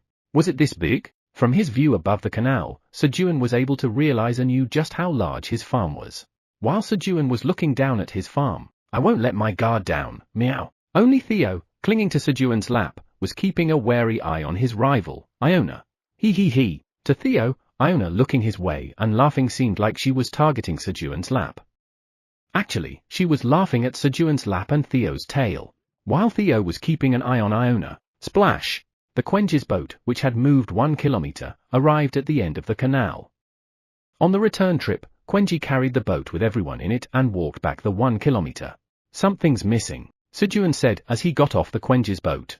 What do you mean, meow? There's a lack of extremeness. The ride is too slow because the slope of the canal is too gentle. We can't get enough speed to feel the thrill. I don't know what that is, but I'm also lacking something, meow. I need churu, meow. Theo took out a churu from his bag and jumped onto Sejun's lap. Then, open it for me, meow. Theo jumped onto Sejun's lap and boldly held out the churu to Sejun. Because he is President Theo, he had achieved record-breaking results in this auction. He had more than enough right to ask for churu. Okay, Sejun opened the churu and brought it to Theo's mouth. I'll enjoy this, meow. Lick. When Theo happily started to lick the churu, Mr. Sejun, we have returned. An interrupter appeared. Elka returned belatedly with the wolves, interns, and the criminal Skaram. Who's that goblin? Sejun, seeing Skaram being dragged with his hands tied, asked. It's Skaram. Who conned me, meow. Punish him, meow. Theo quickly forgot about the churu and glared at Skaram. Ah, so he's that Skaram. Sejun looked at Skaram and smiled. He might have found a way to secure goods from Earth now. Just then, How dare you bring him here? Kaiser's angry voice came from the black dragon statue. And then, annihilate! Kaiser instantly erased Skaram. With only Skaram's existence annihilated, his clothes fell to the ground. What? No, why? What about my ramen? When Sejun looked at Kaiser with eyes asking for an explanation. What? Why? Flap! Flap! Kaiser asked in a shameless voice and hurriedly went back to the fountain. President Park, hang in there, meow. It's too early to give up, meow. Theo started to rummage around where Skaram had vanished to comfort Sejun. He had not felt anything until just now, but suddenly he felt an attraction in his front paws. Then, President Park, I found something, meow. Theo pointed to something that had fallen on the ground. There was a small metal key there. What is this? As Sejun picked up the key, the void prison key is bound to Tower Farmer Park. Sejun. A prison? At the same time, a keyhole appeared in front of Sejun. Do I insert it here? When Sejun inserted the key and turned it, creak. With the sound of a door opening, the door to the void prison opened. Chapter 86. TL, Hanguk. A few hours ago, Kaiser raised his voice while explaining the duties of a tower administrator to Eileen, whose capabilities had expanded due to the growth of the dragon heart. Eileen, in return, blocked him once more. And, Eileen Tilda, Kaiser was making an earnest effort to communicate with Eileen, but she remained silent. There was only one way left for him. I'll have to ask Park Sejun for a favor. Kaiser decided to look for Sejun in order to ask him for a favor. If he could fulfill Sejun's request, Sejun would help him communicate with Eileen again, even without being asked to do so. Oh, there he is. From his spot above the fountain, Kaiser quickly spotted Sejun when he looked down on the ground. At that moment, wait, what is this energy? He felt another life form inside the goblin beside Sejun. He didn't know where they'd come into contact, but it was a parasitic life form. Furthermore, he could feel the energy of the tribe that Kaiser despised the most from within the parasite. How dare they? Where do they think this is? In his anger, he forgot about getting a favor from Sejun and used the magical power he had stored in the black dragon statue to instantly obliterate the creature. If he sloppily killed the host, the parasite inside could move to another nearby host, which could endanger Sejun. As a result, all the magical power in the black dragon statue was exhausted, and now he would have to recharge it in order to fulfill Sejun's request. Although it could be easily solved if he just asked Sejun, but his pride as the great black dragon and the master of Pratani family wouldn't allow it. Damn it, father, what's the matter? When Kaiser started to get angry, Anton, who was beside him, asked, I just detected the energy of those white bastards on the 99th floor of the tower. What? Why is the energy of the white dragon there? They must have found the location of the black tower. Do you think they're trying to loot it? They must be taking it lightly because they know the administrator of the black tower is Eileen. How dare they belittle our granddaughter? Kaiser growled angrily. However, there was nothing he could do in the current situation. All he could do was hope for Eileen to grow quickly and fulfill her duties as the tower administrator. Eileen Tilda, Kaiser called out to Eileen once more. Meow? What is this foul smell? Meow. Kaiut, the stench is too strong. Squeak. Croing. Pi pi pi. Sejun and the animals covered their noses from the foul odor coming from the void prison. Pi pi pi. Choo-choo quickly used wind magic to remove the smell inside the void prison. Thanks to that, the horrendous stench became much lighter. Shall we go in now? Are we really going in? Meow? Squeak? Croing? While Sejun could tolerate the smell, but for the animals, the smell was still too strong, they found it unbearable just being near. In the end, only Sejun and Theo entered the void prison. Theo chose to bury his nose in Sejun's knee and hold his breath as much as possible, instead of jumping off. I will guard Chairman Park's knee, meow. Theo was not one to be defeated by a mere stench. Inside the prison was a 2M cuboid-shaped room without any light. Before Sejun entered, Choo-Choo used magic to illuminate a sphere of light inside the prison. It's because of this thing that it smells. As soon as Sejun entered, he frowned at the waste that had hardened on the floor. This was the source of the foul smell. It's filthy. He wanted to immediately fetch water from outside and start cleaning, but he had to check what was inside the prison. Due to the small size of the prison, he quickly found out what was inside. Something was hanging from the corner of the prison ceiling, covering its body with wings. And a name was visible above it. Golden Bat. A bat the size of a fist was hanging from the corner of the prison ceiling, with thin chains tied to its legs. Golden Bat? Sejun looked puzzled at the name. There was no golden color to suggest a golden bat. It just looked skinny. As Sejun carefully approached, the golden bat nervously spread its wings and opened its eyes. The golden bat, who locked eyes with Sejun, was taken aback that someone other than its master Skaram was looking at it. And then, are you my new master? A voice came into Sejun's head, like telepathy, speaking directly into his mind. Master? Are you the one speaking? Sejun asked, looking at the golden bat. Yes. The golden bat trembled as it answered. It was too frightened, not knowing what kind of being its new master was. Golden Bat, this won't do. First, let's clean here. Yes? The new master didn't issue any orders to it, but fetched water from outside and started cleaning the prison along with a black rabbit and a bear cub. The animals covered their noses with leaves as they entered, probably because the smell was too strong. Does it really smell that bad? Sniff sniff. The golden bat smelled its body. But having been in the prison for a long time, its sense of smell was already numb, and it didn't know how much it stank. Then, you need to wash, too. Sejun brought a bowl of warm water and said, okay. The golden bat began to wash itself immediately upon its master's order, and looking at the water gradually turning black, it realized how dirty it had become. But it took a long time to wash its tiny body. This won't do. Just get in. Sejun, who had been watching from the side, felt frustrated and grabbed the golden bat with wooden tongs. Swish! He gently dipped the golden bat into the water so as not to scare it. He couldn't bear to touch it with his bare hands because it was too dirty. Splash splash! When the golden bat's body was immersed in warm water, it unknowingly let out a pleasant cry due to the comfort it was experiencing for the first time in its life. It was the first time it realized it could make such a sound. It was a sound it had forgotten. As the golden bat washed itself, the water turned completely black. Is this filth from my body? The golden bat felt very ashamed as such dirty water came out of its body. Let's change the water now. Fortunately, Sejun quickly changed the water. However, the water turned black again. It was only after Sejun replaced the water 10 times that the color of the water did not change. Phew. It's done. Golden bat, you should take a break too. Yes. As Sejun was about to leave after finishing cleaning the prison, growl. A sound came from the golden bat's stomach. Looking around, there was nothing to eat in the prison. Hungry? Just a moment. Sejun came out of the void prison and brought a bowl of sep soup. Try eating it. Yes.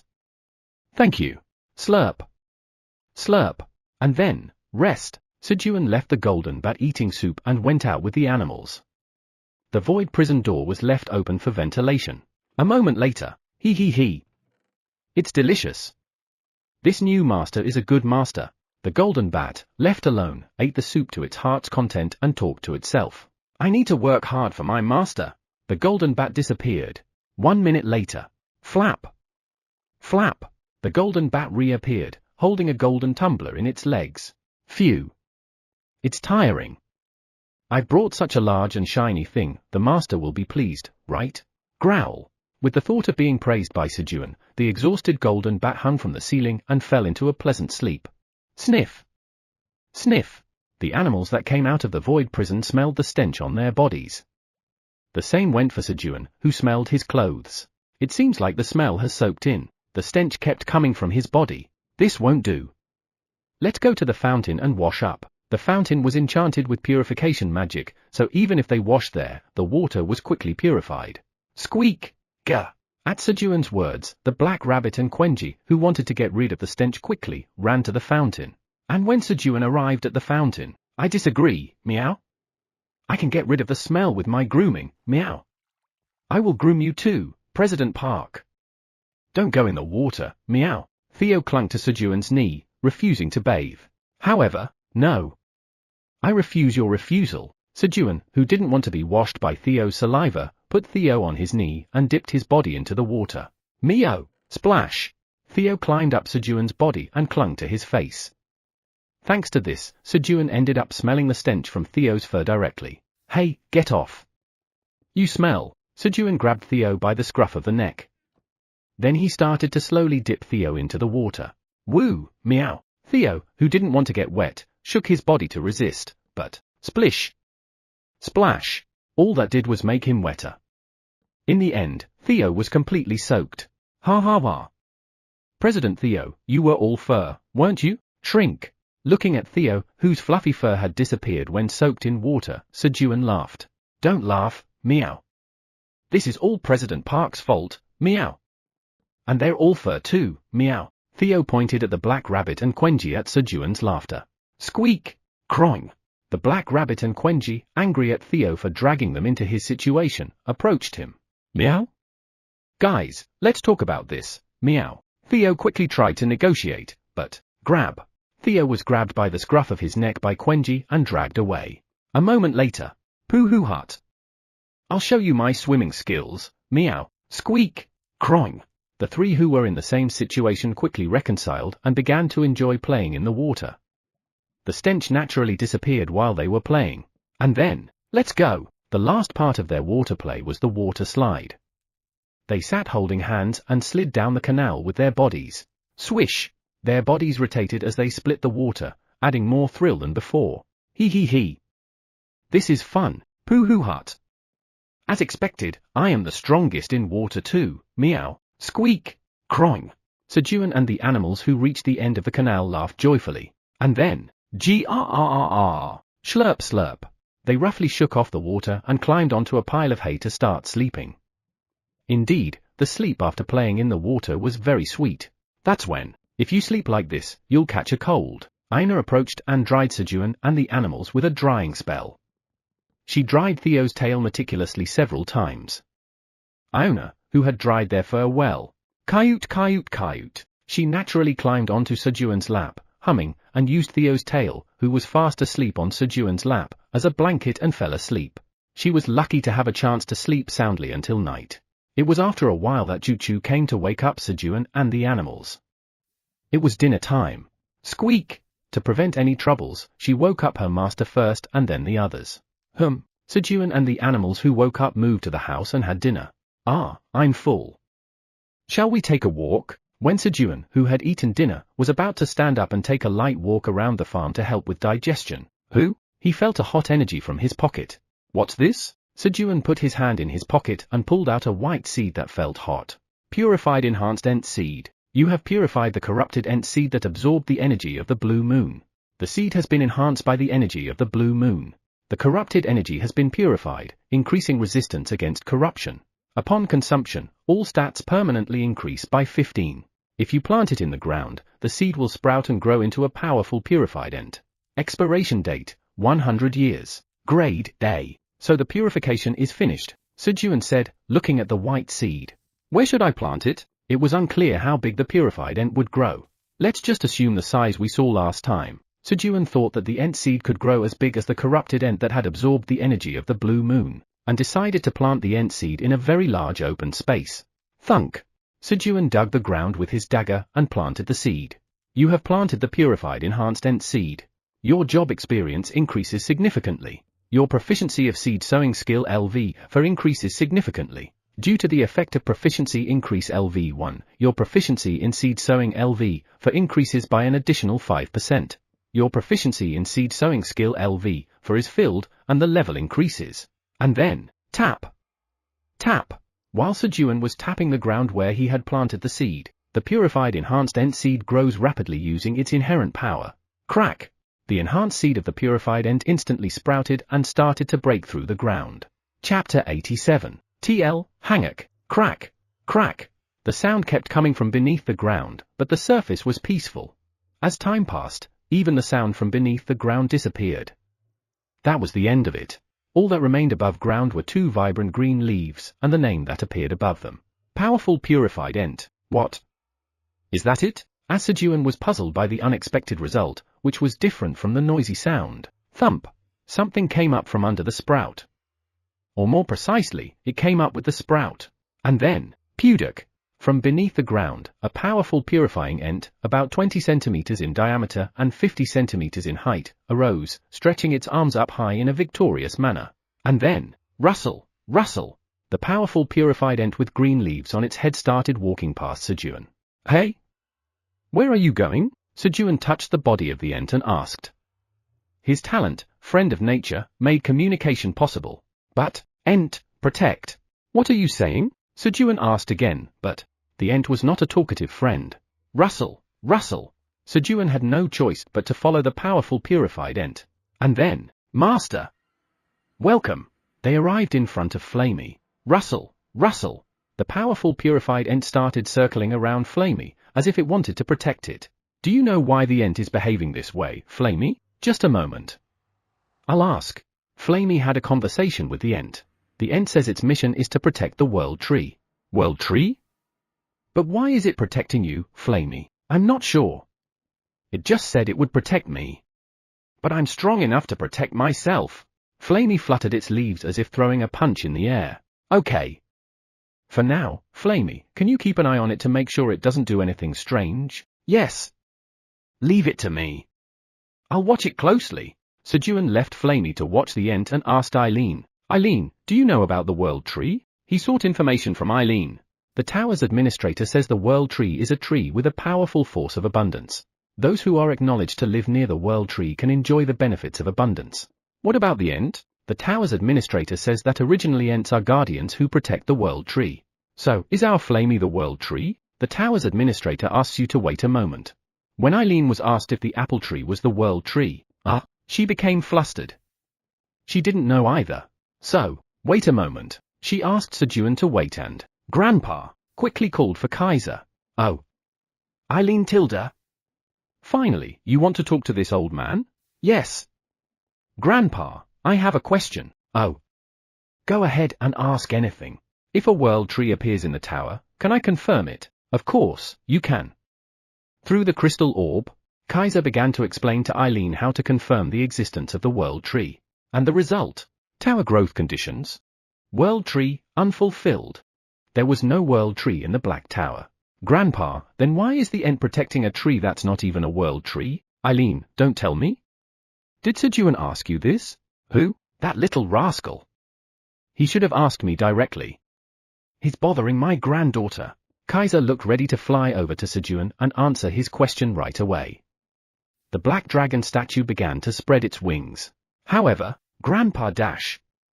If you tell everything to Sejun, I won't let it slide. At Eileen's threat, the black dragon statue folded its wings back. The tower administrator says that there is not a single world tree in the tower yet. Then why is the Ent acting like this? The tower administrator says that perhaps the Ent saw potential in Flamey. Eileen asked Kaiser in real time and answered Sejun. Really? Our Flamey has the potential to become a world tree? Sejun looked at Flamey with satisfaction.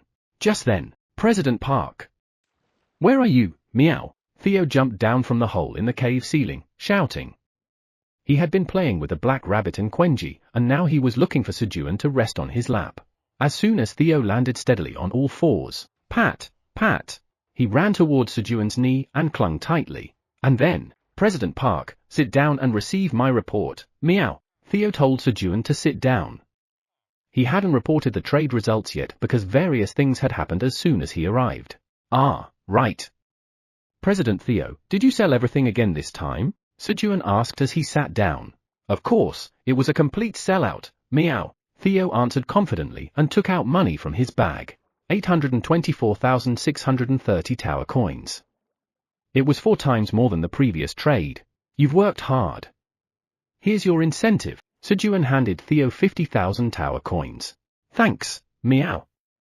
And here are things President Park likes, meow. Thud. Theo emptied his bag and took out churu, coffee, and seasonings that Sejun likes. There were 70 packets of coffee mix, along with a large amount of salt and pepper. Now that the 38th floor of the tower had hunters camping and waiting for Theo, they had a lot of supplies as each guild regularly sent provisions.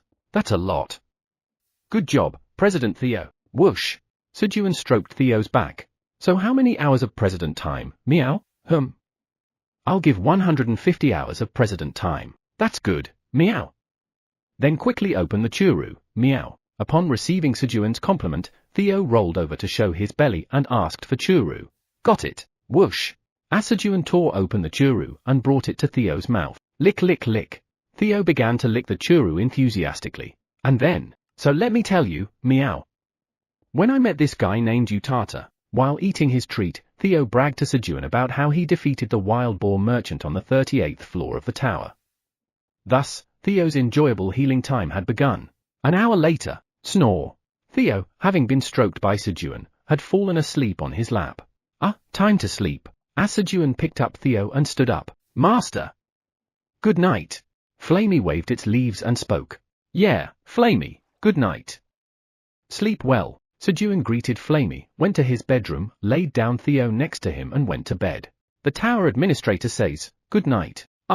Good night, Eileen. As Sejun responded, he fell asleep. Shortly after, meow. Theo, who had opened his eyes due to discomfort, woke up briefly and made himself comfortable on Sejun's lap. Snore. As the sound of Theo's snoring began to be heard, creak.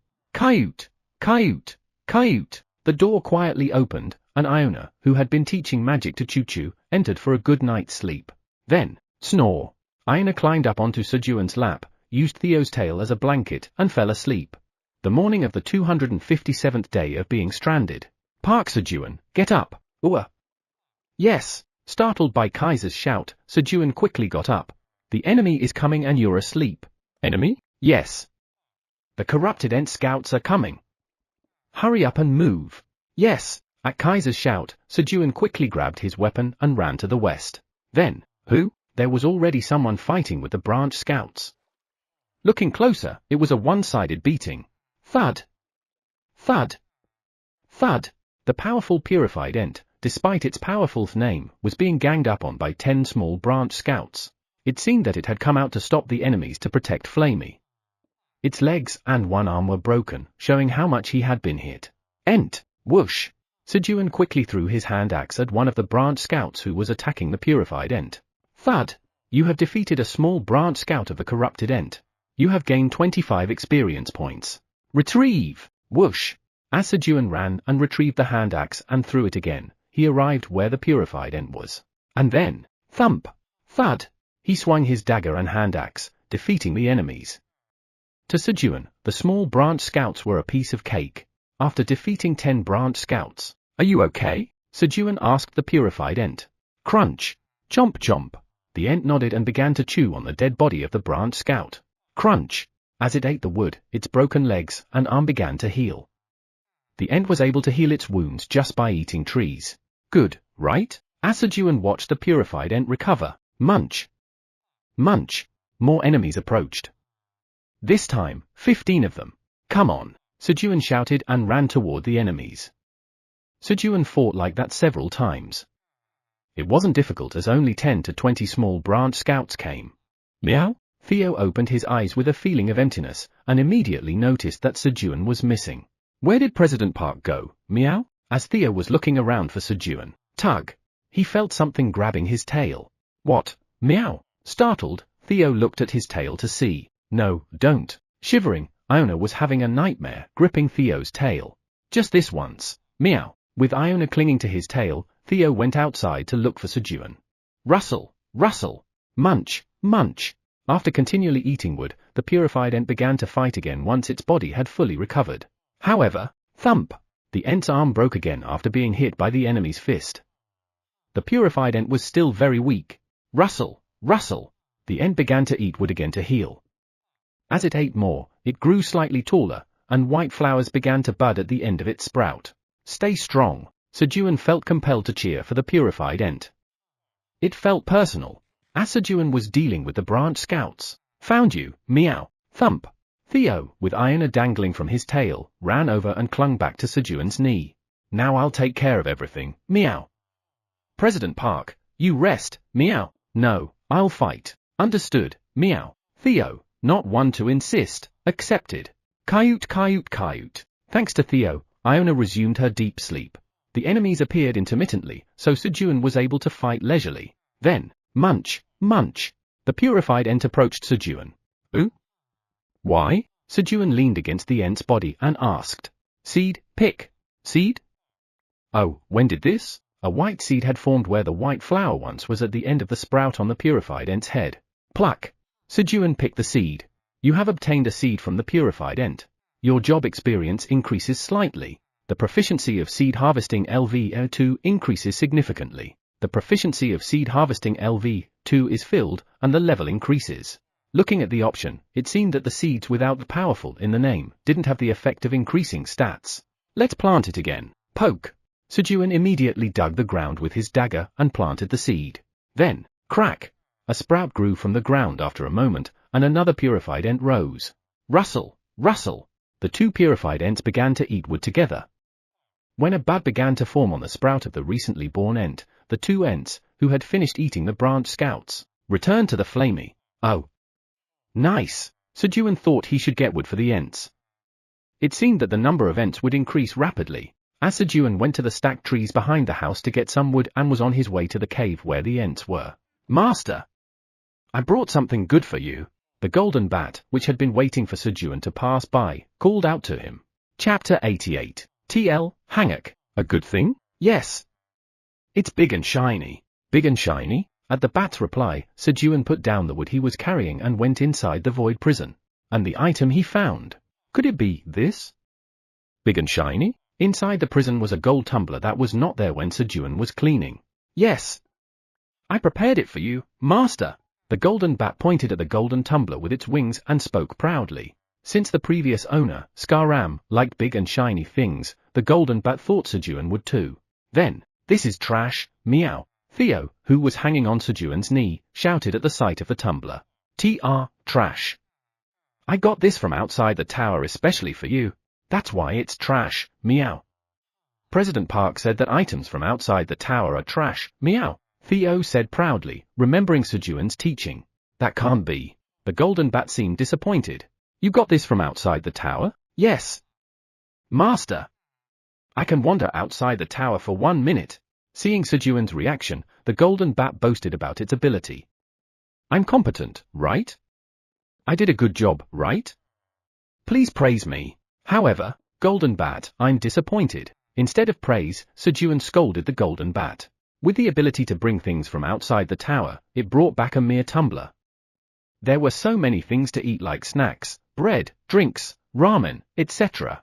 And with such an ability, it brought back a mere tumbler. What? At Sejun's words, the Golden Bat was shocked as if the world had collapsed. It tried to impress its master with its ability, but ended up ruining it. I'm a useless bat? It wanted to hide. Just like when it was abandoned right after birth because it was a different color. When the Golden Bat was about to hide its face with its wings in despair. Golden Bat, you're wasting an incredible talent. Me? Talent? Yeah. Theo, the contract. Here it is, meow. At Sejun's words, Theo immediately took out the contract. Then, swish. Swish. Sejun started writing the contract. He was going to observe a little more and then decide, but he couldn't treat such a top-tier talent like this. I'll release you in exchange for working for me for 10 years. Sejun proposed a contract to the Golden Bat, offering to release it from prison in exchange for 10 years of service. You're providing 3 meals a day and a performance bonus. The Golden Bat was surprised to see the contract. Even though it would be thankful just to get out of here, but it was unbelievable that he is going to provide meals and even money for 10 years. This new master was strange. Now, stamp it. Okay. Press. The Golden Bat stamped the contract with the thumb on the tip of its wing. Welcome, Golden Bat. Clank. Once the contract was stamped, Sejun undid the chain that bound the Golden Bat's legs. Thank you. Flap. Flap. The unchained Golden Bat flew around Sejun, flapping its wings loudly. It felt so comfortable to fly without the chains that had been dragging its feet. First, sit down. I have something to ask. Yes. Following Sejun's order, the Golden Bat sat on his shoulder. And then, can you go outside the tower every day? No. Only once a week. Is that so? Then when you go outside the tower, Sejun began asking a series of questions to fully understand the Golden Bat's ability. What he found out was that the Golden Bat could go to a few specific places outside the tower on Earth once a week. The Bat said it wasn't exactly sure where the locations were. Also, the Bat could bring things into the tower as long as they weighed less than 5 kilograms and were within a 30 centimeters radius of the Bat. If he could gather more information and find out where the Golden Bat appears, then I can start getting supplies I need. The thought alone made his mouth water with excitement. Got it. We'll continue this conversation in the morning. Sejun ended the conversation and stepped out of the prison. What are you doing? Flap. Flap. Sejun asked the Golden Bat, which was hesitating and not coming out of the prison. Can I come out too? Of course. You're free now. Upon hearing Sejun's words, the Golden Bat gathered courage and cautiously poked its head out of the prison. Wow! The Golden Bat was touched as it breathed in the fresh air outside the prison. And then, flap! Flap! It began to joyfully fly around. Don't go too far. Clink! Sejun advised the Golden Bat as he locked the prison. He planned to use the prison as a storage room in the future. He picked up the wood again and took it to the Ents, but they didn't eat it. Why aren't they eating? Master, there's no life force in these.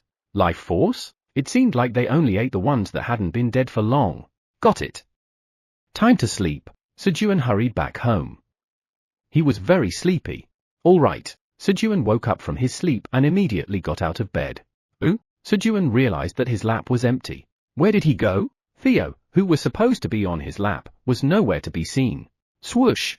When Sejun added another line to the wall of his bedroom and came out. This is Black Rabbit and Quenji, meow. Yes. Theo was introducing Black Rabbit and Quenji to the Golden Bat. Squeak! Quong! Black Rabbit and Quenji greeted the Golden Bat, adjusting their posture to look like big brothers. And then, Golden Bat, since you're the youngest now, take good care of your big brothers from now on, meow. Yes. Big brother. The ranking was quickly settled. Just then, flap. Flap. The black dragon statue flew over. Park Sejun, you lazy brat. Why did you wake up so late? It was Kaiser, who was grumpy for no reason, despite having waited for Sejun to wake up. Ah. Hello, Mr. Kaiser. Yes.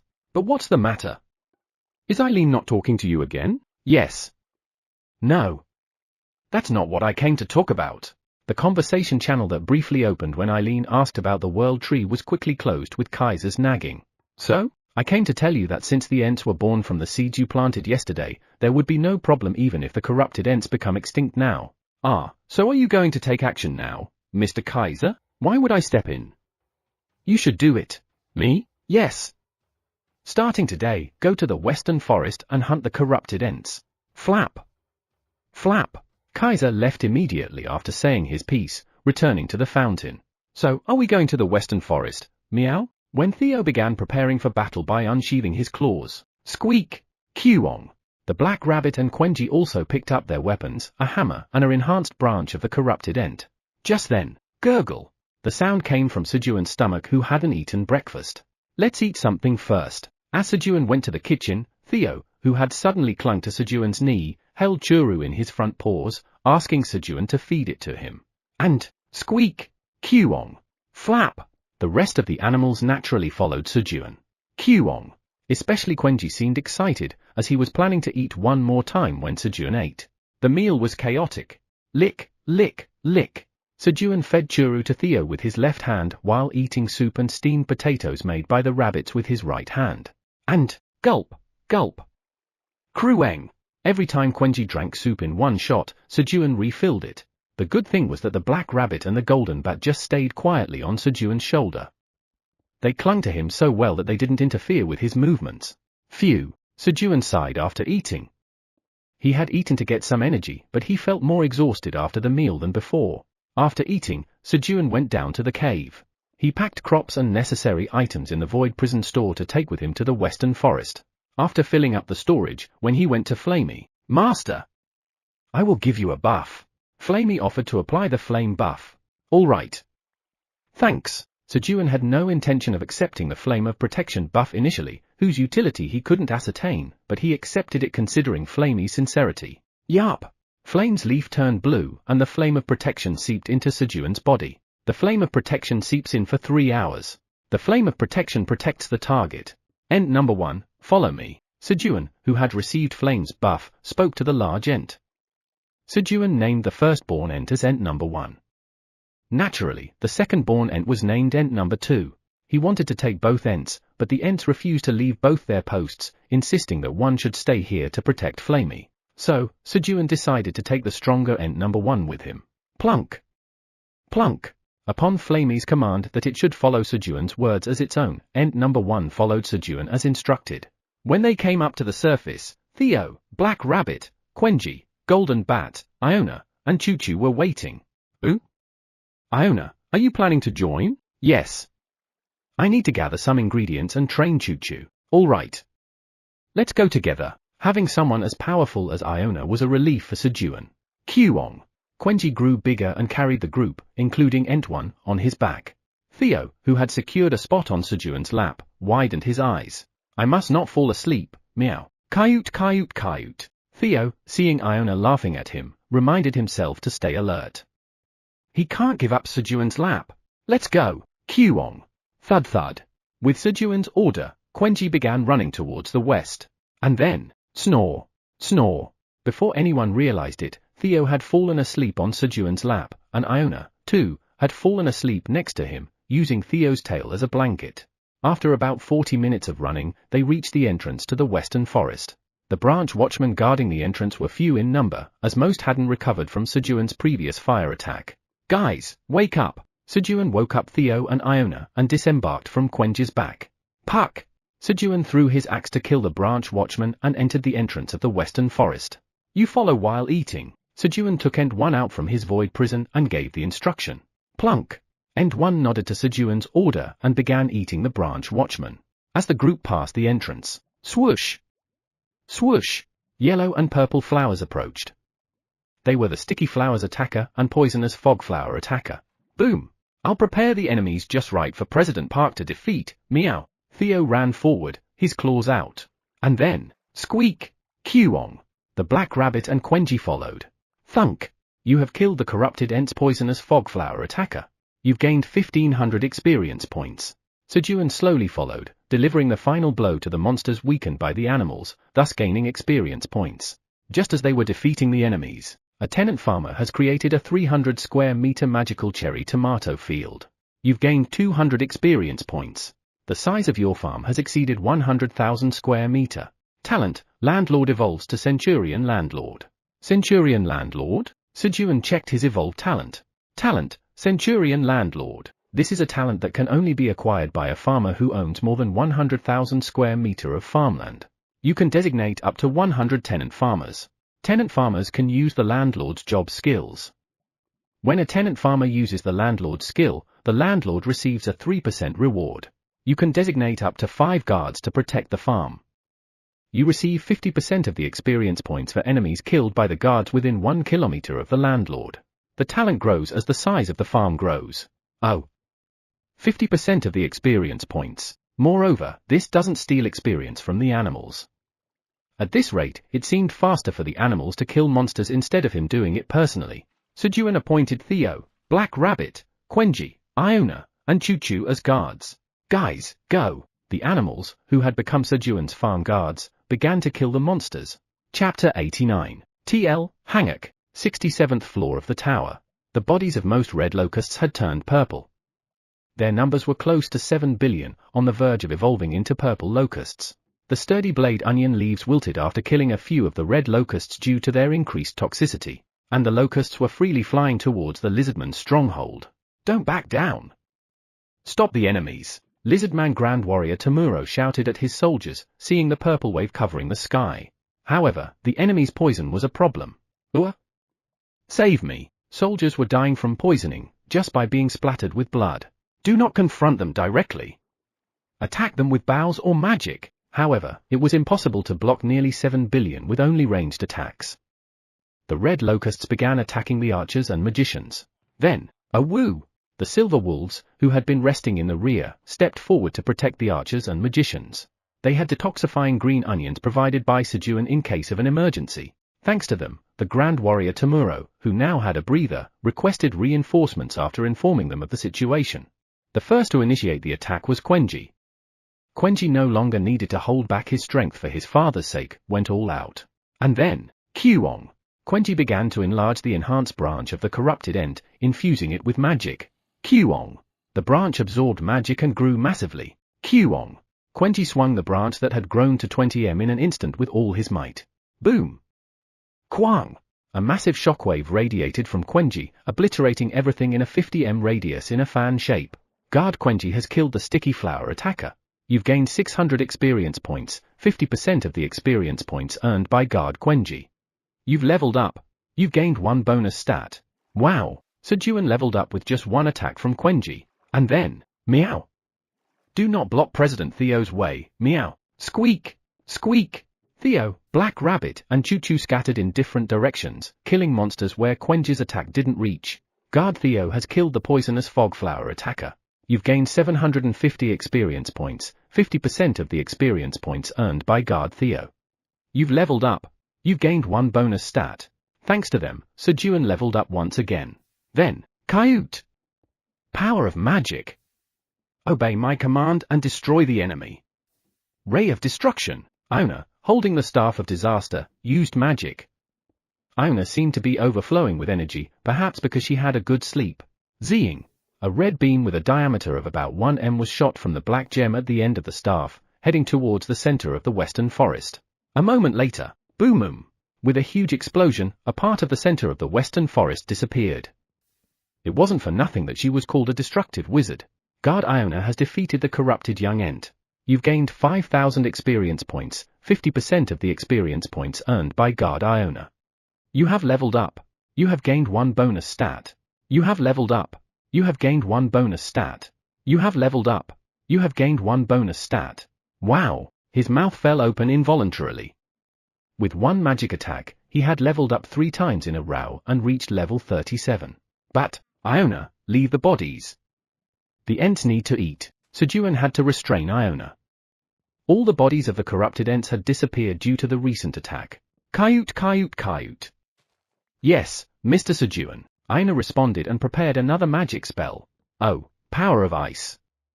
At my command. As Sejun was telling Quenji that it should also leave the bodies behind while watching Iona chanting a spell. Avalanche. Iona used magic. Suddenly, the temperature dropped and the sky darkened.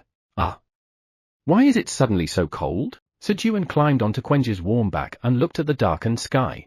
What are all those? Thousands of giant ice spears hanging in the sky fell towards the center of the western forest. And the forest was trapped in ice. Guard Iona has defeated the corrupted Ents. You've gained 15,000 experience points, 50% of the experience points earned by Guard Iona. You have leveled up. You have gained 1 bonus stat. You have leveled up. You have gained 1 bonus stat. Iona, who was told not to obliterate, decided to freeze instead. The corrupted Ents of the western forest couldn't get out because of the ice wall, and thanks to that, the animals only had to clean up the remaining monsters. During this process, Sejun leveled up once more, reaching level 40. And then, a quest has been generated. Job quest, secure 5 colleagues to help with farming. Reward, level 41 unlocked, 5,000 tower coins. Job skill, farmer's touch LV1. He completed the job quest as soon as he received it. Sejun already had white rabbits helping him with farming. You have completed the quest. Level 41 is unlocked as a quest completion reward. You have received 5,000 tower coins as a quest completion reward. The level of your job skill increases as a reward for exceeding the quest. You have obtained the job skill, Farmer's Touch LV2 as a quest completion reward. Farmer's Touch? It was his first time receiving a job skill through a job quest. Sejun hurriedly checked the skill. Farmer's Touch LV2. The growth of plants touched by the farmer's hand speeds up slightly. It's vague. It speeds up a bit? He felt he had to try it to know. Should I raise my stats a bit? Sejun began to invest in magic power with the 8 bonus stats accumulated through level ups. Just as he had raised his magic power by 2, your magic power has surpassed 30. The Seal of Rain Thunder LV1 Rainfall has been released. Finally, the Seal of Rainfall was released. However, fountain and canals had already been constructed, making it easy to supply water to crops. So, the news didn't give him much excitement. Sejun invested the remaining 6 bonus stats all in magic power. What Sejun was aiming for was Throw Thunder skill, which would unlock at magic power 50 to the power of 1. He.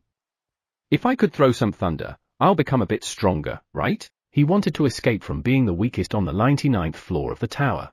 Thud. Thud. The Ent, which had been following him, eating trees, approached Sejun. Perhaps because it had eaten a lot of trees, the Ent had now reached Sejun's waist. On the Ent's head were 2 white seeds. Each time a seed was formed, the number of seeds on the Ent's head seemed to increase. Oh. Good job. Tap. Tap. As Sejun plucked the 2 seeds from the Ent's head, Farmer's Touch LV2 is activated. While your hand is in contact, the growth of the powerful purified Ent accelerates slightly. As soon as Sejun's hand touched the Ent's body, the skill Farmer's Touch activated. This skill activated whenever he touched a plant, and the Ent was a plant. Ah. So this is how it's used. Sejun realized how to use the skill, and he immediately planted the 2 newly acquired seeds of the purified Ent in the ground. Pop pop. The seeds grew quickly, and 2 purified Ents were born from the ground. And then, munch munch. The newly born Ents, number 3 and 4, began to eat trees, following Ent number 1. I have nothing to do. Should I just touch them for a while? While Sejun was contemplating what to do with the Ents, Quoeng. Quenchi came up to him with a bowl for honey. It was already lunchtime. Just a moment. Sejun took out the honey he had stored in his pocket dimension, and Quenchi politely extended his honey bowl with both hands. Click! Sejun opened the lid of the glass honey jar, and glug, glug, glug. After pouring 3 dollops into the bowl, it was filled to the brim. Take some time to eat. Quong. Slurp. Slurp. While Quenchi was busily eating honey next to Sejun, he took out food for the other animals from the void prison storage. Piranhas, peanuts, carrots. I'm hungry, meow. Me too. Squeak. Squeak squeak. As Sejun took out food from the void prison storage, the animals who had dealt with the nearby monsters returned. Choo choo. Could you make a fire for us? Squeak. At Sejun's request, Choo Choo used magic to gather the wood and start a fire. Thanks. Here you go. Sejun handed the rabbit some carrots. The rabbits were perfectly satisfied with just the carrots. Crunch. Crunch. While the black rabbit and Choo Choo were enjoying their carrots, Sejun roasted some fish on the fire made by Choo Choo, while shelling peanuts from their hulls. Then, he started roasting about 100 peanuts in a pot. It was roasted peanuts to be given to Iona, who performed the best today. Sizzle. As Sejun constantly stirred the peanuts with a wooden spatula to prevent them from burning. Crackle. The sound was made and the savory smell of peanuts began to fill the air. Kayut kayut kayut. Iona couldn't hide her smile as she smelled the savory peanuts. As the smell and color of the peanuts deepened, Sejun started to cool the pot by placing it on the ground. Gulp. Can I eat it now? Iona, swallowing her saliva, couldn't help but ask. Yes, but it's hot, so eat it slowly. Kayut kayut kayut. Okay. Wind. Iona cooled down the peanuts quickly with a wind magic and began to eat. In the meantime, he shared the grilled fish, nicely browned, with Theo who was on his lap. It's quite spacious here. As Sejun looked around while eating the grilled fish, when all the monsters were wiped out, it looked more like an open field than a forest. Plus, swish. The soil is good too. Sejun touched the soil and said, I want to plow this field. He felt greedy. But right now, he couldn't even fully manage the land he had. Sejun decided to wait for later. Kayut kayut kayut. I'm full. Iona patted her bloated stomach and climbed onto Sejun's lap. Where are you climbing? Meow. I do what I want. Iona was offended by Theo's response and got angry. So do I. Despite seeing Iona's terrifying magic just moments ago, Theo was not scared. He. With Sejun, I am invincible. Meow. Plus, I am now President Theo right now. Meow. Although it was a strange logic, it gave Theo confidence. And the one who had trouble because of it was Sejun. Guys, if they started to fight here, he would be in serious danger. Ah. Iona, can you look at this void prison?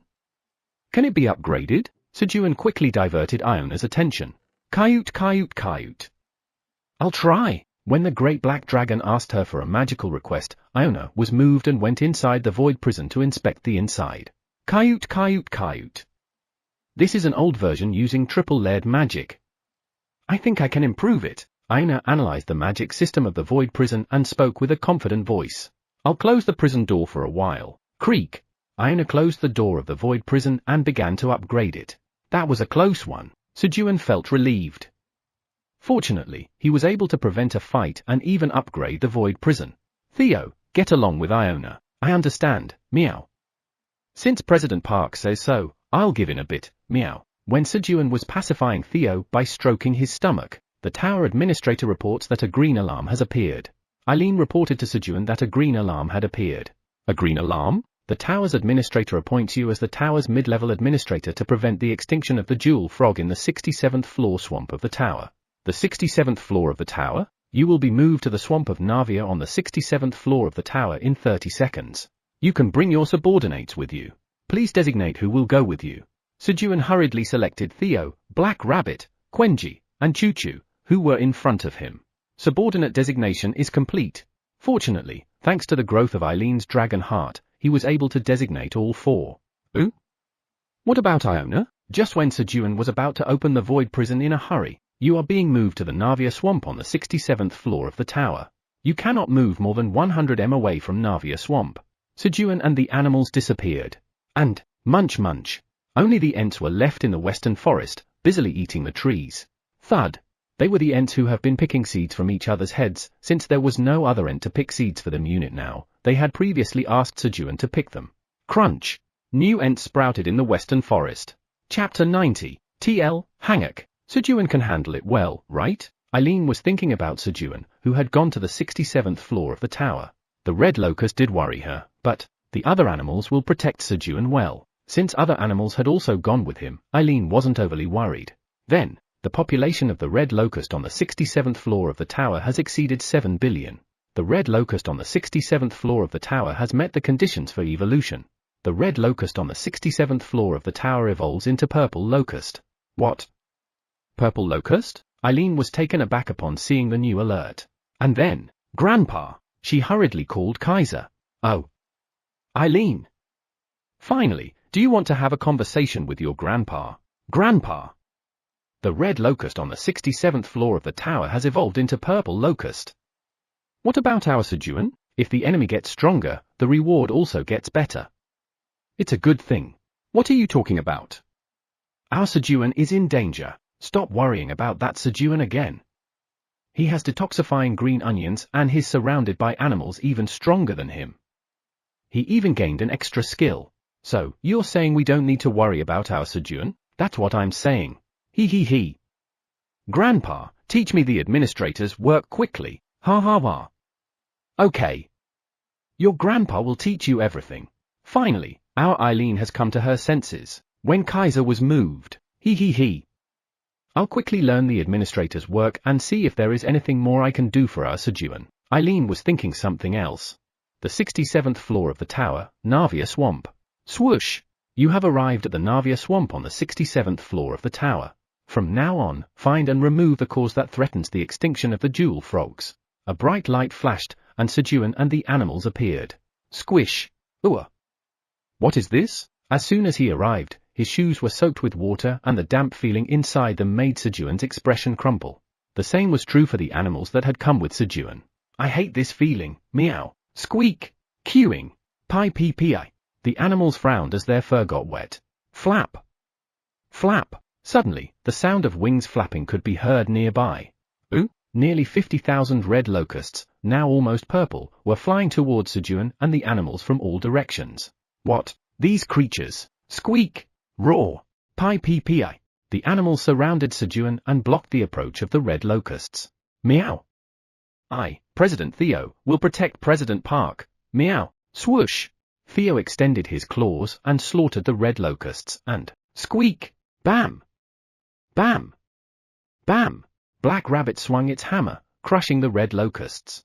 And then, gah! Boom! Bang! Quenji enlarged its body to about 3 m and extended the enhanced branch of the corrupted end to about 5 m, destroying the red locusts with the wind pressure created by the full swing of the branch. Pi.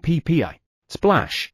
Finally, Choo-Choo used the water attribute magic, water cannon, and shot high-pressure water to kill the red locusts.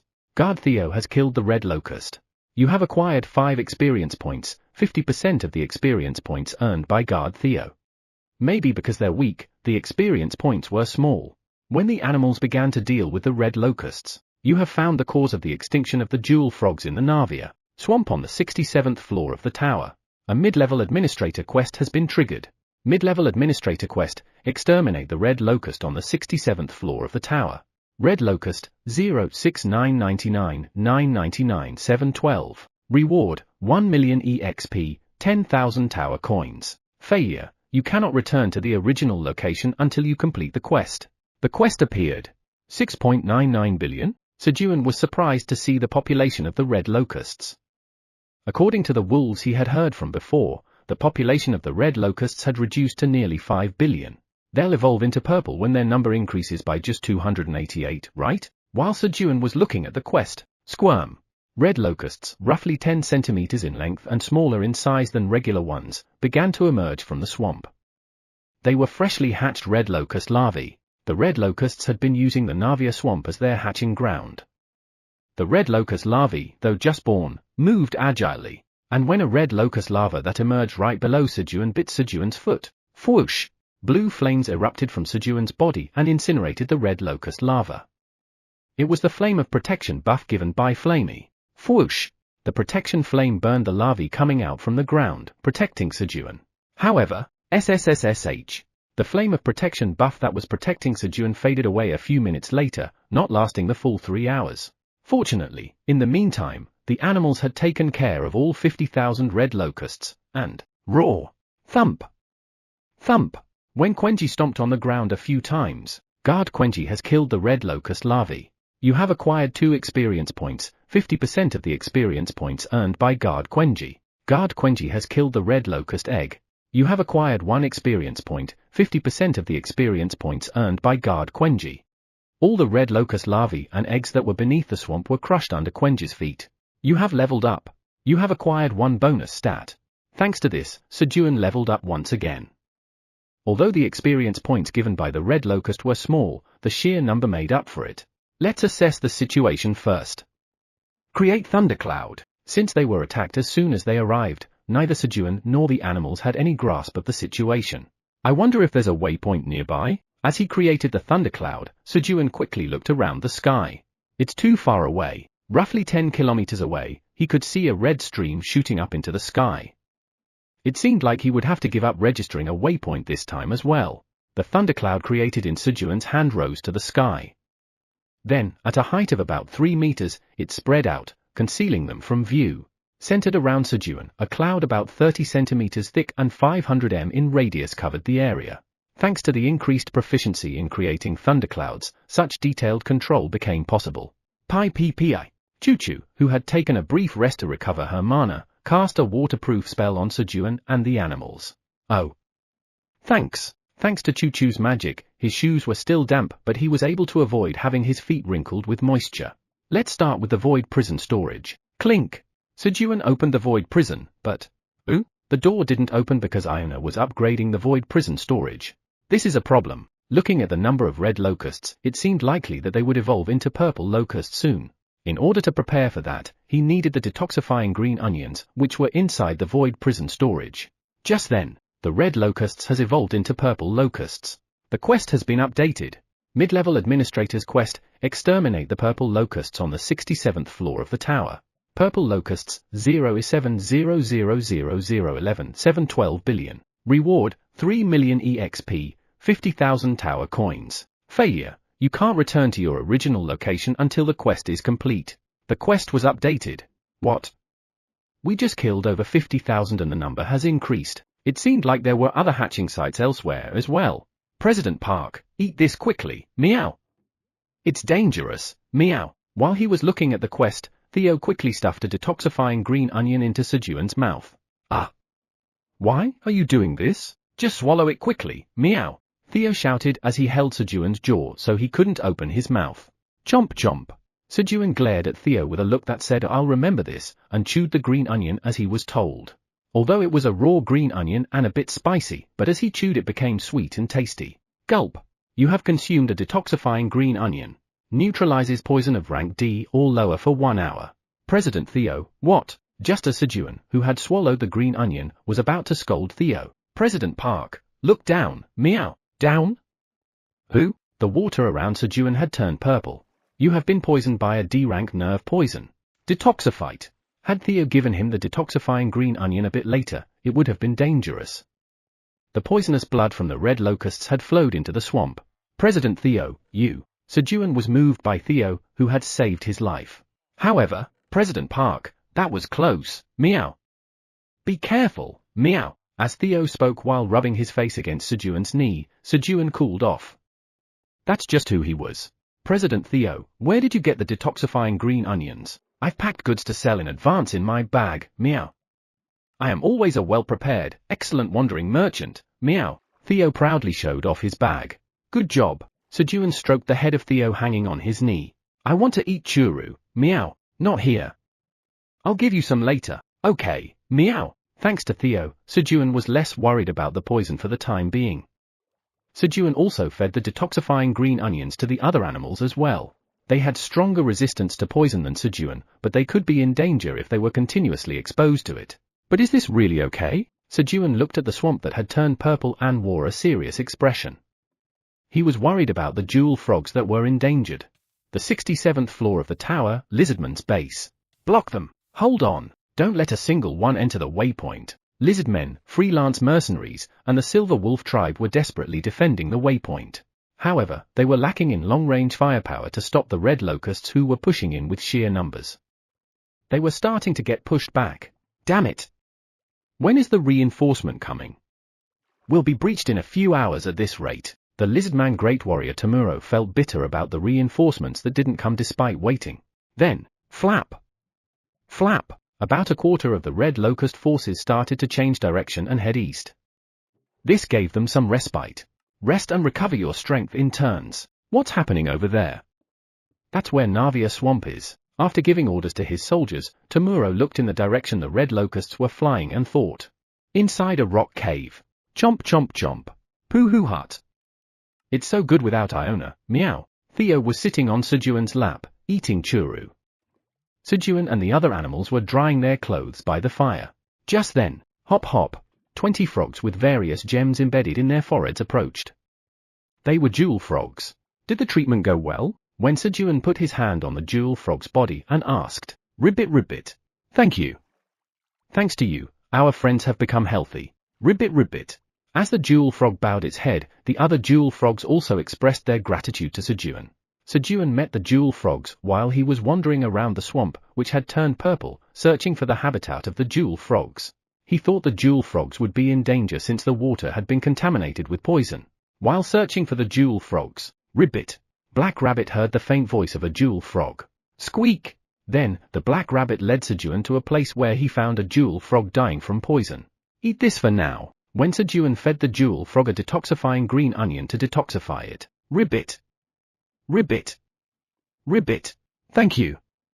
My friends are also sick from drinking purple water. Please help them. The revived jewel frog asked Sejun for help, and they were now waiting in the habitat of the jewel frogs for them to fully recover. That's good. We'll handle things here, so don't come out for a few days. Sejun shouted out to the jewel frogs and came out of the large crevice where the jewel frogs lived. Whir!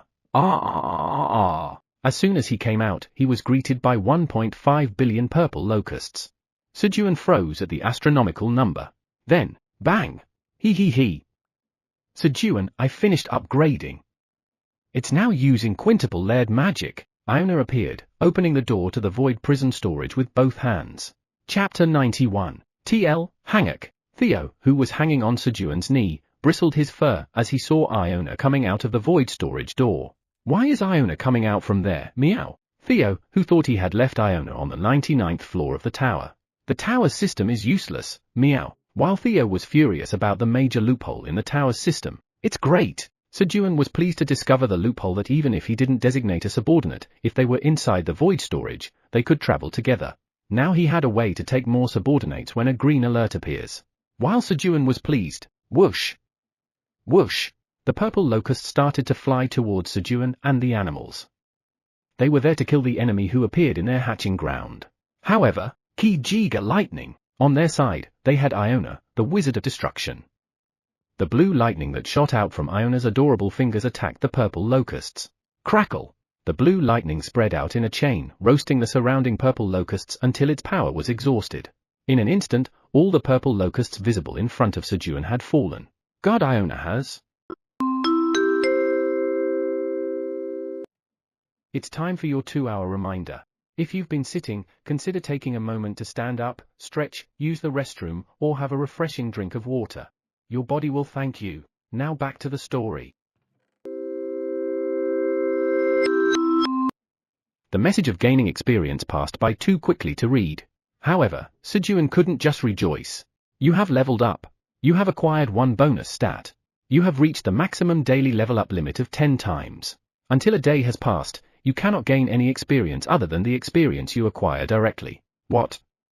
Then what about the experience I just gained? Sejun was startled looking at the message. The experience that could have allowed him to instantly level him up to level 50 and allow him to do the job quest had been wasted. I didn't know there would be such a limit. It's information most of the Earth's hunters wouldn't know. Of course, they didn't. They never had the opportunity to ride such a premium bus to the power of 1. There's no choice. Let's retreat for now. Instead of fighting, Sejun decided to return to the habitat of the jewel frogs. Even if he fought hard here, he wouldn't gain much experience. So he just planned to guard this place and wait for the day to pass. By guarding this place, he could prevent the extinction of the jewel frogs, killing 2 birds with 1 stone. Guys, gather some meat. Sejun had the animals that were going inside gather the bodies of the purple locusts. The smell of roasted chicken that was emitted when Iona's lightning magic fried the locusts earlier stimulated Sejun's salivary glands and culinary inspiration. And then, clank! He opened the void storage, took out 20 sturdy blade green onions, and planted them at the entrance so that the purple locusts could not easily enter, and entered the jewel frog's habitat. But where is this? Iona, looking around, asked about their location. This is the habitat of the jewel frogs on the 67th floor of the tower. Meow. We are here to prevent the extinction of the jewel frogs. Meow. Jewel frogs? That's right. Meow. Let me introduce you to the jewel frogs. Meow. Theo, who was wary of Iona but still willing to accommodate her, answered Iona's question. Meanwhile, Sejun was trimming the purple locust meat brought in from outside for cooking. Let's see. A few that first got hit by Iona's attack were completely charred and inedible, but the purple locusts that were hit when the lightning energy was low were only slightly burnt on the outside. Thanks to that, the inside was pre-cooked like a parboil, making it convenient for cooking and quickly edible. First, I need to take out the detoxifying green onions. Clank! Sejun opened the void storage and went inside. Wow, it's spacious. The void storage that Iona had upgraded was much larger than before, incomparable to its previous size. It was large enough to fit 3 black minotaurs if they curled up. This and this. Sejun came out with the ingredients needed for cooking in the pot. And then, swoosh! He cut the purple locust meat into decent sizes and slit the meat in the middle to stuff it with detoxifying green onions to neutralize the poison. After making 10 pieces of meat stuffed with green onions, Quenji, make me some thin, long branches, Sejun called Quenji, who was drooling while watching. Croing! Thinking that it could eat something delicious, Quenji was very cooperative.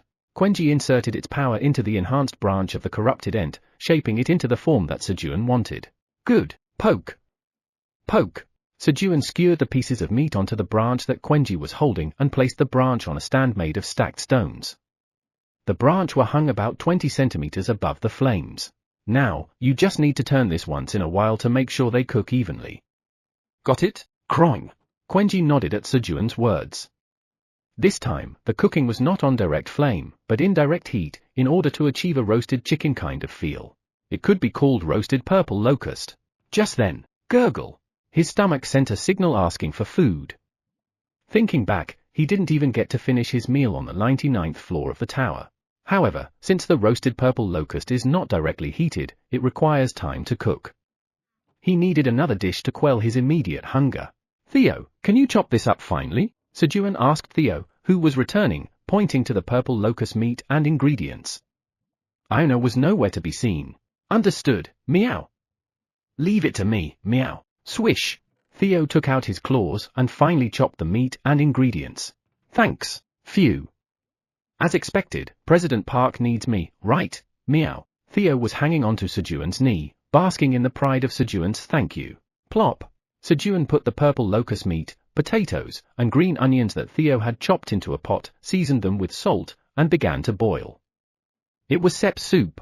Choo-choo, help me. In order to reduce the cooking time, Sejun asked Choo-choo to strengthen the fire. Pi. When Choo-choo went to the stove and used fire magic, whoosh! The intensity of the fire increased. Bloop! Bloop! As it boiled more and more, the color of the soup turned purple.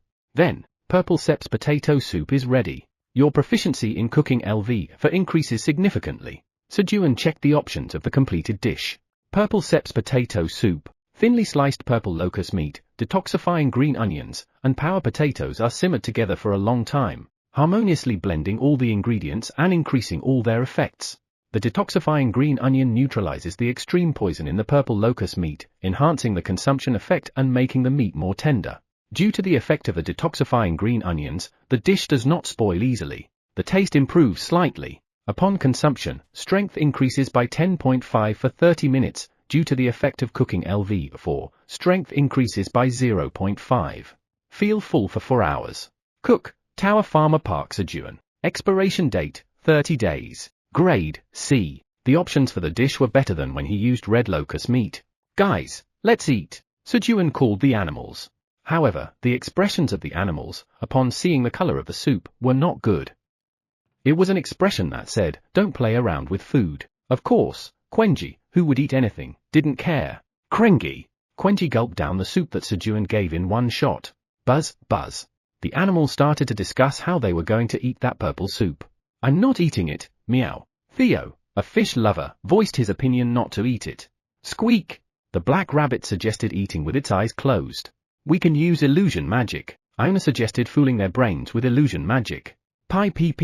Choo-choo suggested using color-changing magic. Gulp. Croing.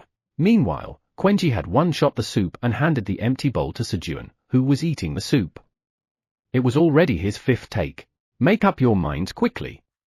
If you keep this up, there won't be any left for you. And it's much tastier than you think. Sejun rushed the animals in discussion and gave Quenji another bowl. Just eat it. Thump. Pi. The animals, who failed to narrow down their opinions, each started eating the purple soup in their own way. And then, I want churu, meow. Theo, who wouldn't eat the soup anyway, climbed onto Sejun's lap and asked for churu. All right, rip. Sejun tore the opening of a churu packet and handed it to Theo. Chomp, chomp, chomp. Around the time when the meal was almost over, the smell of roasted chicken permeated the cave. It was because of the roasted purple locust. Is it fully cooked? As Sejun approached the roasted purple locust, you have achieved the achievement of making the roasted purple locust for the first time in the tower. The recipe for roasted purple locust is registered in Cooking LV4. Your proficiency in Cooking LV4 greatly increases. Special effect: lesser poison resistance is added to roasted purple locust due to the effect of Cooking LV4. Just in time, the dish was completed. Lesser poison resistance? Just by hearing the name, he felt like he knew what it was. Sejun checked the completed dish.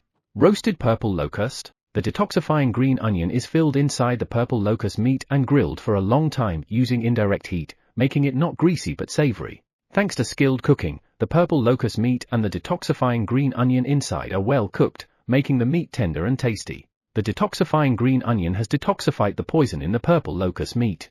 Special effect: lesser poison resistance. Cook, Tower Farmer Park, Sejun. Expiration date: 15 days. Grade C. Guys, try this. Perhaps because they had already tasted the purple soup, the animals began to eat the roasted purple locust without any hesitation.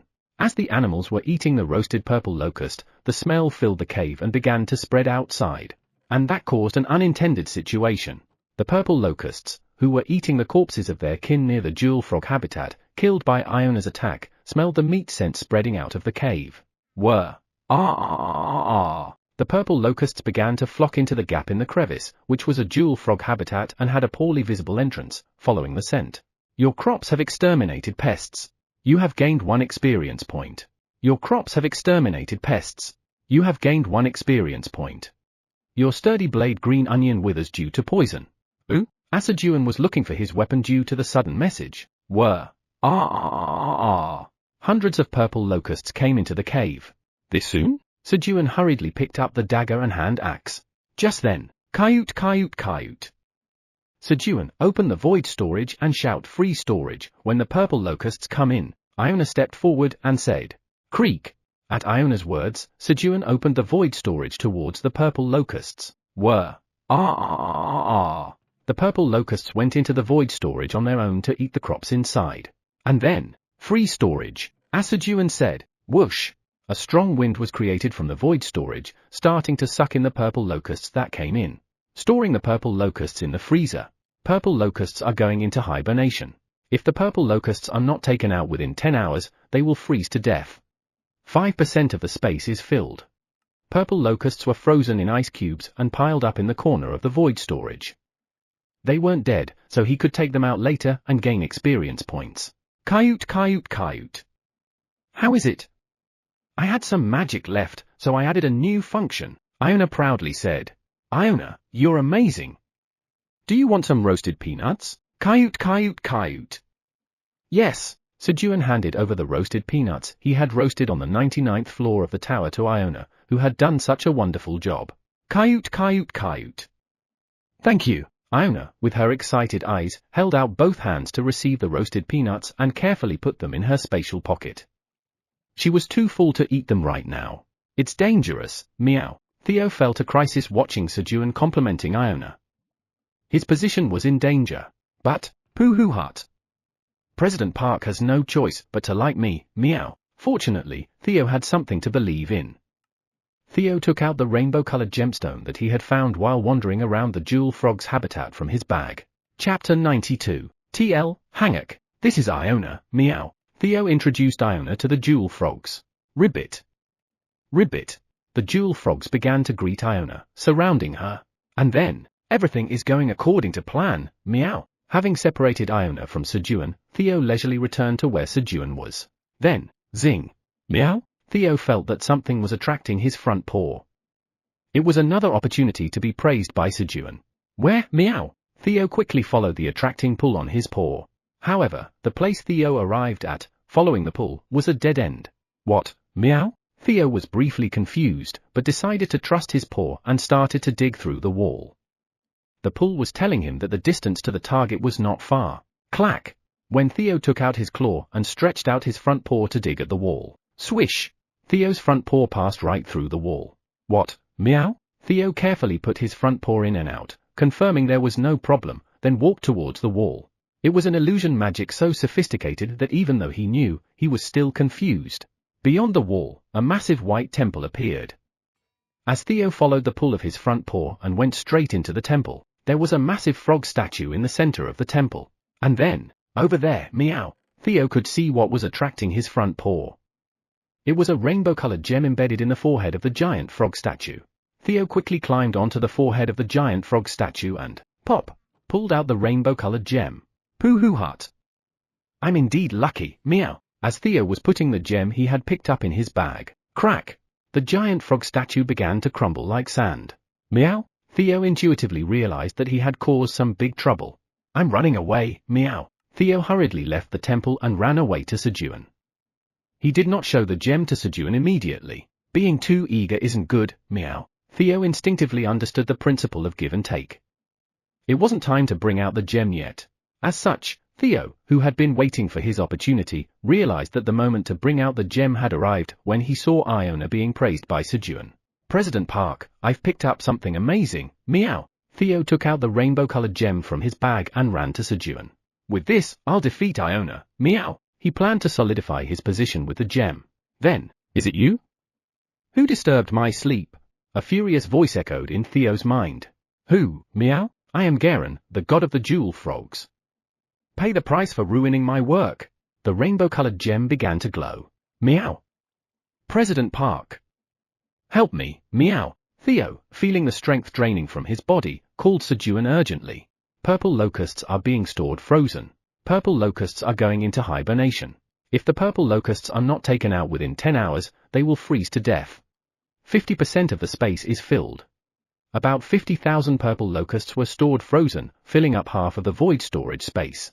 It's convenient, Sejun commented as he watched the frozen purple locusts trapped in ice cubes. Looking at the ice cubes stacked neatly, filling up half of the warehouse without an inch of error, he naturally felt relieved. Then, Iona, is there? Sejun was about to ask Iona if there were other functions in the void storage when, meow. President Park.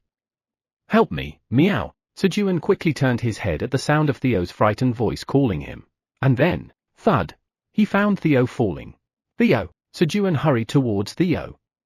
He felt an enormous and inapproachable awe emanating from the gem, but Sejun reached out towards Theo with a single-minded intention to save him. How dare you interfere with my business, the god of jewel frogs, Garen? The rainbow-colored gem began to shine even brighter, trying to suck in Sejun as well. However, the black energy emanating from Sejun's body began to push back the light of the gem. And then, detected a race god who illegally entered the Black Tower. Analysis result, god of jewel frogs, Garen. You have the authority as the mid-level administrator to expel the god of jewel frogs, Garen. Would you like to expel the god of jewel frogs, Garen? A message appeared. Why is there the aura of the black dragon here? Garen was surprised by the black energy emanating from Sejun. Pooh-hoo heart. That's why you shouldn't have messed with me, the subordinate of the great black dragon, the deadly yellow cat, Theo Park, meow. Theo's soul, absorbed into the gem, spoke defiantly to the massive frog, his hand on his waist. He was far too confident for someone who had stolen the gem. What? You, no. You're a subordinate of the great black dragon. Garen's tone changed at Theo's words, he was flustered. Technically speaking, his presence here was wrong in itself. Now that he was caught, he needed to obtain the permission of the great black dragon to stay in the tower. But who knew that the cat he messed with was a subordinate of the great black dragon? That's right, meow. And if you mess with me, President Park will punish you, meow.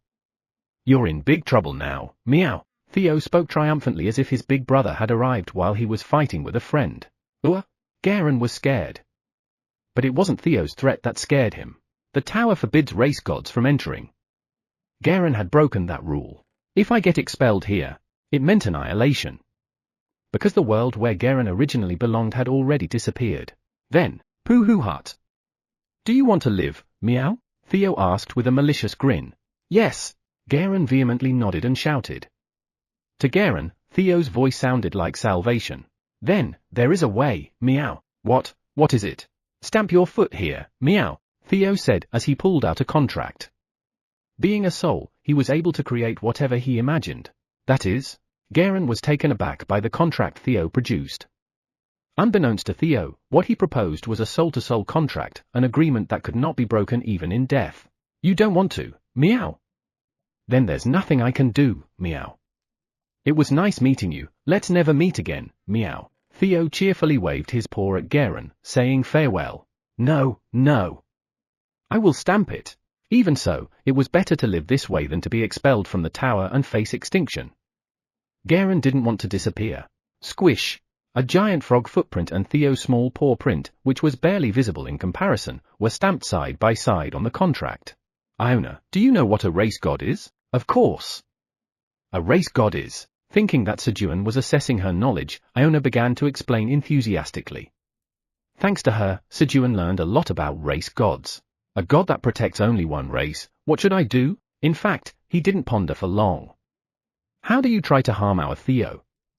Seeing that Theo was still breathing, Sejun thought he had fainted.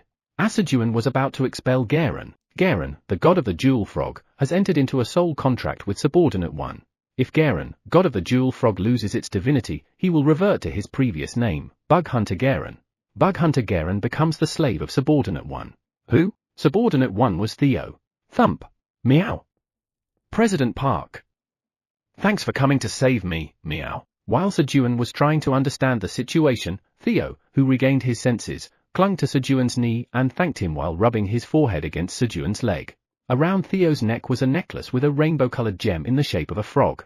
President Theo, are you okay? Sejun asked while examining Theo's body. Yes, meow.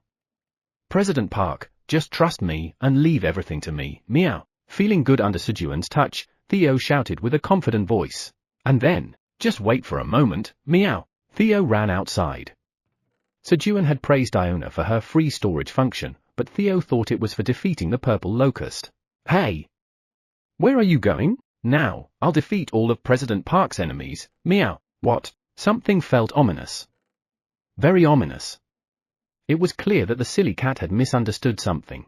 Get out of my way, meow. In the meantime, Theo went outside, defeating the incoming purple locusts. Hey! Wait! Sejun hurriedly called out to Theo and followed him. And as Sejun followed Theo through the rock crevices, Garen, come out, meow. As Theo called, the frog-shaped rainbow-colored jewel on his necklace started to glow. Who? President Park is out too, meow. Let's go together, meow. Upon discovering Sejun, Theo moved to where Sejun was. Swoosh! Centered around Theo's feet, the ground transformed into a black swamp, and something began to rise. It was a giant frog with rainbow stripes, over 20 m in size. A frog? It's my slave, Garen, meow. Theo answered proudly. Flap, flap. In the meantime, all the nearby purple locusts started to gather. Garen. Destroy President Park's enemies, meow. Snap. At Theo's command, Garen lashed out his huge tongue, and it moved freely like a whip, quickly gobbling up about 10,000 purple locusts. It was as if there was some sticky substance on Garen's tongue. The purple locust stuck to it, couldn't escape. Gulp. Garen swallowed 10,000 purple locusts in one gulp. Then, Garen's body grew even larger. Snap. Meanwhile, Garen stuck out his tongue again to hunt purple locusts. Garen grew larger every time he ate purple locusts. Wow! Impressive, Sejun said as he looked at Garen, who had grown to a size of 30 m. Foo-hoo hut. How about that? From now on, I'll defeat all of President Park's enemies, meow, Theo boasted confidently. However, do you find it funny? Sejun's comment wasn't a compliment. Meow? Guard Theo's slave, Bug Hunter Garen, has slain 200,000 purple locusts at once. Guard Theo gains 90% of the experience gained by slave Bug Hunter Garen. Guard Theo has gained 5 million experience, which is 50% of the total experience gained. Level up limit is in effect. You cannot gain indirect experience, Sejun said as he read the messages. His experience points were leaking out like water from a leaking bucket. My experience points. President Park, why does your face look so sour, meow? Do you want me to take care of it, meow? While Theo, unaware of Sejun's feelings, was tapping Sejun's face with his paw. Flap flap. From a distance, a giant purple wave was approaching. Garen's huge body was clearly visible from afar, and all the purple locusts at the waypoint flew towards Garen. Hey! Send him back quickly. Got it, meow. Garen, come back, meow. At Theo's command, Garen started sinking back into the black swamp. And as soon as Garen had completely sunk, President Theo, plant them quickly. Understood, meow. Thump. Thump. Sejun and Theo hurriedly planted sturdy blade green onions at the entrance and around it from the void storage, and quickly entered the crevice between the rocks, where the jewel frogs resided. As soon as Sejun and Theo entered the cave, Flap flap, the purple locusts swarmed towards the sturdy blade green onions. Then, thud, the purple locusts fell after eating the green onions. Similar occurrences began to occur in multiple places, and near the fallen purple locusts, there were detoxifying green onions. They were the ones Theo had planted in a hurry without even looking. When the detoxifying green onion neutralized the poison of the purple locusts died as if they had been poisoned. Chapter 93, TL, Hangak, floor 67 of the tower. Phew, we survived. Thump. When the purple locusts suddenly stopped fighting and flew east, the soldiers, who were exhausted from hours of intense battle, started to rest. Just then, Malkai, Elka, who had descended from floor 99 of the tower, called out to Malkai, who had been fighting the purple locusts with the soldiers on floor 67. Chief Elka, it's hectic here. What happened? Malkai, we need to hurry to the Navia swamp. What? What are you talking about? Malkai, who had been about to explain the situation on floor 67, was taken aback by Elka's words. Sejun is fighting with the purple locusts in the Navia swamp. Elka had heard about Sejun's situation from the Golden Bat, who had gone hunting with Sejun in the western forest. Sejun is a woo. Elka quickly summoned the Silver Wolf tribe's wolves with a howl and went to find Tamuro, the lizardman's great warrior, who is the commander in charge here. What? You're going to Navia swamp? Yes. We must go there. At Elka's words, Tamuro fell into thought. I'll go with you. I was wondering why the purple locusts had gone to Navia swamp. Tamuro thought that he needed to scout Navia swamp. Thus, the lizardman soldiers led by Tamuro and 120 wolves from the Silver Wolf tribe headed towards the Navia swamp. After Sejun and Theo entered the cave, your crops have exterminated pests. You have gained 1 experience point. Your sturdy blade green onion has withered due to the poison. Messages indicating that the sturdy blade green onions had exterminated purple locusts and gained experience points started to appear. Fortunately, he was able to gain the experience points from the ones exterminated by the green onions. Clang! Sejun opened the void storage, preparing for the incoming swarm of purple locusts. If the sturdy blade green onions withered, they would soon enter the cave. Guys! Gather around! He called the animals just in case. Yes! Squeak! Kriong! Pi pi pi! The animals rushed over at Sejun's call. And about 10 minutes passed. Your crop has exterminated pests.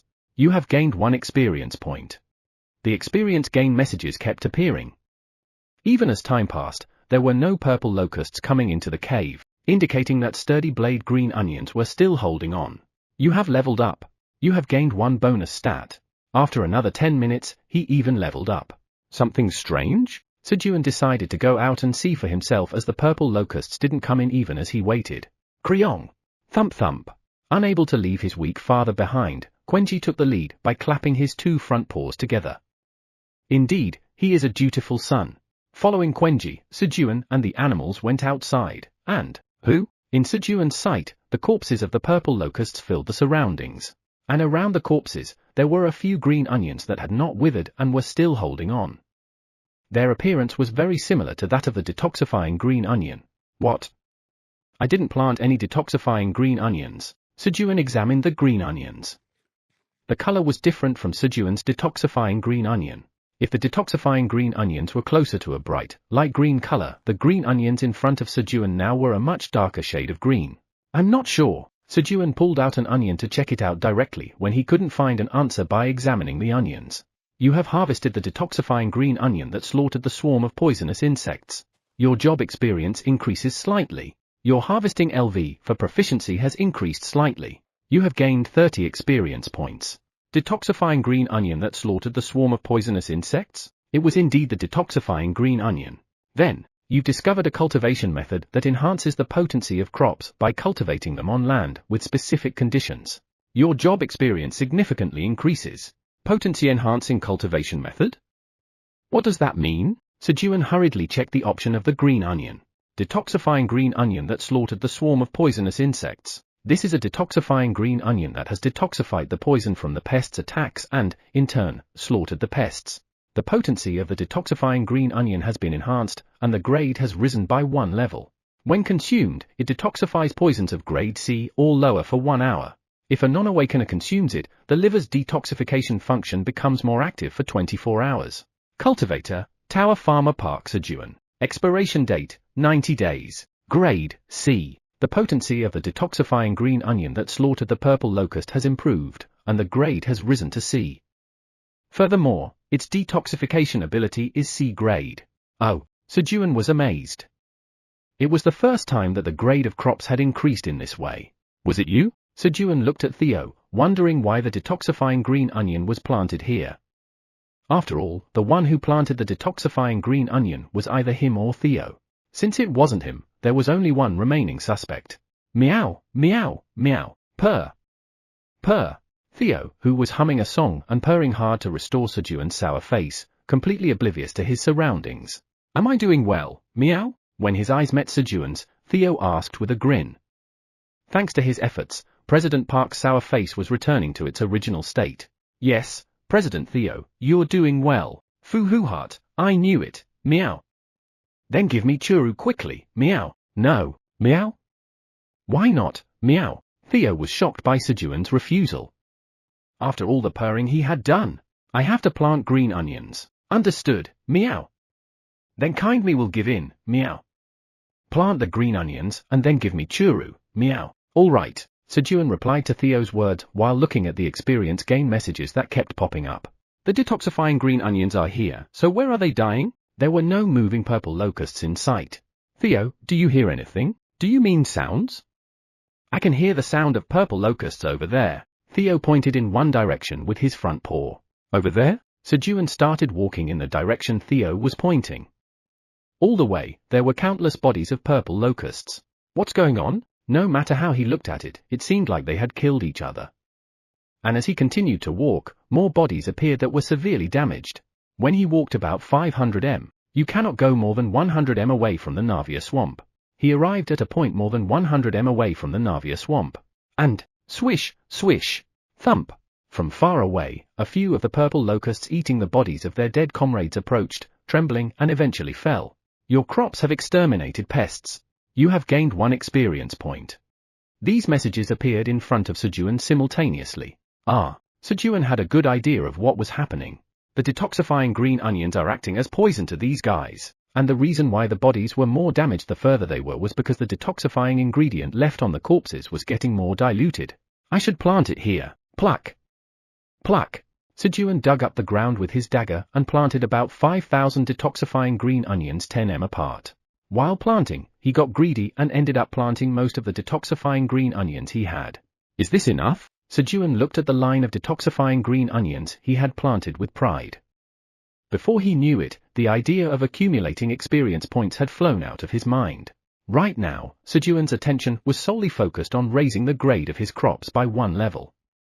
It was not for nothing that his profession was a farmer. A little later, flap, flap, purple locusts that had been approaching while eating the corpses of their comrades started coming toward the detoxifying green onions. The purple locusts ate the detoxifying green onions and fell, and other purple locusts died after eating the bodies of their kind. Like this, death began to spread out like a wave centered around the detoxifying green onions. And then, go. Krueng! Quenji called Sejun while rubbing his belly.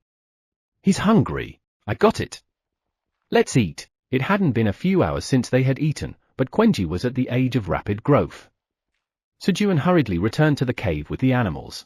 He was also hungry after moving around. On his way back to the cave, he picked up a few more purple locusts. Once inside, Sejun quickly cooked them. Okay, you guys can eat now. Krueng! Quenji cheered and hummed a tune at the sight of abundant meal placed in front of him and eagerly waited for his big brothers to start eating. In consideration of Quenji, who was eagerly waiting for his big brothers to eat, the animals quickly sat next to him and ate their food. And then, now, give me churu, meow. Theo demanded churu again. Okay, swoosh. Sejun gave Theo the churu. Lick. Lick. Lick. While Theo was eagerly licking the churu, Master Theo, I would like to try the food too. Garen spoke to Theo. You can't, meow. You're too big, meow. Master Theo. I can shrink myself. Fine, meow. Then come out, meow. Yes. Thank you. A black swamp the size of a tennis ball appeared at Theo's feet and a small rainbow frog came out. And then, bowing its head. Great master, I also want to eat food. Please permit me. Garen asked Sejun while bowing its head. Okay, Sejun filled a bowl with soup. Splash! Garen jumped into the hot soup. And then, great master! It's really delicious. Ah! It's refreshing. Garen was in the hot soup, enjoying the bath and the meal at the same time. While they were having their meal, but Garen, why did you sneak into the tower? Sejun asked out of sudden curiosity. That's because I didn't want to die. You didn't want to die? What does that mean? Master is the great black dragon, so you know, don't you? That if you can't enter the tower, you'll all die on the final day. The final day? The final day? If you can't enter the tower, you'll all die? Sejun was hearing this for the first time. Yes. The day of the world's destruction when the tower appears. The world is destroyed when the tower appears. Yes? Didn't you know that? Where the hell did you get your education? When Garen was puzzled that even he, a race god, knew something that the tower administrator didn't. Hiss! Hiss! How dare you, Garen? Disrespecting our President Park, meow. Theo, who had been eating his churu, puffed up his fur and growled in anger, scolding Garen. No. Not at all. Absolutely not. Hiss. Just answer what President Park asks, meow. Yes. Towers appear in worlds where destruction is imminent. Specifically, it's worlds where calamitous beings are set to appear. Cataclysmic beings? Yes. Like the locusts we fought a while ago. Locusts are going to appear? Sejun imagined locusts appearing on Earth. Within a few months, the locusts would rapidly evolve and the world would be destroyed. Yes. Before the world is destroyed, the tower appears first and selects survivors from that world to enter the tower. Before destruction comes, only selected beings are taken in. Sejun was feeling overwhelmed. If this fact is revealed to the world, there would be a huge chaos. Above all, his plan to get the Earth's items using the golden bat would be shattered. What about stopping the locusts from destroying the world before they do? I'm not sure. So far, many worlds have tried desperately to stop it, but they all perished. Including my world. Ah. But I think Master's green onions could be a variable. Even Garen had never seen the green onions detoxify and kill the purple locusts. Usually, the true beginning of the end starts when the locusts evolve to purple locusts. Because all the lands in the world are contaminated with poison. Then, Sejun. We are here. Elka, leading the silver wolves, followed Sejun's scent and entered the cave. Chapter 94. TL, Hangak. Elka, how did you know I was here? Sejun asked Elka. He had moved to the 67th floor of the tower without telling anyone. I heard it from the golden bat. Ah, Sejun realized he had forgotten about the golden bat. Perhaps because the golden bat had been imprisoned for a long time, it liked to hide in dark places, and Sejun often forgot about its existence. The golden bat had a weak presence. Then, creak. Creak. Following the wolves, the lizard men entered. Sejun, this is Tamuro, the lizard man great warrior in charge of the 67th floor of the tower. Elka introduced Sejun to a lizard man who was a head taller than the others. Hello. I am Tamuro. Tamuro greeted Sejun at a 90-degree bow. He had heard from Elka that he would meet the great black dragon and wanted to show his best side. But the timing was off. How can you manage the 67th floor like this, meow? Our President Park is suffering because of you, meow. Theo, who had climbed onto Sejun's lap in a state of exhaustion, berated Tamuro. He looked ready to hit him with his front paws at any moment. Then, squeak, croing. Following their big brother, Black Rabbit and Quenji scolded Tamuro. They tried to intimidate Tamuro by placing a hammer and a branch on their shoulders to intimidate him. What is this? Tamuro was taken aback, being bossed around by these little ones in front of the great black dragon. However, he couldn't get angry because of the black dragon. However, if he had known that the only one who couldn't beat him here was Sejun, he would have been even more taken aback. Then, Kiku Tamuro, how did you manage this floor? The numbers of red locusts were definitely decreasing thanks to Sejun's sturdy blade green onion leaves. Iona, the chairman of the Wizards Association, interrogated Tamuro. I apologize. Actually, facing Iona, who was in her second rage stage, Tamuro could not dare to lie. He bowed his head and said that he had received money from Tariq, the head of the Chow group, and allowed him to operate individually. So every time Tariq went out with other wandering merchants, the number of red locusts increased dramatically. Yes. I don't know why he would do such a crazy thing, but it seems like he's feeding the red locusts. Are you sure about that? Is there any evidence or witnesses that Tariq fed the red locusts? Iona asked in detail. Tariq, who led the Chow group, was one of the board members with significant influence in the Wandering Merchant Association. Without evidence or witnesses, if she, the chairman of the Wizards Association, attacked a wandering merchant from the Wandering Merchant Association, the situation could get messy. Well, there's none. He hadn't thought of making evidence, and for the sake of monopolizing the money, he didn't make any other witnesses. Then, if there's no evidence or witness, then make one. But listen? Sejun, who had been listening, spoke. Snap. Sejun reached out his hand to Tamuro. Hand over all the money you've received from Tariq. Sejun and his animals were suffering because of the money Tamuro had received. He intended to take back everything he could. And then, Russell. Next to Sejun, Theo was pulling out a contract from his bag. He was indeed worthy of being considered Sejun's successor. Landlord Grid's office on the 55th floor of the tower. Bang! Why is there still no news? Grid angrily smashed the armrest of his chair. By now, he should have heard news of the locusts moving to the 68th floor of the tower. That's because we have indeed spread over 100,000 monster corpses on the 67th floor, and we have confirmed that they have transformed into purple locusts. It's just that the forces on the 67th floor seem to be fighting too well. Treading lightly around the furious Grid, Shred, Grid's right-hand man, answered cautiously. What? Fighting well? Is that what you have to say? I'm sorry, you incompetent fool. Tell Tariq to spread more monster corpses on the 67th floor immediately. Yes, I understand. Upon receiving Grid's command, Tariq headed back to the 67th floor of the tower. All right, manage your subordinate well. Sejun handed over the contract signed by Tamuro to Theo. Don't worry, meow. I'll watch over everything, meow. Tamuro. Theo glared at Tamuro and told Sejun. Yes, how did it end up like this? As Tamuro was worrying about his bleak future. Your crops have exterminated pests. You have gained 1 experience point. You have leveled up. You have gained 1 bonus stat. As the detoxifying properties of Sejun's detoxifying green onion killed the purple locusts, Sejun continued to level up. And then, a quest has been generated. Job quest, discover the joy of harvesting. Use the harvesting skill 100,000 times, 0 to 100,000. Reward, unlock level 51, 50,000 tower coins, all job skills of Tower Farmer LV1. He reached level 50. Oh, the reward of all job skills of Tower Farmer LV1 caught Sejun's attention. Sejun's current job skills included seed sowing LV5, harvesting LV4, seed shop LV2, seed harvesting LV3, a total of 4. While there weren't any significant benefits from leveling up the seed sowing and harvesting skills, he was excited about the potential of the seed shop and seed harvesting skills.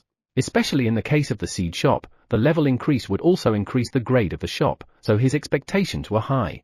However, in order to receive the reward, 100,000 times harvesting, it was a number that made him involuntarily sigh.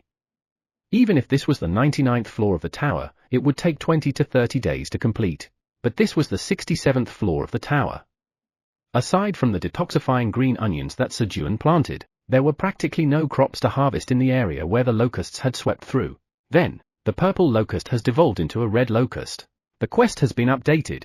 Your past contributions will be reflected in the quest reward. Mid-level administrator quest, exterminate the purple locusts of the 67th floor of the tower.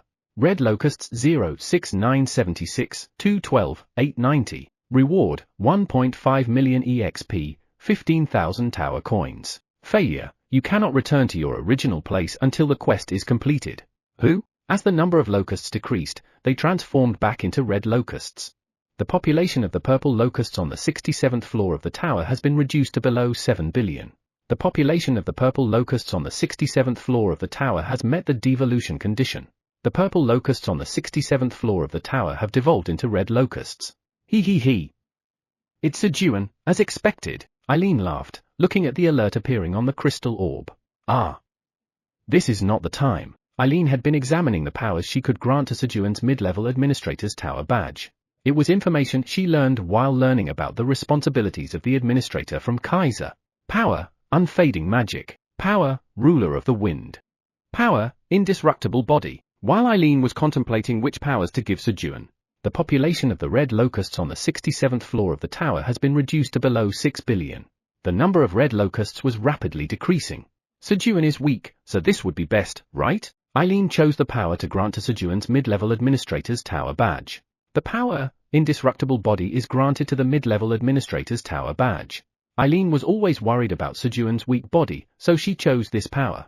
So, Elka and Tamuro, go back and spread the rumor that the number of locusts has decreased, and if Tariq comes, catch him on the spot. Yes, yes. Since it was not difficult to kill locusts even without the help of lizardmen or wolves, Sejun told them to catch Tariq, who fed the red locusts and exacerbated the situation. If you use this, you can record evidence. Iona handed a small necklace to Tamuro, after sending the wolves and lizardmen back to the waypoint. Let's rest. Sejun and the animals went to bed. Starting with this morning's hunt in the western forest, it had been a long day. The next morning, Sejun woke up feeling heavy, and he began to remove what was making his body heavy.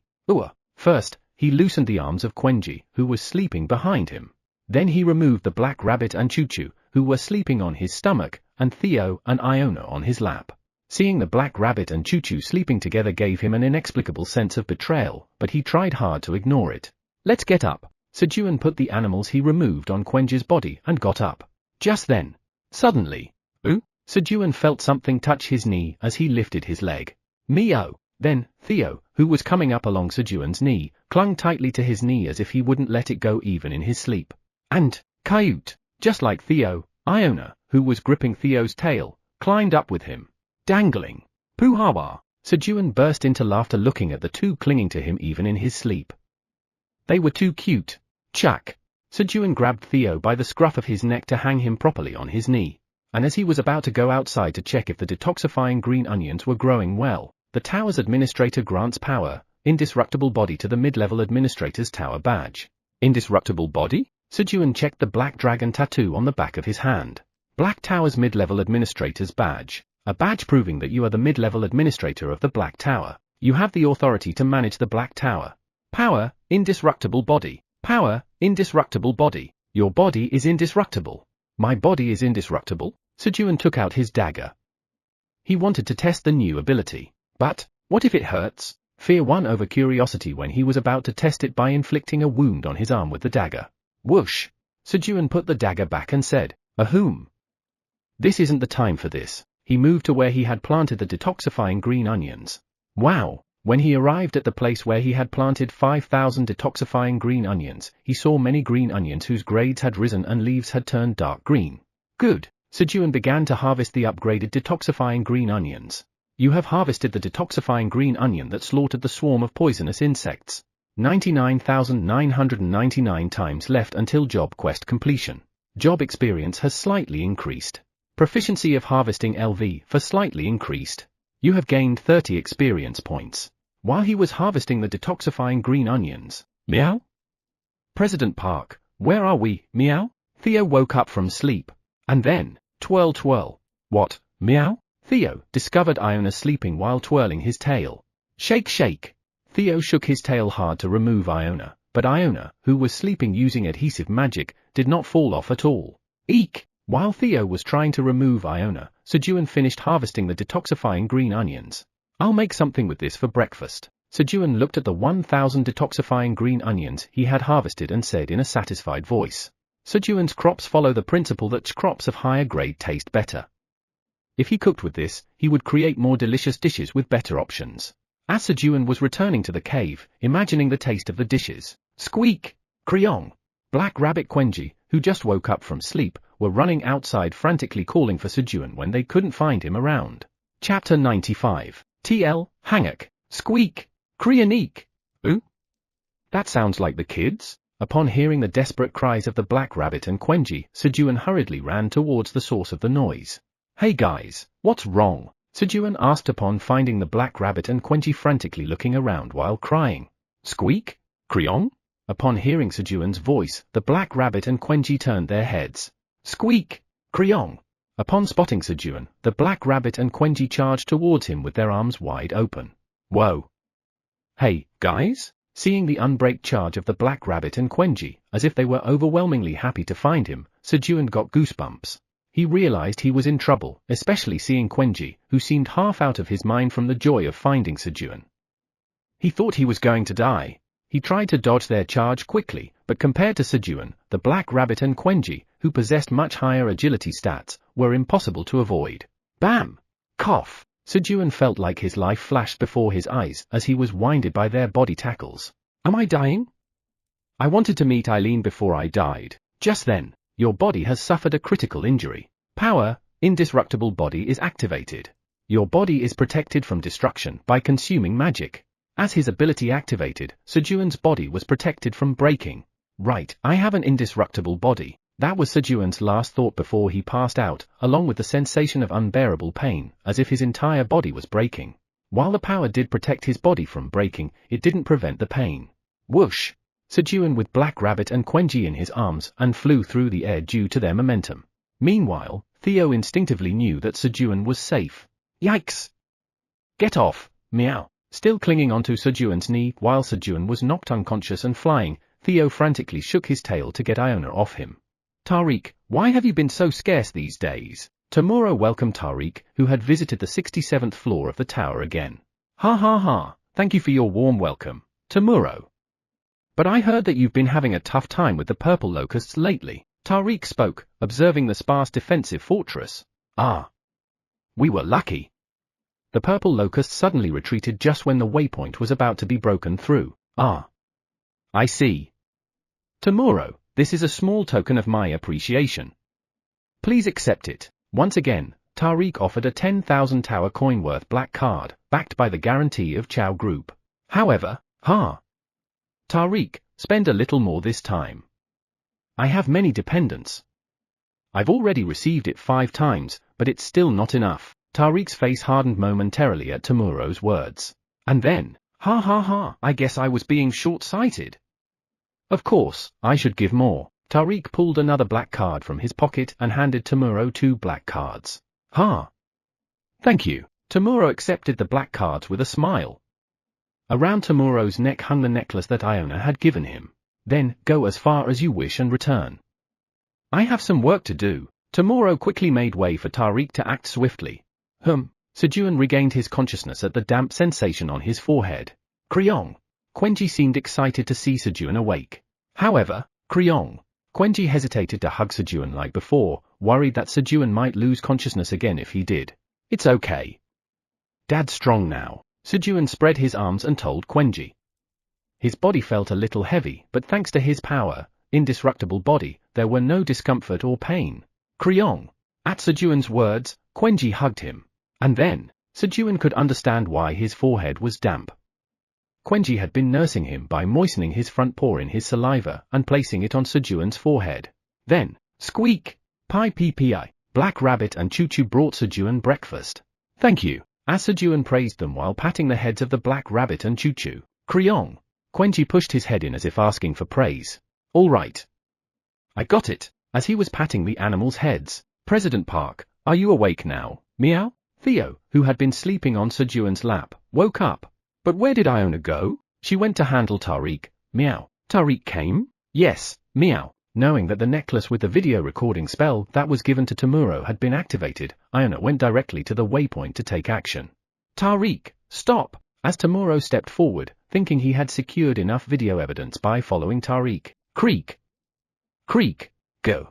Lizardman soldiers and Silver Wolf tribe wolves that had been hiding in advance surrounded Tariq and his subordinates. Hey! I thought you were just a money-grubbing lizard, but you're foolish too, Tariq said, looking at Tomorrow. Although he was caught in the act of discarding monster corpses, Tariq was not shaken at all. Since it's come to this, there's no choice.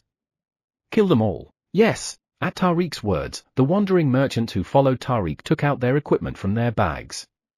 And Tariq also took out a giant blood-red battle axe from his bag. So began the battle. Surprisingly, the situation was turning in Tariq's favor. It was because of the weapon Tariq drew. When Tariq swung his battle axe, a red energy emerged from it and flew around. Dodge! The lizardmen and silver wolves were busy dodging the red energy. How could he have the guillotine? Elka looked at the huge battle axe that Tariq was wielding and was taken aback. Guillotine was the 5th of the top 10 strongest weapons of the Black Tower, a relic-grade weapon. As it had been a sacred object of the Silver Wolf tribe, he knew it better than anyone else. Elka, why did you betray Lord Grid? Because of your choice, your tribe will all starve to death. Shut up. I have nothing to talk about with someone who doesn't know about pride. You're still spouting about pride even after your grandfather and parents died like that. You're out of your mind. Then, Kia Tariq, stop talking nonsense and admit to your crimes. Iona appeared from the sky. You Iona? Why are you here? Don't tell me you planned this. You don't need to know. I'll handle Tariq, you all handle the rest. Seal. Iona cast a sealing spell on the weapon Tariq was holding and shouted. What? Why is this happening all of a sudden? Tariq was taken aback by his suddenly non-functional weapon. As Tariq's weapon was sealed, the battle ended quickly under the overwhelming attack of the lizard men and silver wolves. Kia! How dare you oppress me? I'm leader of Chow Group and a board member of the Wandering Merchant Association. I won't let you off. I'll officially protest to the Wizards Association and the Freelance Mercenary Association. Tariq, tied with a rope, was shouting like a slaughtered pig. Well? Do you really think you can get away safely this time? Iona looked at Tariq and laughed. Tariq had repeatedly escaped accusations in the past by eradicating evidence and witnesses and using his power. What? Ha ha ha. I'm an elder of the Boar tribe, under the protection of Lord Grid, the landlord of the 55th floor of the tower. No matter what I do, you can't punish me, sure. But will you still be relaxed after seeing this? Tomorrow, I'm here. At Iona's words, Tomorrow took off his necklace and handed it to her. And when Iona manipulated the necklace, what? Ha ha ha. I'm an elder of the Boar tribe, under the protection of Lord Grid, the landlord of the 55th floor of the tower. No matter what I do, you can't punish me. The scene of Tariq speaking just now was played back in mid-air like a hologram. What is that? Kayut.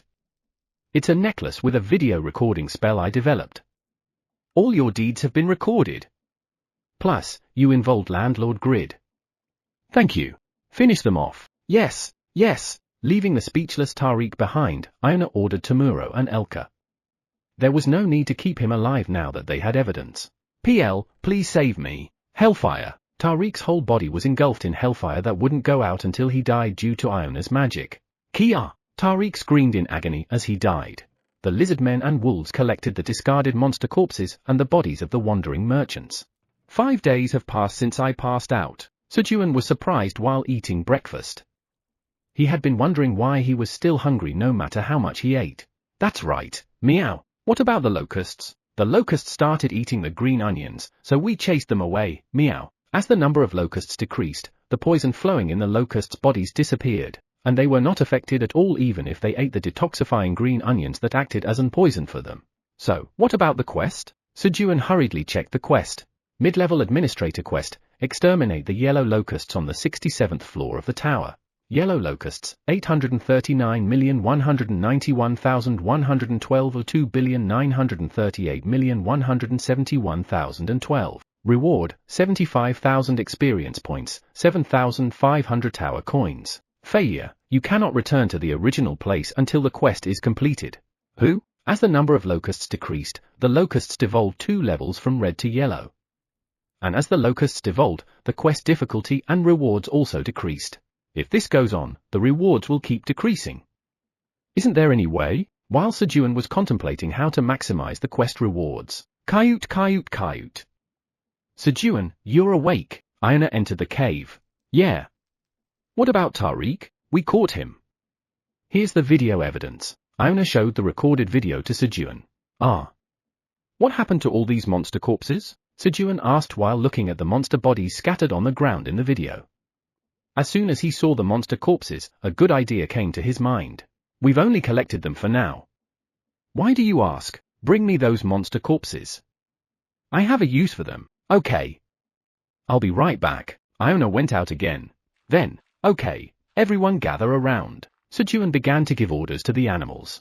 When Iona returned with the bags containing the monster corpses, the cave was empty. Guys, pour them all in here. Following Sejun's command, the animals began to pour the monster corpses from the bags into the cave.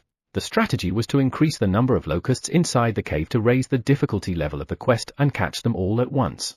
The jewel frogs, the original owners of the cave, moved out obediently when Garen, their god, ordered them move to a new home. Iona, lure the locusts with your wind magic. Yes. Wind. Iona used wind magic to spread the smell of the monster corpses to where the scattered locust swarm was. After a while, Flap flap. Following the smell of the monster corpses, the yellow locusts began to enter the cave. Good. Sejun was watching the locusts from his hiding spot and spoke. Phew. Now there are no locusts outside. You've worked hard. Sejun, who had lured all the locusts for several hours, said. As time passed, yellow locusts have evolved into blue locusts. The quest is updated. As the number of locusts increased, their evolution started again. And red locusts have evolved into purple locusts. The quest is updated.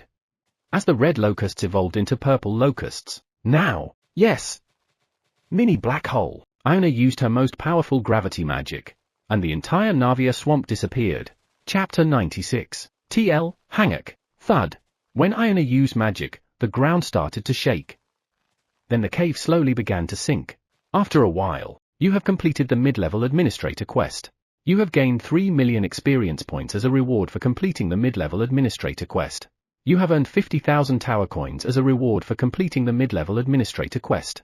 He received the original quest rewards as the quest completion message appeared. The locusts were all wiped out at once by Iona's mini black hole magic. You have fulfilled your duty as a mid-level administrator. You will return to the 99th floor of the tower in 30 seconds. A message appeared announcing his return to the 99th floor of the tower now that the mission was over. Iona, I'm going first. Sejun hastily bid farewell to Iona. Ooh? Unfortunately, Iona, who had not been designated as a subordinate, couldn't come with him. Squeak! Kriong! Pi pi pi. The animals waved their hands to bid farewell to Iona. The greetings from the Black Rabbit and Quenji were cheerful, while Choo Choo was sad to part with her master. Then, Pooh Hoo Hoo Hut. Iona, take care. President Park's lap is now mine. Theo, who got to monopolize Sejun's lap, disappeared, making a taunting comment to Iona. Key, my sweet nap. Iona, now deprived of her sleep place, entered the 4th stage of her anger. Caillou. The black hole grew larger in response to Iona's anger. Only after she erased the entire Navia swamp did Iona, who had come to her senses, moved quickly. The administrator's area of the tower. The population of yellow locusts on the 67th floor of the tower has exceeded 3 billion. The population of yellow locusts on the 67th floor of the tower has met the evolution conditions. The population of blue locusts on the 67th floor of the tower has exceeded 5 billion. Red locusts on the 67th floor of the tower are evolving into purple locusts. What? Eileen was taken aback as the dwindling number of locusts suddenly increased rapidly. Did something happen to our Sejun? She was worried, although she had given him powerful power to protect him, as he was still relatively weak. Just when Eileen's anxiety level was skyrocketing, mid-level administrator Park Sejun has completed his quest. Returning to the 99th floor of the tower. He. Trying to get a higher reward, who? Indeed a remarkable human. I knew you could do it. Eileen hurriedly searched for Sejun through the crystal orb. She had missed him terribly after not seeing him for several days. You have arrived at the 99th floor of the tower. Sejun finished his mission on the 67th floor and returned to his home on the 99th floor of the tower. Kriong. As soon as they arrived, Quenji rushed to his mother. Squeak! Pi pi pi. The rabbits also went to see the other rabbits. Maybe I should check the farm too. You're going to work again, meow? Rest for a while, meow. Theo, who was now comfortably resting on Sejun's lap, was irritated when Sejun said he was going out to work again. It'll be over soon. Sejun, who had now fully become a farmer, only wanted to quickly check if there was anything wrong with the farm while he was absent. Then, the tower's administrator says you've worked very hard. Yep. And thanks for the power.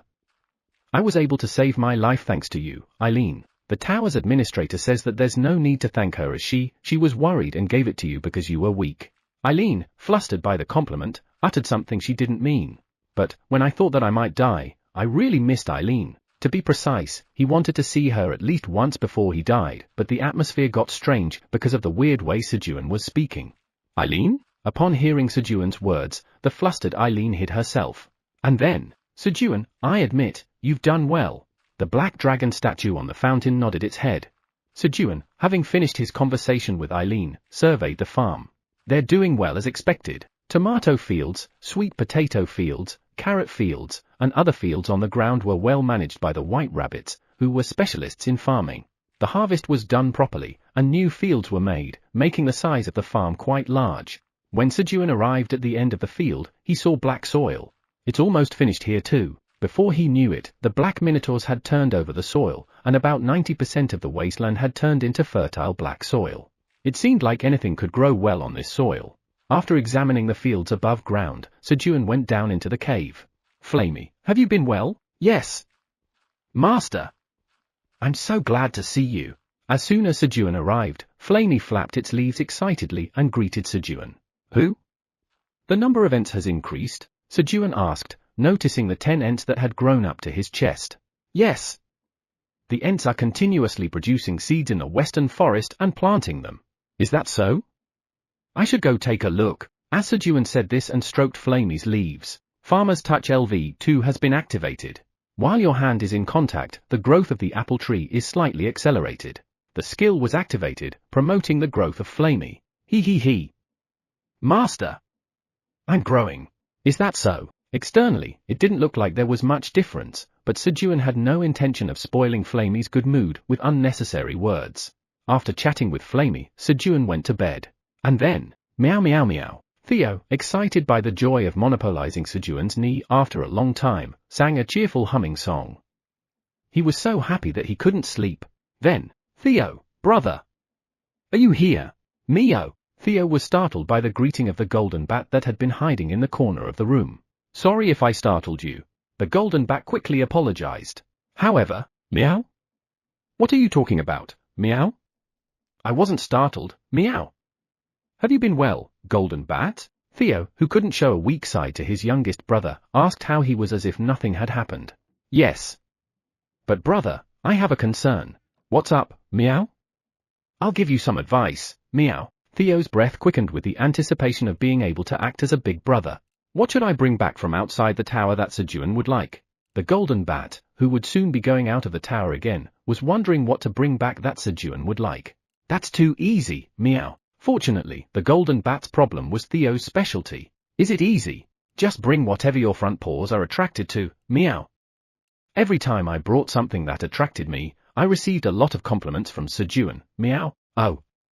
I'm jealous, brother. But how do I know what my paws are attracted to? You just know, meow. It was a completely unhelpful piece of advice. Bam! Aina entered the chairman's office of the Wandering Merchant Association by forcefully opening the door with wind magic. Q, Chairman Mason. I accuse Tariq, the leader of the Chow group and the elite wandering merchant, of his crimes. Tariq? What did he do this time? Mason thought that Tariq must have made a big mistake, seeing Iona in third stage of her anger. Iona, why don't we have a tea first and then talk? No, I have a busy day today. Here's the evidence. Iona, who needed to move quickly to the 99th floor of the tower to get a good night's sleep, declined Mason's suggestion and handed him a necklace. What's this? It's a necklace with a video recording spell on it. Ah. Then I'll watch the video and decide on Tariq's punishment. I already did that. What? I already punished Tariq. To death. What? Mason was surprised at Iona's answer. Tariq was a subordinate of Landlord Grid, the leader of the Boar tribe. Mason was unable to do anything about Tariq because of Grid, who threatened him with food as a weapon. Iona. Even if Tariq committed a big mistake, how could you ignore the Wandering Merchant Association and kill a wandering merchant? Mason was furious. The situation was already beyond repair. Tariq fed the red locusts on the 67th floor of the tower, increasing their numbers. That's a threat to the safety of the tower. As the chairman of the Wizards Association, I have the authority to make an immediate judgment. Everything is stored in the necklace, so check it out. Is that true? Mason quickly started checking the video. The video showed Tariq giving several bribes and throwing away monster corpses. And even trying to get away by mentioning Landlord Grid. In the meantime, Iona quickly went up to the 99th floor of the tower. With this, I can even involve Grid. Everything always depends on the justification. And the justification for executing a being that tried to endanger the tower was just too perfect. If I do well, I can finish off Grid with this video. Then a video that Iona had additionally stored at the end of the video came out. Chairman Mason, confiscate the wealth of the Chow group and use them to compensate for the expenses of the Wandering Merchant Association, the Freelance Mercenary Association, and the Wizards Association. And the remaining money will be entrusted to the intermediate Wandering Merchant Theo to be used for the reconstruction of the 67th floor of the tower. Theo? Mason called his subordinate and ordered him to bring information about Theo. All right. Sejun woke up from his sleep. And then, ZZZZ. ZZZZ. Iona? Sejun hurriedly looked at his knee at the sound of Iona's snoring. And then, when did she get up here? Iona was visible, covered with Theo's tail on his knee. Iona, who quickly traveled through the Lightspeed merchant route as soon as Sejun left, was fortunately able to finish her work and arrived an hour ago. Was able to have a quick nap on Sejun's knee, using Theo's tail as blanket. Just then, flap! Flap! The golden bat appeared in front of Sejun. Sejun! What do you think about this? It has a good grip, so I was attracted to it. The golden bat, who took Theo's advice, handed Sejun the item it brought. Is this a wireless microphone? Don't tell me you went outside the tower? Yes. This time I brought something that attracted me, as per big brother Theo's advice. The golden bat looked at Sejun with hopeful eyes. Am I also going to be praised? It was because Theo had boasted about bringing something attractive and getting affection from Sejun, which was why. However, golden bat, that only works for Theo. Theo was gifted. Oh, the golden bat was disappointed by Sejun's words. It's okay. At least now I know that you appear in the karaoke room with this wireless microphone. Let's start by learning letters first. Sejun was planning to teach the golden bat the letters so it could bring back information that could identify the places it appeared. Yes. I will learn diligently. Now, this is Giok. Swoosh. Sejun picked up a twig and drew her on the ground. Swoosh. Giok. The golden bat also picked up a twig and copied the letter Sejun wrote and read it out. On the 264th day of being stranded, Sejun began teaching Hangul to the power of 1 to the golden bat. At a coin karaoke in Seoul. Black limo, huh? Suddenly, the microphone disappeared from the hand of the man who was singing passionately. A moment later, there's nothing to steal here, so you stole a microphone. Compensate quickly. Or I'm going to report it to the police. No, I really didn't steal it.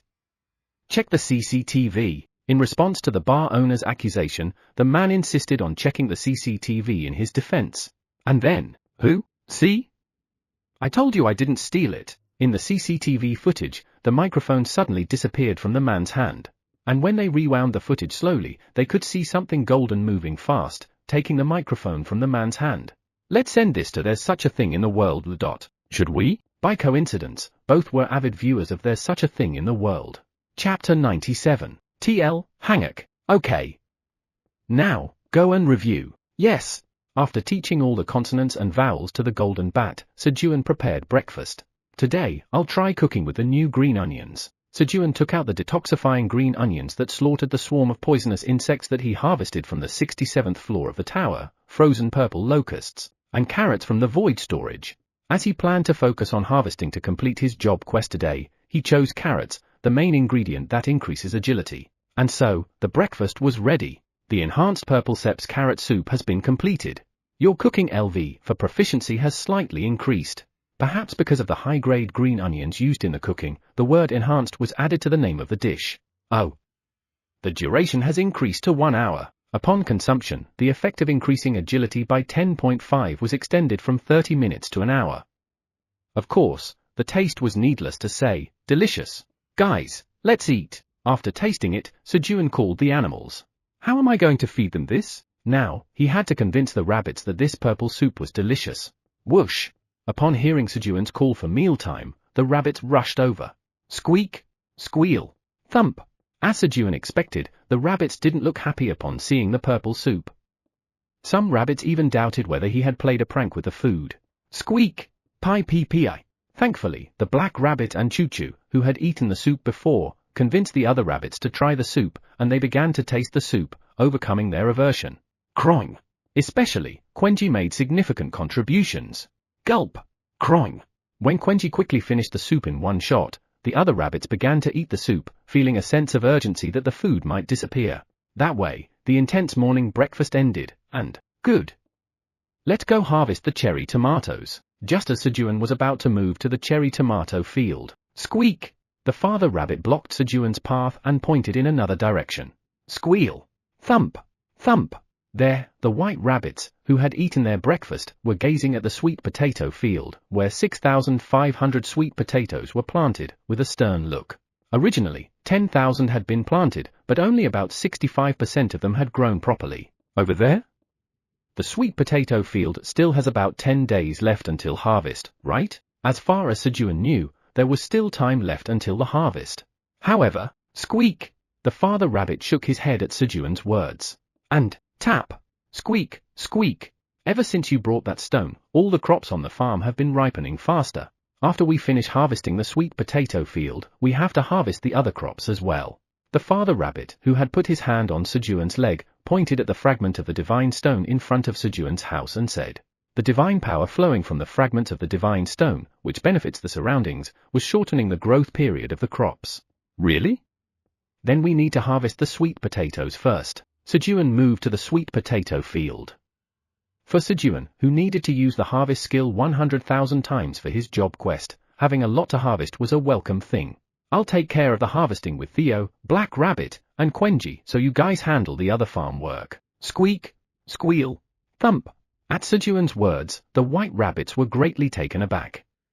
There were roughly 250,000 sweet potatoes to be harvested from the sweet potato field today, weighing over 100 tons.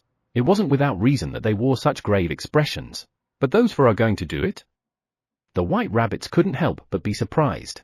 However, after watching Sejun, Theo, Quenji, and the black rabbit harvest the sweet potatoes, squeak, squeal, thump, the white rabbits nodded in understanding of Sejun's words and went to do their work. When Sejun grabbed the stem of the sweet potato with his right hand and pulled, whoosh, sweet potatoes came up following the stem. Unfortunately, even if he harvested 30 to 40 sweet potatoes at once, the usage count for the harvest skill was only counted once. "All right. Here." Sejun put the harvested sweet potatoes into the void storage that followed him. This was also a function added by Iona.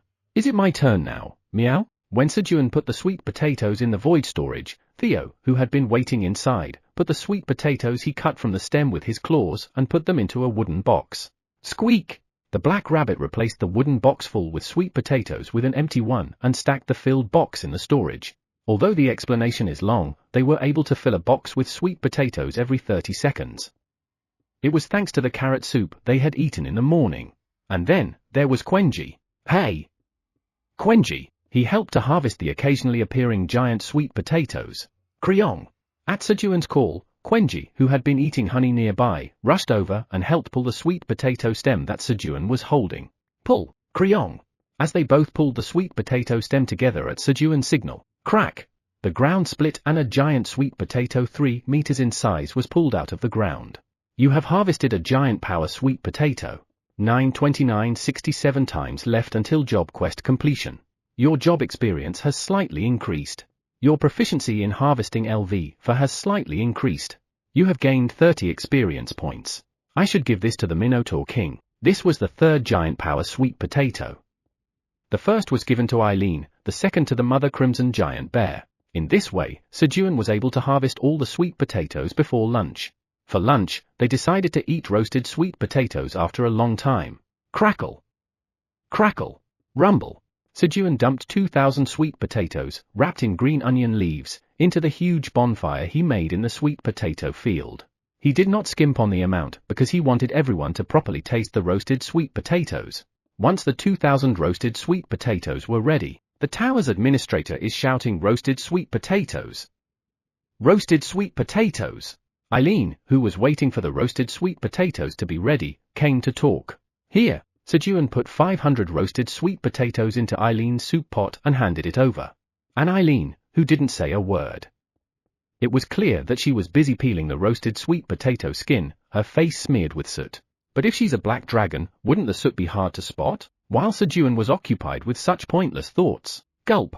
The Mother Crimson Giant Bear swallowed her pot of roasted sweet potatoes. Roar! Gulp!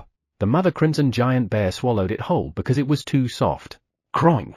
As if not to make the same mistake again, she picked up the second pot. Squeak! Squeak! Squeak! Pie-pee-pee-I! The rabbits too, their faces smeared with soot, eagerly began to eat the roasted sweet potatoes. Kriong! Quenji peeled the skin of the sweet potatoes and shoved 10 of them at a time. As a result, the roasted sweet potatoes started disappearing quickly. Seeing the disappearing roasted sweet potatoes, Sejun came to his senses and began blowing on his roasted sweet potato to cool it down when, he felt a gaze from somewhere. It's not the golden bat. Thinking that someone was secretly watching again. Squeak! I see. Big brother. The golden bat was learning how to eat roasted sweet potatoes from the black rabbit. So, who is it then? Sejun looked around and then stared at the black dragon statue that was spurting water from its mouth. Could it be? Sejun glanced at the roasted sweet potato and then, swish! He quickly turned to look at the black dragon statue again. And their eyes met. What? What are you looking at? Kaiser got angry for no reason, feeling pricked. He's not being honest. Sejun put the roasted sweet potatoes into a basket and climbed up to the fountain. Mr. Kaiser, please have some of this. Considering the effort you put in to bring it all the way here, I'll give it a try. Despite his words indicating he wasn't keen on eating it but would do so considering Sejun's efforts, the black dragon statue poured the entire basket of roasted sweet potatoes into its mouth. By the time Sejun had taken care of Kaiser and returned to his spot, there wasn't a single roasted sweet potato left. They ate them all without leaving a single one. Just as Sejun was about to gather the animals, President Park.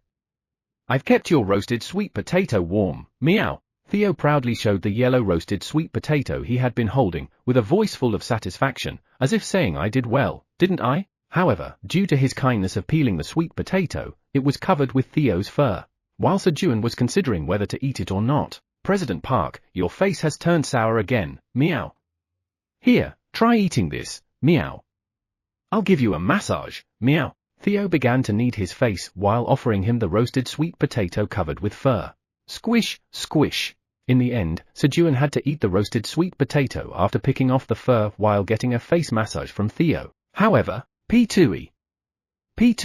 No matter how much he tried to remove the fur, he couldn't completely stop the fur from getting into his mouth since the source of the problem was next to him, continuously shedding. After finishing the strenuous lunch, Sejun moved the sweet potatoes from the void storage to the storage area he had made next to the house without taking a nap. It was to store other crops. Even though he had made the storage shed quite big and had made several trips to bring the sweet potatoes, it wasn't even 10% full yet. Alright. Next is the potato field. Sejun hurriedly moved to the potato field where about 3,000 potatoes had been planted. The schedule was extremely tight today. As it turns out, after the potatoes, he also had to harvest 15,000 carrots. But if he finished harvesting today, he thought he would be able to complete 30% of the job quest. Thus, Sejun and the animals quickly finished harvesting the potatoes and moved to the carrot field. Then, swish, swish, while they were diligently harvesting the carrots, Quenji, a carrot that couldn't be pulled out with Sejun's strength appeared. It was a giant carrot. Croing. At Sejun's call, Quenji rushed over. And when Quenji combined his strength with Sejun's to pull on the carrot's stem, creak, a giant carrot, 3 m in size, appeared as the ground split apart. However, this time it was a slightly different giant crop. The giant carrot was floating in the air. And there was a red ribbon pattern in the center of the giant carrot. You have harvested the red ribbon's giant carrot altar.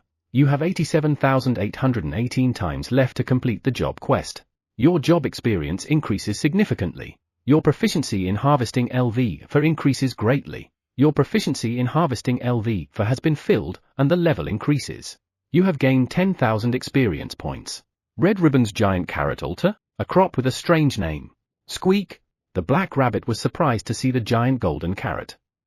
That's the legendary carrot that he had only heard from his father. Then, a quest has been generated.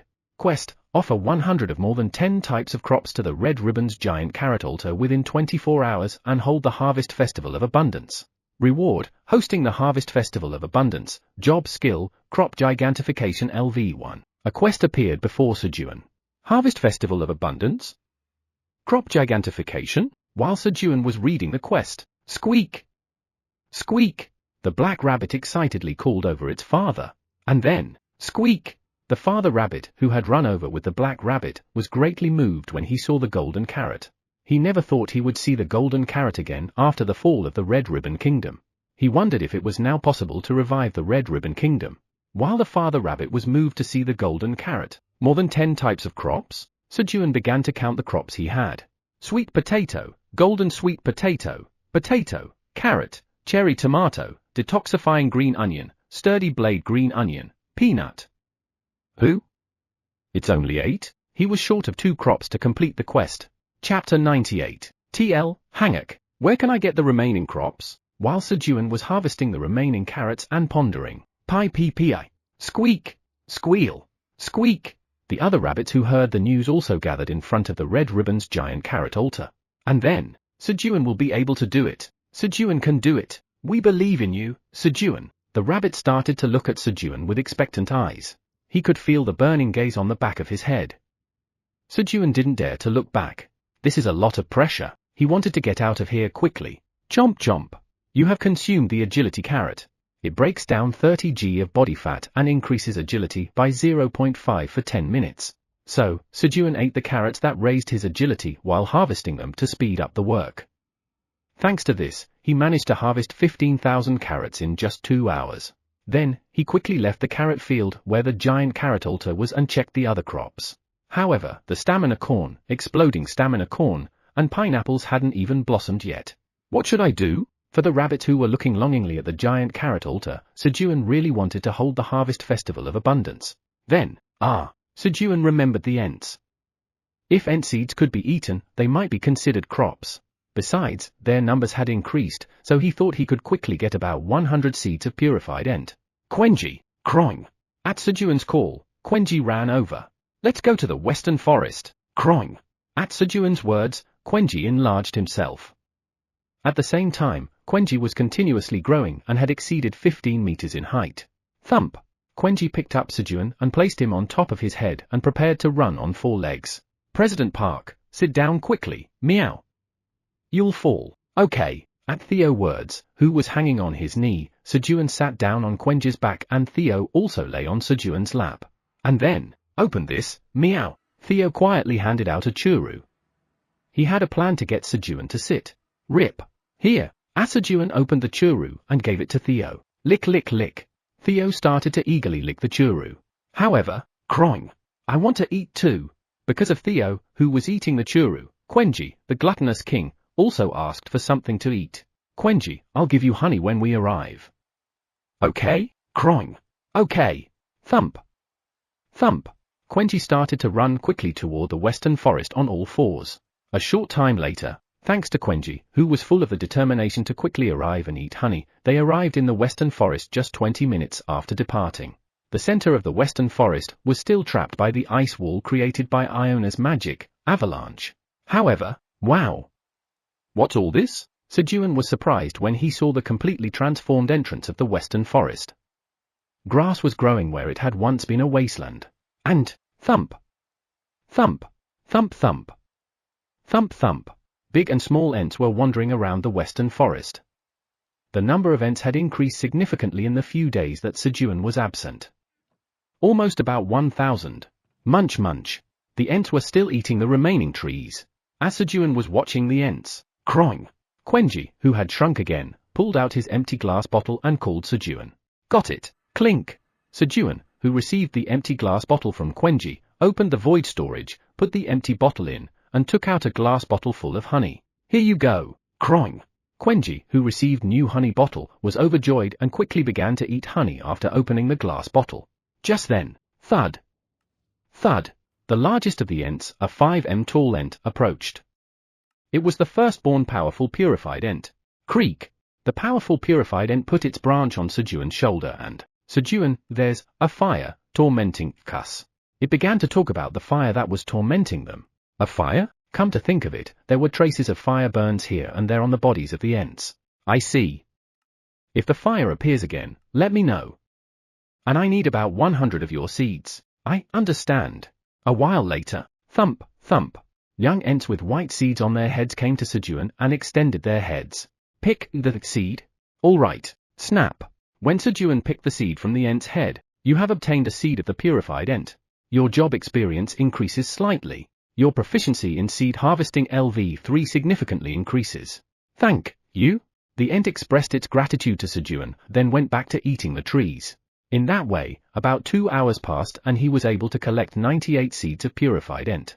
What should I do for the remaining one? While Sejun was contemplating what crop to offer at the giant carrot altar and waiting for the ants to bear seeds. Thump, thump, thump, thump. The ants began to move hastily, picking up the branches that fell to the ground. And the powerful purified ant approached Sejun. What's happening all of a sudden? Sejun asked, placing his hand on the body of the powerful purified ant. Fire has come. Keek! At the same time, a scream was heard from the south direction. Theo, Quenji, let's go. Got it, meow, croing.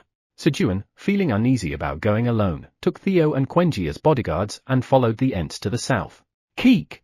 All the while they were moving, the scream kept coming. Guys, shall we stick together? Sounds good, meow, croing. Sejun, feeling scared, kept Theo and Quenji close to him as they moved.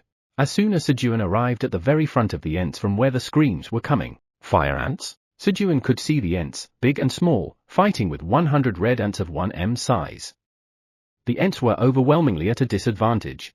Most of the young Ents were much smaller than 1m. Keek! Crash! The red ants used their large bodies to overpower the Ents, then used their powerful jaws to cut through the Ents' bodies. Then, thud! Thud!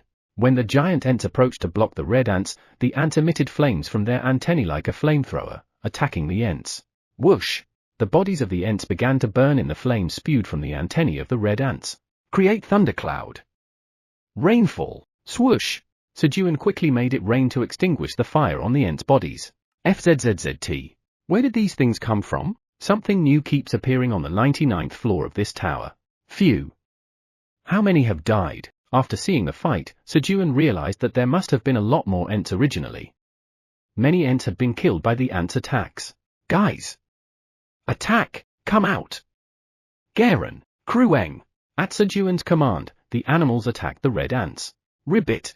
The ground beneath Theo transformed into a black swamp, and then 30m long Garen appeared. And then, roar! Garen sucked in the rain that Sejun was making, and then, water cannon! Whoosh! It spewed it out towards the ants. Crack! The water pressure emitted by Garen was so great that it could penetrate rocks, but the ant exoskeleton easily withstood Garen's attack. Instead, their insides that couldn't withstand the water pressure started to get destroyed first. Guard Theo's slave, Bug Hunter Garen, has killed a fire ant worker. Guard Theo receives 90% of the experience points obtained by his slave, Bug Hunter Garen. You have gained 450 experience points, which is 50% of the experience points obtained by Guard Theo. Krueng! Moreover, when Quenji, who had transformed into a giant, began to stomp and kill the fire ant workers, the fight ended in no time. Sejun examined the exoskeleton of the fire ant worker. He was intrigued, seeing that it withstood Garen's attack. Of course, it turned to dust under Quenji's stomping. Ting! Ding! When he stabbed it hard with his dagger, the exoskeleton vibrated slightly and seemed to spread the shock around. This could be useful. It seemed like it would make decent armor. Let's take a few. Sejun put a few bodies of the fire ant workers into the void storage. After the battle ended, rainfall. To prevent the fire ant workers from approaching easily, Sejun had Quenji dig the ground to create a long pit. This was because he had noticed that the fire ant workers avoided water when he made it rain earlier. As Sejun turned to leave after making the pit, thump! Thud! Sejun, please pick the seeds. A 2m tall Ent approached, asking Sejun to pick the 5 seeds grown on its head. It was the Ent that Sejun had saved from the flames earlier. Swish! Swish! The Ent's branch-like limbs playfully tickled Sejun, as if it was trying to be affectionate. Thwack! Don't mess around, meow. Theo, warning the Ent, threw a punch towards the Ent's branch. Slap! The Ent, in response, slapped Theo with another branch. Ark! How dare you mess with me, President Theo, meow. Okay, let's fight, meow. Jump! Angry, Theo jumped towards the branch but, whoosh! The Ent quickly moved its branch out of the way. Meow! Splat! Theo chased the branch more eagerly. Whoosh! Whoosh! The Ent moved its branches back and forth, evading Theo's paws. Eventually, Theo was tricked into running around energetically by himself. Click! You have obtained 5 seeds from the purified Ent. Your job experience increases slightly. Your skill level in seed harvesting LV3 increases significantly. Your proficiency in seed harvesting LV3 is full and the level increases. Meanwhile, Sejun had harvested 5 seeds from the Ent's head, raising his seed harvesting skill level to 4. And there is a small chance that the number of seeds obtained when seed harvesting increases by 2-5 times. A new effect was added to the seed harvesting skill, which had reached level 4. Let's go now. That was a good fight, meow. See you next time, meow. Theo was satisfied, even though he was tricked by the Ent. Only one more crop left. Sejun was lost in thought as he returned home.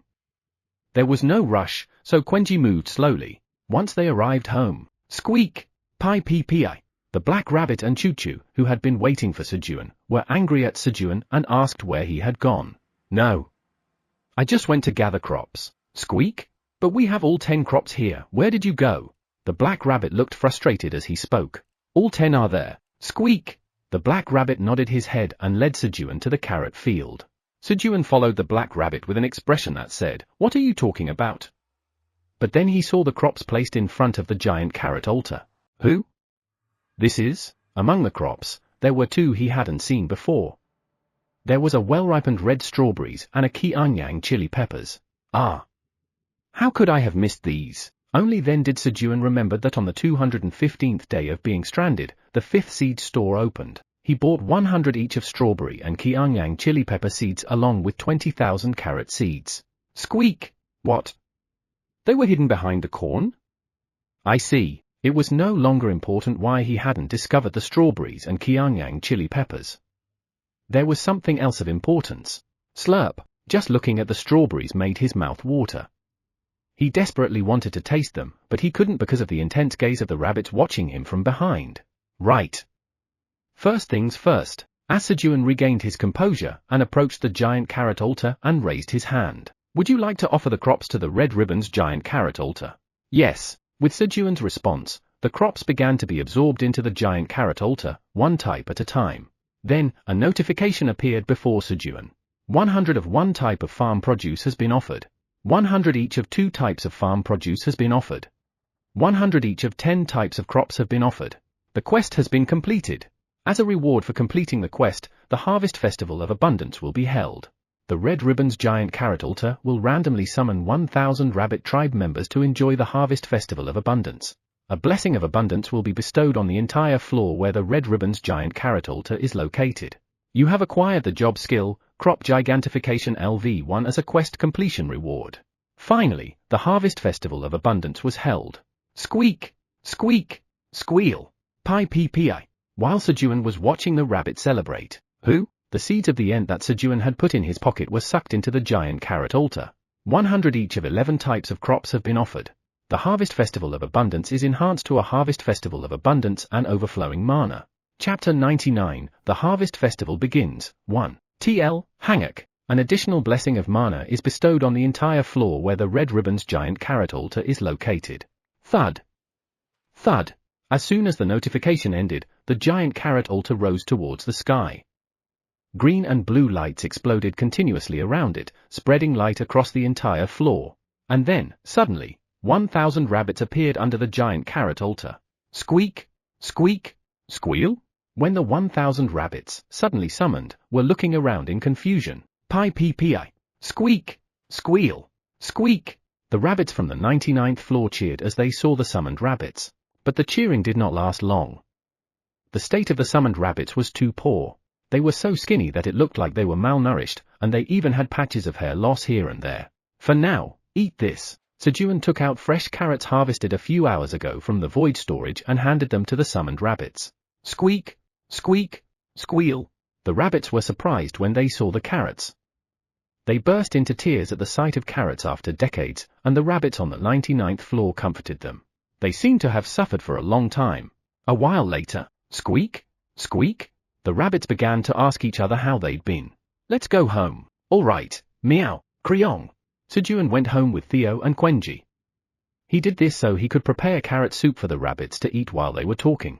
When he arrived home, Sejun went to the kitchen, put the ingredients in a large pot, and checked his newly acquired skill while waiting for the soup to be ready. Job skill, Crop Gigantification LV1, forces the power of C-grade or lower crops to focus on growth, making them gigantic. The degree of gigantification varies according to the grade of the crop. C grade X5, D grade X3, E grade X2, F grade X1.2. It seemed like a good skill to use when giving crops to Eileen or the mother crimson giant bear. Naturally, if they're bigger, they can appreciate the taste more fully. Or maybe when there's a shortage of food. Sejun then checked the blessings. Things like the blessings or buffs like Flamey's buffs are displayed next to the name in the status window. Park Sejun LV 50, Blessing of Abundance, Blessing of Mana. When Sejun clicked on the Blessing of Abundance, information about the Blessing of Abundance appeared. Blessing of Abundance, remaining time, 6 days 23 hours. The blessing is bestowed only upon beings permitted by Park Sejun, the tower farmer and host of the Harvest Festival. During the Harvest Festival, the 99th floor of the tower becomes more prosperous. The growth speed of crops increases. If engaging in reproductive activities, the chance of conceiving a new life increases. Increasing the growth speed of the crops is certainly a welcome development, but an increased chance of conceiving new life if engaged in reproductive activities. Should I sleep somewhere else for a while? The cave seemed likely to get noisy because of the rabbits. Sejun then checked the blessing of mana. Blessing of mana, remaining time, 6 days 23 hours. The blessing is bestowed only upon beings permitted by Park Sejun, the tower farmer and host of the Harvest Festival. During the Harvest Festival, the concentration of mana on the 99th floor of the tower increases. Mana recovery speed is accelerated. The power of mana increases. The blessing of mana didn't have much to do with Sejun, although it might be useful for other animals like Iona. It would probably enhance the effects of creating thunderclouds and rainfall, but that wasn't very useful. Should I make a bigger pit to prevent the fire ants from crossing over? While Sejun was contemplating how to use the blessing of mana effectively, pi, squeak, squeak, squeal. The rabbits arrived in droves, lined up neatly in front of Sejun, and the serving began. However, there were so many rabbits that there weren't enough bowls to serve the soup. Theo and Quenji, make some bowls. Got it, meow, Kriong. At Sejun's command, Theo cut the wood to the right sizes, and Quenji hollowed out the inside of the wood as if scooping out ice cream. Then, the 3 grey rabbits from the 99th floor and the summoned grey rabbit smoothed out the rough parts inside the bowls by sanding, quickly producing bowls to serve the soup. Thanks to this, the 1,000 rabbits each had their own bowls and enjoyed their meal comfortably. After the meal was over, now, let's have dessert. Sejun washed the remaining strawberries he had left after offering to the giant carrot altar. Wow! As soon as he brought the strawberry close to his mouth, the strong smell of the strawberry shook Sejun's heart. Slurp! Eventually unable to resist the temptation, Sejun took a bite of the strawberry. The unique flavor of strawberries, along with a sugary sweetness, filled his mouth. You have consumed a lucky strawberry. Your luck increases for 1 hour. Luck? Sejun had not checked the options in anticipation of eating the strawberries. He belatedly checked the options. Lucky strawberry, a strawberry grown in the tower. It's delicious and full of nutrients. Grown by a farmer familiar with farming, improving its taste and efficiency. When consumed, luck increases for 1 hour. Cultivator, Tower Farmer Park Sejun. Expiration date, 90 days. Grade, C. How is it good if luck increases? The options were too ambiguous. Sejun decided to be satisfied with just eating a delicious strawberry. While he was thinking about it, he also checked the Kianyang peppers in his storage space. Calming Kianyang pepper. A Kianyang pepper grown in the tower, it's delicious and full of nutrients. Grown by a farmer familiar with farming, improving its taste and efficiency. When consumed, your mind becomes calm for 1 hour. Cultivator, Tower Farmer Park Sejun. Expiration date, 90 days. Grade, C. Mind becomes calm? This is also vague. Slurp. Kriong. Sejun, washing and sneakily eating strawberries, was caught by Quenji. And Sejun put 5 strawberries into Quenji's mouth, making him an accomplice. Now. You've eaten 2. We're accomplices. You can't tell the other, okay? Kriong. Quenji nodded in response to Sejun's words. Fortunately, due to making Quenji an accomplice, they weren't caught by the rabbits for eating the strawberries in advance. The next morning. All right. As soon as Sejun opened his eyes and got up, let's sleep some more, meow. Theo clung to Sejun's knees and whined to sleep more. However, he was ignored. Then, Kayut, good morning, Sejun. Iona, who had been sleeping on Sejun's knee, stretching with a yawn, greeted Sejun cheerfully. Yeah. Good morning. Swoosh. Sejun responded to Iona's greeting and added a line on the wall, starting the morning of the 265th day. Ah. As Sejun stretched and came out, he saw buildings that he hadn't seen before under the giant carrot altar in the distance. And animals were wandering around there. What's this? Kayut, it's the market of the raccoon tribe that only comes during the Harvest Festival. Let's hurry and take a look. Really? Excited by Iona's words, Sejun hurried towards the market, where he saw 5 street vendors. The smell of delicious food stimulated Sejun's nose as he approached, indicating that these were food stalls. Then, hey! You've already had 10 tastings. That's already 2 servings. Kriong. Quenji was seen making a fuss in front of the food stall for more food. Quenji, I feed you until you're full every day, but if you behave like this here, people will think I'm starving you. Whom? Quenji, Sejun called Quenji with an embarrassed face. Kryong. Kryong. Seeing Sejun's arrival, Quenji was overjoyed as if he'd won the lottery. My dad is here. He's rich. Oh. Is this your father? Come on, eat more. The stall owner started giving Quenji more food when he saw Sejun, the one who would pay. And, who? Thud. Seeing the white, bouncy food handed to Quenji by the stall owner, Sejun reached out and grabbed it without realizing it. Silence. The texture was the same as what he knew. Rice cake. Examining the shiny white rice cake in his hand, Sejun, filled with emotion, put the rice cake into his mouth. Chew. It had exactly the texture he was expecting. And as he chewed, the perfect taste of rice spread out. Kryong. Quenji also received a new cake from the stall owner and ate it deliciously. Just when Quenji had finished eating 20 rice cakes in just 2 minutes, click, he heard the sound of opening a glass bottle next to him. Kryong? Quenji, who had associated the sound of opening a glass bottle with eating honey, turned his head. Plop. Sejun was seen dipping rice cake in honey and eating it. Kryong. Quenji also dipped a rice cake in honey following Sejun and put it in his mouth. Kryong. The rice cake became a completely new dish just by dipping it in honey. And then, I'll buy all the rice cakes. Sejun bought all the rice cakes from the stall. Give me a discount, meow. After leaving the haggling to Theo, Sejun started looking around at other stalls. Wow! Sejun marveled at the food sold at the stalls. The other 3 stalls were selling rye bread, beer, and cheese. I'll buy everything. Sejun bought all the items from the 4 stalls, forcing them to close early. He then went to the last stall, which had nothing on display. What do you sell here? We sell seeds.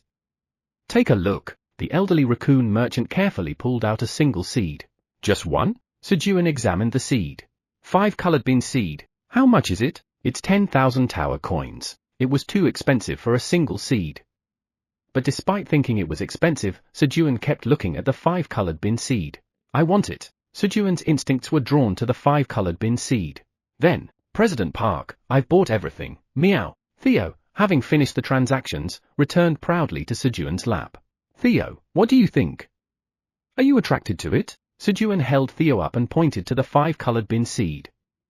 Theo's golden front paw was a reliable detector. Meow. I'm strongly attracted to it, meow. Really? At Theo's words, Sejun decided to buy the 5-colored bin seed. How much did you say it was? 10,000 tower coins. Well. Look here, there's a scratch on the seed. Can you lower the price a bit? That's not really important. Then what about this? Isn't the size too small for a bean? Sejun tried all sorts of excuses to haggle the price down, but the elderly raccoon was resolute. And suddenly, the animals and other raccoons gathered to watch the haggling between Sejun and the elderly raccoon. Sejun and the elderly raccoon stared each other down. Theo is watching. I have to get a discount. I can't give a discount. My subordinates are watching. Now, with everyone watching, it had become a matter of their pride as leaders. Just then, you rascals. You should invite me when you have a harvest festival. The black dragon statue flew over, making a fuss. The tower's administrator says she wants to enjoy the harvest festival, too. Hold on a second. Sejun sent over some rice cake, rye bread, and cheese he had bought from the food stalls with honey. Make sure to dip the rice cake in honey. It's really delicious. Got it? The tower's administrator says she understands. As Sejun was explaining the delicious combination to Eileen, boom! Bring out the liquor. Well, Kaiser was bullying the stall owner selling Makgeolli, Korean alcoholic beverage. The raccoon was trembling in fear from the black dragon's energy emanating from the statue and could not muster the courage to say they had run out of alcohol. Mr. Kaiser, the liquor is here. Sejun handed Kaiser an entire barrel of Makgeolli. HMPH. I didn't particularly want to drink, but I'll drink out of respect for your sincerity. Didn't you just bully the stall owner to bring out the alcohol? Reading Sejun's gaze. Gulp, gulp, gulp. HMPH. Flap, flap. Kaiser quickly poured all the alcohol into his mouth and flew back to the fountain. Thank you for saving me. The elderly raccoon approached Sejun to express his gratitude. Just the fact that he could speak properly in front of the black dragon made Sejun seem amazing. If you're thankful, cut the price to 5,000 tower coins. As expected, President Park is amazing, meow. Theo was greatly impressed seeing Sejun taking advantage of the opponent's crisis to slash the price. Chapter 100, The Harvest Festival Begins. 2. TL, Hangak, I'll just give it to you. Sejun was momentarily taken aback by the elderly raccoon who happily handed over the 5 colored bin seeds. It felt as if his opponent had suddenly let go of the ropes while they were in the middle of a tug-of-war. However, Park Sejun, you are a genius. I wanted to show Theo how to haggle a little more. He soon convinced himself it was due to his superior negotiation skills. While Sejun was basking in his own glory, nod. From behind Sejun, Iona gave a thumbs up to the elderly raccoon. Well done. Thank you for letting me know that he is the great black dragon. Iona and the elderly raccoon exchanged glances, carrying on a conversation with their eyes. Did you see that, President Theo? That's how you negotiate. Sejun, who had successfully completed the trade, boasted to Theo. Indeed, President Park is magnificent. Meow. Heh. I wouldn't go as far as magnificent. No, meow. I've never seen a great merchant who can haggle down 10,000 tower coins like President Park. Meow. I will try harder in the future. Meow. All right. All right. Feeling good at Theo's praise, Sejun stroked Theo's head and put the 5 colored bin seeds in his pocket. Then, excuse me, for raccoons approached Sejun. What's the matter? The elderly raccoon who was beside them hurriedly asked. It was out of concern that the raccoons might mistakenly offend Sejun. Chief Emil, this gentleman has honey that we would like to buy. This honey is incredibly sweet. If we sell this with our food, we can make much more profit. That's it. One of the raccoons showed Emil the honey in a small bowl. It was something they obtained after pleading with the rabbits, when they saw Quenji eat rice cake dipped in honey so deliciously. Plop. To taste the honey as per the raccoon's words, Emil took out a rice cake from his pouch, dipped it into honey, and saw it coated with glossy honey. Oh, Emil, seeing the more appetizing transformed rice cake, put the honey-coated rice cake into his mouth. A moment later, munch. Munch. Who? Before he knew it, Emil had finished the rice cake and was absent-mindedly sucking the honey off his fingers. This will work. Emil was convinced about the honey. This was a guaranteed selling product. Emil hurriedly looked at Sejun. Sejun was the owner here. Emil needed his permission to buy the honey. However, since he found out that Sejun was the black dragon, he didn't have the courage to speak to him. So, he asked for help from Iona, who had helped him earlier. Kayut. Sejun, Emil here wants to buy the honey. Meow? Then he should talk to me. Why is he talking to Iona? Meow. Theo reacted sensitively as his main job was threatened. Moreover, Theo's motivation was at its peak after watching Sejun's trade. President Park, please open the void storage door. Meow. All right. Creak. When Sejun opened the void storage. Follow me. Meow. Theo led the raccoons into the void storage. It was to show them the honey in the void storage and negotiate a deal. While Theo was selling honey to the raccoons, the first event of the Harvest Festival, the Carrot Harvest Competition, will begin shortly. Please come to the Red Ribbon's giant carrot altar. A message appeared, announcing the Harvest Festival's event. A carrot harvest competition? As Sejun was reading the message. Whoosh! The rabbit ran towards the giant carrot altar. It wasn't only Sejun who saw the message. Sejun followed the rabbits as well. When Sejun arrived, a 330 square meter carrot field, surrounded by red light, was set up under the giant carrot altar, and the rabbits were lining up in front of it. What is this? There should be no carrots in the field because he certainly finished harvesting them yesterday, but the carrot stems had grown enough to be harvested immediately. Then, when the red light turned green, squeak! The father rabbit went into the carrot field and started pulling out carrots. 9:59, 1 carrot. A timer appeared over the carrot field and started counting down. It was a contest where whoever harvested the most carrots in 10 minutes would win. Suk. The father rabbit quickly harvested carrots as he held the carrot stems and moved forward. He's a farming specialist, after all. About 8 minutes in, the father rabbit had almost finished harvesting all the carrots. Is it over once all the carrots are harvested? While Sejun was wondering, the father rabbit harvested all 400 carrots. Puff! Suddenly, more carrots appeared at once. And the father rabbit started harvesting carrots again. After the 10-minute time limit, the father rabbit was teleported out of the carrot field. And then, Carrot Harvest Competition ranking. First, Squeaky, 480. The ranking and score of the father rabbit were displayed. Squeak! The father rabbit handed Sejun 48 carrot seeds that he got from the competition. He couldn't get the harvested carrots, but they gave 1 seed every time he harvested 10 carrots. Oh. They give carrot seeds, Sejun cheered. It was definitely a beneficial competition. Sejun hurriedly lined up behind the rabbits. And finally, it was Sejun's turn. The first place was still the father rabbit. All right. I'm going to be number 1. Since he had already eaten carrot soup in advance and raised his agility to the maximum, Sejun was confident. However, as soon as Sejun entered the carrot field, in order to ensure fairness in the competition, all buffs other than the Harvest Festival's buff will be deactivated. The effect of eating carrot soup disappeared. It can't be helped. Now was not the time to be complain. Sook! Sook! Sejun hurriedly moved forward, pulling out carrots with both hands. You have harvested a carrot.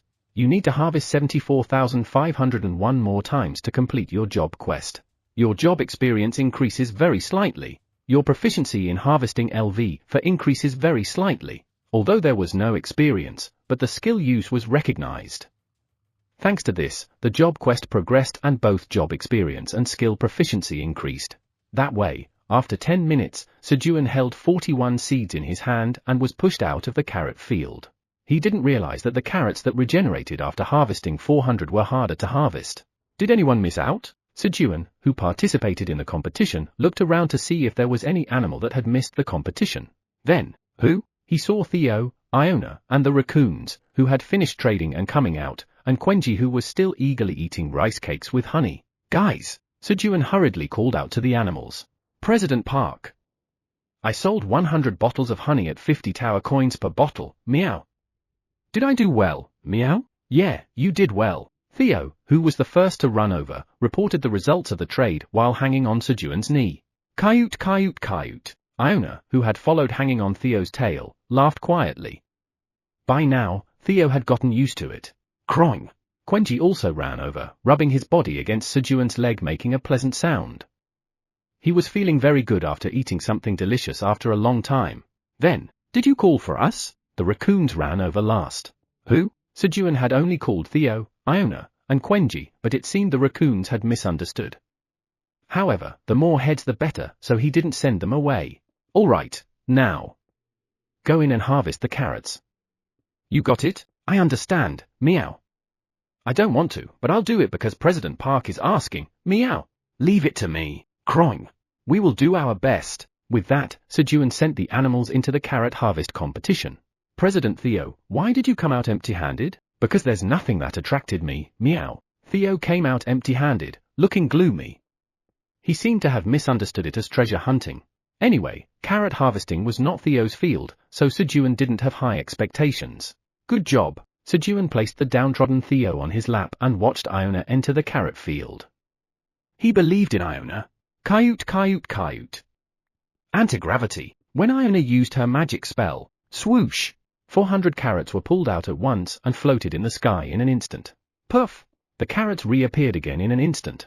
Anti-gravity. When Iona used her magic again, puff! The carrots were pulled up again and they regenerated.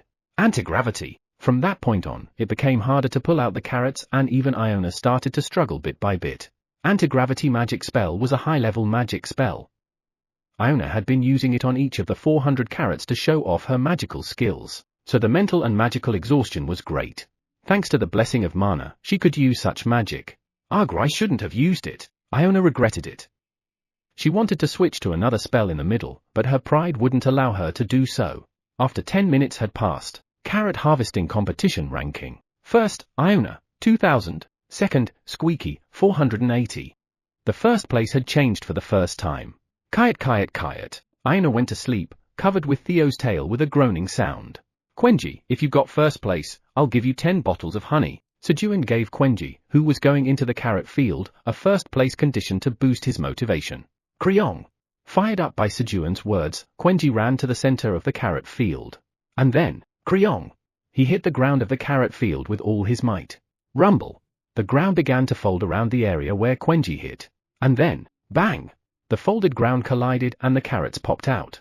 955, 400 carrots. The number of carrots started increasing rapidly. Is Quenji a genius? Sejun was admiring Quenji's genius when, puff! The land was restored and the carrots regenerated. And then, bang! Quenji once again hit the ground. As Quenji overturned the carrot field 25th time, the carrot field disappeared. What's going on? When Sejun checked the time, there were still 3 minutes left. Kryong. Confused by the absence of carrots to harvest, Quenji looked flustered. I need to come in first. Then, carrot harvesting competition rankings. First, Quenji, 10,000. Second, Iona, 2,000. Third, Squeaky, 480. The ranking was updated with Quenji moving up to first place. And then, the carrot harvesting competition has ended early as all prepared carrot fields have been exhausted. The competition ended.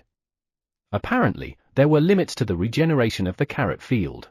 Rewards will be given to the first, second, and third place winners in the carrot harvesting competition. Clink. Kryong. Dad, you're weak, so eat this to dodge better. Quenji handed over the 5 shriveled-looking carrots he received as a reward to Sejun, saying those words. The carrots didn't look appetizing at all. Thank you. Sejun, now naturally treated as the weakest, checked the carrots that Quenji gave him. Magical Agility Carrot. This is a carrot that has been exposed to strong mana for a long time. It's grown by an inexperienced farmer who doesn't even know the farm in farming, so it tastes bad. Upon consumption, agility permanently increases by 1. Cultivator, Green Tower Farmer Ophelia. Expiration date, 100 years. Grade, C. Green Tower Farmer Ophelia? Sejun was glad to learn that there was another tower farmer besides himself. But is there another tower? Sejun was puzzled by the name Green Tower, as he bit into the carrot. Gulp. Ugh. What is this? Even though he expected it to be tasteless, the taste was shockingly bad. It was the worst carrot he had ever tasted. There was absolutely no taste that a carrot should have, it was just bitter. They really don't know the farm in farming. These carrots can't even compare to my carrots. He. Even though the taste was bitter, he felt good thinking he had beaten another tower farmer in farming. Chew. Sejun chewed and swallowed the carrot for the sake of the agility stat increase. You have consumed the magical agility carrot. Your agility permanently increases by 1. When he finished eating all 5 tasteless carrots, Sejun, here, squeak! Iona and the father rabbit handed over their tasteless carrots to Sejun. On the 265th day of being stranded, Sejun's agility stat increased by 9 thanks to the tasteless carrots handed over by the animals.